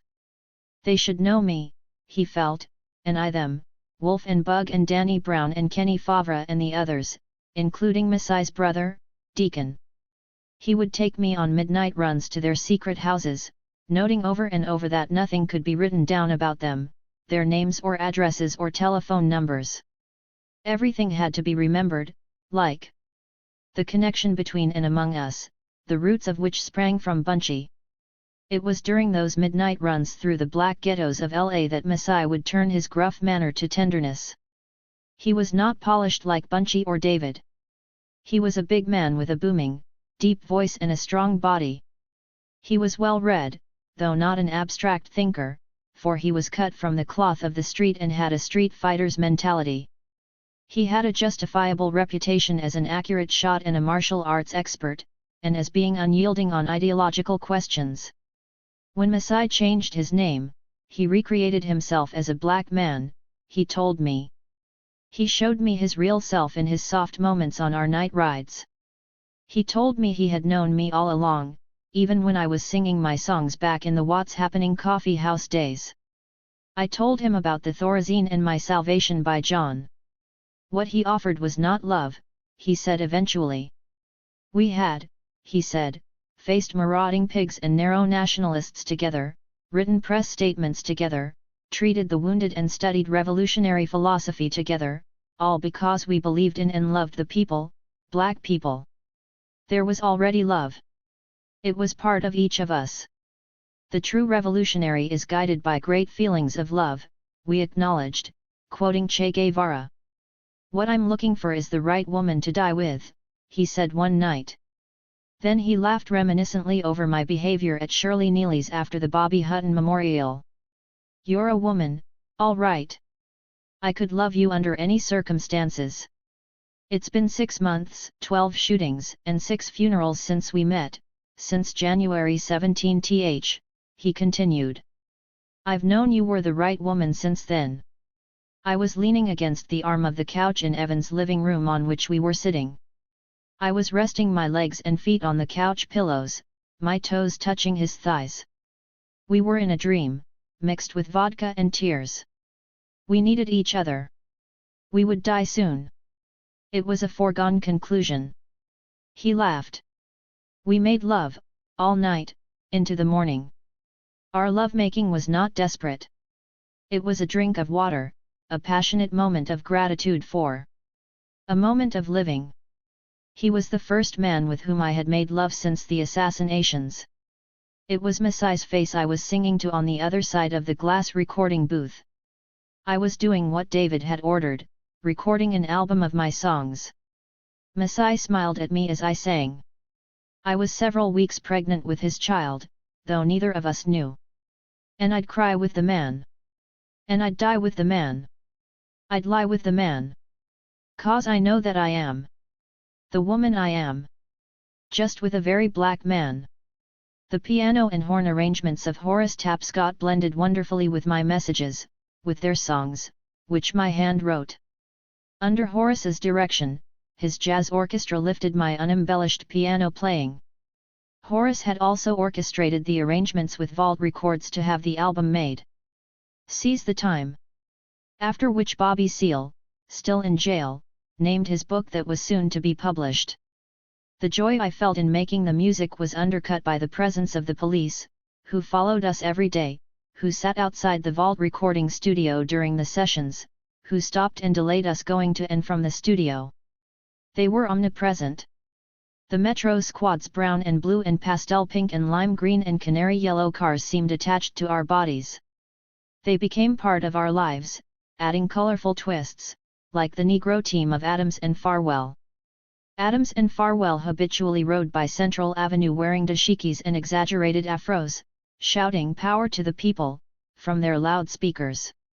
In the Los Angeles County Sheriff's Department, where I was once taken to be charged, I saw a banner draped across a wall. Pigs. 11. Panthers. 0. The regular black and white LAPD units also rode the expressways of our affairs. Among them was the notorious Sergeant William Davis, known throughout Watts as Cigar, who never let up. Panthers were being stopped and/or arrested, and/or beaten, en route to or from breakfast programs, rallies, offices, and homes. Panthers were arrested selling newspapers and had their papers confiscated. It was the same going to or from our free clinic. Our medical supplies were crushed under police boots on the spot. It was the same leaving fundraisers given by our white supporters, near the Westwood and Beverly Hills homes of Don Freed or Shirley and Don Sutherland, or Bert Schneider. Donation checks were ripped up and strewn onto the street. It was the same for the branches beyond the borders of LA, in Pasadena, Santa Ana, and especially San Diego, where party members tried to attend the funerals of 2 Panthers killed on the street by U.S. organization gunmen while selling newspapers. We were so conditioned to police assaults by October, it was hard to recognize the urgency in Glenda's voice when she called me at the apartment that Evan, Gwen, Joan, and I now shared. "The pigs shot Bruce!" Glenda screamed at me into the telephone. "Oh my God, he's bleeding everywhere. Turi is dead." She was alone, she cried. She was afraid. "I'll be right there." I threw down the telephone. Gwen Goodlow and I hopped into our car, leaving Evan behind with Bunchy's baby. We stopped at a pay telephone to call Geronimo. He would meet us at the house on 55th Street. Glenda was outside the house, bent over the railing on the darkened porch, sobbing. Inside, Bruce Richard was lying on the couch in the living room. 19 years old and long and lanky, he was clutching his bleeding abdomen. Turi was dead, he reported in military style. The police had stopped them. There had been a gunfight. Turi's gun had jammed. Bruce had escaped. Shot twice, he had driven the Volkswagen in which they had been riding back to the house where Turi lived. Geronimo arrived with Long John. He sent Gwen to find a doctor, gave Bruce a Seconal, and ordered me to stay with Bruce until the doctor arrived. After that, Geronimo left, charging Long John to stay with us as security. I went into the room with Bruce and closed the door, to dull the sound of Glenda's sobbing. I peeled Bruce's bloody shirt from him, but I knew nothing about how to treat bullet wounds. We were alone, and I was afraid. I had not seen John or Bunchy die. This was the first time I had to face death in the present tense. I started talking to Bruce. This would ward off death, I imagined. We talked about my baby, and laughed about the pussy Bruce had gotten and had lied about getting. We talked about the clique, Bruce laughing about how confused the brothers were about sisters, me laughing about how crazy that was, how much we really loved our brothers. We talked about Turi very briefly. We tried to keep laughing. It was 2 hours before Geronimo returned and Gwen came back with Terry Cupers, a white doctor friend of ours. Terry stood Bruce on his feet. Bruce wobbled from Seconal and pain. Terry stripped Bruce's pants down. As Bruce stood weakly, blood poured from his penis like water. Terry examined the wounds. 1 bullet had passed through his body. The other was lodged inside, probably in a kidney, Terry estimated. He could not operate on him there. Bruce had only a few more hours to live without treatment.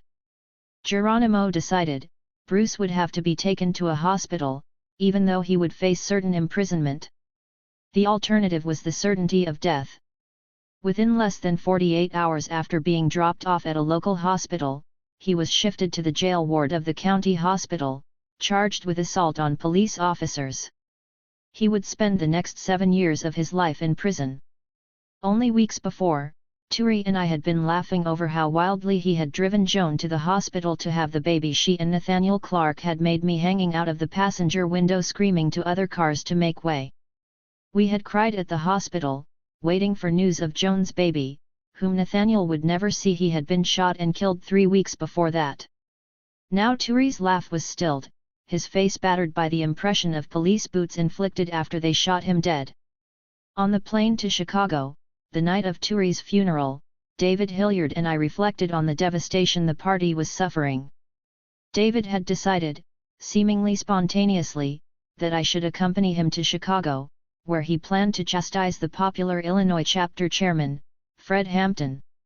Fred had denounced the Weather Underground, or Weathermen group, for trashing some streets and stores in Chicago one night, allegedly in rage over the Chicago 8 trial.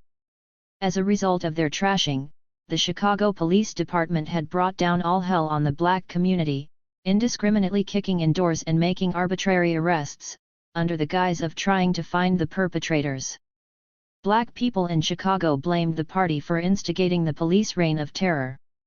The party had some kind of alliance with the whites everyone knew had done the deed.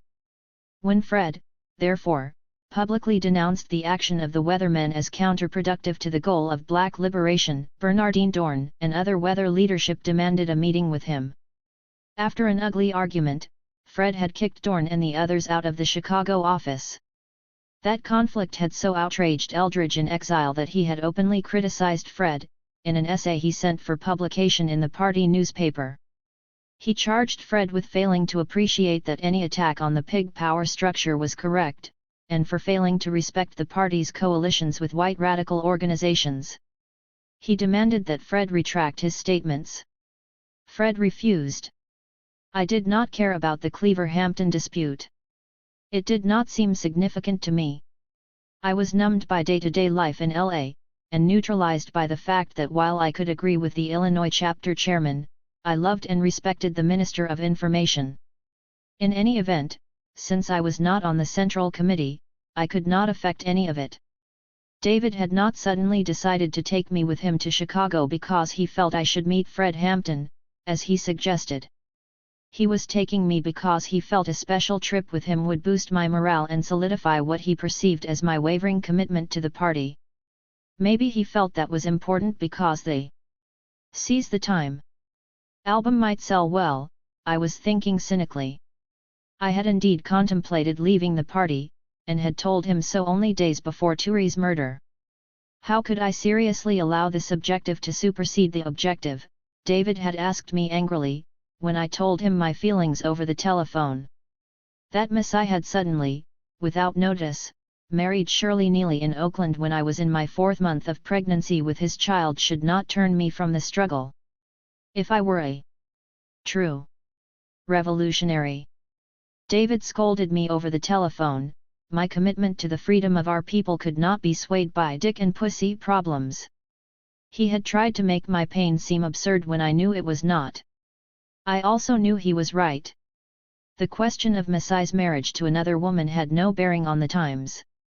Nevertheless, an airplane was carrying us to the cold of Chicago, where, among other things, David presumed my commitment would be rekindled.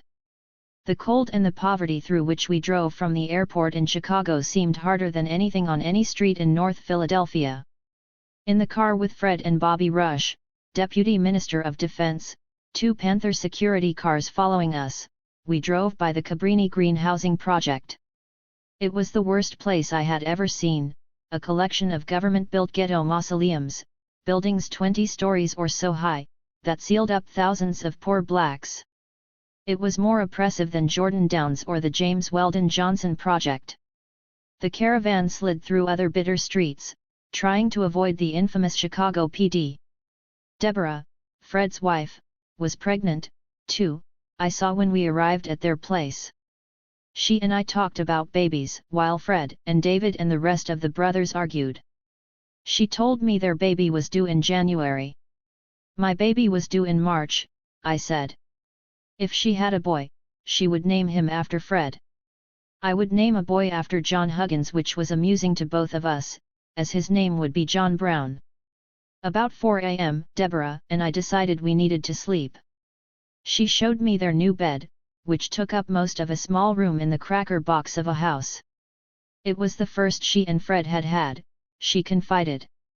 Like most Panthers, they had been sleeping on a mattress on the floor or in a sleeping bag makeshift fashion, temporary arrangements for temporary living.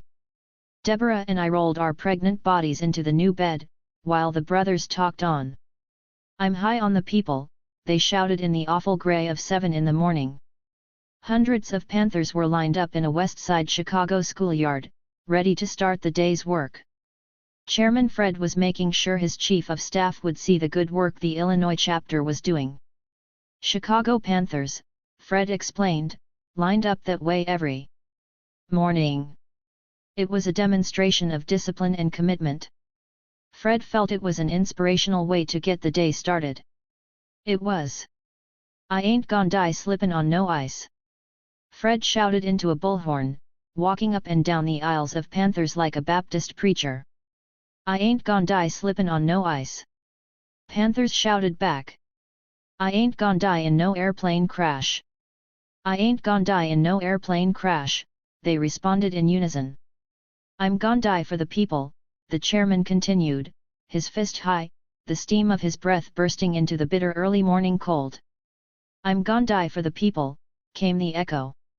"'Cause I live for the people. Live for the people.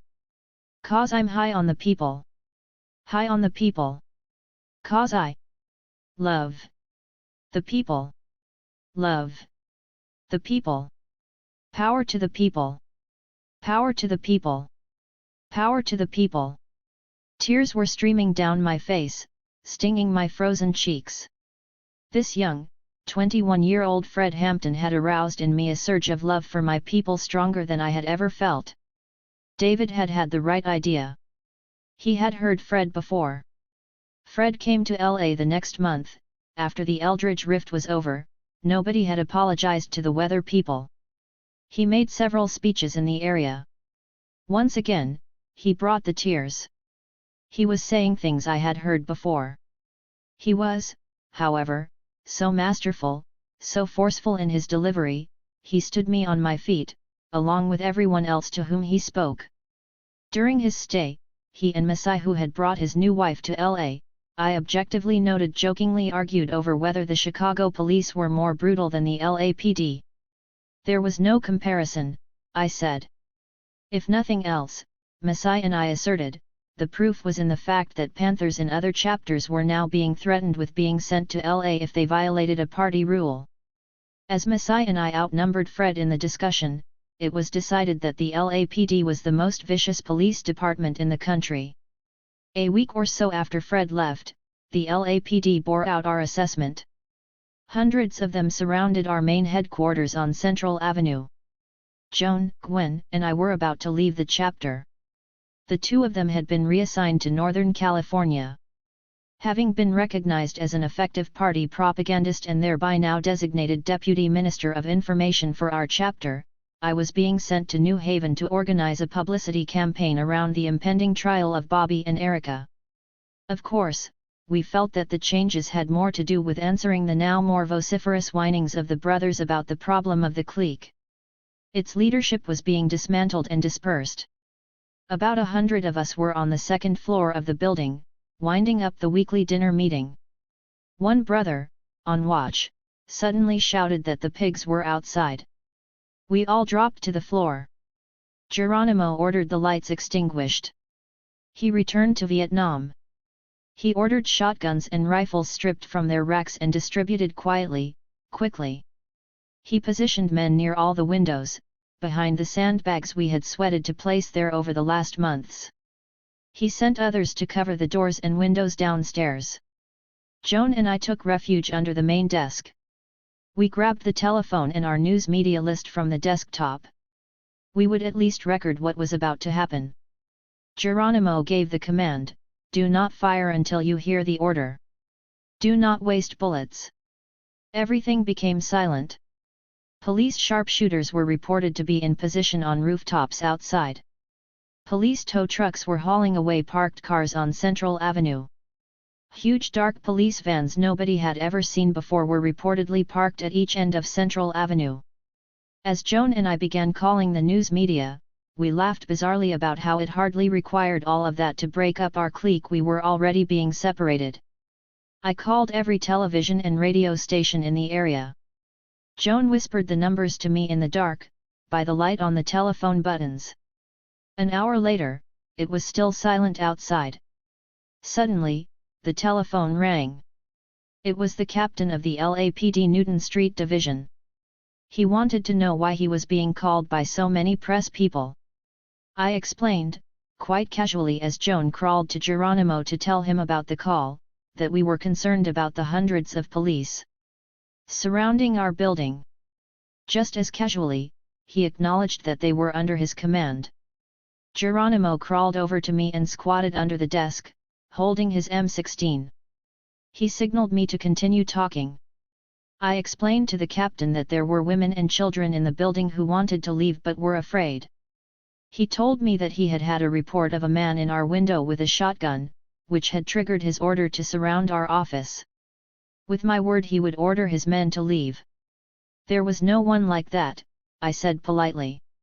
The hundreds of police, with their sharpshooters and vans, simply withdrew.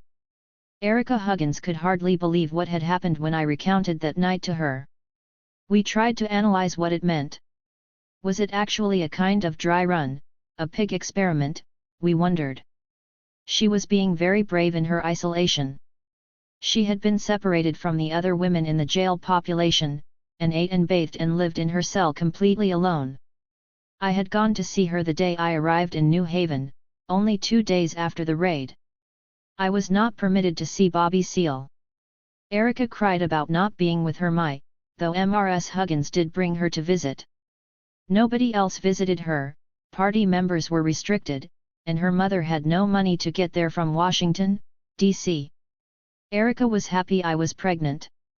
She was sad about the business with Masai, who, I reported, had just been moved permanently back to Oakland as a new member of the Central Committee, the Minister of Education. I had gotten over Masai's marriage, I lied with a laugh. However, since I considered it her fault that I had stopped taking birth control pills, after she encouraged all of us to have at least one baby for the revolution, if my baby were a girl, I was naming her Erica. We talked about her grim charges.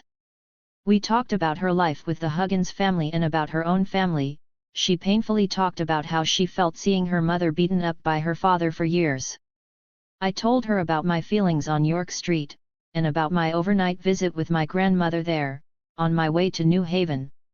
It had been the first night I had spent on York Street since my mother and I left.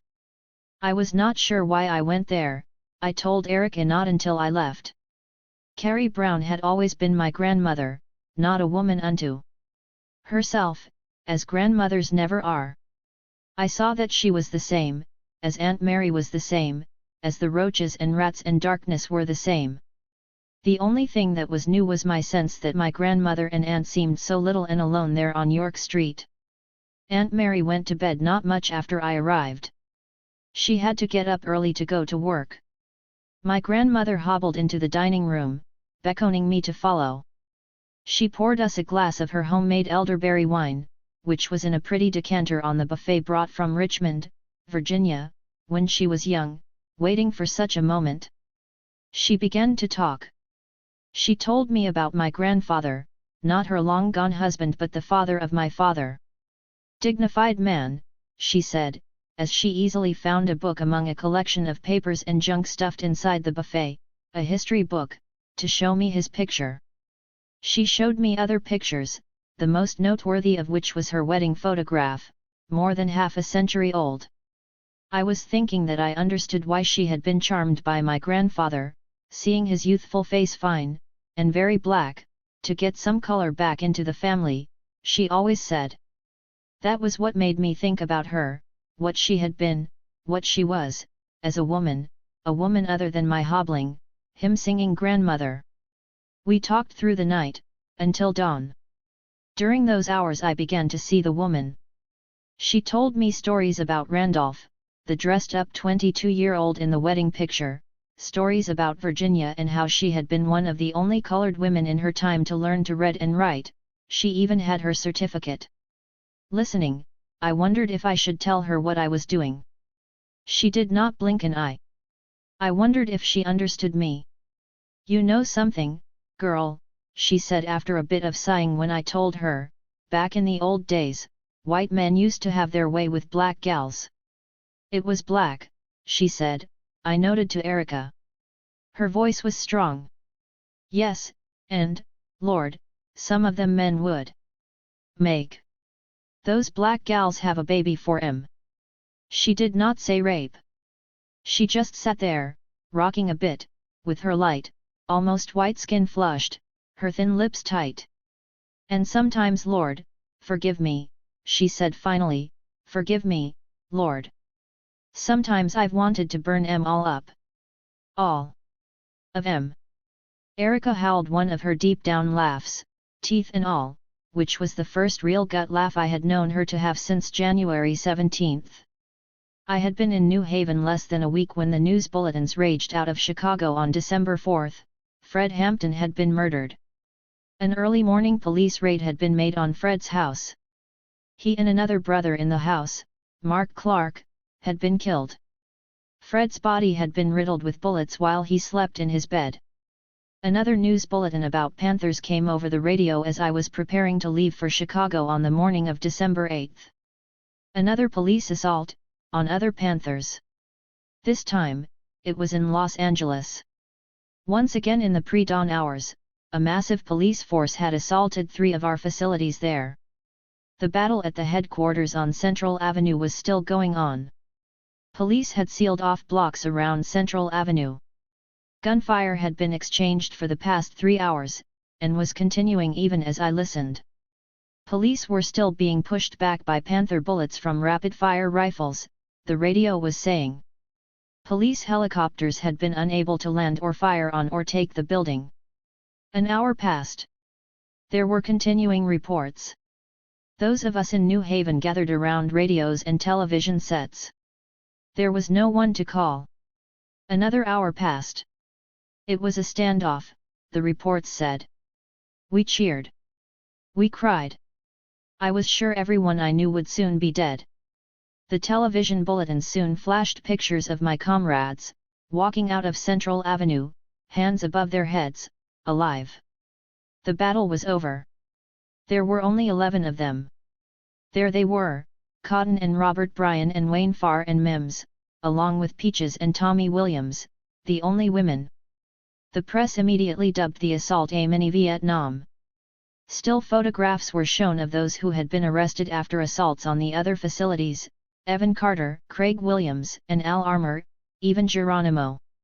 There were 18 of them in all. Masai was just hours away, at a speaking engagement at a college in Boston. He called me.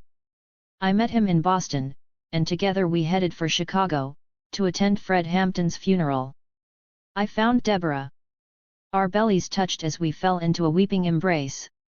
She had been in bed in the back of the house, next to Fred, whom she could not wake, not even after they kicked in the front door. As she had struggled to wake him, her 19-year-old body had been rocked with the 42 rounds that were pounded into the bed. Her body had been stained by his blood. Not one bullet hit her. It was a premeditated assassination. Masai and I went to the house. Thousands of people were lined up to look inside, at the place where Chairman Fred, as he was known all over Black Chicago, had been assassinated. The chapter wanted Black people to see, to know the extent to which the police would go to repress resistance to their oppression. I touched the bed where Deborah and I had laughed only a month or so before. It was still soaking wet with Fred's blood, 5 days after the assassination. All of the west side and south side of Chicago was preparing for the funeral of Fred Hampton that night. Bobby Rush had Panthers all over Black Chicago, manning sound trucks playing Fred's recorded speeches. They were organizing to arouse the wrath of the people. Ralph Abernathy, the post-Martin Luther King Jr. head of the SCLC, spoke at the funeral. Civil rights activist Jesse Jackson spoke, despite his negative attitude about Fred and the Chicago Panthers. Other local Black community leaders came and spoke. At least 1,000 brothers came from the Peastone Nation, formerly the Black Stone Rangers, the nation's largest organized Black street gang. Fred had finally developed a coalition with the nation, despite the FBI's campaign to promote disharmony between Fred and nation leader Jeff Fort, between the Black Panther Party and the Peastone Nation. Panthers from Boston and Philadelphia and Washington, D.C., and everywhere else came. Thousands of people were lined up outside the church listening to the eulogies for the 21-year-old hero. Hundreds more were inside. Yes, everyone repeated, the police had assassinated Chairman Fred. They had kicked in the door and slain him in his sleep. Dozens of bullets from Thompson submachine guns had been pumped into his bed, 2 bullets fired point blank into his head. It had been an FBI assassination under the direction of Special Agent Marlon Johnson, carried out by Illinois State Police wielding 27 guns. And led by their nigger, James Gloves Davis. Davis and his cohorts had blasted the entire cracker box of a house in the dark before dawn, wounding Brenda Harris, Satchel, and Verlina Brewer, and killing young Mark Clark in their determination to reach their real target. Though the Chicago Tribune. Headlines produced by longtime FBI friend and Tribune editor Clayton Kirkpatrick supported the lie that the raiding police had been assaulted. Everyone knew it was an assassination. It was according to plan, to eliminate the rise of a messianic black man, in the person of Fred Hampton. As the eulogies concluded, I could hear Panther Sound trucks outside, winding through the icy streets, blasting Fred's favorite contemporary song, the one he had been making everybody sing along with him in those last days in Chicago. It was a Motown song, a Motown sound, the sound that seemed to be the sound of black rebellion. Diana Ross and the Supremes were singing. Someday, we'll be together. Say it, say it, say it, say it again. Now the procession passed before Fred's casket. I watched thousands file by with raised fists to Fred, hundreds of members of the Peastone Nation, uniformed in red berets, pounding fists against their chests in homage to the nation. It occurred to me that it was the end of 1969. I wiped away my tears, the voice of Fred Hampton now filling me as it rang out in the church and beyond. I ain't gon' die slippin' on no ice. I ain't gon' die in no airplane crash. I'm gon' die for the people. 'Cause I live for the people. 'Cause I love the people. Power to the people. Power to the people. 11. Where is the love? Her skin was very white. She was a porcelain doll, and just as delicate. I never resented what Messiah felt for her. It was understandable. Jean Seberg was truly beautiful. We had met Jean in the early part of that terrible year of 1969. David had assigned Messiah and me to see her. She was another white movie star who wanted to help. A small group of Hollywood helpers had already begun to astound us with their support for our chapter by the time we met Jean. If we had thought about it, it was a natural alliance. Historically, artists were the traditional allies of movements for social change. In the 20th century, the art of filmmaking had produced men like Charlie Chaplin, so progressive he became a personal target of J. Edgar Hoover's anti-communist campaign. There had been the Hollywood 10, and tens more, who were blacklisted from the film industry for refusing to cower before U.S. Senator Joseph McCarthy's anti-communist raid on America. Recent history gave further testimony to that affiliation. The civil rights movement, the most potent surge for social change in the history of America, had been vigorously supported by artists, black and white. When the latter-day Black Power people seized leadership of the black struggle, they shunned all white involvement, raising fists in white faces. White artists found their support of that movement rejected. Whatever the hazards of association, the Black Panther Party seemed to make a place in the sun for sympathetic whites. White artists were the first to come in out of the cold. As Los Angeles and New York were the main homes of the artistic communities America fostered, the party chapters there began developing relationships with liberal and progressive white artists.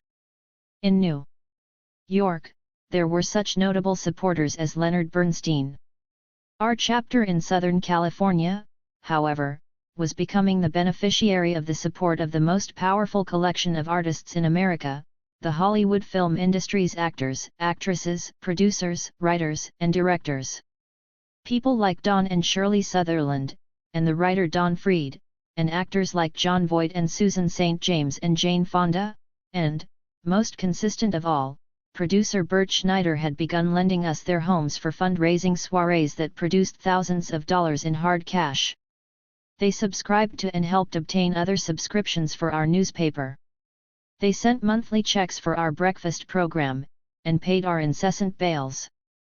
As most black artists, along with other black professionals, steered around and away from us, we clutched Hollywood, and did not analyze it. We thanked our stars. That was what made me so resentful of author Tom Wolfe's wholesale appraisal of such white supporters with the epithet radical chic. The influential and popular Wolfe coined that phrase to characterize the rich and famous suddenly latching on to the Panther cause with the added counter-image of the black Mau Mau, who operated a flimflam to privately exploit the radical chic. The bevy of White Star supporters were, the cosmopolitan Wolfe suggested, only casting themselves in a more interesting role, to enliven the boring comfort of life between their real roles. I thought his well-touted term was, at best, a superficial stereotype. At worst, that label, as it seeped into the lingo of the times, ridiculed our supporters with a judgment that could make them recoil. It was true that some of those cinematic souls were motivated by something less than concern over the plight of poor and oppressed black people. It was equally true that there were ordinary black opportunists in our revolution, as in our ranks. Among those at the various parties and brunches our steady supporters sponsored, there were surely those who wanted to satisfy their curiosity about mythical black men. There were surely those titillated by the danger and daring seemingly involved in being near real black militants. There were surely those who imagined themselves vicariously linked to some dramatic revolutionary act. There were surely those who simply found it the thing to do in 1969. None of that was the point. We were dying, and all of them, the strongest and the most frivolous, were helping us survive another day. There was nothing at all radically chic about Jean Seberg. From the moment Masai and I entered her rented house in Beverly Hills, I felt her genuineness and decency. She was expressive, like a little girl, excitedly interested in our programs. Transplanted from an all-white, all-American youth in Iowa, she really wanted to know about black people, about the nature of our oppression and the price of our freedom. She had supported other efforts of blacks in the past, the NAACP surprisingly, when she was a teenager in Iowa, and, more recently, the school and other social programs of a flashy, independent Muslim named Hakeem Jamal, whom Masai knew. She had come to the realization, she told us, that black people could never be treated fairly or justly unless entire systems in America were revolutionized. She wanted to support such an effort. Her friend, fellow actress Vanessa Redgrave, through whom she had made initial contact with us, considered Jean foolish to become involved with the Black Panther Party. While it was never clear to me precisely why Redgrave felt that way, Jean had her own ideals. She simply believed what she had been taught back in Marshalltown, embodied in the words about freedom and equality found in the Declaration of Independence. To me, Jean seemed a free spirit and a true believer.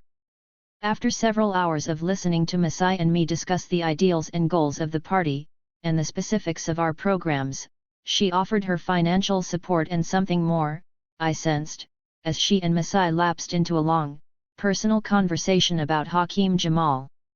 Masai and I visited her about once a week after that. Soon I saw no point in going with him. That was months before the raid on our office and Fred's assassination. Jean had given us quite a bit of money by then. She gave it in incremental amounts, several $1,000s at a time. Our arrangement was that she would telephone Masai or me when she had a contribution to make. She would simply leave a message that she had called. An envelope of cash would then be delivered to my mother's house for one of us to pick up. She used a pseudonym when she called, Aretha, after the Queen of Soul. The three of us had laughed in deciding on that name. Jean felt if she was known as a major contributor to the party, she would not get work in Hollywood, and would not, in turn, have the resources to continue. It was logical. That first meeting with Jean was also some time before I became pregnant with Masai's child, before he began spending most of his time in Oakland, before his sudden marriage. It was also before Masai's wife, too, became pregnant, which gave rise to Jean's dubbing him Johnny Appleseed. When I returned to Los Angeles after Fred's funeral in Chicago, I called Jean. She was out of the country, but she made arrangements to get some money to our chapter as soon as possible. The main office on Central Avenue could not be occupied. Thousands of rounds of Los Angeles Police Department ammunition had punctured and destroyed the walls of our two-story building. There were so many bullet holes that light from the front of the building shone through to the back. So many tear gas canisters had been tossed into the building's windows and doors that people passing by the building on the street still became nauseous and teary-eyed. The damage had been done by an army, the LAPD's new, and previously unknown, Special Weapons and Tactics Team, known as SWAT. SWAT, a funny acronym, its sound descriptive of its intentions for us, was built as an urban guerrilla counterinsurgency team superior to and superseding the Metro Squad. Before the raid on our office, no one had heard of SWAT. People had seemed incredulous when we told them about those dark blue trucks containing heavy artillery and military materials and specially trained men that had sat outside the Central Avenue office in November, a month before. Now it was clear that the LAPD had spent several $100,000 to actually create a military force to do one thing: eliminate the Black Panther Party in their domain. In one fell swoop, they had tried to destroy our Southern California office and our Southern California chapter. They had come at 3 in the morning with a search warrant and a battering ram and a helicopter and a tank and those dark blue trucks. They had assaulted the headquarters building, as well as 2 other facilities. SWAT team members assaulting our headquarters had sustained substantial wounds, while Panthers had not, at least not any serious bullet wounds. Albert Armour, at another facility, had even survived. After fighting SWAT team units alone for half an hour, firing from the rooftop when the building was overtaken and the few others there were forced to surrender. Tommy Williams had been the most serious casualty of the assault, taking a ricocheted bullet in her leg. Later, however, they had all been beaten mercilessly. Kidneys had been collapsed by gun butts. Teeth had been kicked out by combat boots. Eyes had been stomped closed. Later, after the 5-hour battle on Central Avenue, our typewriters and mimeograph machines and telephones had been smashed. Our posters had been ripped from the walls. Our pots and pans and food and books had been strewn wildly, angrily, over the second-story floors. Our files had been demolished. Our furniture had been broken, our roof caved in. As I walked through the headquarters building with a gas mask, I was overcome by the wreckage committed by rage. I stared at the hundreds of cigarette filters sprinkled on the floors. My comrades had stuffed them into their nostrils when gas masks had failed them, to keep from being forced outside. They had hunkered down behind the sandbags and reinforced walls and fought like madmen and survived. Now they were all in jail under exorbitant bails for extravagant charges. Reviewing the devastation, I wondered how long our spirit could last. After visiting my 18 comrades in jail and the hospital wards of the jail, I knew the police had damaged us severely. Still, they had destroyed neither our chapter nor our will. We would start again. It was hard to be pregnant under the circumstances. As March 1970 drew near, however, and I began to feel the regular movements of a living being inside me, the anger and rage of 1969 were assuaged. In the hours of quiet in my bed in the chapter's house in Compton, where I now lived, I would touch the outline of my swelled belly. There would come what seemed a response. I could see it. It was delightful, the sight and feeling of a little being turning, reaching, moving inside my body. I took to talking to the baby and telling it what was happening. Now we were being stopped in our car by a pig named Ziegler. He was forcing us out of the car at gunpoint and delightedly announcing that if he shot me in the stomach, he could kill 2 birds with 1 stone. Now we were speaking at a huge mass rally for the 18 LA Panthers in jail from the December raids, and cheering with the thousands over the testimonial of Bebe, the lady who lived around the corner from the Central Avenue headquarters. She was addressing the crowd, her wig cocked ace deuce, "Yeah, the police come early in the mornin', rootin' us up out of our houses, tellin' us not to say a thing. And I say to my friend, why they doin' this to the Panthers? When I'm sick, I can't call no doctor. I calls the Panthers, and they come see 'bout me. And she say, that's right, honey. And then I say, and when I ain't got no food for my children, I calls the Panthers, and they come see 'bout me." Now we were making a speech at an Emma Lazarus Jewish Women's Club meeting, where old Polish ladies who had fought the Nazis with guns and refused to go to the gas chambers were telling me to stop smoking while I was pregnant. Now we were singing to 100,000 people gathered in San Francisco's Golden Gate Park for an anti-war rally, where David's speech, which suggested the war be ended by killing Nixon, triggered his arrest for conspiracy to kill the president. Now we were meeting Aunt Jean at the airport, where she announced that she, too, was pregnant. Can you believe it? Jean Seberg declared excitedly above the din as I greeted her at the LA airport. She touched my stomach and spoke to the baby. Aunt Jean is having a baby, too. This, I thought, was the wonderful secret she had told me about over the telephone, girlishly enticing me to meet her at the airport if I wanted to hear more. No, Jean, I can't believe it, I said, feeling afraid for her. I felt no one would understand about the boy in Mexico she was telling me had fathered the child. For all intents and purposes, she was still married to French author Romain Gary. She still lived with him officially in France. It was a marriage headed for divorce, but a divorce that would be complicated given the Catholic-grounded French divorce laws. I told her all that. Romain is my friend more than my husband.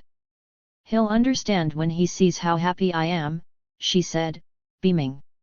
She had met the father in Mexico, where she had just completed a film about Mexican revolutionaries. The boy had a part in the film. He was more than an actor, she swore. He was a revolutionary himself, she said, as I recalled another love affair she had had during a different film.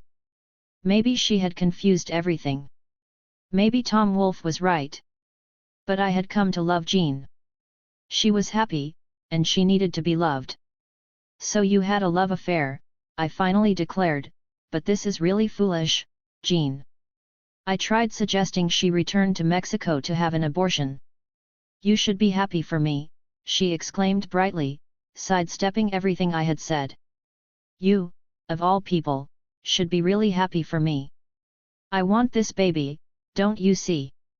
She was going back to France, anyway, to wind up her life with Gary.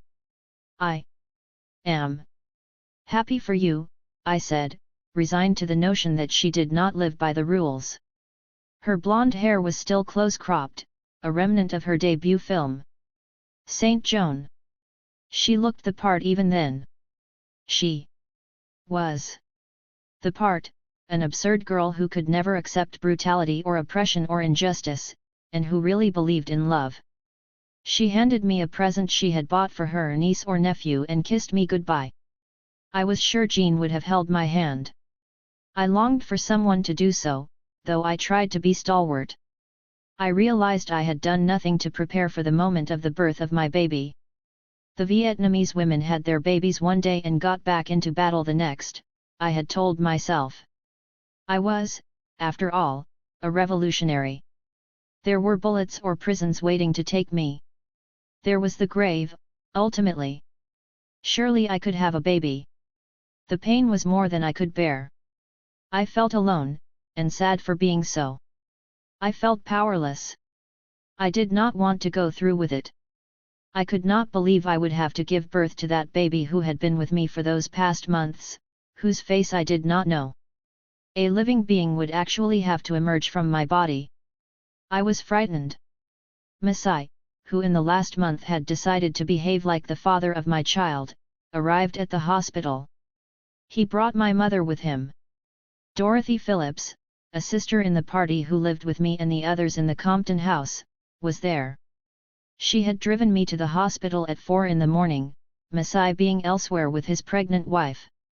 Neither my mother nor Dorothy, nor even Masai, however, was allowed to see me. Because he was not married to me, Masai's paternity was irrelevant to the Catholics who operated Queen of Angels Hospital, none of whom, I thought, had to have this baby. Giving birth was endurable until the moment there was no break between the labor pains. I had thought it would be a 5-4-3-2-1-0 operation. There was one sustaining pain now, hard and unbearable. I begged the nurse coming to check on me for something to ease the pain. She responded by telling me to breathe properly. I had forgotten to go to those stupid classes for breathing, I now remembered. I was changing my mind about natural childbirth, I told her arrogantly. She went off in a huff. On each of her more frequent returns to my room, I implored her to give me something to help ease the pain, simultaneously trying to retain some pittance of dignity lost in my physical appearance, reduced to absurdity by the enema I had been forced by some unknown person to take, stripped away by the shaving of my pubic hair. She remained firm. After about 5 hours of such exchanges, beside myself with pain and frustration, I changed tactics. "Fuck you, then," I finally shouted at her back, banging my elbows on the bed's sidebars, which she had furiously raised. Marie Branch, the only black medical professional who helped us at our free clinics in LA, arrived and took command. She forced them to accept her as my private nurse. She made them unstrap me. Before she arrived, I had been given a shot of something known commonly as twilight sleep, to temper my hostile attitude. I had tried to get out of bed, where, according to medical text, I was to remain prone. The drug had only made me hysterical. To keep me in place, leather straps had been harnessed across my feet and chest. Marie ordered the staff to free me and let me have my baby sitting up, which, by then, was all I wanted.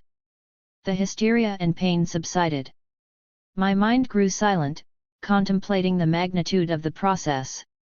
A being was coming out of my body, a being who had been breathing inside my dark womb would soon open its eyes to me, a separate person, its mother. Would he be happy? I wondered.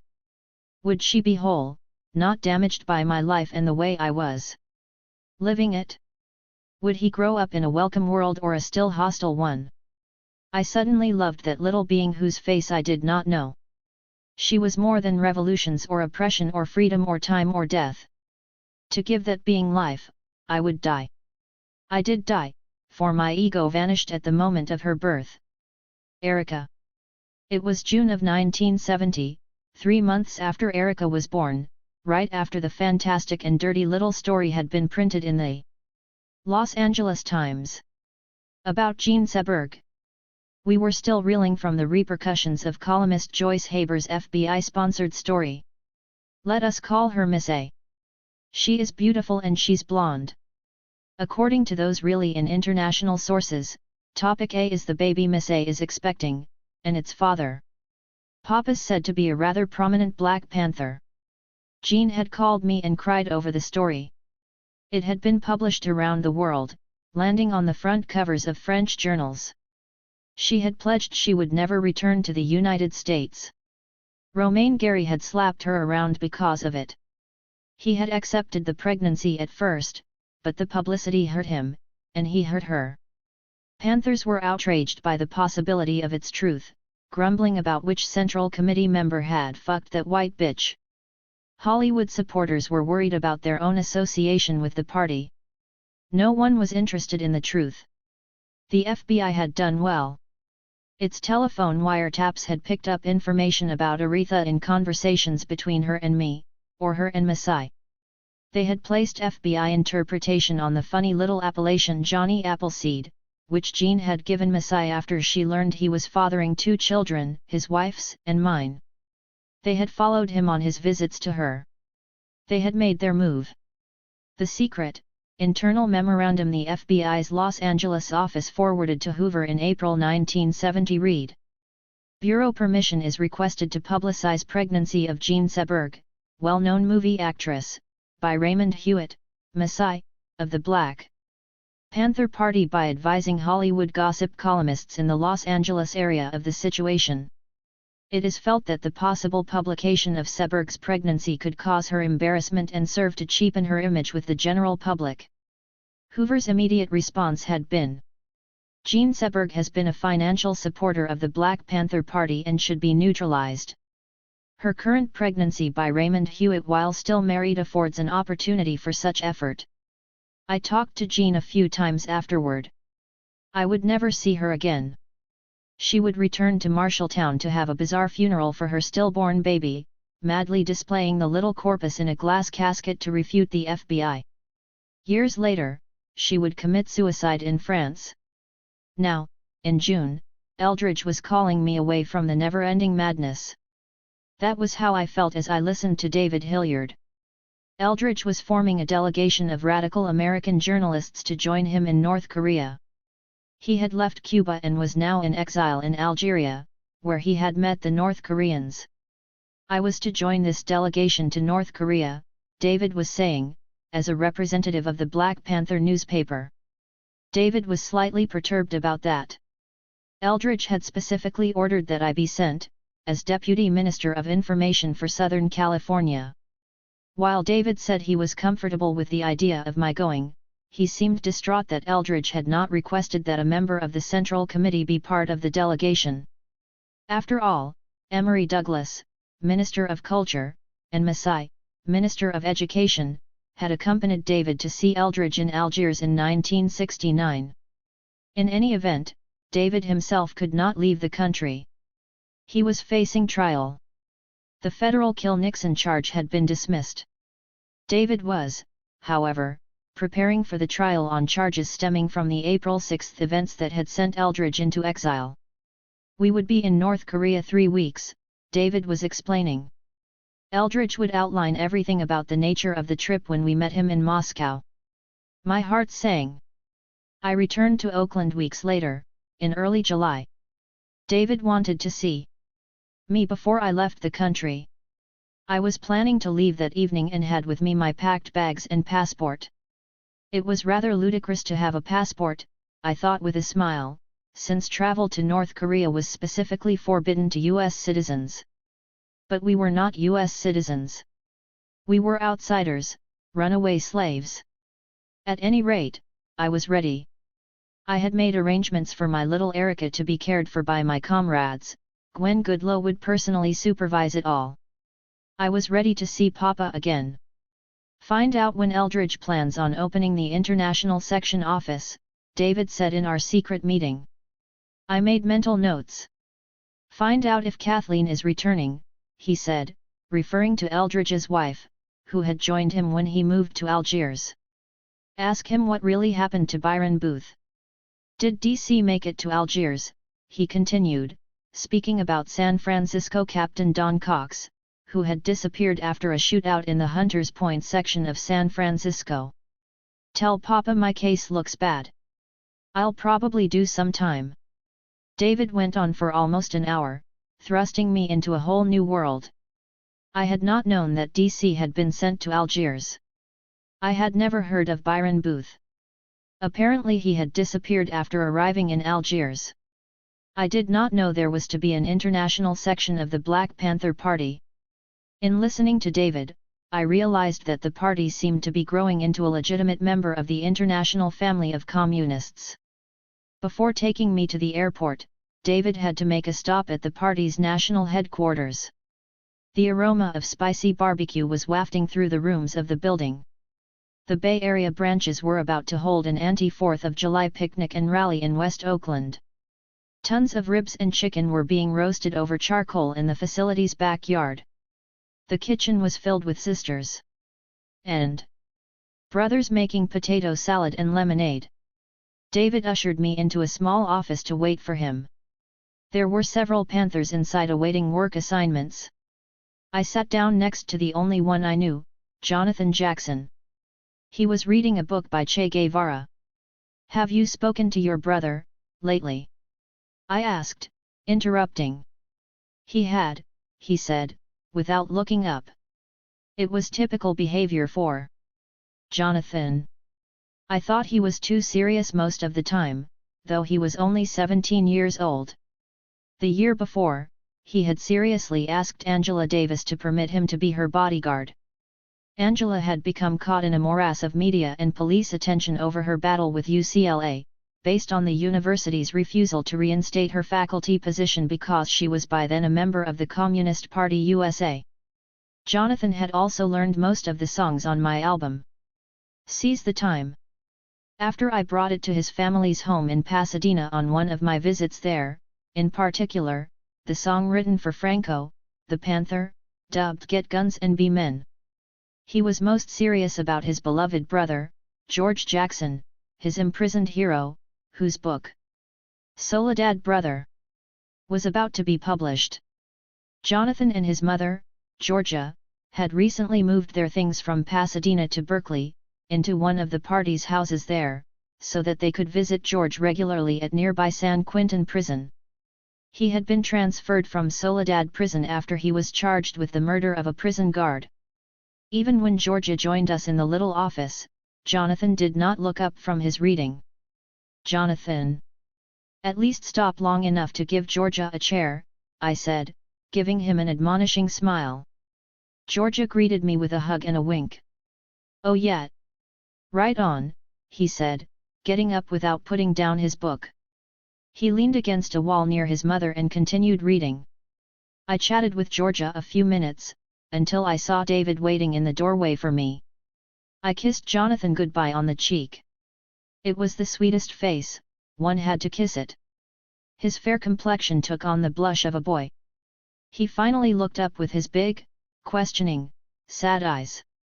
"Okay. See you later, Sister Elaine," he eked out with unbelievable shyness. I boarded an Oakland-Los Angeles shuttle flight and waited in the LA airport to meet Robert Scheer. By arrangement, he was to be my traveling companion. Scheer and I took a non-stop flight from Los Angeles to Paris a few hours later.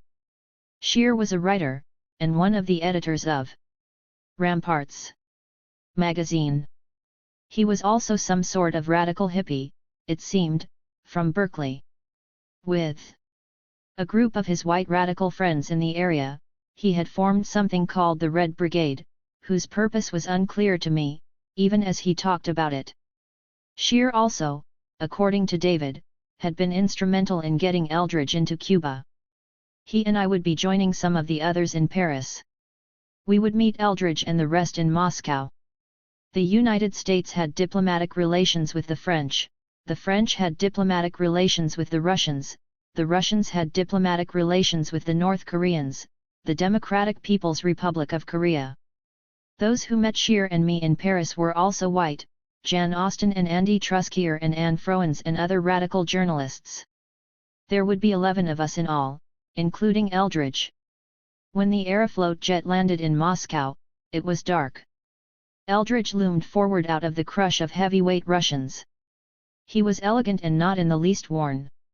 He had on an all-white suit and was still wearing the earring in his pierced ear. He greeted me first, expansively taking me into his arms. It had been a long way back to him. Surely the Russian tsars and nobility were frustrated even in their death. Ordinary peasants had not only seized power from them, their peasant hands had laid claim to the vestiges of their royal reign. The beautiful Baroque hotel we entered had once belonged to them. Its wide marble stairwells had been theirs. Its crystal chandeliers and Byzantine rugs and tapestried walls had been theirs. The elegant balcony doors of the room where Eldridge and I slept had been theirs. The turrets of the basilican edifices rising in the distance sparkled in the morning light. The Russian summer sun filled the room when we flung open our balcony doors. I was musing about the history it all represented as I listened to the voice of Eldridge. He was addressing the entire delegation, now gathered in our room. Of the 11 members, only he and I were black. Besides the whites, there were 2 Asians, a young, diminutive Japanese woman and a fellow from San Francisco's Chinatown, whose face was overwhelmed by acne. "Babylon must be burned," Eldridge was saying. "But the Black Panther Party is abandoning its duty to take Babylon down." I grew attentive. "The fact is, there's a split in the party. The right wing has seized the reins of leadership and put a muzzle on the Panther.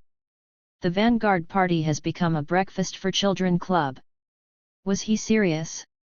Was he constructing another of his well-known grand metaphors, a bizarre one? Like me, the others were stilled by incredulity, their pens frozen over the notepads they held. "But I represent the left wing of the party," he proclaimed, "the international section, headquartered in Algiers.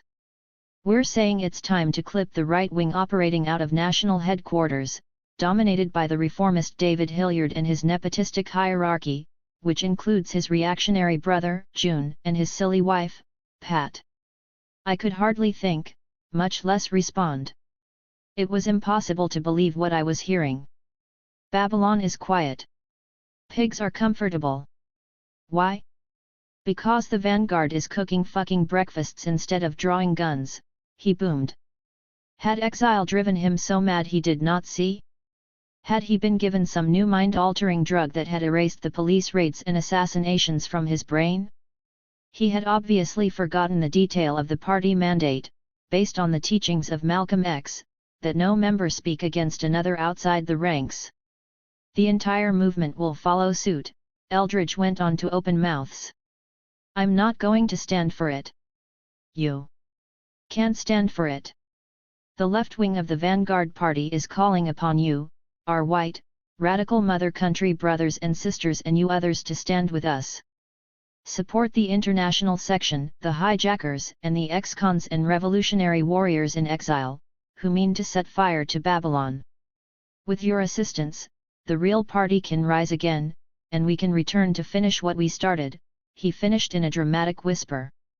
I'm sorry, Jan Austen boldly interrupted, putting down her pen and notepad. What exactly do you want us to do? We're not in the party. We're journalists and writers. Why are you telling us this? So that, Eldridge said with a sigh, with the might of your pens you will spread the word throughout Babylon. Recognize the left wing. Tell everybody who the true revolutionaries are. Take the correct line. Call for the bombing of pig strongholds. Urge the kidnapping of the children of the bourgeoisie. Demand that the bastions of Wall Street be burned to the ground.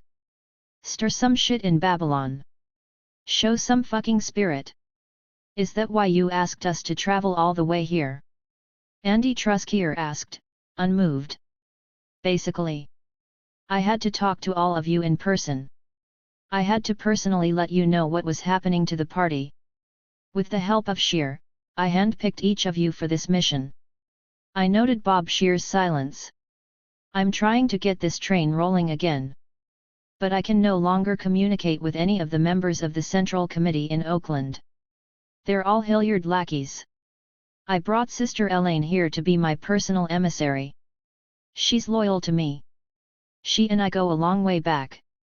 She's going to take the message back to the true believers in the party, so they'll know it came from my lips. I've had word a lot of them are sick and tired of the bullshit. So you don't have to worry about the party's business. Do your thing, and we'll deal with the party. Looking out of a window, all I could wonder was when and how he had come to the conclusion that I would be his emissary to advance a rift inside the party. Was he so arrogant as to imagine that my expressions of love for him had meant I would help him destroy the Black Panther Party? Of course, we'll go to Korea and talk to them about promoting the thoughts and writings of good OLE comrade Kim Il-sung, he continued. I promised them we'd get Kim's entire works published in the US. I'm sure we can do that, can't we, Scheer? That's why they arranged this whole thing. But yes, I needed to see all of you on this more serious matter. I need your understanding. Can you dig it? Right on, those who opened their mouths mumbled, new acolytes of the massive man who sat before us, one whom I did not know and, it occurred to me, never really had known. It lasted another hour. Eldridge's attacks on the party, on David, on everything sacred. Later, when we were away from the others, I challenged the Minister of Information of the Black Panther Party. I told him flat out that the saddest thing about how absolutely wrong he was about David was that David respected him.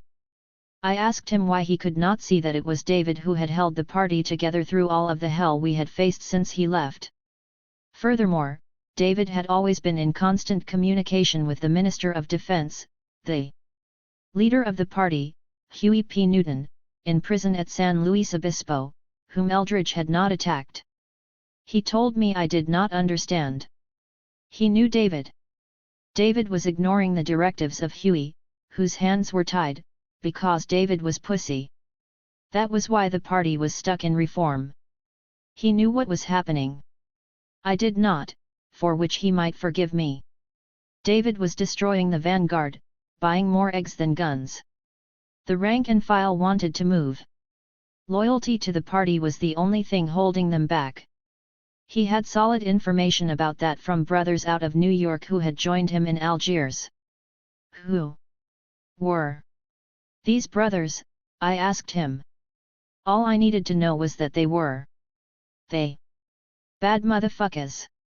Anyway, anybody with eyes could see how weak the party had become. This had been echoed, Eldridge said, by a Trinidadian sister named Connie Matthews. She worked with a Panther support group in Europe and had come to Algiers to talk to him about how the party's reputation in the international community was stained, how nobody was taking the party seriously anymore. And after sitting in Algiers, I said, listening to these so-called brothers and this Connie Matthews, you want to listen. Shut up and listen, he commanded. They just confirmed what I already know. There's unrest in the rank and file, and even on the streets. Remember the Weathermen thing? Over the fact that the Hilliard dynasty has damn near forced everybody to put down their guns. I hear this shit everywhere. Even in Algiers. I'm not going to stand for it. We argued for hours. Rather, I more and more patiently tried to explain that David was seriously committed to the revolution and that the party was on the correct road. The party can't do battle with the pigs alone, I said earnestly. Take a look at our losses, if nothing else, Eldridge. Our own people are becoming afraid of us. Every time the pigs attack us, the whole community suffers. The people just aren't ready for that. The only thing holding the party and the people together is the programs. Bullshit, he shot back. Revolution has to be won, not coddled like eggs. The Hilliards are so punked out and gun-shy, they're making the vanguard look like a reformist bitch. Nobody's put down the gun, Eldridge, but if we don't have the programs, we won't organize the people to pick up the gun. And it's the people, I reminded him as forcefully as I dared, who will, after all, ultimately make the revolution. Face it, Eldridge, I pleaded, the only thing we've done so far to advance the struggle, besides losing a lot of brothers, is the programs. I don't give a fuck about some serve the people programs. Anybody who doesn't want to deal with the struggle has to have his ass dragged down the revolutionary road, kicking and screaming if necessary. I'm talking about the same thing I've always talked about, revolution in our lifetime, and I mean it. You mean the revolution that will die with its secret because all the revolutionaries will have died trying. You're too emotional. Can't you see I'm drafting Whitey to take the first heat, weathermen and all that, and these motherfuckers? Look. I just want to get rid of those weak-assed Hilliards right now. That's all. There's only one way to get that done and hold the party together. Now, I brought you here to help me accomplish that. All you have to do is sound the alarm. Do it because you love me. What the fuck? Take a .45 or something, walk into national headquarters, he went on seriously, and put it to David's head. Tell the motherfucker you've come with a message from me, I'm taking back the Black Panther Party in the name of the true revolutionaries. And don't worry, I've got backup for you, brothers waiting for the word from me. You must be kidding, Eldridge. By dinner time, after we had drunk a second round of vodka and the beef stroganoff had been served to the delegation at long tables in the opulent, mirrored dining hall, Eldridge and I had stopped speaking. The last thing he said to me before I left his room and tried to find another for myself was that he would bury me in Algiers. I picked you, he had shouted furiously. I picked you to take care of this. You're the perfect candidate. A woman that everybody in the party knows and that everybody knows loves me. Just like I know it. The fucking anthem is my song. Stop acting up, and let your love come down, he said with a chuckle.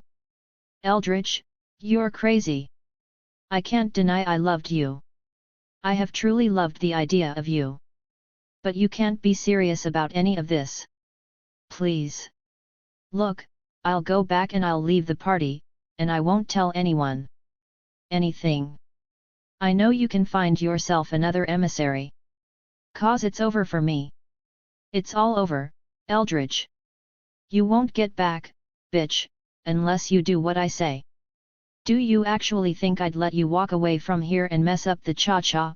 He shouted, standing over me now, seated in the room with blue taffeta drapes and bedspread. Besides, there ain't nobody else. I couldn't exactly tell David to send one of the rank and file. I certainly couldn't call on any of those studs on the Central Committee. All their sorry asses belong to the Hilliards. You're it, bitch. I tried not to cry or shake. If you don't want to work with me, it's simple. I'll bury your ass. In Algiers. I've got a burial ground there, you know. He laughed, throwing his head back. I've put 2 niggers in the ground already. Boumediene doesn't give a fuck, he said, referring to the Algerian president. I do as I please. It ain't Cuba. I got AK-47s and 20 niggers, and I will put your ass in the fucking ground. I'm not going anywhere but back to the States, I cried out, getting up from the bed. I'm leaving now. I'll take a plane from here, alone tonight, if necessary. And I'll beat your ass right here and now if you move. Anyway, it'll be a hard way back. He laughed again. I've got your passport. Remember? Got all the passports. If you want it, deal with the Russians or the Koreans. But I don't think you have the heart to put yourself in the middle of an international scandal over it. Do you? You're right, Eldridge. It's more than I can handle, I said in a resigned whisper. I stepped away from him, trembling. In that second, I suddenly saw him, knew him. Eldridge was a man so afraid of facing prison again, he had left David behind to take the weight of the charges of April 6. Eldridge was a man who had stood naked before the police, walking away with a surface wound to his heel, while Bobby Hutton, half his size and age, had been mowed down before his very eyes. Eldridge was a man who was a rapist, a man who lashed out at women in fear. He was undoubtedly capable of inspiring others to act. There was no question that if I were pushed to Algiers, he could inflame his nebulous niggers to do what he willed with me. But his own claims to manhood hovered beneath the skin of a man who was, more than anything, a rapist. You're right, I repeated. Right about the passport. Wrong about me. I'm not Kathleen. I do not take ass-kicking. You can kill me here and now, but that's what it's going to take. 'Cause if you touch me, I guarantee you, one of us will die tonight. And I don't think you've got the heart to risk an international scandal. You wouldn't have any more countries to run to. His eyes smiled as he walked past me. He quietly opened the door of the room to leave. Later, baby. Later. Our arrival in Pyongyang, Democratic People's Republic of Korea, postponed the terror. The Koreans seemed genuinely happy to see us, hoping we would enjoy what they announced was our 1-month stay in North Korea. We had already spent 1 week in Paris and 1 week in Moscow. The 3-week trip Eldridge had originally proposed was now going to be 6 weeks. It was a reality that I had to accept, while trying to invent a plan of escape, while trying to appreciate the people and places in Pyongyang under the circumstances. The circumstances were only exacerbated by the fact that not only were Eldridge and I not speaking, he had influenced most of the others to isolate themselves from me. Our hotel was actually a charming place, I thought, as I put away my things. I had a room to myself. The other 10 were grouped 2 to a bedroom, Eldridge sharing one with Shear, now ordained the CO chief of the delegation. Despite the chill, I smiled along with everyone else as we toured museums, war memorials, factories, clinics, schools, farms. I even found the mental strength to appreciate what I saw was the genuine development of socialism in action. There were no homeless beggars on the streets of Pyongyang, no prostitutes, no hustlers. There were no gambling houses or cheap bars, no rundown houses or apartment buildings. Connected to every workplace were a free clinic and a free child care facility or school. Most dominant in Pyongyang and the surrounding countryside were tributes to Kim Il-sung. On every corner, on every street there were large colorful paintings or framed photographs of Comrade Kim Il-sung, often adorned with flowers or lighted sunbursts emanating from his head. Kim Il-sung was more than their hero or leader who had led the Koreans to victory in the 15-year guerrilla war against the Japanese imperialists in the 1940s. He was their virtual god, their illustrious leader, around whom they had created a cult of the individual. We saw a passionate, dramatic, 4-hour film, Sea of Blood, which depicted the bloody later years of the Koreans' long struggle for liberation from Japanese colonialism. It made most of us cry and walk away with an appreciation for the Koreans' unabashed elevation of the man who led them, finally, to liberation. We also saw the film the Koreans had made of the famous capture of the USS Pueblo. There was actual film footage of the nighttime capture of the Pueblo, caught in North Korean waters years after the end of the so-called Korean War, referred to by the Koreans as the U.S. imperialist war of aggression. During that month, we learned a great deal about the Korean War. We heard personal testimonies about the famous battles known to Americans as Porkchop Hill and Heartbreak Ridge. We saw film footage of the Chinese volunteer soldiers as they greeted their Korean comrades, the Chinese hordes that had walked to Korea to fight and had turned the tide of war back to the bargaining tables despite General MacArthur's bold promise of American victory. We eventually went to the demilitarized zone at Panmunjom and, from the North Korean side, looked into the faces of UN and US soldiers guarding the border for the U.S.-backed government in the south. Early one morning, our Korean guides excitedly knocked on our respective hotel room doors. They had important news from the United States. Huey Newton had been released from prison. Eldridge was genuinely elated. Huey would understand his position, he told me, entering my room without a knock. It was the first time we had spoken since Moscow. "You don't know Huey, sister. But you will. He'll be with me. If you want to be part of the vanguard, go back and tell him what I'm talking about. Explain everything to him.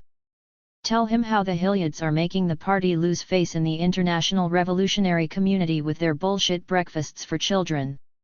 Yeah, Huey'll understand." Huey had a red light trial. He wanted a red light trial. Huey knows revolution is guns and bloodshed, not bullshit. He rambled on like that for a while as I listened with a serious facade, hoping that, given his sudden burst of enthusiasm for the unknown hero, Huey Newton, he would see I was no longer a problem to be dealt with in Algeria. That hope was quickly diminished when Eldridge, in his moment of reconciliation with me and the party, dragged me to see Kathleen. I had not wondered about her at all, I realized. She was in a North Korean hospital preparing to have their second child. Seeing Kathleen was not what bothered me. A part of me admired her. There was something sadly heroic about Kathleen. There was the audacity with which she played her role as one of the first and most significant women in the party. There was her defiant acceptance of Eldridge's well-known brutality toward her. There was her willingness to stick with everything under a variety of adverse conditions, including being uprooted from San Francisco, and now from Algiers to Pyongyang to have her baby. What threw me back into a shell of fear was Eldridge's behavior on the visit to Kathleen. She was weak and less than 1 month from delivering. Nevertheless, Eldridge immediately launched into an attack on her about nothing in particular, something personal to them. Her listless response only increased his hostility to her. He did not feel shit about her condition, he told her, since the baby she was carrying was probably not his. When she tried to defend herself, he shouted her down. "Shut up! Shut up, bitch!" True to form, Kathleen hung on, chiding him with spitfire responses, pushing further with her high-bred intelligence. Incapable of shutting her up, he finally slapped her hard, right there in the pristine orderliness of a North Korean hospital reserved for Communist Party leaders. He slapped her again, as I stood stoically, stupidly helpless. She just sat there in bed, holding her pregnant belly with one hand and wiping away tears with the other. She bravely screamed at him to leave. As he left her room, me trailing, he tossed her a laugh and a last ugly comment that he would have nothing to do with the bastard she was carrying. My hope of finding a way to survive the trip was finally extinguished. On one of our last days in North Korea, we visited the embassy of the Democratic Republic of Vietnam. It was one of the few diplomatic outposts of North Vietnam, as the war with the United States was still raging in the south. The Marxist government of the North, established by the Viet Minh, Vietnam Doc Lap Dong Minh, under the leadership of Ho Chi Minh, who had recently died, was the administration the United States was waging war to topple. We had tea there late one afternoon. We exchanged pleasantries with the Vietnamese through interpreters, drank our tea, and listened to them invite the delegation of radical American journalists to Hanoi for 2 weeks. With no hesitation at all, Eldridge, on behalf of our delegation, accepted their invitation. The Vietnamese people seemed small and serious compared to their robust and cheerful Asian comrades in Korea. Of course, there was the debilitation that came from constant war. There had been hardly a breath of peace since Dien Bien Phu, where, in 1954, they had, using the guerrilla warfare tactics of General Giap, finally ousted the French colonialists. From that point forward, a country divided by the 1954 post-war Geneva Conference had suffered internal struggle, due to the refusal of the United States-backed provisional government in the South to hold free elections and its declaration that the South was a separate state. It was easy to feel at home in Vietnam, although the poverty and underdevelopment were pervasive. Perhaps the influence of years of French domination had so westernized the people they seemed familiar, the Koreans having seemed more Asian. Moreover, the Vietnamese offered us their best, when they had so little. They were passionate, unabashedly weeping as they spoke of the horrors of the war, and able to laugh with equal vigor even about the war. Every time the United States dropped bombs on them, they told us, a big crater was created. The most efficient thing to do with the deep holes the bombs made was fill them with water. Then they became lakes. We have many lakes in Vietnam, they laughed. In contrast to the warmth of the Vietnamese, I was still feeling the chill of Algiers, still coldly isolated from the group. Although we had been eating and touring museums and war memorials, hospitals and farms together, by the time we reached Hanoi, most of the delegation was barely speaking to me at all thanks, of course, to Eldridge. I was surprised, then, when Jan Austen burst into my room one afternoon. She was, on the other hand, the only one with whom I did talk beyond the diplomatic doors, and whom I rather liked. She was waving a Vietnamese news bulletin in front of me and speaking about it excitedly, incoherently. News about the United States was a rare item. We had been isolated from the affairs outside our cloistered world. Other than the brief information we had been given in Korea about Huey Newton's release, we knew nothing of life back in the United States. Jan was animatedly pointing to several bizarre sentences in the Vietnamese wire service page she held. They said that Huey Newton had spoken at the funeral of Jonathan Jackson. Jonathan Jackson. It could not be the same one. What had happened? Jan and I raced down the stone stairs of the hotel. We tried to find an English-language magazine or newspaper. Some of the other members of the group were already in the lobby, trying to do the same thing. Eldridge was nowhere in sight. We were told there was a Swiss charged d'affaires in Hanoi who had an office in the hotel. He might have a journal. We rushed, en masse, into his offices. Inside was a French-language version of Newsweek magazine. The secretary let us borrow it. There was Jonathan Jackson on the cover. There was the sweet face of a boy taking charge of life like a man. His blondish afro was lit by the photographer's flashes. His beautiful eyes were covered by smoke-colored glasses. His back was to the camera, but he had turned his face and upper body around as the picture had been taken. He held an M1 carbine at the ready, at waist level. We sat down on the stairs near the hotel lobby. Jan read the French and did her best to translate. On August 7, Jonathan Jackson had gone to a courtroom in Marin County, California, where certain prison inmates were having a hearing. He was alone. He had taken the parts of a folding stock M1 carbine, secreted in a bag he had brought into the courtroom, put them together, and stood up in the back. "All right, gentlemen, I'm taking over now," he was quoted as having said. He had passed out automatic pistols to the inmates at the hearing who had joined him, Arthur Christmas, Ruchell McGee, and James McLean. A shotgun had been tied to the neck of the judge. The prosecutor, selected members of the jury, and the judge had been marched. Outside at gunpoint, one inmate shouting, "Free the Soledad brothers by 12:30. I could smell the lush beauty of the San Rafael countryside that surrounded the courthouse that Frank Lloyd Wright designed. I could see the sun bouncing off the subtle mosaic colors of Wright's building. They had marched outside to a van, all hostages, and entered the van. Then the bullets had rained down. Hundreds and hundreds of rounds from the weapons of San Quentin guards and sharpshooters had been rapidly sprayed into and around the van. The judge's head had been blown off. The prosecutor had been critically wounded by San Quentin guard bullets. McLean and Christmas were killed, and Jonathan Jackson, sitting in the driver's seat, had been riddled with bullets, slain in his 17th year. I had no more breath in my body. I wondered why I was there and Jonathan was dead. I wondered why I was still involved in any of it, if it meant the loss of so much tenderness. Eldridge Cleaver was a stupid detail. Another man-child was gone. Yes, the Vietnamese were suffering, and far more, as were the Angolans and the blacks in South Africa and all the other oppressed peoples struggling to live. It was still too much. Jonathan was only a boy who had had a crush on Angela Davis, a boy who was a science genius, a boy who loved songs, my songs, and, above all, a boy who loved his only brother more than life.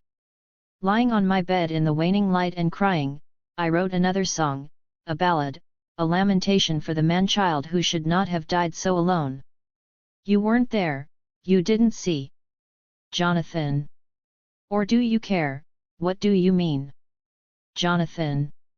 What he would do none of us knew. Jonathan. For a man was he. Dismissing Eldridge from my mind and focusing on the strength of the Vietnamese for the duration of our 2-week stay brought the alleviation of understanding. So many of them had died and would die for their independence. There were the young guerrilla girls we met on the beach at the Gulf of Tonkin, 13 and 14-year-olds, up from Saigon for a rest, girls who should have been giggling about boys or lipstick or hairstyles. There were the children we met whose bodies had been maimed by napalm, and those who had only one arm or one leg, the missing limbs destroyed by U.S. bombs. There were the stalwart old women who had lost everyone in their families in U.S. troop destructions of their villages. So, there would be many Jonathans. There would be more bloodshed and suffering. Perhaps Eldridge was right, I thought. Perhaps we should force the thing fast to its inevitable, ultimate confrontation. No, I decided, Eldridge was wrong. Ours was truly a vanguard organization, a small unit in a big endeavor, whose purpose was to trigger a step-by-step revolutionary process, to clarify the issues, develop the mass mind, solidify a base of struggle, prepare our people to achieve freedom as non-antagonistically as possible or to prevail in a conflict decided by bloodshed. We were still not returning to the United States. We were now, according to Eldridge's private arrangements, going to Beijing. We would stay only 1 week, Eldridge promised, a few of his cherished delegates having found the fortitude to suggest they had to return to their lives. I had been gone from my baby for over 2 months. I put on my happy, diplomatic face and found that Beijing in early autumn was not too burdensome. Even as I dragged myself around to the factories and hospitals and new housing developments, I was challenged by the enthusiasm of the Chinese people.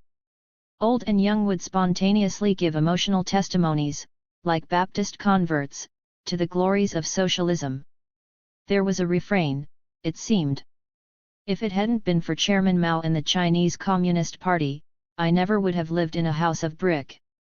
If it hadn't been for Chairman Mao and the Chinese Communist Party, I never would have eaten meat and vegetables, or educated myself and my children, or had running water, or medical care.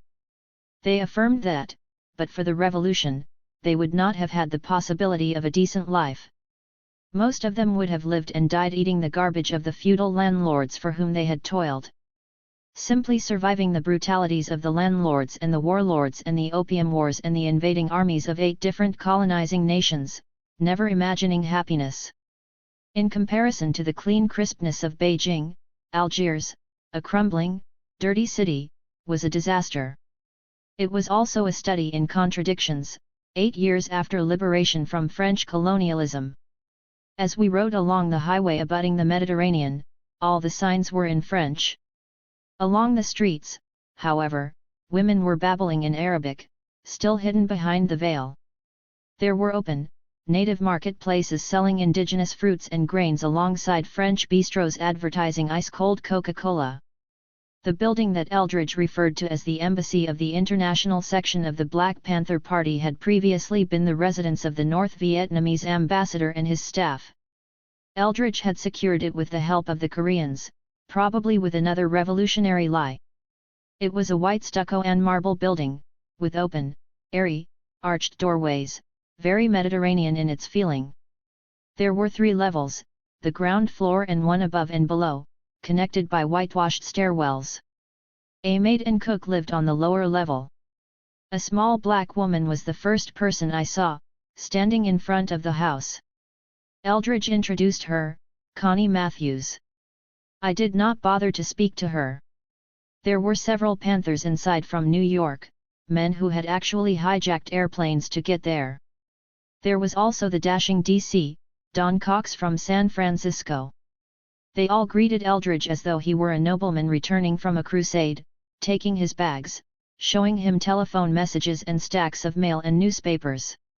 All their hustle and bustle was overshadowed, I felt, by the racks of AK-47 rifles I saw lining an entire wall of one of the rooms. I heard somebody tell Eldridge that Huey Newton had just called. As Eldridge placed a return call to the United States, some of his Panthers took sheer and the rest of the journalists to hotels. I would be staying at the embassy. Yeah, brother, I know you'll dig where I'm coming from. The sister will run it down to you, Eldridge said into the receiver. I read a Black Panther newspaper as I listened. It was the July issue, which headlined the release of Huey Newton. 10,000 or more had greeted him when he exited the Alameda County Courthouse. The front page photograph showed him standing on top of a car, shirtless, surrounded by a mob that filled the camera lens. Impressive, I thought, ears cocked to Eldridge's conversation. Nah, Huey, you don't need to talk with her now. She'll tell you everything in person, Eldridge was saying. I was not sure whether that meant I would really be able to escape finally, or whether he was covering up a plan to keep me there indefinitely or, as he had threatened, to off me. I sat up for the next 3 nights, avoiding sleep as much as possible, and took quick baths whenever Eldridge went out. I ate nearly nothing though I had already been reduced to just over 100 pounds. During the day, as ordered by Eldridge, I wrote and typed various press statements that were to be delivered in a few days. Eldridge was preparing to formally announce the opening of the international section. Every news organization in the world arrived at the embassy for Eldridge's press conference, along with various ambassadors and leaders of numerous revolutionary organizations based in Algiers. Eldridge was, as usual, effusively dramatic in his delivery, announcing that the Black Panther Party was establishing an international section, to join with our Third World comrades in the assault on U.S. imperialism. The brothers stood around in strategic places looking stern and revolutionary. Finally, it was over. The lights were out, the press was gone. It seemed time to leave. The next morning, Eldridge gathered together his delegation. Once everyone was obediently seated in a sitting room in the embassy, Eldridge handed out our passports with a smirk. His cook served us a meal of couscous. Finally, he told us that he had made reservations for us on a flight to Paris that would be leaving in a few hours. It took me only minutes to pack, despite having to do so while acknowledging Eldridge's various admonitions and reiterations about exactly what I was to tell Huey Newton. Tears of relief clouded my vision, which Eldridge actually presumed to have something to do with my leaving him. My facade had been effective, I smiled weakly inside, alive. I forgot my fear of flying. I had 11 hours between Paris and New York to contemplate what lay before me. I had 11 hours to decide whether to run from everything or to face it. I had 11 hours to determine what any of it meant to me, or whether everything I had become meant anything or nothing at all. There were 11 hours to develop the courage to tell everything to David and the unknown Huey Newton. Huey was free. His imprisonment had been a symbolic victory for the reactionary forces in America, which had been gathering momentum since World War II. Achieving his freedom seemed a concrete victory for all of us fighting for real change. The atomic bombing of Hiroshima and Nagasaki had purchased for the United States the position of dominant world power. The sun had set on the British Empire, and on the other European colonialists. There was only one post-war issue for the United States, holding on to the number one position.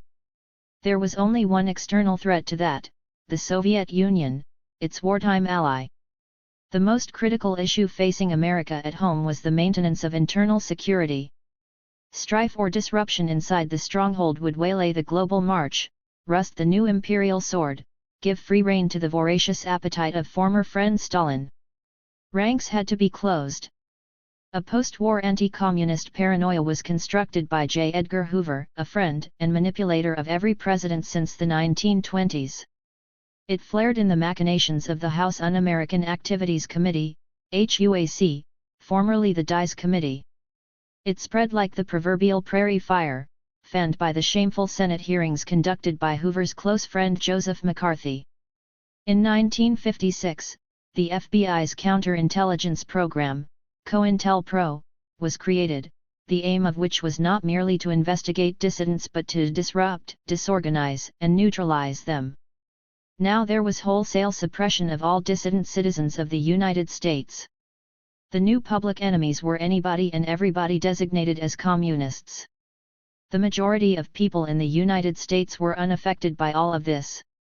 The war had introduced them to a new credit system which could confer great comfort on the lives of depression survivors. Production and consumption boomed. There were new cars and radios and washing machines and toasters and refrigerators for everyone. There was a wonderful new thing called television.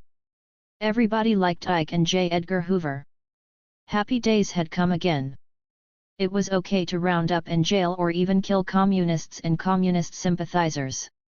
Whoever they might be, they were enemies of freedom. Freedom was the watchword. Free enterprise, they meant, the men whose monopolies controlled the United States of America, the only interested parties in the business of being number one. It was in the name of freedom that surviving Nazis were employed by the U.S. government, and Ethel and Julius Rosenberg were burned at the stake of the state. By the end of the 50s, Hoover and his FBI had expanded their investigations and disruptions to civil rights activities. The civil rights movement had begun marching with a momentum that was unsettling. There was the emerging leadership of Martin Luther King Jr., who could not be labeled a communist. He could not be assailed as an enemy of freedom, with his nonviolence. But he was charging that there was something wrong with America. Freed slaves had no real freedom, he was saying, had no ability to exercise their life liberty pursuit of happiness rights. People were listening to him. Blacks sitting in their ghettos and sharecropper shanties were getting ideas and even speaking out. A lot of white Americans were being shaken from a comfortable sleep. The color of things was being radically changed, blighting the all-white mashed potatoes American culture of comfort, bringing disharmony to the internal peace. Ordinary Americans were titillated by the sounds of new music, that had originated in darkest Africa. The new music was spreading into a psychedelic culture, accompanied by long hair and missing brassiers. Young whites were flowering into rebels, and young blacks were rising up in the streets.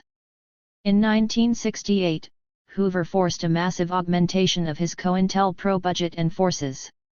The timing seemed strange since the two men who had embodied for Hoover the only real danger to the internal security of the United States, Martin Luther King Jr. and Malcolm X, were by then dead. It had been the embrace of reputed opponents Martin Luther King Jr. and Malcolm X in 1964 that had most alarmed Hoover. It was not a strong embrace, but it had certainly signaled a red alert.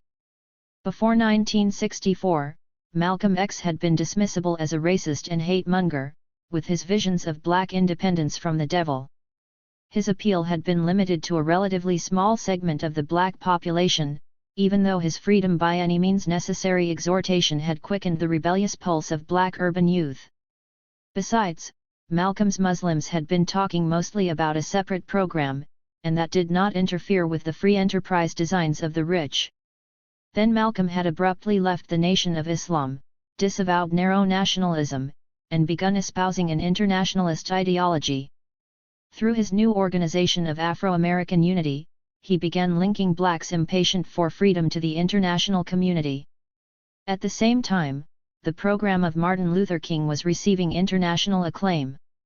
In 1964 he was named Time magazine's Man of the Year and awarded the Nobel Peace Prize.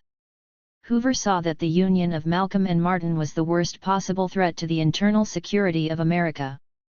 The synthesis of their philosophies and, even worse, their forces, directed toward an aggressive campaign to gain freedom for black people, was a real danger.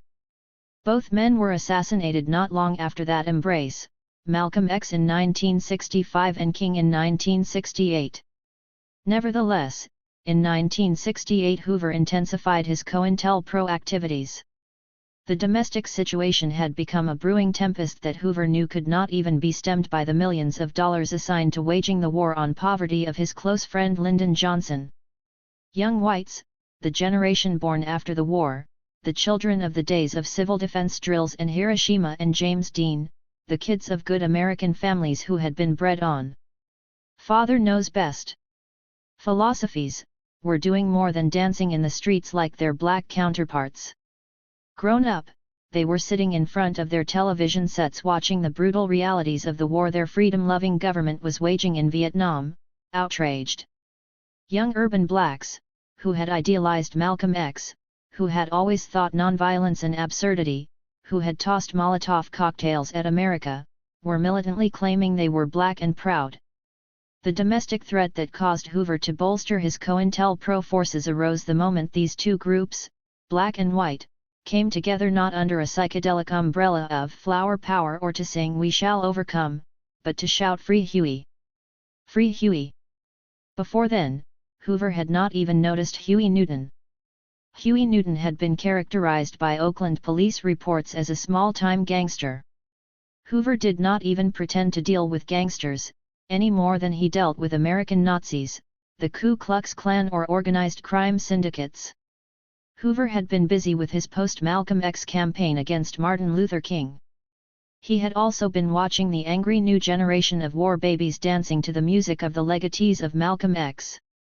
Even after the King assassination, Hoover had been trying to keep a handle on the residue of dissatisfied, alienated, and disenfranchised Americans, who were complaining about their government. On the day in October 1967 when Huey Newton was arrested for killing a white cop, a hush had fallen over that cacophony of disgruntled voices. Huey Newton had specifically stated that for every act of aggression, the oppressor must suffer a political consequence.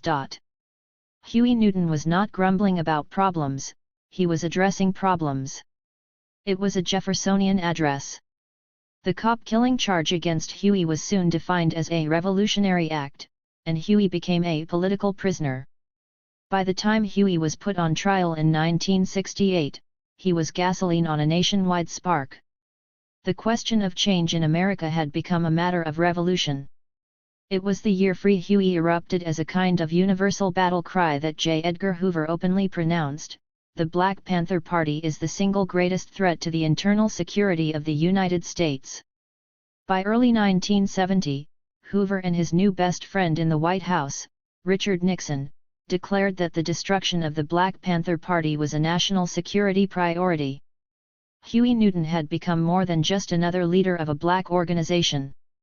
He was the symbol of change for Americans questioning everything sacred to the American way of life. Now Huey was free. But what did this mean? During the 11 hours on my way to New York I smoked a lot and drank a lot of Bordeaux, and thought about that. And I thought about John and Bunchy and Fred Hampton and Jonathan Jackson. Whatever I would do, I felt I had come to the end of a road, a glorious revolutionary road on which I had been traveling for the past 2 years. Whether I ran or resisted the temptation, I was convinced the Black Panther Party was facing its final days. It was more horrible to think of, because after all we had endured, the party's destruction would come from inside, from Eldridge. Malcolm X had predicted such a thing, and had been the victim of it. "We had a beautiful thing and niggers messed it up," Malcolm had said. History, I felt, would substantiate that the destruction of the Black Panther Party marked a tragic episode in the struggle of black people in America for freedom. No one would record that it marked the end of my life.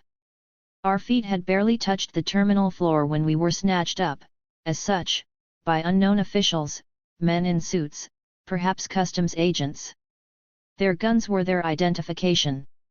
They cordoned us off into a single corner of the customs entry area. Dragging our bags into the same area with us, they began shouting to us to open everything. Shear tried to protest, to no avail, of course. I was too stunned to care. What difference did it make to me if they questioned us forever about the commie countries to which they very well knew we had traveled, though our passports bore no indication of the fact? Everything was doomed as far as I was concerned. In the midst of all the shuffling around that was going on as to our passport stamps and the identification of our luggage, I noticed, out of the corner of my eye, a number of familiar-looking faces. They were smiling at me. I saw David among them. There appeared to be quite a few, maybe 100, other party members. They were crushed against a glass wall, a sound barrier. They were on the side that was United States soil. I was on the other side, in a kind of limbo land that seemed to belong to the unknown agents. They were smiling and waving fisted hands in muted animation. What was there to be excited about, I wondered. I stared at them sadly, especially David. They did not know. "Exactly where have you been, Miss Brown?" a voice suddenly asked me. "Paris," I said matter-of-factly, still staring at my doomed comrades. France was the only country whose stamp was on my passport. Of course, the volumes of Mao's writings and the works of Kim Il-sung in my suitcases, which were being opened before me now, provided conflicting testimony. Agents were strewing the contents of my bags everywhere, apparently waiting for an explanation. They wanted me to account for the bottles of ginseng liquor from Korea and the cigarettes from Vietnam. They wanted Shear and Jan and the rest of us to explain how we acquired the complete works of the North Korean leader Kim Il-sung, as well as the film canisters from North Korea, one of which contained the documentary of the capture of the Pueblo. It seemed perfectly reasonable to me at the moment to insist such things had been purchased in Paris. Paris, motherfucker! I snapped to no one in particular, hand on my bony hip. I glanced back at my supportive audience of comrades, who were furiously raising fists, shouting silently. When the search was over, I was asked to accompany a few of the unknown agents to an investigation room. The rest were free to go, their bags sufficiently stripped of all communist paraphernalia. It was while 2 of the agents and I were walking past the glass wall that I saw a sight so stunning it halted me. David was pressing kisses against the glass and pointing to that imposing sight, which was a man. The agents touched my elbow to move along. I could not move. What could they do? I thought. There were too many witnesses for them to get too rough. I threw kisses back to David, my eyes fixed on the man. I did not hear David's introduction of him. Then I recognized him. It was Huey Newton. He was certainly not the poster. He was certainly not the picture Eldridge had painted. His face gleamed with beauty and sensitivity, and his smile was familiar, in a haunting way. His body was built up, apparently from prison exercise. Behind the rimless glasses he was wearing, I could see eyes that were large dark almonds. His face was angular, chiseled.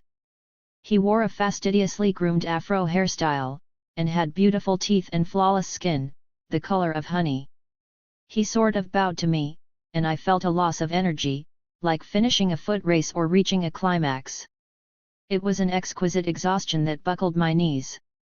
Somehow, Huey and Charles Gary, the party's chief legal counsel who, I realized, had been standing next to Huey against the glass, moved along laterally with me and the armed agents to an open area.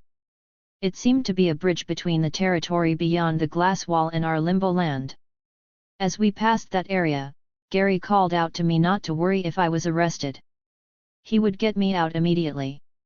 Before I could speak, or my agent escorts could move, Huey Newton stepped across the forbidden bridge into limbo land, stopping time. He reached out his powerful arms and embraced me. "I have lived to touch you," he said softly. My escorts were still immobilized. "I've listened to your voice and your songs over and over in my prison cell and dreamed of you," he whispered into my ear, still holding me against his body. His breath was a kiss. "Welcome home, comrade." 12. Becoming Huey's queen. Do you know who that was? I shouted at my interrogators, locked with them in a small room somewhere in the New York airport. That was Huey P. Newton, the Minister of Defense of the Black Panther Party. They were unimpressed. They took off their ill-fitting jackets to show their holstered guns. I was unimpressed. They wanted to know if I realized that U.S. passports prohibited travel to Russia and North Korea. Cuba too, I added, noting that I could read.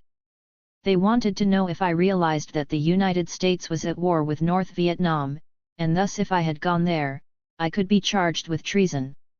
I wanted to know if that applied to the several 100,000 U.S. troops on the border. They wanted to know if I had been to Algiers with the escaped criminal Eldridge Cleaver.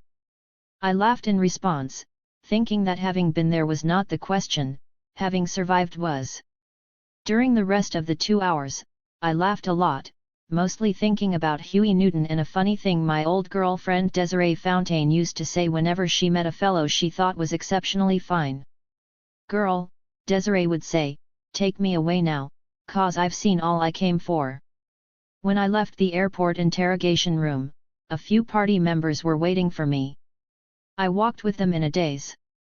A car appeared and took me to a hotel suite where Huey was waiting. Lots of people were inside, clinking cocktail glasses and chattering. Jane Fonda was the most prominent face I saw when I entered.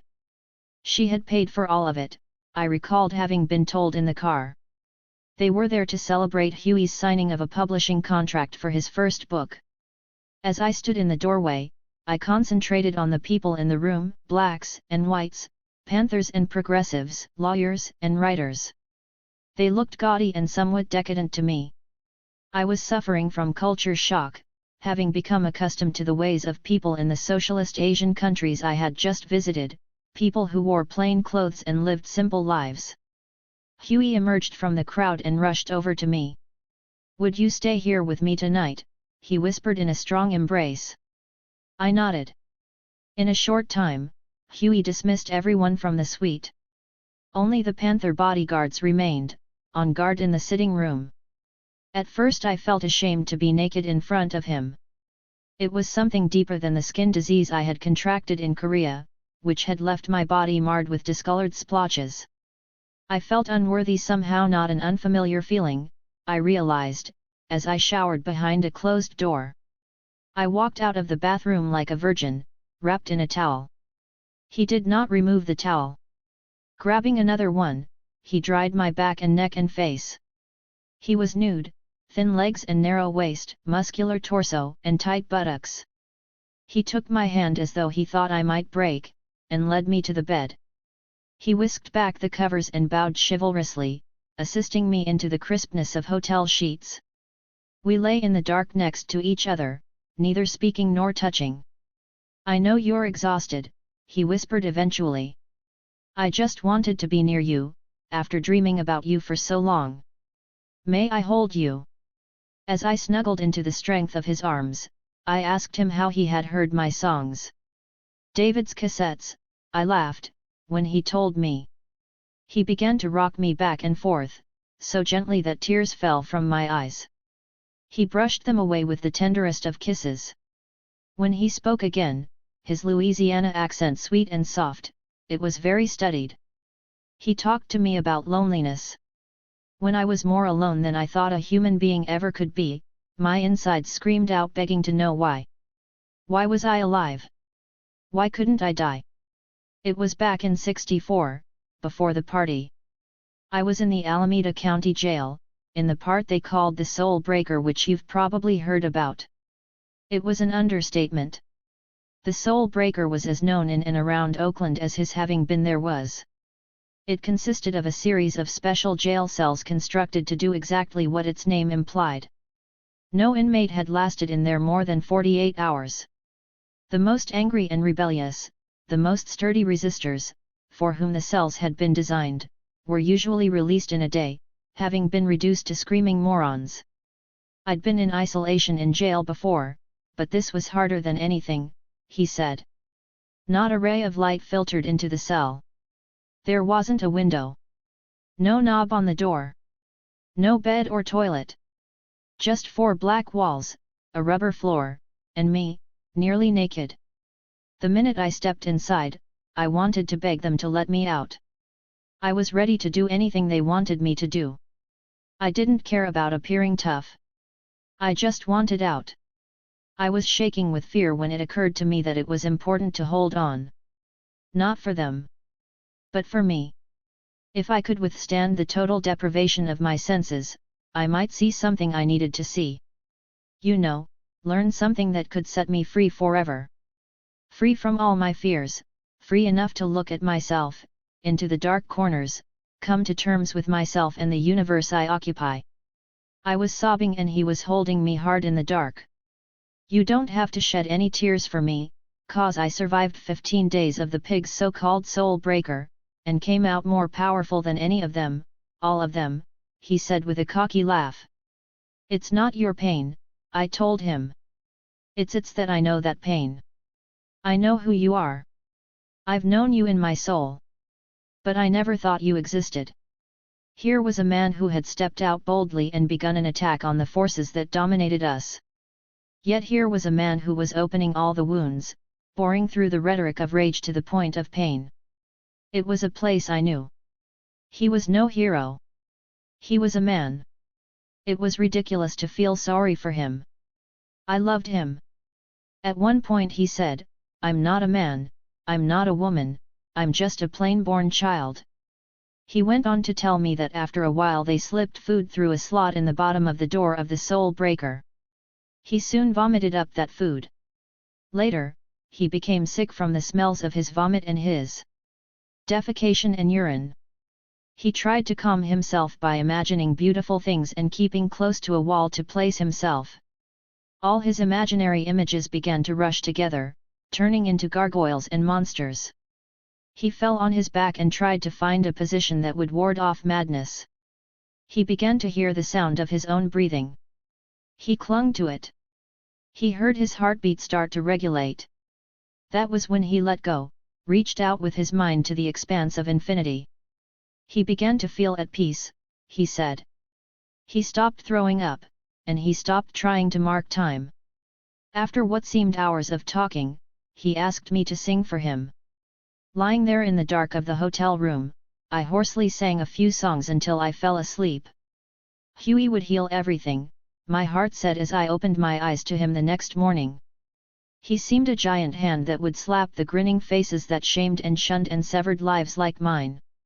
He bought me yellow roses and a new pantsuit later that morning. We were off to meet David Hilliard at a lawyer's office. Seeing David, I remembered Moscow and Algiers. I tried to focus instead on love, or at least on the business at hand.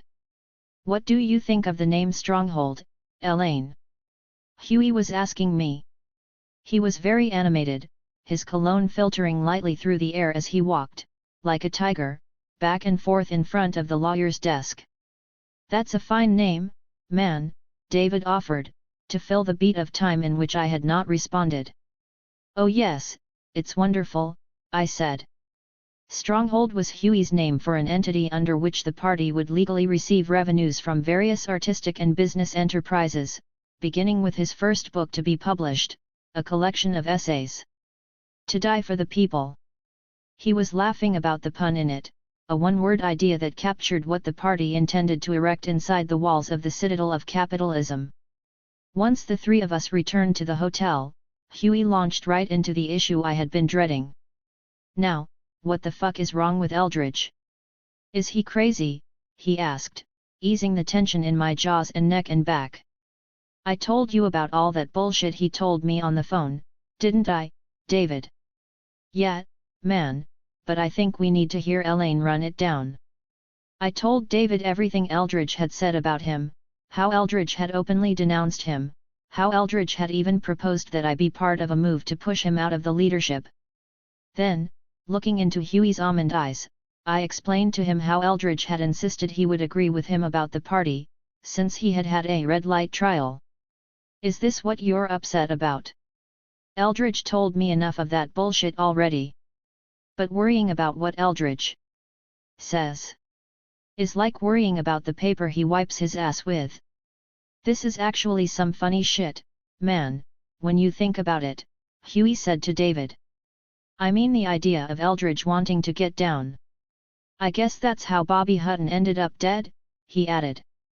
"I'll tell you what's happening with Eldridge, David," Huey continued, bolstering David's spirit. "This doesn't have a thing to do with you, man. Eldridge got his ass over there with all those African gorillas and wants to have some dramatic shit to add to the conversation when he has cocktails with them. Just like he stuck us with his anti-Zionist rhetoric when he first moved to Algiers and found himself surrounded by all those Palestinians. Matter of fact, just like he did in the joint. Snapped his fingers and turned himself into a so-called Muslim minister when he saw all the brothers around him picking up on Malcolm." David was as speechless as I was. "I only asked the motherfucker to help put together the newspaper. He's got words down pat. So I gave him a title and a pencil." David smiled. "I didn't ask Eldridge to do shit but..." "Right. About revolution, man. This is my party, and we'll have breakfast, lunch, and dinner programs if I say so. And I do. Eldridge can be happy he didn't lay his hand on you," he said, looking at me with a grin, "much as I wanted your pussy." David's gratitude for Huey's support bowled him off his chair with laughter. He slapped Huey's palm. I nearly collapsed with relief. "I need to see Eldridge in person, so I can smack him," Huey laughed finally. "When we get back, man, have somebody get me a passport. I'm going to Algiers." We stayed about a week in New York, days that seemed to me a love montage in a movie. Huey bought me flowers almost every day and made love to me every night. He talked to me about everything and anything. He took me everywhere with him and made it known that I was his. When author Mark Lane came to interview Huey for Playboy magazine, we were propped up in bed next to each other, both of us buck naked. Huey said he felt clothing was too confining. I went with him to meetings with his publisher and lunches with well-to-do whites who wanted to support the party and had to meet Huey Newton. When he made several visits to New York Panthers, we saw them together. He dismissed their irritation about that, and I dismissed the jealousy I saw. I was in a small, private world in the arms of Huey Newton, and also in a bigger world in the arms of Huey Newton. "Man, this Eldridge shit could get serious," Huey was saying to David between swallows of orange juice. David was having breakfast with us in the hotel room on one of our last mornings in New York. "Did you check out the bad attitude of these New York comrades? Telling me the direction they felt the party ought to be moving in. Some disrespectful motherfuckers, Huey." "David, man, we have to make these comrades understand what's really happening." He gulped down a raw egg. "Nothing in the universe remains the same. It's a law of nature. The party doesn't stand outside of that. The only constant we have is the goal of freedom for black people. And that's actually a subjective goal. It's certainly not in the interest of these capitalists. It's in our interest to be free. And we've come to see that our freedom can only be realized through revolution, the complete overthrow of the system of capitalism. But in order to attain our subjective goal, we have to become as objective as possible. We can't be free using strategies based on emotion or rhetoric. If a man has the subjective desire to drive a car, for instance, and jumps into one without knowing how to drive, he's bound to destroy himself, and whatever else. To get what we want, we have to look at the objective conditions and develop strategies and tactics related to them. And those conditions are in a constant state of flux like everything else in nature. So our tactics must be adapted accordingly. You could say we have to know when to hold and when to fold. Now, when we jumped out on the streets with our guns, we had favorable conditions, the element of surprise. The pigs weren't ready for some niggers parading around town with guns pointed at them. Of course, they're ready now. Ready like a motherfucker, David echoed. But that shouldn't come as a surprise. Superiority of guns is theirs, to put it mildly. He got out of bed and started pacing. But originally, when we carried our guns openly, it was a tactic to introduce our people to an idea. The only government most black people had ever seen was the police, an armed force which we called an occupying army. For black people, the police were all three prongs of the US government, right out on the streets: legislative, judicial, and mostly executive. Black people understand a red light trial, which I certainly did not want, whatever Eldridge has concocted in his mind about that. Before the party, you had brothers operating the community alert patrols. The joke was, after the patrols took their pictures and made notes about rampant police brutality on the streets, they reported that shit to the police. The party came along to heighten the contradiction, take it to a manageable level. Since the people viewed their primary relationship to the system's oppression on the street, we had to introduce dealing with the system on the street. And that's one idea our people have gotten, I think. To an extent, so have the pigs, at least in Oakland. Sacramento was the same thing. It had less to do with guns than with organizing, even though a lot of people, even the so-called militants, had the mistaken idea we went there over a gun law. Manifest reform, David interjected. I remember that, man. As though we gave a fuck about pig laws. We have to go back over that, David, and explain that the fundamental reason we went to the legislature in Sacramento was to organize. To put forth a call. Not to arms in the narrow sense, but to people ready to take a vanguard step toward revolution. You know, Elaine, we just showed up with guns and used the gun legislation issue to startle the pig press into putting our message out. Matter of fact, David said, laughing, there were only about 7 real party members at the time. After Sacramento, thousands of brothers signed up to be Panthers. Yes, well, that was about organizing the party. Now we've got to move to organize millions of black people to sign up for revolution. So I think the first thing we have to make these comrades understand about all of this, David, is that, intrinsically, the gun is not necessarily revolutionary. The fascists have guns. It's the motivation behind the gun that determines the validity of its use. Vietnamese guns against imperialist guns. And it's the strategy that determines the value of the gun. Of course, Mao said, in order to get rid of the gun it is necessary to take up the gun. And we believe that. But we have to emphasize that the idea is to get rid of the gun. As for the party, we need guns to keep ourselves from being obliterated, so we can push the momentum of revolution. And we need guns in the picture to politicize black people with the concept of the ultimate necessity of armed revolutionary struggle, which seems inevitable, unless the pigs change and throw down the guns that support the system. But the ultimate armed struggle is not the business of the vanguard. Our business is to develop and organize our people to carry out the revolution to achieve the subjective goal of freedom. As I see it, the next step in that process is to de-emphasize the gun and emphasize the social programs, to widen the people's horizon. If we stayed on the pigs and the gun, per se, not only would the party go down, the people's spirit would be crushed as they watched, and they might remain blind to the forest for the trees. Not only that, they'd come dead on arrival at the door of revolution. It's the people who have to survive to the point of revolution. Elaine, would you make some notes on this?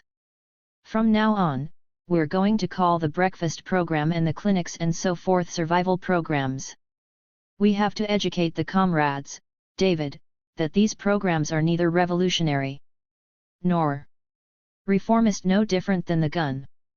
They have to understand that what the survival programs do is expose the contradictions beyond pigs with guns. The survival programs are a vehicle to move the people to a higher level.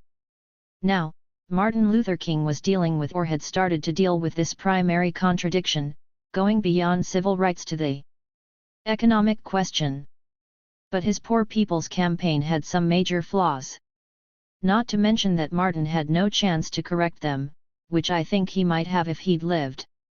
And the pigs must have thought so, too, because it was at the start of that campaign that they cut him down. But first, the poor people's thing lacked dignity, had the tone of begging from the white man, maintaining the slave-master relationship. Second, it was doomed from the jump, as a moral appeal to an immoral bunch of thieves. Mostly, the idea went no further than getting jobs and housing and so forth. It was reformist, something like asking the slave master to make better slave shacks, avoiding the fundamental question of slavery. If that was our strategy with the survival programs, it would be reformist. And Eldridge would be right in that sense. Not about you, David. But I hope he tells me that shit about you to my face, so I can put my revolutionary foot in his ass. Black people already know they're poor and powerless. They just don't understand the nature of their oppression. They haven't drawn the line from their condition to the system of capitalism. The survival programs begin to do that. The people will undoubtedly start asking themselves why the party can do so much with so little, and the capitalists so little with so much. That'll motivate them to start making some demands, not begging for shit. And the man will be forced to make little concessions. The more concessions, the more demands. In other words, the programs are another tactic for revolution. It was more than love I was feeling for Huey. I was beginning to see a man who seemed the other part of my soul. Connected to him, I was a new force. Disconnected, I felt I might never exist again.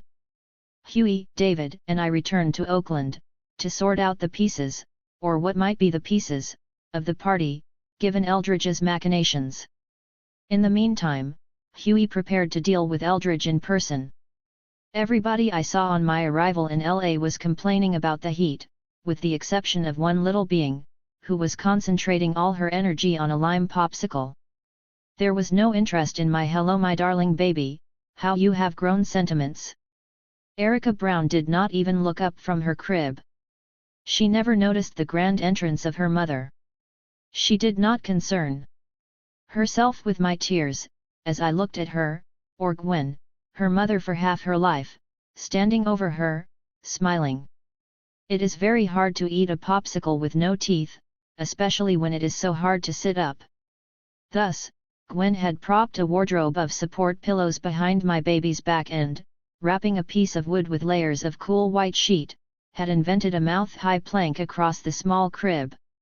It was a no-hands necessary arrangement for licking a lime popsicle at about 40 miles an hour. The largest fan in the house was sending a breeze onto Erica's topless torso, causing her eyelashes to flutter and the cloth napkin tied under her chin to billow. It did not interrupt her concentration. After a few minutes of holding back, I jumped in front of her with a tap step. It was that smile that shook me. She really remembered her mother, who had left her 3 months ago, off to save the world. A chubby beauty, she cracked the world with her smile and sent me to my knees with arms outstretched. How could I explain myself? There were no words. I picked up that baby that was mine, and squeezed her, staining the sticky remnants of lime popsicle on her face with stupid tears. How forgiving her little body was to hug me back, to tell me she had been well. How forgiving to accept my embrace without question, to accept me back as her mother, a woman who claimed to care about millions of black children, yet had shown so little caring for the one that was hers. In kiss after kiss, I tried to ask her to hold on through the rest of my comings and goings. I wanted some group of mothers to show up with a ribbon and tell her I really was one of them. I wanted somebody to tell her it was all right if I never baked a cake, all right if I knew nothing about teething, or what she was supposed to be eating at this stage.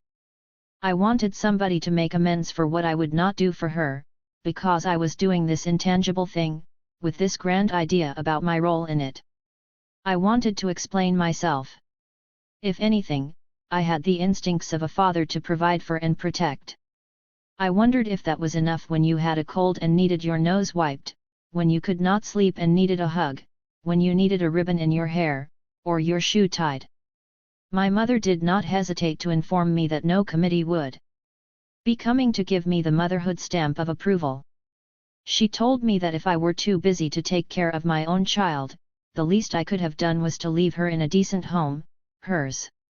I had, in point of fact, abandoned my child. That was something, for good or ill, she had never done.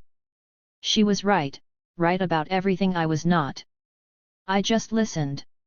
I did not want to be her. She did not want to be her. Huey was ablaze. I had to come to Oakland right away. He had a proposal for rescuing the comrades from their ideological stagnation, from the undertow that Eldridge might create. Instead of directing the party leadership to study the guerrilla warfare treatises of Castro or Che, he wanted them to study the great ideas of the world, he told me when I arrived. He wanted to know what I thought about the creation of an ideological institute. Such a forum, he was saying excitedly, would bring together the party's leading members to study ideas, expand their minds, come to conclusions, or find there were no conclusions. We could go beyond his own early treatise. The correct handling of a revolution. We could set it aside with the rest. There was no correct way, no blueprint for socialist revolution in America. Through the leadership's collective investigation of the history of ideas and philosophies, however, we might develop some kind of road map. If he wanted my endorsement, he had it, I said. I knew how Eldridge's jingoistic revolution now, part of the solution part of the problem rhetoric had influenced the style of the party. I knew that if his latest rhetoric reached the ears of the rank and file, it would cut at the heart of the party. Such a college, I told Huey, certainly could be an antidote. To my mind, this was also a way for Huey to begin to re-establish his place in the Black Panther Party. Huey had gone to prison within the first year of the party's formation. During his 3 years in prison, his small essays on revolution, printed and distributed in pamphlet form, had been required reading for party members, as his rattan chair poster had been our introduction to revolutionary art. Thousands had joined the Black Panther Party while Huey was behind bars. To them he was a mythical figure, a godly photograph of a man, or a man's image of God. When he emerged from prison, thousands were waiting for deliverance. He was David with a stone in hand, Perseus with sword raised. Even for those beyond the ranks, black and white, Huey's being set free raised the prospect of revolution in their lifetimes. For the party membership, he was the returning general who would reveal his plan for the decisive battle of victory over the abstractions of racism and oppression, and lead the charge that would propel us into paradise. For those who had known him on the streets of Oakland, not excluding David or his brother June or even Bobby Seale, Huey's mythical persona had supplanted the street image of Crazy Huey, the man they had known in pre-Panther days. He had become a kind of homegrown messiah. Of course, I had my own Huey Newton fantasies, which did not exclude Prince Charming visions. As we grew closer in those weeks after Eldridge, though, I saw that he was bigger than the visions and fantasies of him. And I saw that that made him a misfit in his own place and time as much as in his own organization. A lot of what I am has to do with fear, he said to me out of nowhere one of those first nights I came to see him in Oakland. And what I understand about fear. I wasn't afraid only in the soul breaker. Like you, I've been afraid much of my life. I moved closer to him. We were curled up in a small bed in the apartment of Alex Hoffman, a white attorney who provided regular refuge to Huey, who had had no residence of his own since his 3-year residence in prison. You know, niggers on the street don't like pretty niggers, he continued, making me wonder whether he was speaking about him or me. They called me pretty and high yellow nigger and other motherfuckers. The problem with niggers on the street, of course, is that they don't know what to hate for their oppression. Or, as Frantz Fanon wrote, they're afraid to confront the real issue, draw the oppressors' blood, as he said. My problem in North Philly was good hair. Naturally. Anyway, it didn't take long to figure out that I was in trouble on the street. I reached a point where I was scared to go out of my house. Then Walter, my brother, tutored me on the game. Walter schooled me on how to confront my fear, how to see a motherfucker for what he was in most cases, another scared individual. He taught me how to walk on the street, how to talk, how to carry myself, and how to use my hands. But I was still scared every day. Every blood on the street was a potential threat, unless I knew he was a friend. After my first fights, though, I recognized that they bled like me. By the time I became a teenager, I was challenging the first fool who looked at me wrong, and walking around with an ice pick in a paper bag. No, really. I laughed. Really. And you can believe it kept most of them out of my face. He laughed with me.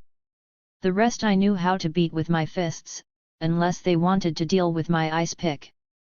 I earned a reputation as crazy. He went on to say that black people would never rise out of life at the bottom of the quagmire of America unless they took the same approach. The first question for black people is to get past fear, to see past the monolith to the man. That's why we started using the word pig, a detestable image that takes away the image of omnipotence. A pig, whether running loose in the ghetto with a gun or sitting on Wall Street or in the White House, is a man who can bleed like a man and fall like a man. So, in many ways, the party represents a response to our collective fear of the man getting past the first barrier to walking free on the streets of life. Revolution will be our ultimate response. But that's a hell of a thing for black people to begin to comprehend, because their fear of the man has been driven down so deep, down where they live. It comes out in the form of hatred, or self-hatred. That was another reason I felt we had to start there, where they lived and the armed pig wallowed. Putting guns out there was carrying ice picks in a collective paper bag. And so it's free Huey all around, I said with a smile. Something like that. But I'm still talking about fear. If we can now expose the whole face of the man, tear off his mask, the people will see the capitalist system. They'll see that what keeps them down is a collection of men that can be dealt with by the collective effort of other men and women. The hardest part for me right now, though, is trying to convince this party I invented that we can't do much more than that. They party can't take down the man. And I can't do it. I can't save one soul. And I don't want to be Jesus or any other God. I want to realize God, which is not some dominating power sitting above us. God is all humanity in concert with nature. We are God, though we've yet to become God. But mostly, I want to be free to live on my terms and die on my terms. But in order for Huey to be free, the party has to develop the collective will in the people to free us all. We say, power to the people. He talked on then, and each time I returned to him, every word became a building block to the new world, the one where I knew I belonged with him, who had become my other self, my lover, my confessor, and the only man I could imagine I would ever call my leader. And in that world, I saw that Huey was as much an outsider in life as he was in the party. On his release from prison, Huey had made a formal public offer to the North Vietnamese of the entire Black Panther Party membership as comrades in arms to support them in defending their country in the vicious war against the U.S. imperialists. For Huey, marching for peace or calling for an end to the war was futile. In war, he said, the only position was on the battlefield. Though his offer was not accepted, the North Vietnamese sent the party a formal expression of gratitude. Just as the party membership and thousands of other leftists in America were applauding that act, Huey sent everything into a state of confusion. He renounced the party's Eldridge Cleaver-inspired position against the State of Israel. He sent a message to all Arab embassies and to that of Israel stating that the Black Panther Party now recognized both the State of Israel and the right of the Palestinian people to have a homeland. The party's position, as his message outlined, was that the Arab-Israeli dispute could be settled quickly if Saudi Arabia or Egypt, or some other territory controlled by the Palestinians' rich brothers who had been claiming since 1948 to be pressing to help them reclaim Palestine simply gave a piece of territory inside their vast borders to the Palestinians and made them a new homeland. The wrong that had been done by the Stern Gang in collusion with the British Gang and the US Gang in uprooting the Palestinians was a fait accompli. The resultant State of Israel had to be reckoned with, therefore. Life, like revolution, he said, looked forward, not backward. His message contained the most daring conclusion. Ultimately, he exhorted, there was a revolutionary way to settle the conflict. He called upon Arabs and Israelis alike to recognize that the problems between them had to do with something larger than the territory of Israel or Palestine, larger than Judaism or Islam. It had to do with the theft and hoarding of the resources of the region, specifically the oil, by what he lambasted as a conspiracy of certain governments of the region with the United States. He urged them to lay down their arms against each other, rise up united, and overthrow the reactionary Zionist government in Israel and the reactionary Arab sheikdoms and kingdoms and create peace in the land of plenty. Huey found a certain private delight in taking that position, no matter how befuddled his troops became over it or that it tainted our nominal alliance with the PLO and notwithstanding the damage it did to Eldridge. Several nights before he proclaimed the party's new Middle East position, he told me about his father.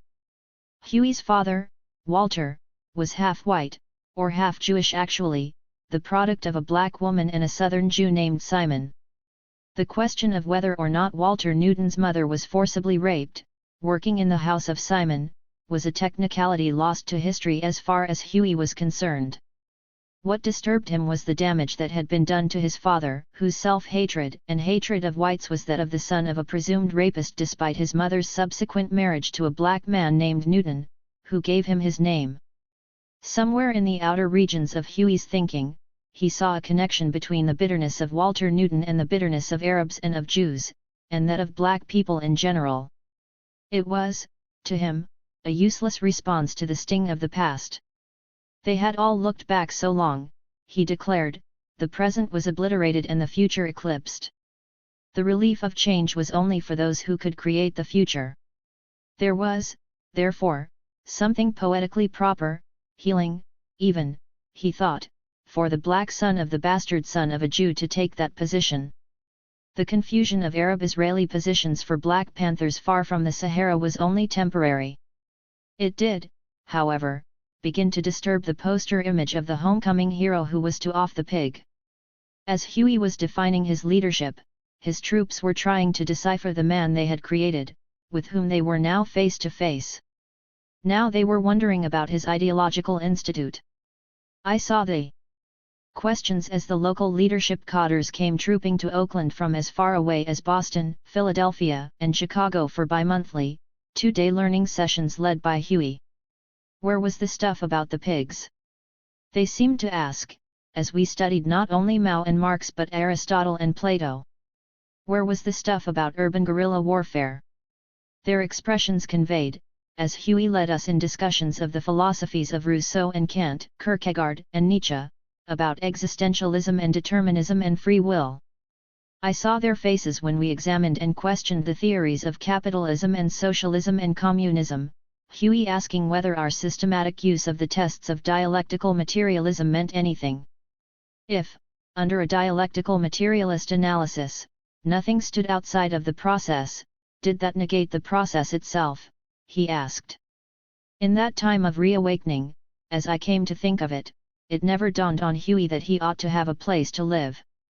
Other than Alex Hoffman's, or the house of one of his 6 brothers and sisters, Huey slept at arbitrarily chosen locales nearly every night.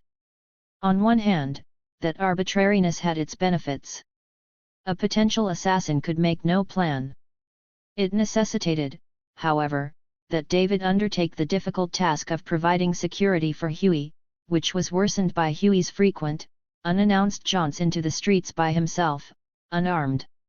Ignoring all admonitions, Huey would simply declare that the people would protect him. It was actually quite an amazing thing to behold Huey walking down an Oakland street. He drew large crowds of eager children and teary-eyed women with flowers and men reaching out to shake his hand. It was definitely time for Huey to have a secure place to live, David kept insisting. I agreed. By the end of 1970, the police had increased the number and sophistication of their watchful eyes on Huey Newton. There was a lot of COINTELPRO money. Police were, of course, watching all party members.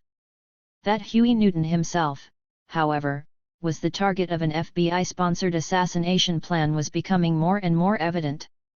The heroic cop killer who had defanged the Oakland Police Department, who had inspired others to do the same elsewhere, who was preaching revolution, had to be eliminated, though gunning him down openly did not appear, at the moment, politically practical. I was staying in Oakland more than not and saw the increasing level of police surveillance. Wherever Huey was, it was certain the police would be an apparent assortment of FBI and local police. When we woke up at Alex Hoffman's, a plainclothes policeman would be outside our second-floor bedroom window on a telephone pole. Outside his parents', there might be police in phony mail trucks. Police drove taxi cabs behind the car he was riding in, police walked down whatever street he walked on.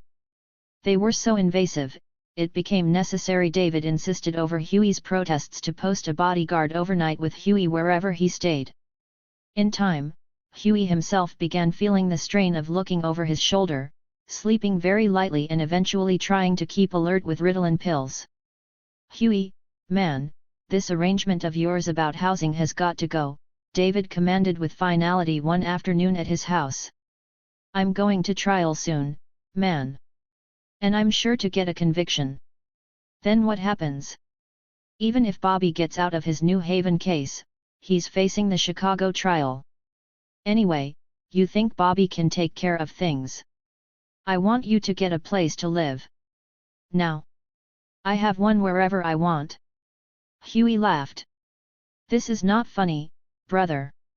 Even I know that, Gene McKinney said. McKinney was one of Huey's myriad street partners, who faithfully stayed close to their homegrown hero. McKinney, though, was a special one. He had been with Huey the night Oakland police officer Frey had been shot and killed, the incident that put a bullet into Huey's abdomen and sent him to prison, triggering the Free Huey campaign. It was Gene's dramatic testimony about that night, or his Fifth Amendment refusal to testify about that night, that had tossed judge and jury into a maelstrom at the end of the trial. But, Gene, Huey said, still laughing, I've got you. Brother. Man, this is not about you, Huey, David interrupted forcefully. It's about this party. It's about taking care of the party by taking care of the leadership. We're on thin ice as it is. We need you, brother. Because I'm the Supreme Commander. Huey said, not laughing anymore.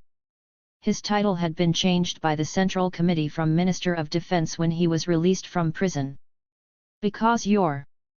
Who came up with that title, anyway, David? See, that's the real problem. I don't want to be the Supreme Commander anymore. Let Gene be the Supreme Commander. People love you, Huey, I said. Because they don't love themselves. You can philosophize about this shit if you want to, Huey, David said, as if to an obstreperous child, but I'm going to prison, and you want to put me in one. Call it what you want, Huey, but we've found a place for you to live, and you're going to live there. Why do you need all this convincing, Huey? I added. You can't even sleep anymore. Pigs everywhere. And will they go away if I get an address? No, Huey, David said patiently, but they'll have to go through some deep shit to get to you. Now be quiet a minute, man. Let me tell you about the place. It's an apartment on the 25th floor of the building. The penthouse. The pigs would have to use helicopters to get to you. Or burn down the building along with all those well-to-do white people in it. There's an internal security system in the building, television cameras, and that shit. The point is, it'll give you some space, brother, away from the bullshit. Sounds nice. But not for me, Huey said. Why not? I asked. We discussed the advantages and disadvantages, the latter being virtually non-existent. It'll cost too much, Huey argued weakly in the end. $600 a month. I said. You're not serious. I know one thing you'll appreciate about this place, Huey, David added. A piece of poetry for you. The building faces the Alameda County Courthouse. You can look down on it out of the windows, reflect on the thousands of black people who stood out there all those months chanting Free Huey. Huey was strangely quiet. You mean I can see the Soul Breaker, where I nearly died, he said solemnly. Nobody said a word. Where nobody else will, really because of you, Huey, I said after a bit. After Charles Gary became Huey's trial attorney, and then legal counsel to the party, he had lobbied for a judicial ruling that such confinement was cruel and unusual punishment, based on the atrocious treatment of Huey, effectively outlawing soul breakers in the state of California. Still nothing. Get me a telescope. Huey laughed at us, patting my rear end. There was something more about that apartment I did not mention, and certainly could not. It had to do with one of the reasons for my enthusiasm for it, beyond my love for Huey and the obvious security question. It was a shameful, secret, personal reason. It was a woman thing, and not at all a revolutionary woman thing. I really wanted to be Huey's woman, in the old sense, the non-revolutionary, get married, down and dirty street sense, even including the barefoot and pregnant sense. The party's position about such relationships was being revolutionized. Indeed, it was Huey who was promoting a line that the primary relationship between men and women in the party was as comrades. That included love and sex. To define another party member as one's own my man, my woman was not merely taking a step backward, clinging to a bourgeois socialization. It was taking a step in the wrong direction, to support the most fundamental principle of capitalism, the private possession of property, and worse, it was to liken people to property, chattel. That socialization had to be rooted out of us, as did all the other old ways, if we were to follow a revolutionary road. Thus, I traipsed back and forth between Los Angeles and Oakland like the comrade and lover that I was. Under my revolutionary facade, however, clinging like a cancer, was a woman with fairy tale, teenage dreams. Moreover, I was doing nothing to improve myself, doing nothing that would distinguish me from all the other women I sadly discovered Huey had in his life. How naive I had been to imagine Huey had been looking for me, as I had been for him. I knew at that point that he truly loved me. I knew our relationship was special, outside the others' men and women, party and family. I knew also that the idea of his being mine could exist only in a very small place. When Huey Newton walked into a room, he stunned both women and men with the combination of his image and physical appearance. I had seen even calculating journalists, looking for some Pulitzer Prize-winning angle in an interview with him, be halted in their tracks and thrown completely by his presence. I was not concerned about the part of him that belonged to the party or the struggle, or that was consumed by his numerous admiring friends, or his adoring family, or the public. It was Huey's absolute irresistibility to a host of women, particularly beautiful brown-skinned women, that was a problem, as I saw how many of them were also irresistible to him. His arbitrary forays into the night, the many nights I was not in Oakland, were not, I had come to learn, limited to the home of Hoffman or his mother or his street partners. There were the women, quite a few, exquisite brown-skinned ones. I saw them when we went out to dinner in Oakland, handing him telephone numbers, suggesting they wanted to be in the party, and I saw him saying he would personally call them to talk about it. And he was calling them, I knew. It had only stung me at first, dismissible as part of the temperament of the times, dismissible at some higher plane of thought that Huey Newton ought to have love, all the love he could get, dismissible because most of the women were not in the party. They would come and they would go, with their beautiful bodies and painted nails and tantalizing perfumes. They would have their night with a star, and he would let them go while I would remain. But there was Gwen Fontaine, one of them, I assumed, when Huey introduced us, who had actually been recruited into the party after a romp with him. And she was nothing like the other women in the party. In general, Black Panther women were stripped of the pretty things, the bourgeois sweetnesses that could have made them glamorous women, the kind that I saw Huey adored, despite his revolutionized ways. Panther women were hard, in a way, soldiers, comrades, not pretty little things.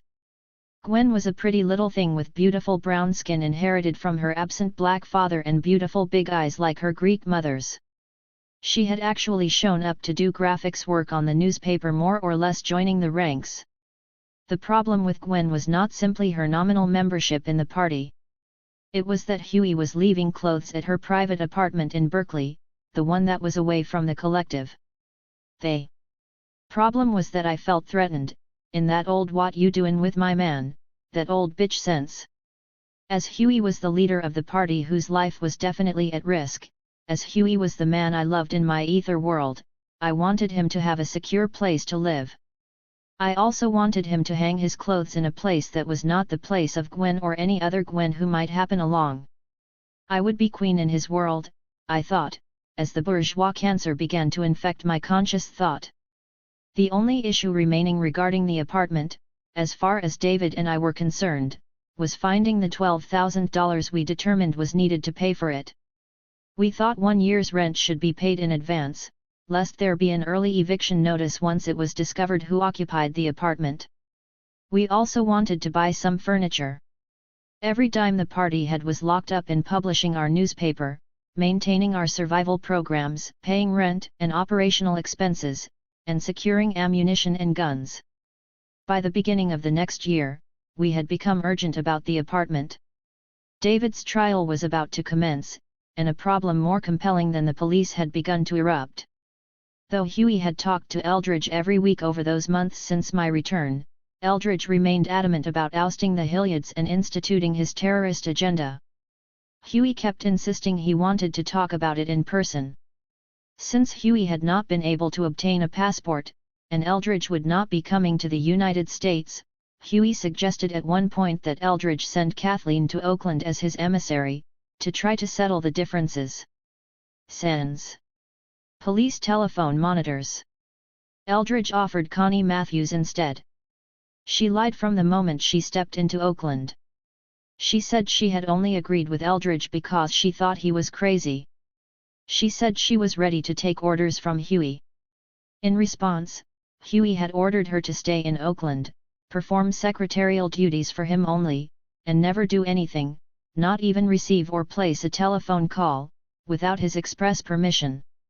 During this time, Huey continued to try to get his passport to go to Algiers. Legally, he was not free. The technicality that Faye Stender, Gary's associate on Huey's trial, had brilliantly unearthed had only stayed the serving of a prison term. Huey's potential 15-year prison sentence, for a manslaughter conviction and irritation, at best, to the state which had charged him with murder was simply overturned, pending a new trial. A passport for Huey Newton, under these circumstances, which included Eldridge's notorious escape from prosecution, was out of the question, the court finally ruled. By that time, however, Huey was finished with Eldridge Cleaver. In the early part of 1971, Connie Matthews disappeared with a member of the party from New York and later surfaced in Algiers.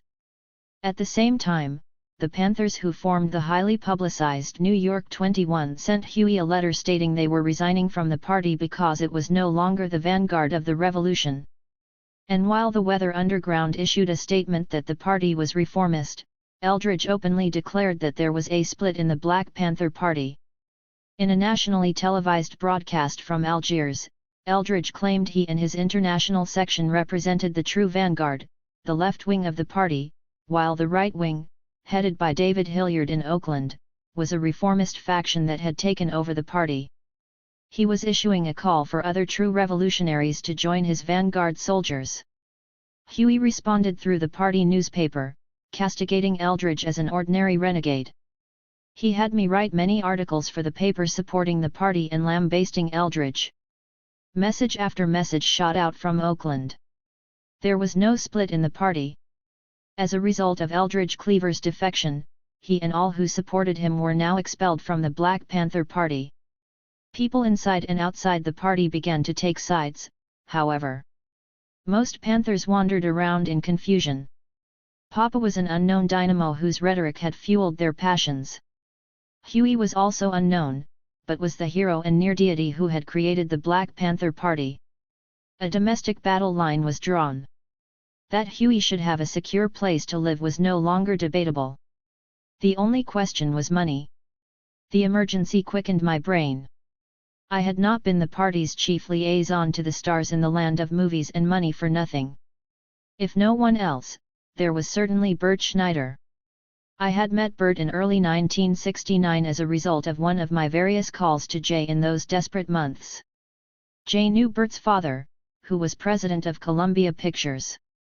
Bert had become a film producer in his own right, however, with the success of one of his company's early films, Easy Rider. The first time I met Bert was at his production company's offices on the sprawling Columbia film lot. His friend Abby Hoffman was just leaving. I had become irritated with Bert at the very outset of that meeting. He and Hoffman were exchanging light-hearted word games about what I deemed the heaviness of our struggle. As I considered that either of them could dismiss that struggle whenever the spirit moved them, they seemed to me the prototypes of Bert's Easy Riders. Bert was very smooth, though. After showing Hoffman out, he displayed not the slightest sign of being flustered by my hostility. It was not at all what I felt was the typical white liberal attitude, that annoyingly patronizing attitude of ingratiation that was usually presented to surly blacks. He was a unique white boy, I thought, trying not to notice how pretty I also thought he was. He was lean, as tall as a basketball player, with chiseled features, longish blonde curls, and light blue eyes. Despite his lackadaisical Hollywood style, he was evidently very intelligent and well-read. By the time I left, he had charmed me. After that, Bert began to make significant monetary contributions to our Southern California chapter. He also introduced us to many of our other Hollywood supporters, the most noteworthy of whom was Jane Fonda. The boys got that kind of money to throw around. David said to me after I reminded him about Bert. He's got it, all right. I immediately arranged to have lunch with Bert in L.A. Over those nearly 2 years since I had met him, we had had our share of lunches. We had had our share of private time. We had had our share of bantering foreplay, for which I had always felt mildly ashamed. I could, of course, justify those times alone with Bert to my comrades. Along with Gene Seberg, he was the most serious of the Hollywood, or any of the other, supporters of our chapter. It was more than the sumptuous sums of cash he laid out without question, I could explain. He was with us for the ride, and it was not easy. It was one thing to fight against oppression from under the boot of the oppressor. It was another to do so when born with all the comforts of capitalism, when one is among the most popular producers in $1 million milieu, when one is the most sought-after prince of every beauty in a world of beauty. I did not ask myself why I did not ignore Bert's signals, the sensuous ones that usually attended our lunches. I was pretty certain it had nothing to do with Huey and Gwen. I did not ask myself why I said nothing at lunch about why I had wanted to meet with him right away, about an apartment for the leader of the Black Panther Party. I just laughed with him a lot, and drank a lot of wine, and let the conversation drift to man and woman things, human things, not revolutions. After lunch, we strolled out of the garden restaurant still laughing, hugging. I had to return to his office to get my car. When we got into his small blue BMW, the natural thing happened. He leaned across the center panel and kissed me, deliciously, deftly. We drove in silence in the mid-afternoon to a small motel nearby. We barely breathed once inside, and did not speak. I did not care about justifications, personal or political.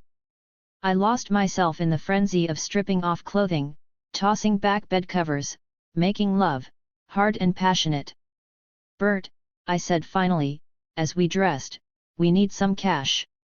Cash that can't be drawn from the party's main accounts, which, as you know, the FBI regularly reviews. Besides, as you can guess, what money we have can't be freed for another project." "Well, this isn't really a project, it's an apartment. It's a place for Huey. His life is in real danger right now, more than ever, but he practically lives on the street's end." "How much, babe?" Bert interrupted. "Well," I hesitated, "we want to pay an entire year's rent." "How much?" He smiled. 12,000, I mumbled. "Can you pick it up from my office tomorrow? I'll have a cashier's check made out to you personally." It was the largest single contribution he had ever made to us. I felt relief rush over me, along with shame. It was not about comrades, certainly not about morality, not even about Huey. I worried that Bert would think I had used him. And perhaps I had. Perhaps not. He looked at me with a knowing smile. "Don't worry, Queenie," he said, using his shameless nickname for me, which I had insisted he never speak publicly. "Don't look so worried. If anybody sees us, you can say I'm a trick." He laughed. "Or maybe I am," I responded, looking away from his blue eyes. "Or maybe," I added, brightening, "I'll tell them it ain't true what they say about white boys." "And what's that?"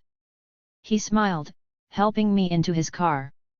I brashly brushed my hand along the front of his pants. "Let's just say that you defy the cherished myths about black men." The day before Huey moved into the apartment, the FBI leaked the information about it to one of their favored reporters in the Bay Area, Ed Montgomery. The front page headlines blasted that the declared revolutionary Huey P. Newton would be moving into a luxurious penthouse apartment in a building on the exclusive and fashionable shores of Oakland's Lake Merritt. The FBI had been ready. We had not. The masses turned on Huey. It was a sin, they whispered on the streets of Oakland and other places. By the time Huey actually settled in, letters to editors and barroom gossip carried their message. God was to live in man's image of him, a sacrificial lamb, a martyr, not a man living in a penthouse. Party members were grumbling everywhere that it was enough that they were faithfully adhering to Huey's party in light of the Eldridge conflict. Now they were being insulted, expected to swallow the hard, self-sacrificing lives they led in the Black Panther Party, housed in barebones collectives, working every waking hour, while the Supreme Commander lived in a glamorous bourgeois penthouse. One sister even confronted me over the matter. Like many Panthers, she believed that I influenced the Supreme Commander, though I was not a member of the Central Committee. Like most Panthers, she understood that the reality of our paramilitary structure was that the Politburo and the Central Committee and the other hierarchy in the party had come to function very much like the rank and file, under the supreme command of Huey Newton. I was the best person to approach about him, and the safest, not the intimidating figure of the men in leadership. She told me forthrightly that she was, at best, very disappointed in Huey Newton. "Wait a minute, sister," I said to her defensively. "Don't be ridiculous. Think. You know, when I was in China, everywhere I went, the people testified. They didn't talk about how thrilled they were that the motherland was finally free. They didn't declare how overjoyed they were over the blood they had shed for the revolution. No. Everywhere I went, this is what I heard: if it hadn't been for Chairman Mao, I never would have lived in a house of brick or had medical care, and so forth. You see the point? In the end, that's what our fight is about. It's about people living, not dying. Notwithstanding the question of security against pigs and jackanapes, I continued, referring to the name we had begun using for the Clea Veritas, it's really a little thing to have the leader of our party live in a decent place. If nothing else, we show the world that we will never sacrifice our leader to our enemy's guns, much less allow him to live without the dignity and quality of life he's earned and deserves. Huey didn't want this. It was necessary. She was, however, like the others, unmoved. Like the others, she wanted a leader who would be a suffering savior. It was not the apartment per se that spawned the general anger. It was that confusion was replacing what had seemed the clarity of that glorious moment when everyone had cried "Free Huey!" Huey was no longer amorphous. He had stepped out of his poster and was breathing and eating and exhibiting ordinary attributes. People were angry with him because he was only a man who might not bring about the instant upheaval of the world that would assuage their rage and pain. I can't save them, Huey actually sighed in frustration over the grumblings regarding his new apartment. They want to love me as they created me, because they don't know how to love themselves. Finally, he gave up. He locked himself defiantly inside his penthouse, alone. He decided the party members' anger with their god was transient. As for the masses, they would have to discover their own power. Perhaps this would help put things into perspective. In any event, he was not going to die for the pigs, and certainly not on their terms. He would live for the people and the party, and they would forget their temporary insanity. David and I, and Huey's other close associates and comrades, including the members of the Central Committee, had absolutely no regret about the decision regarding Huey's apartment. Eldridge was actually building an opposition army. That message was delivered with the brutal murder of Sam Napier. Sam had been the backbone of the party's newspaper circulation. In spite of the fact that the pigs had forced airlines to lose bundles of our papers, or intimidated our printers into over-inking the pages, or hired people to regularly turn water hoses or fire on bundles of our papers, Sam had miraculously gotten the newspaper distributed throughout the entire United States and beyond, on time, every week. Now Sam was dead, killed by jackanapes from the Eldridge faction in New York. He had been tied to a chair in our main newspaper distribution office in New York, beaten, shot in the head and left in the building, which was then set on fire. His body was found charred nearly beyond recognition. It had been a horrible warning. It was the beginning of a frightening, internecine battle as our troops, Huey's party, responded. Bobby Seale, the party's well-known chairman, now acquitted of the murder conspiracy charges in New Haven, came out of his Connecticut cell publicly praising Huey and denouncing Eldridge. Erica Huggins, also acquitted in New Haven, returned to Oakland a heroine and condemned Eldridge. The powerfully influential prisoner author George Jackson, now openly acknowledged as the Field Marshal of the Black Panther Party, attacked Eldridge scathingly, summarized in an open letter he wrote to author John Garrissey. My personal message to Eldridge was mild, considering that he was in fact leaving his old comrades open to police attack again. I sent a letter reminding him that his behavior while in prison was far from exemplary. I finally asked him simply to show proof now that he was not a compulsive disruptor or agent provocateur. A very mild request, I feel. He returned with a very scurrilous and profane set of invectives. In short, a piece of vendetta. Tell him that 7,000 miles, the walls of prison, steel and barbed wire do not make him safe from my special brand of discipline. Tell him the dragon is coming. The party foundation cracked. Nearly the entire New York chapter defected. Panthers in San Francisco, Eldridge's old base, were drifting away daily. Suspicions among all of us, about each of us, became rampant. Soon no one could be trusted. Comrades began carrying arms against one another. Los Angeles was not spared its share of shooting incidents between former comrades after Sam's death. Adding insult to injury, Karenga's people began taking advantage of the war with Cleaver, accosting us openly. The ever-vigilant police certainly stepped up their attacks on our weakened corpus. The combination of police and Karenga's people and now Eldridge's forces made it a dangerous proposition to even identify oneself as a Panther in LA, much less to brave the streets to sell a Panther newspaper. It was then that Huey decided it was unsound for me to remain in LA. It was inevitable, he said, that I would be specifically targeted by Eldridge's people whoever they were. I was to move permanently to Oakland, immediately. Everything I had come to be, everything I had come to feel, had been created in LA. My re-education as a human being had begun in LA with John and Bunchy. My close comrades had died in LA, been jailed in LA. Now I was to leave everything in LA, I thought, packing up my child and our life. 13.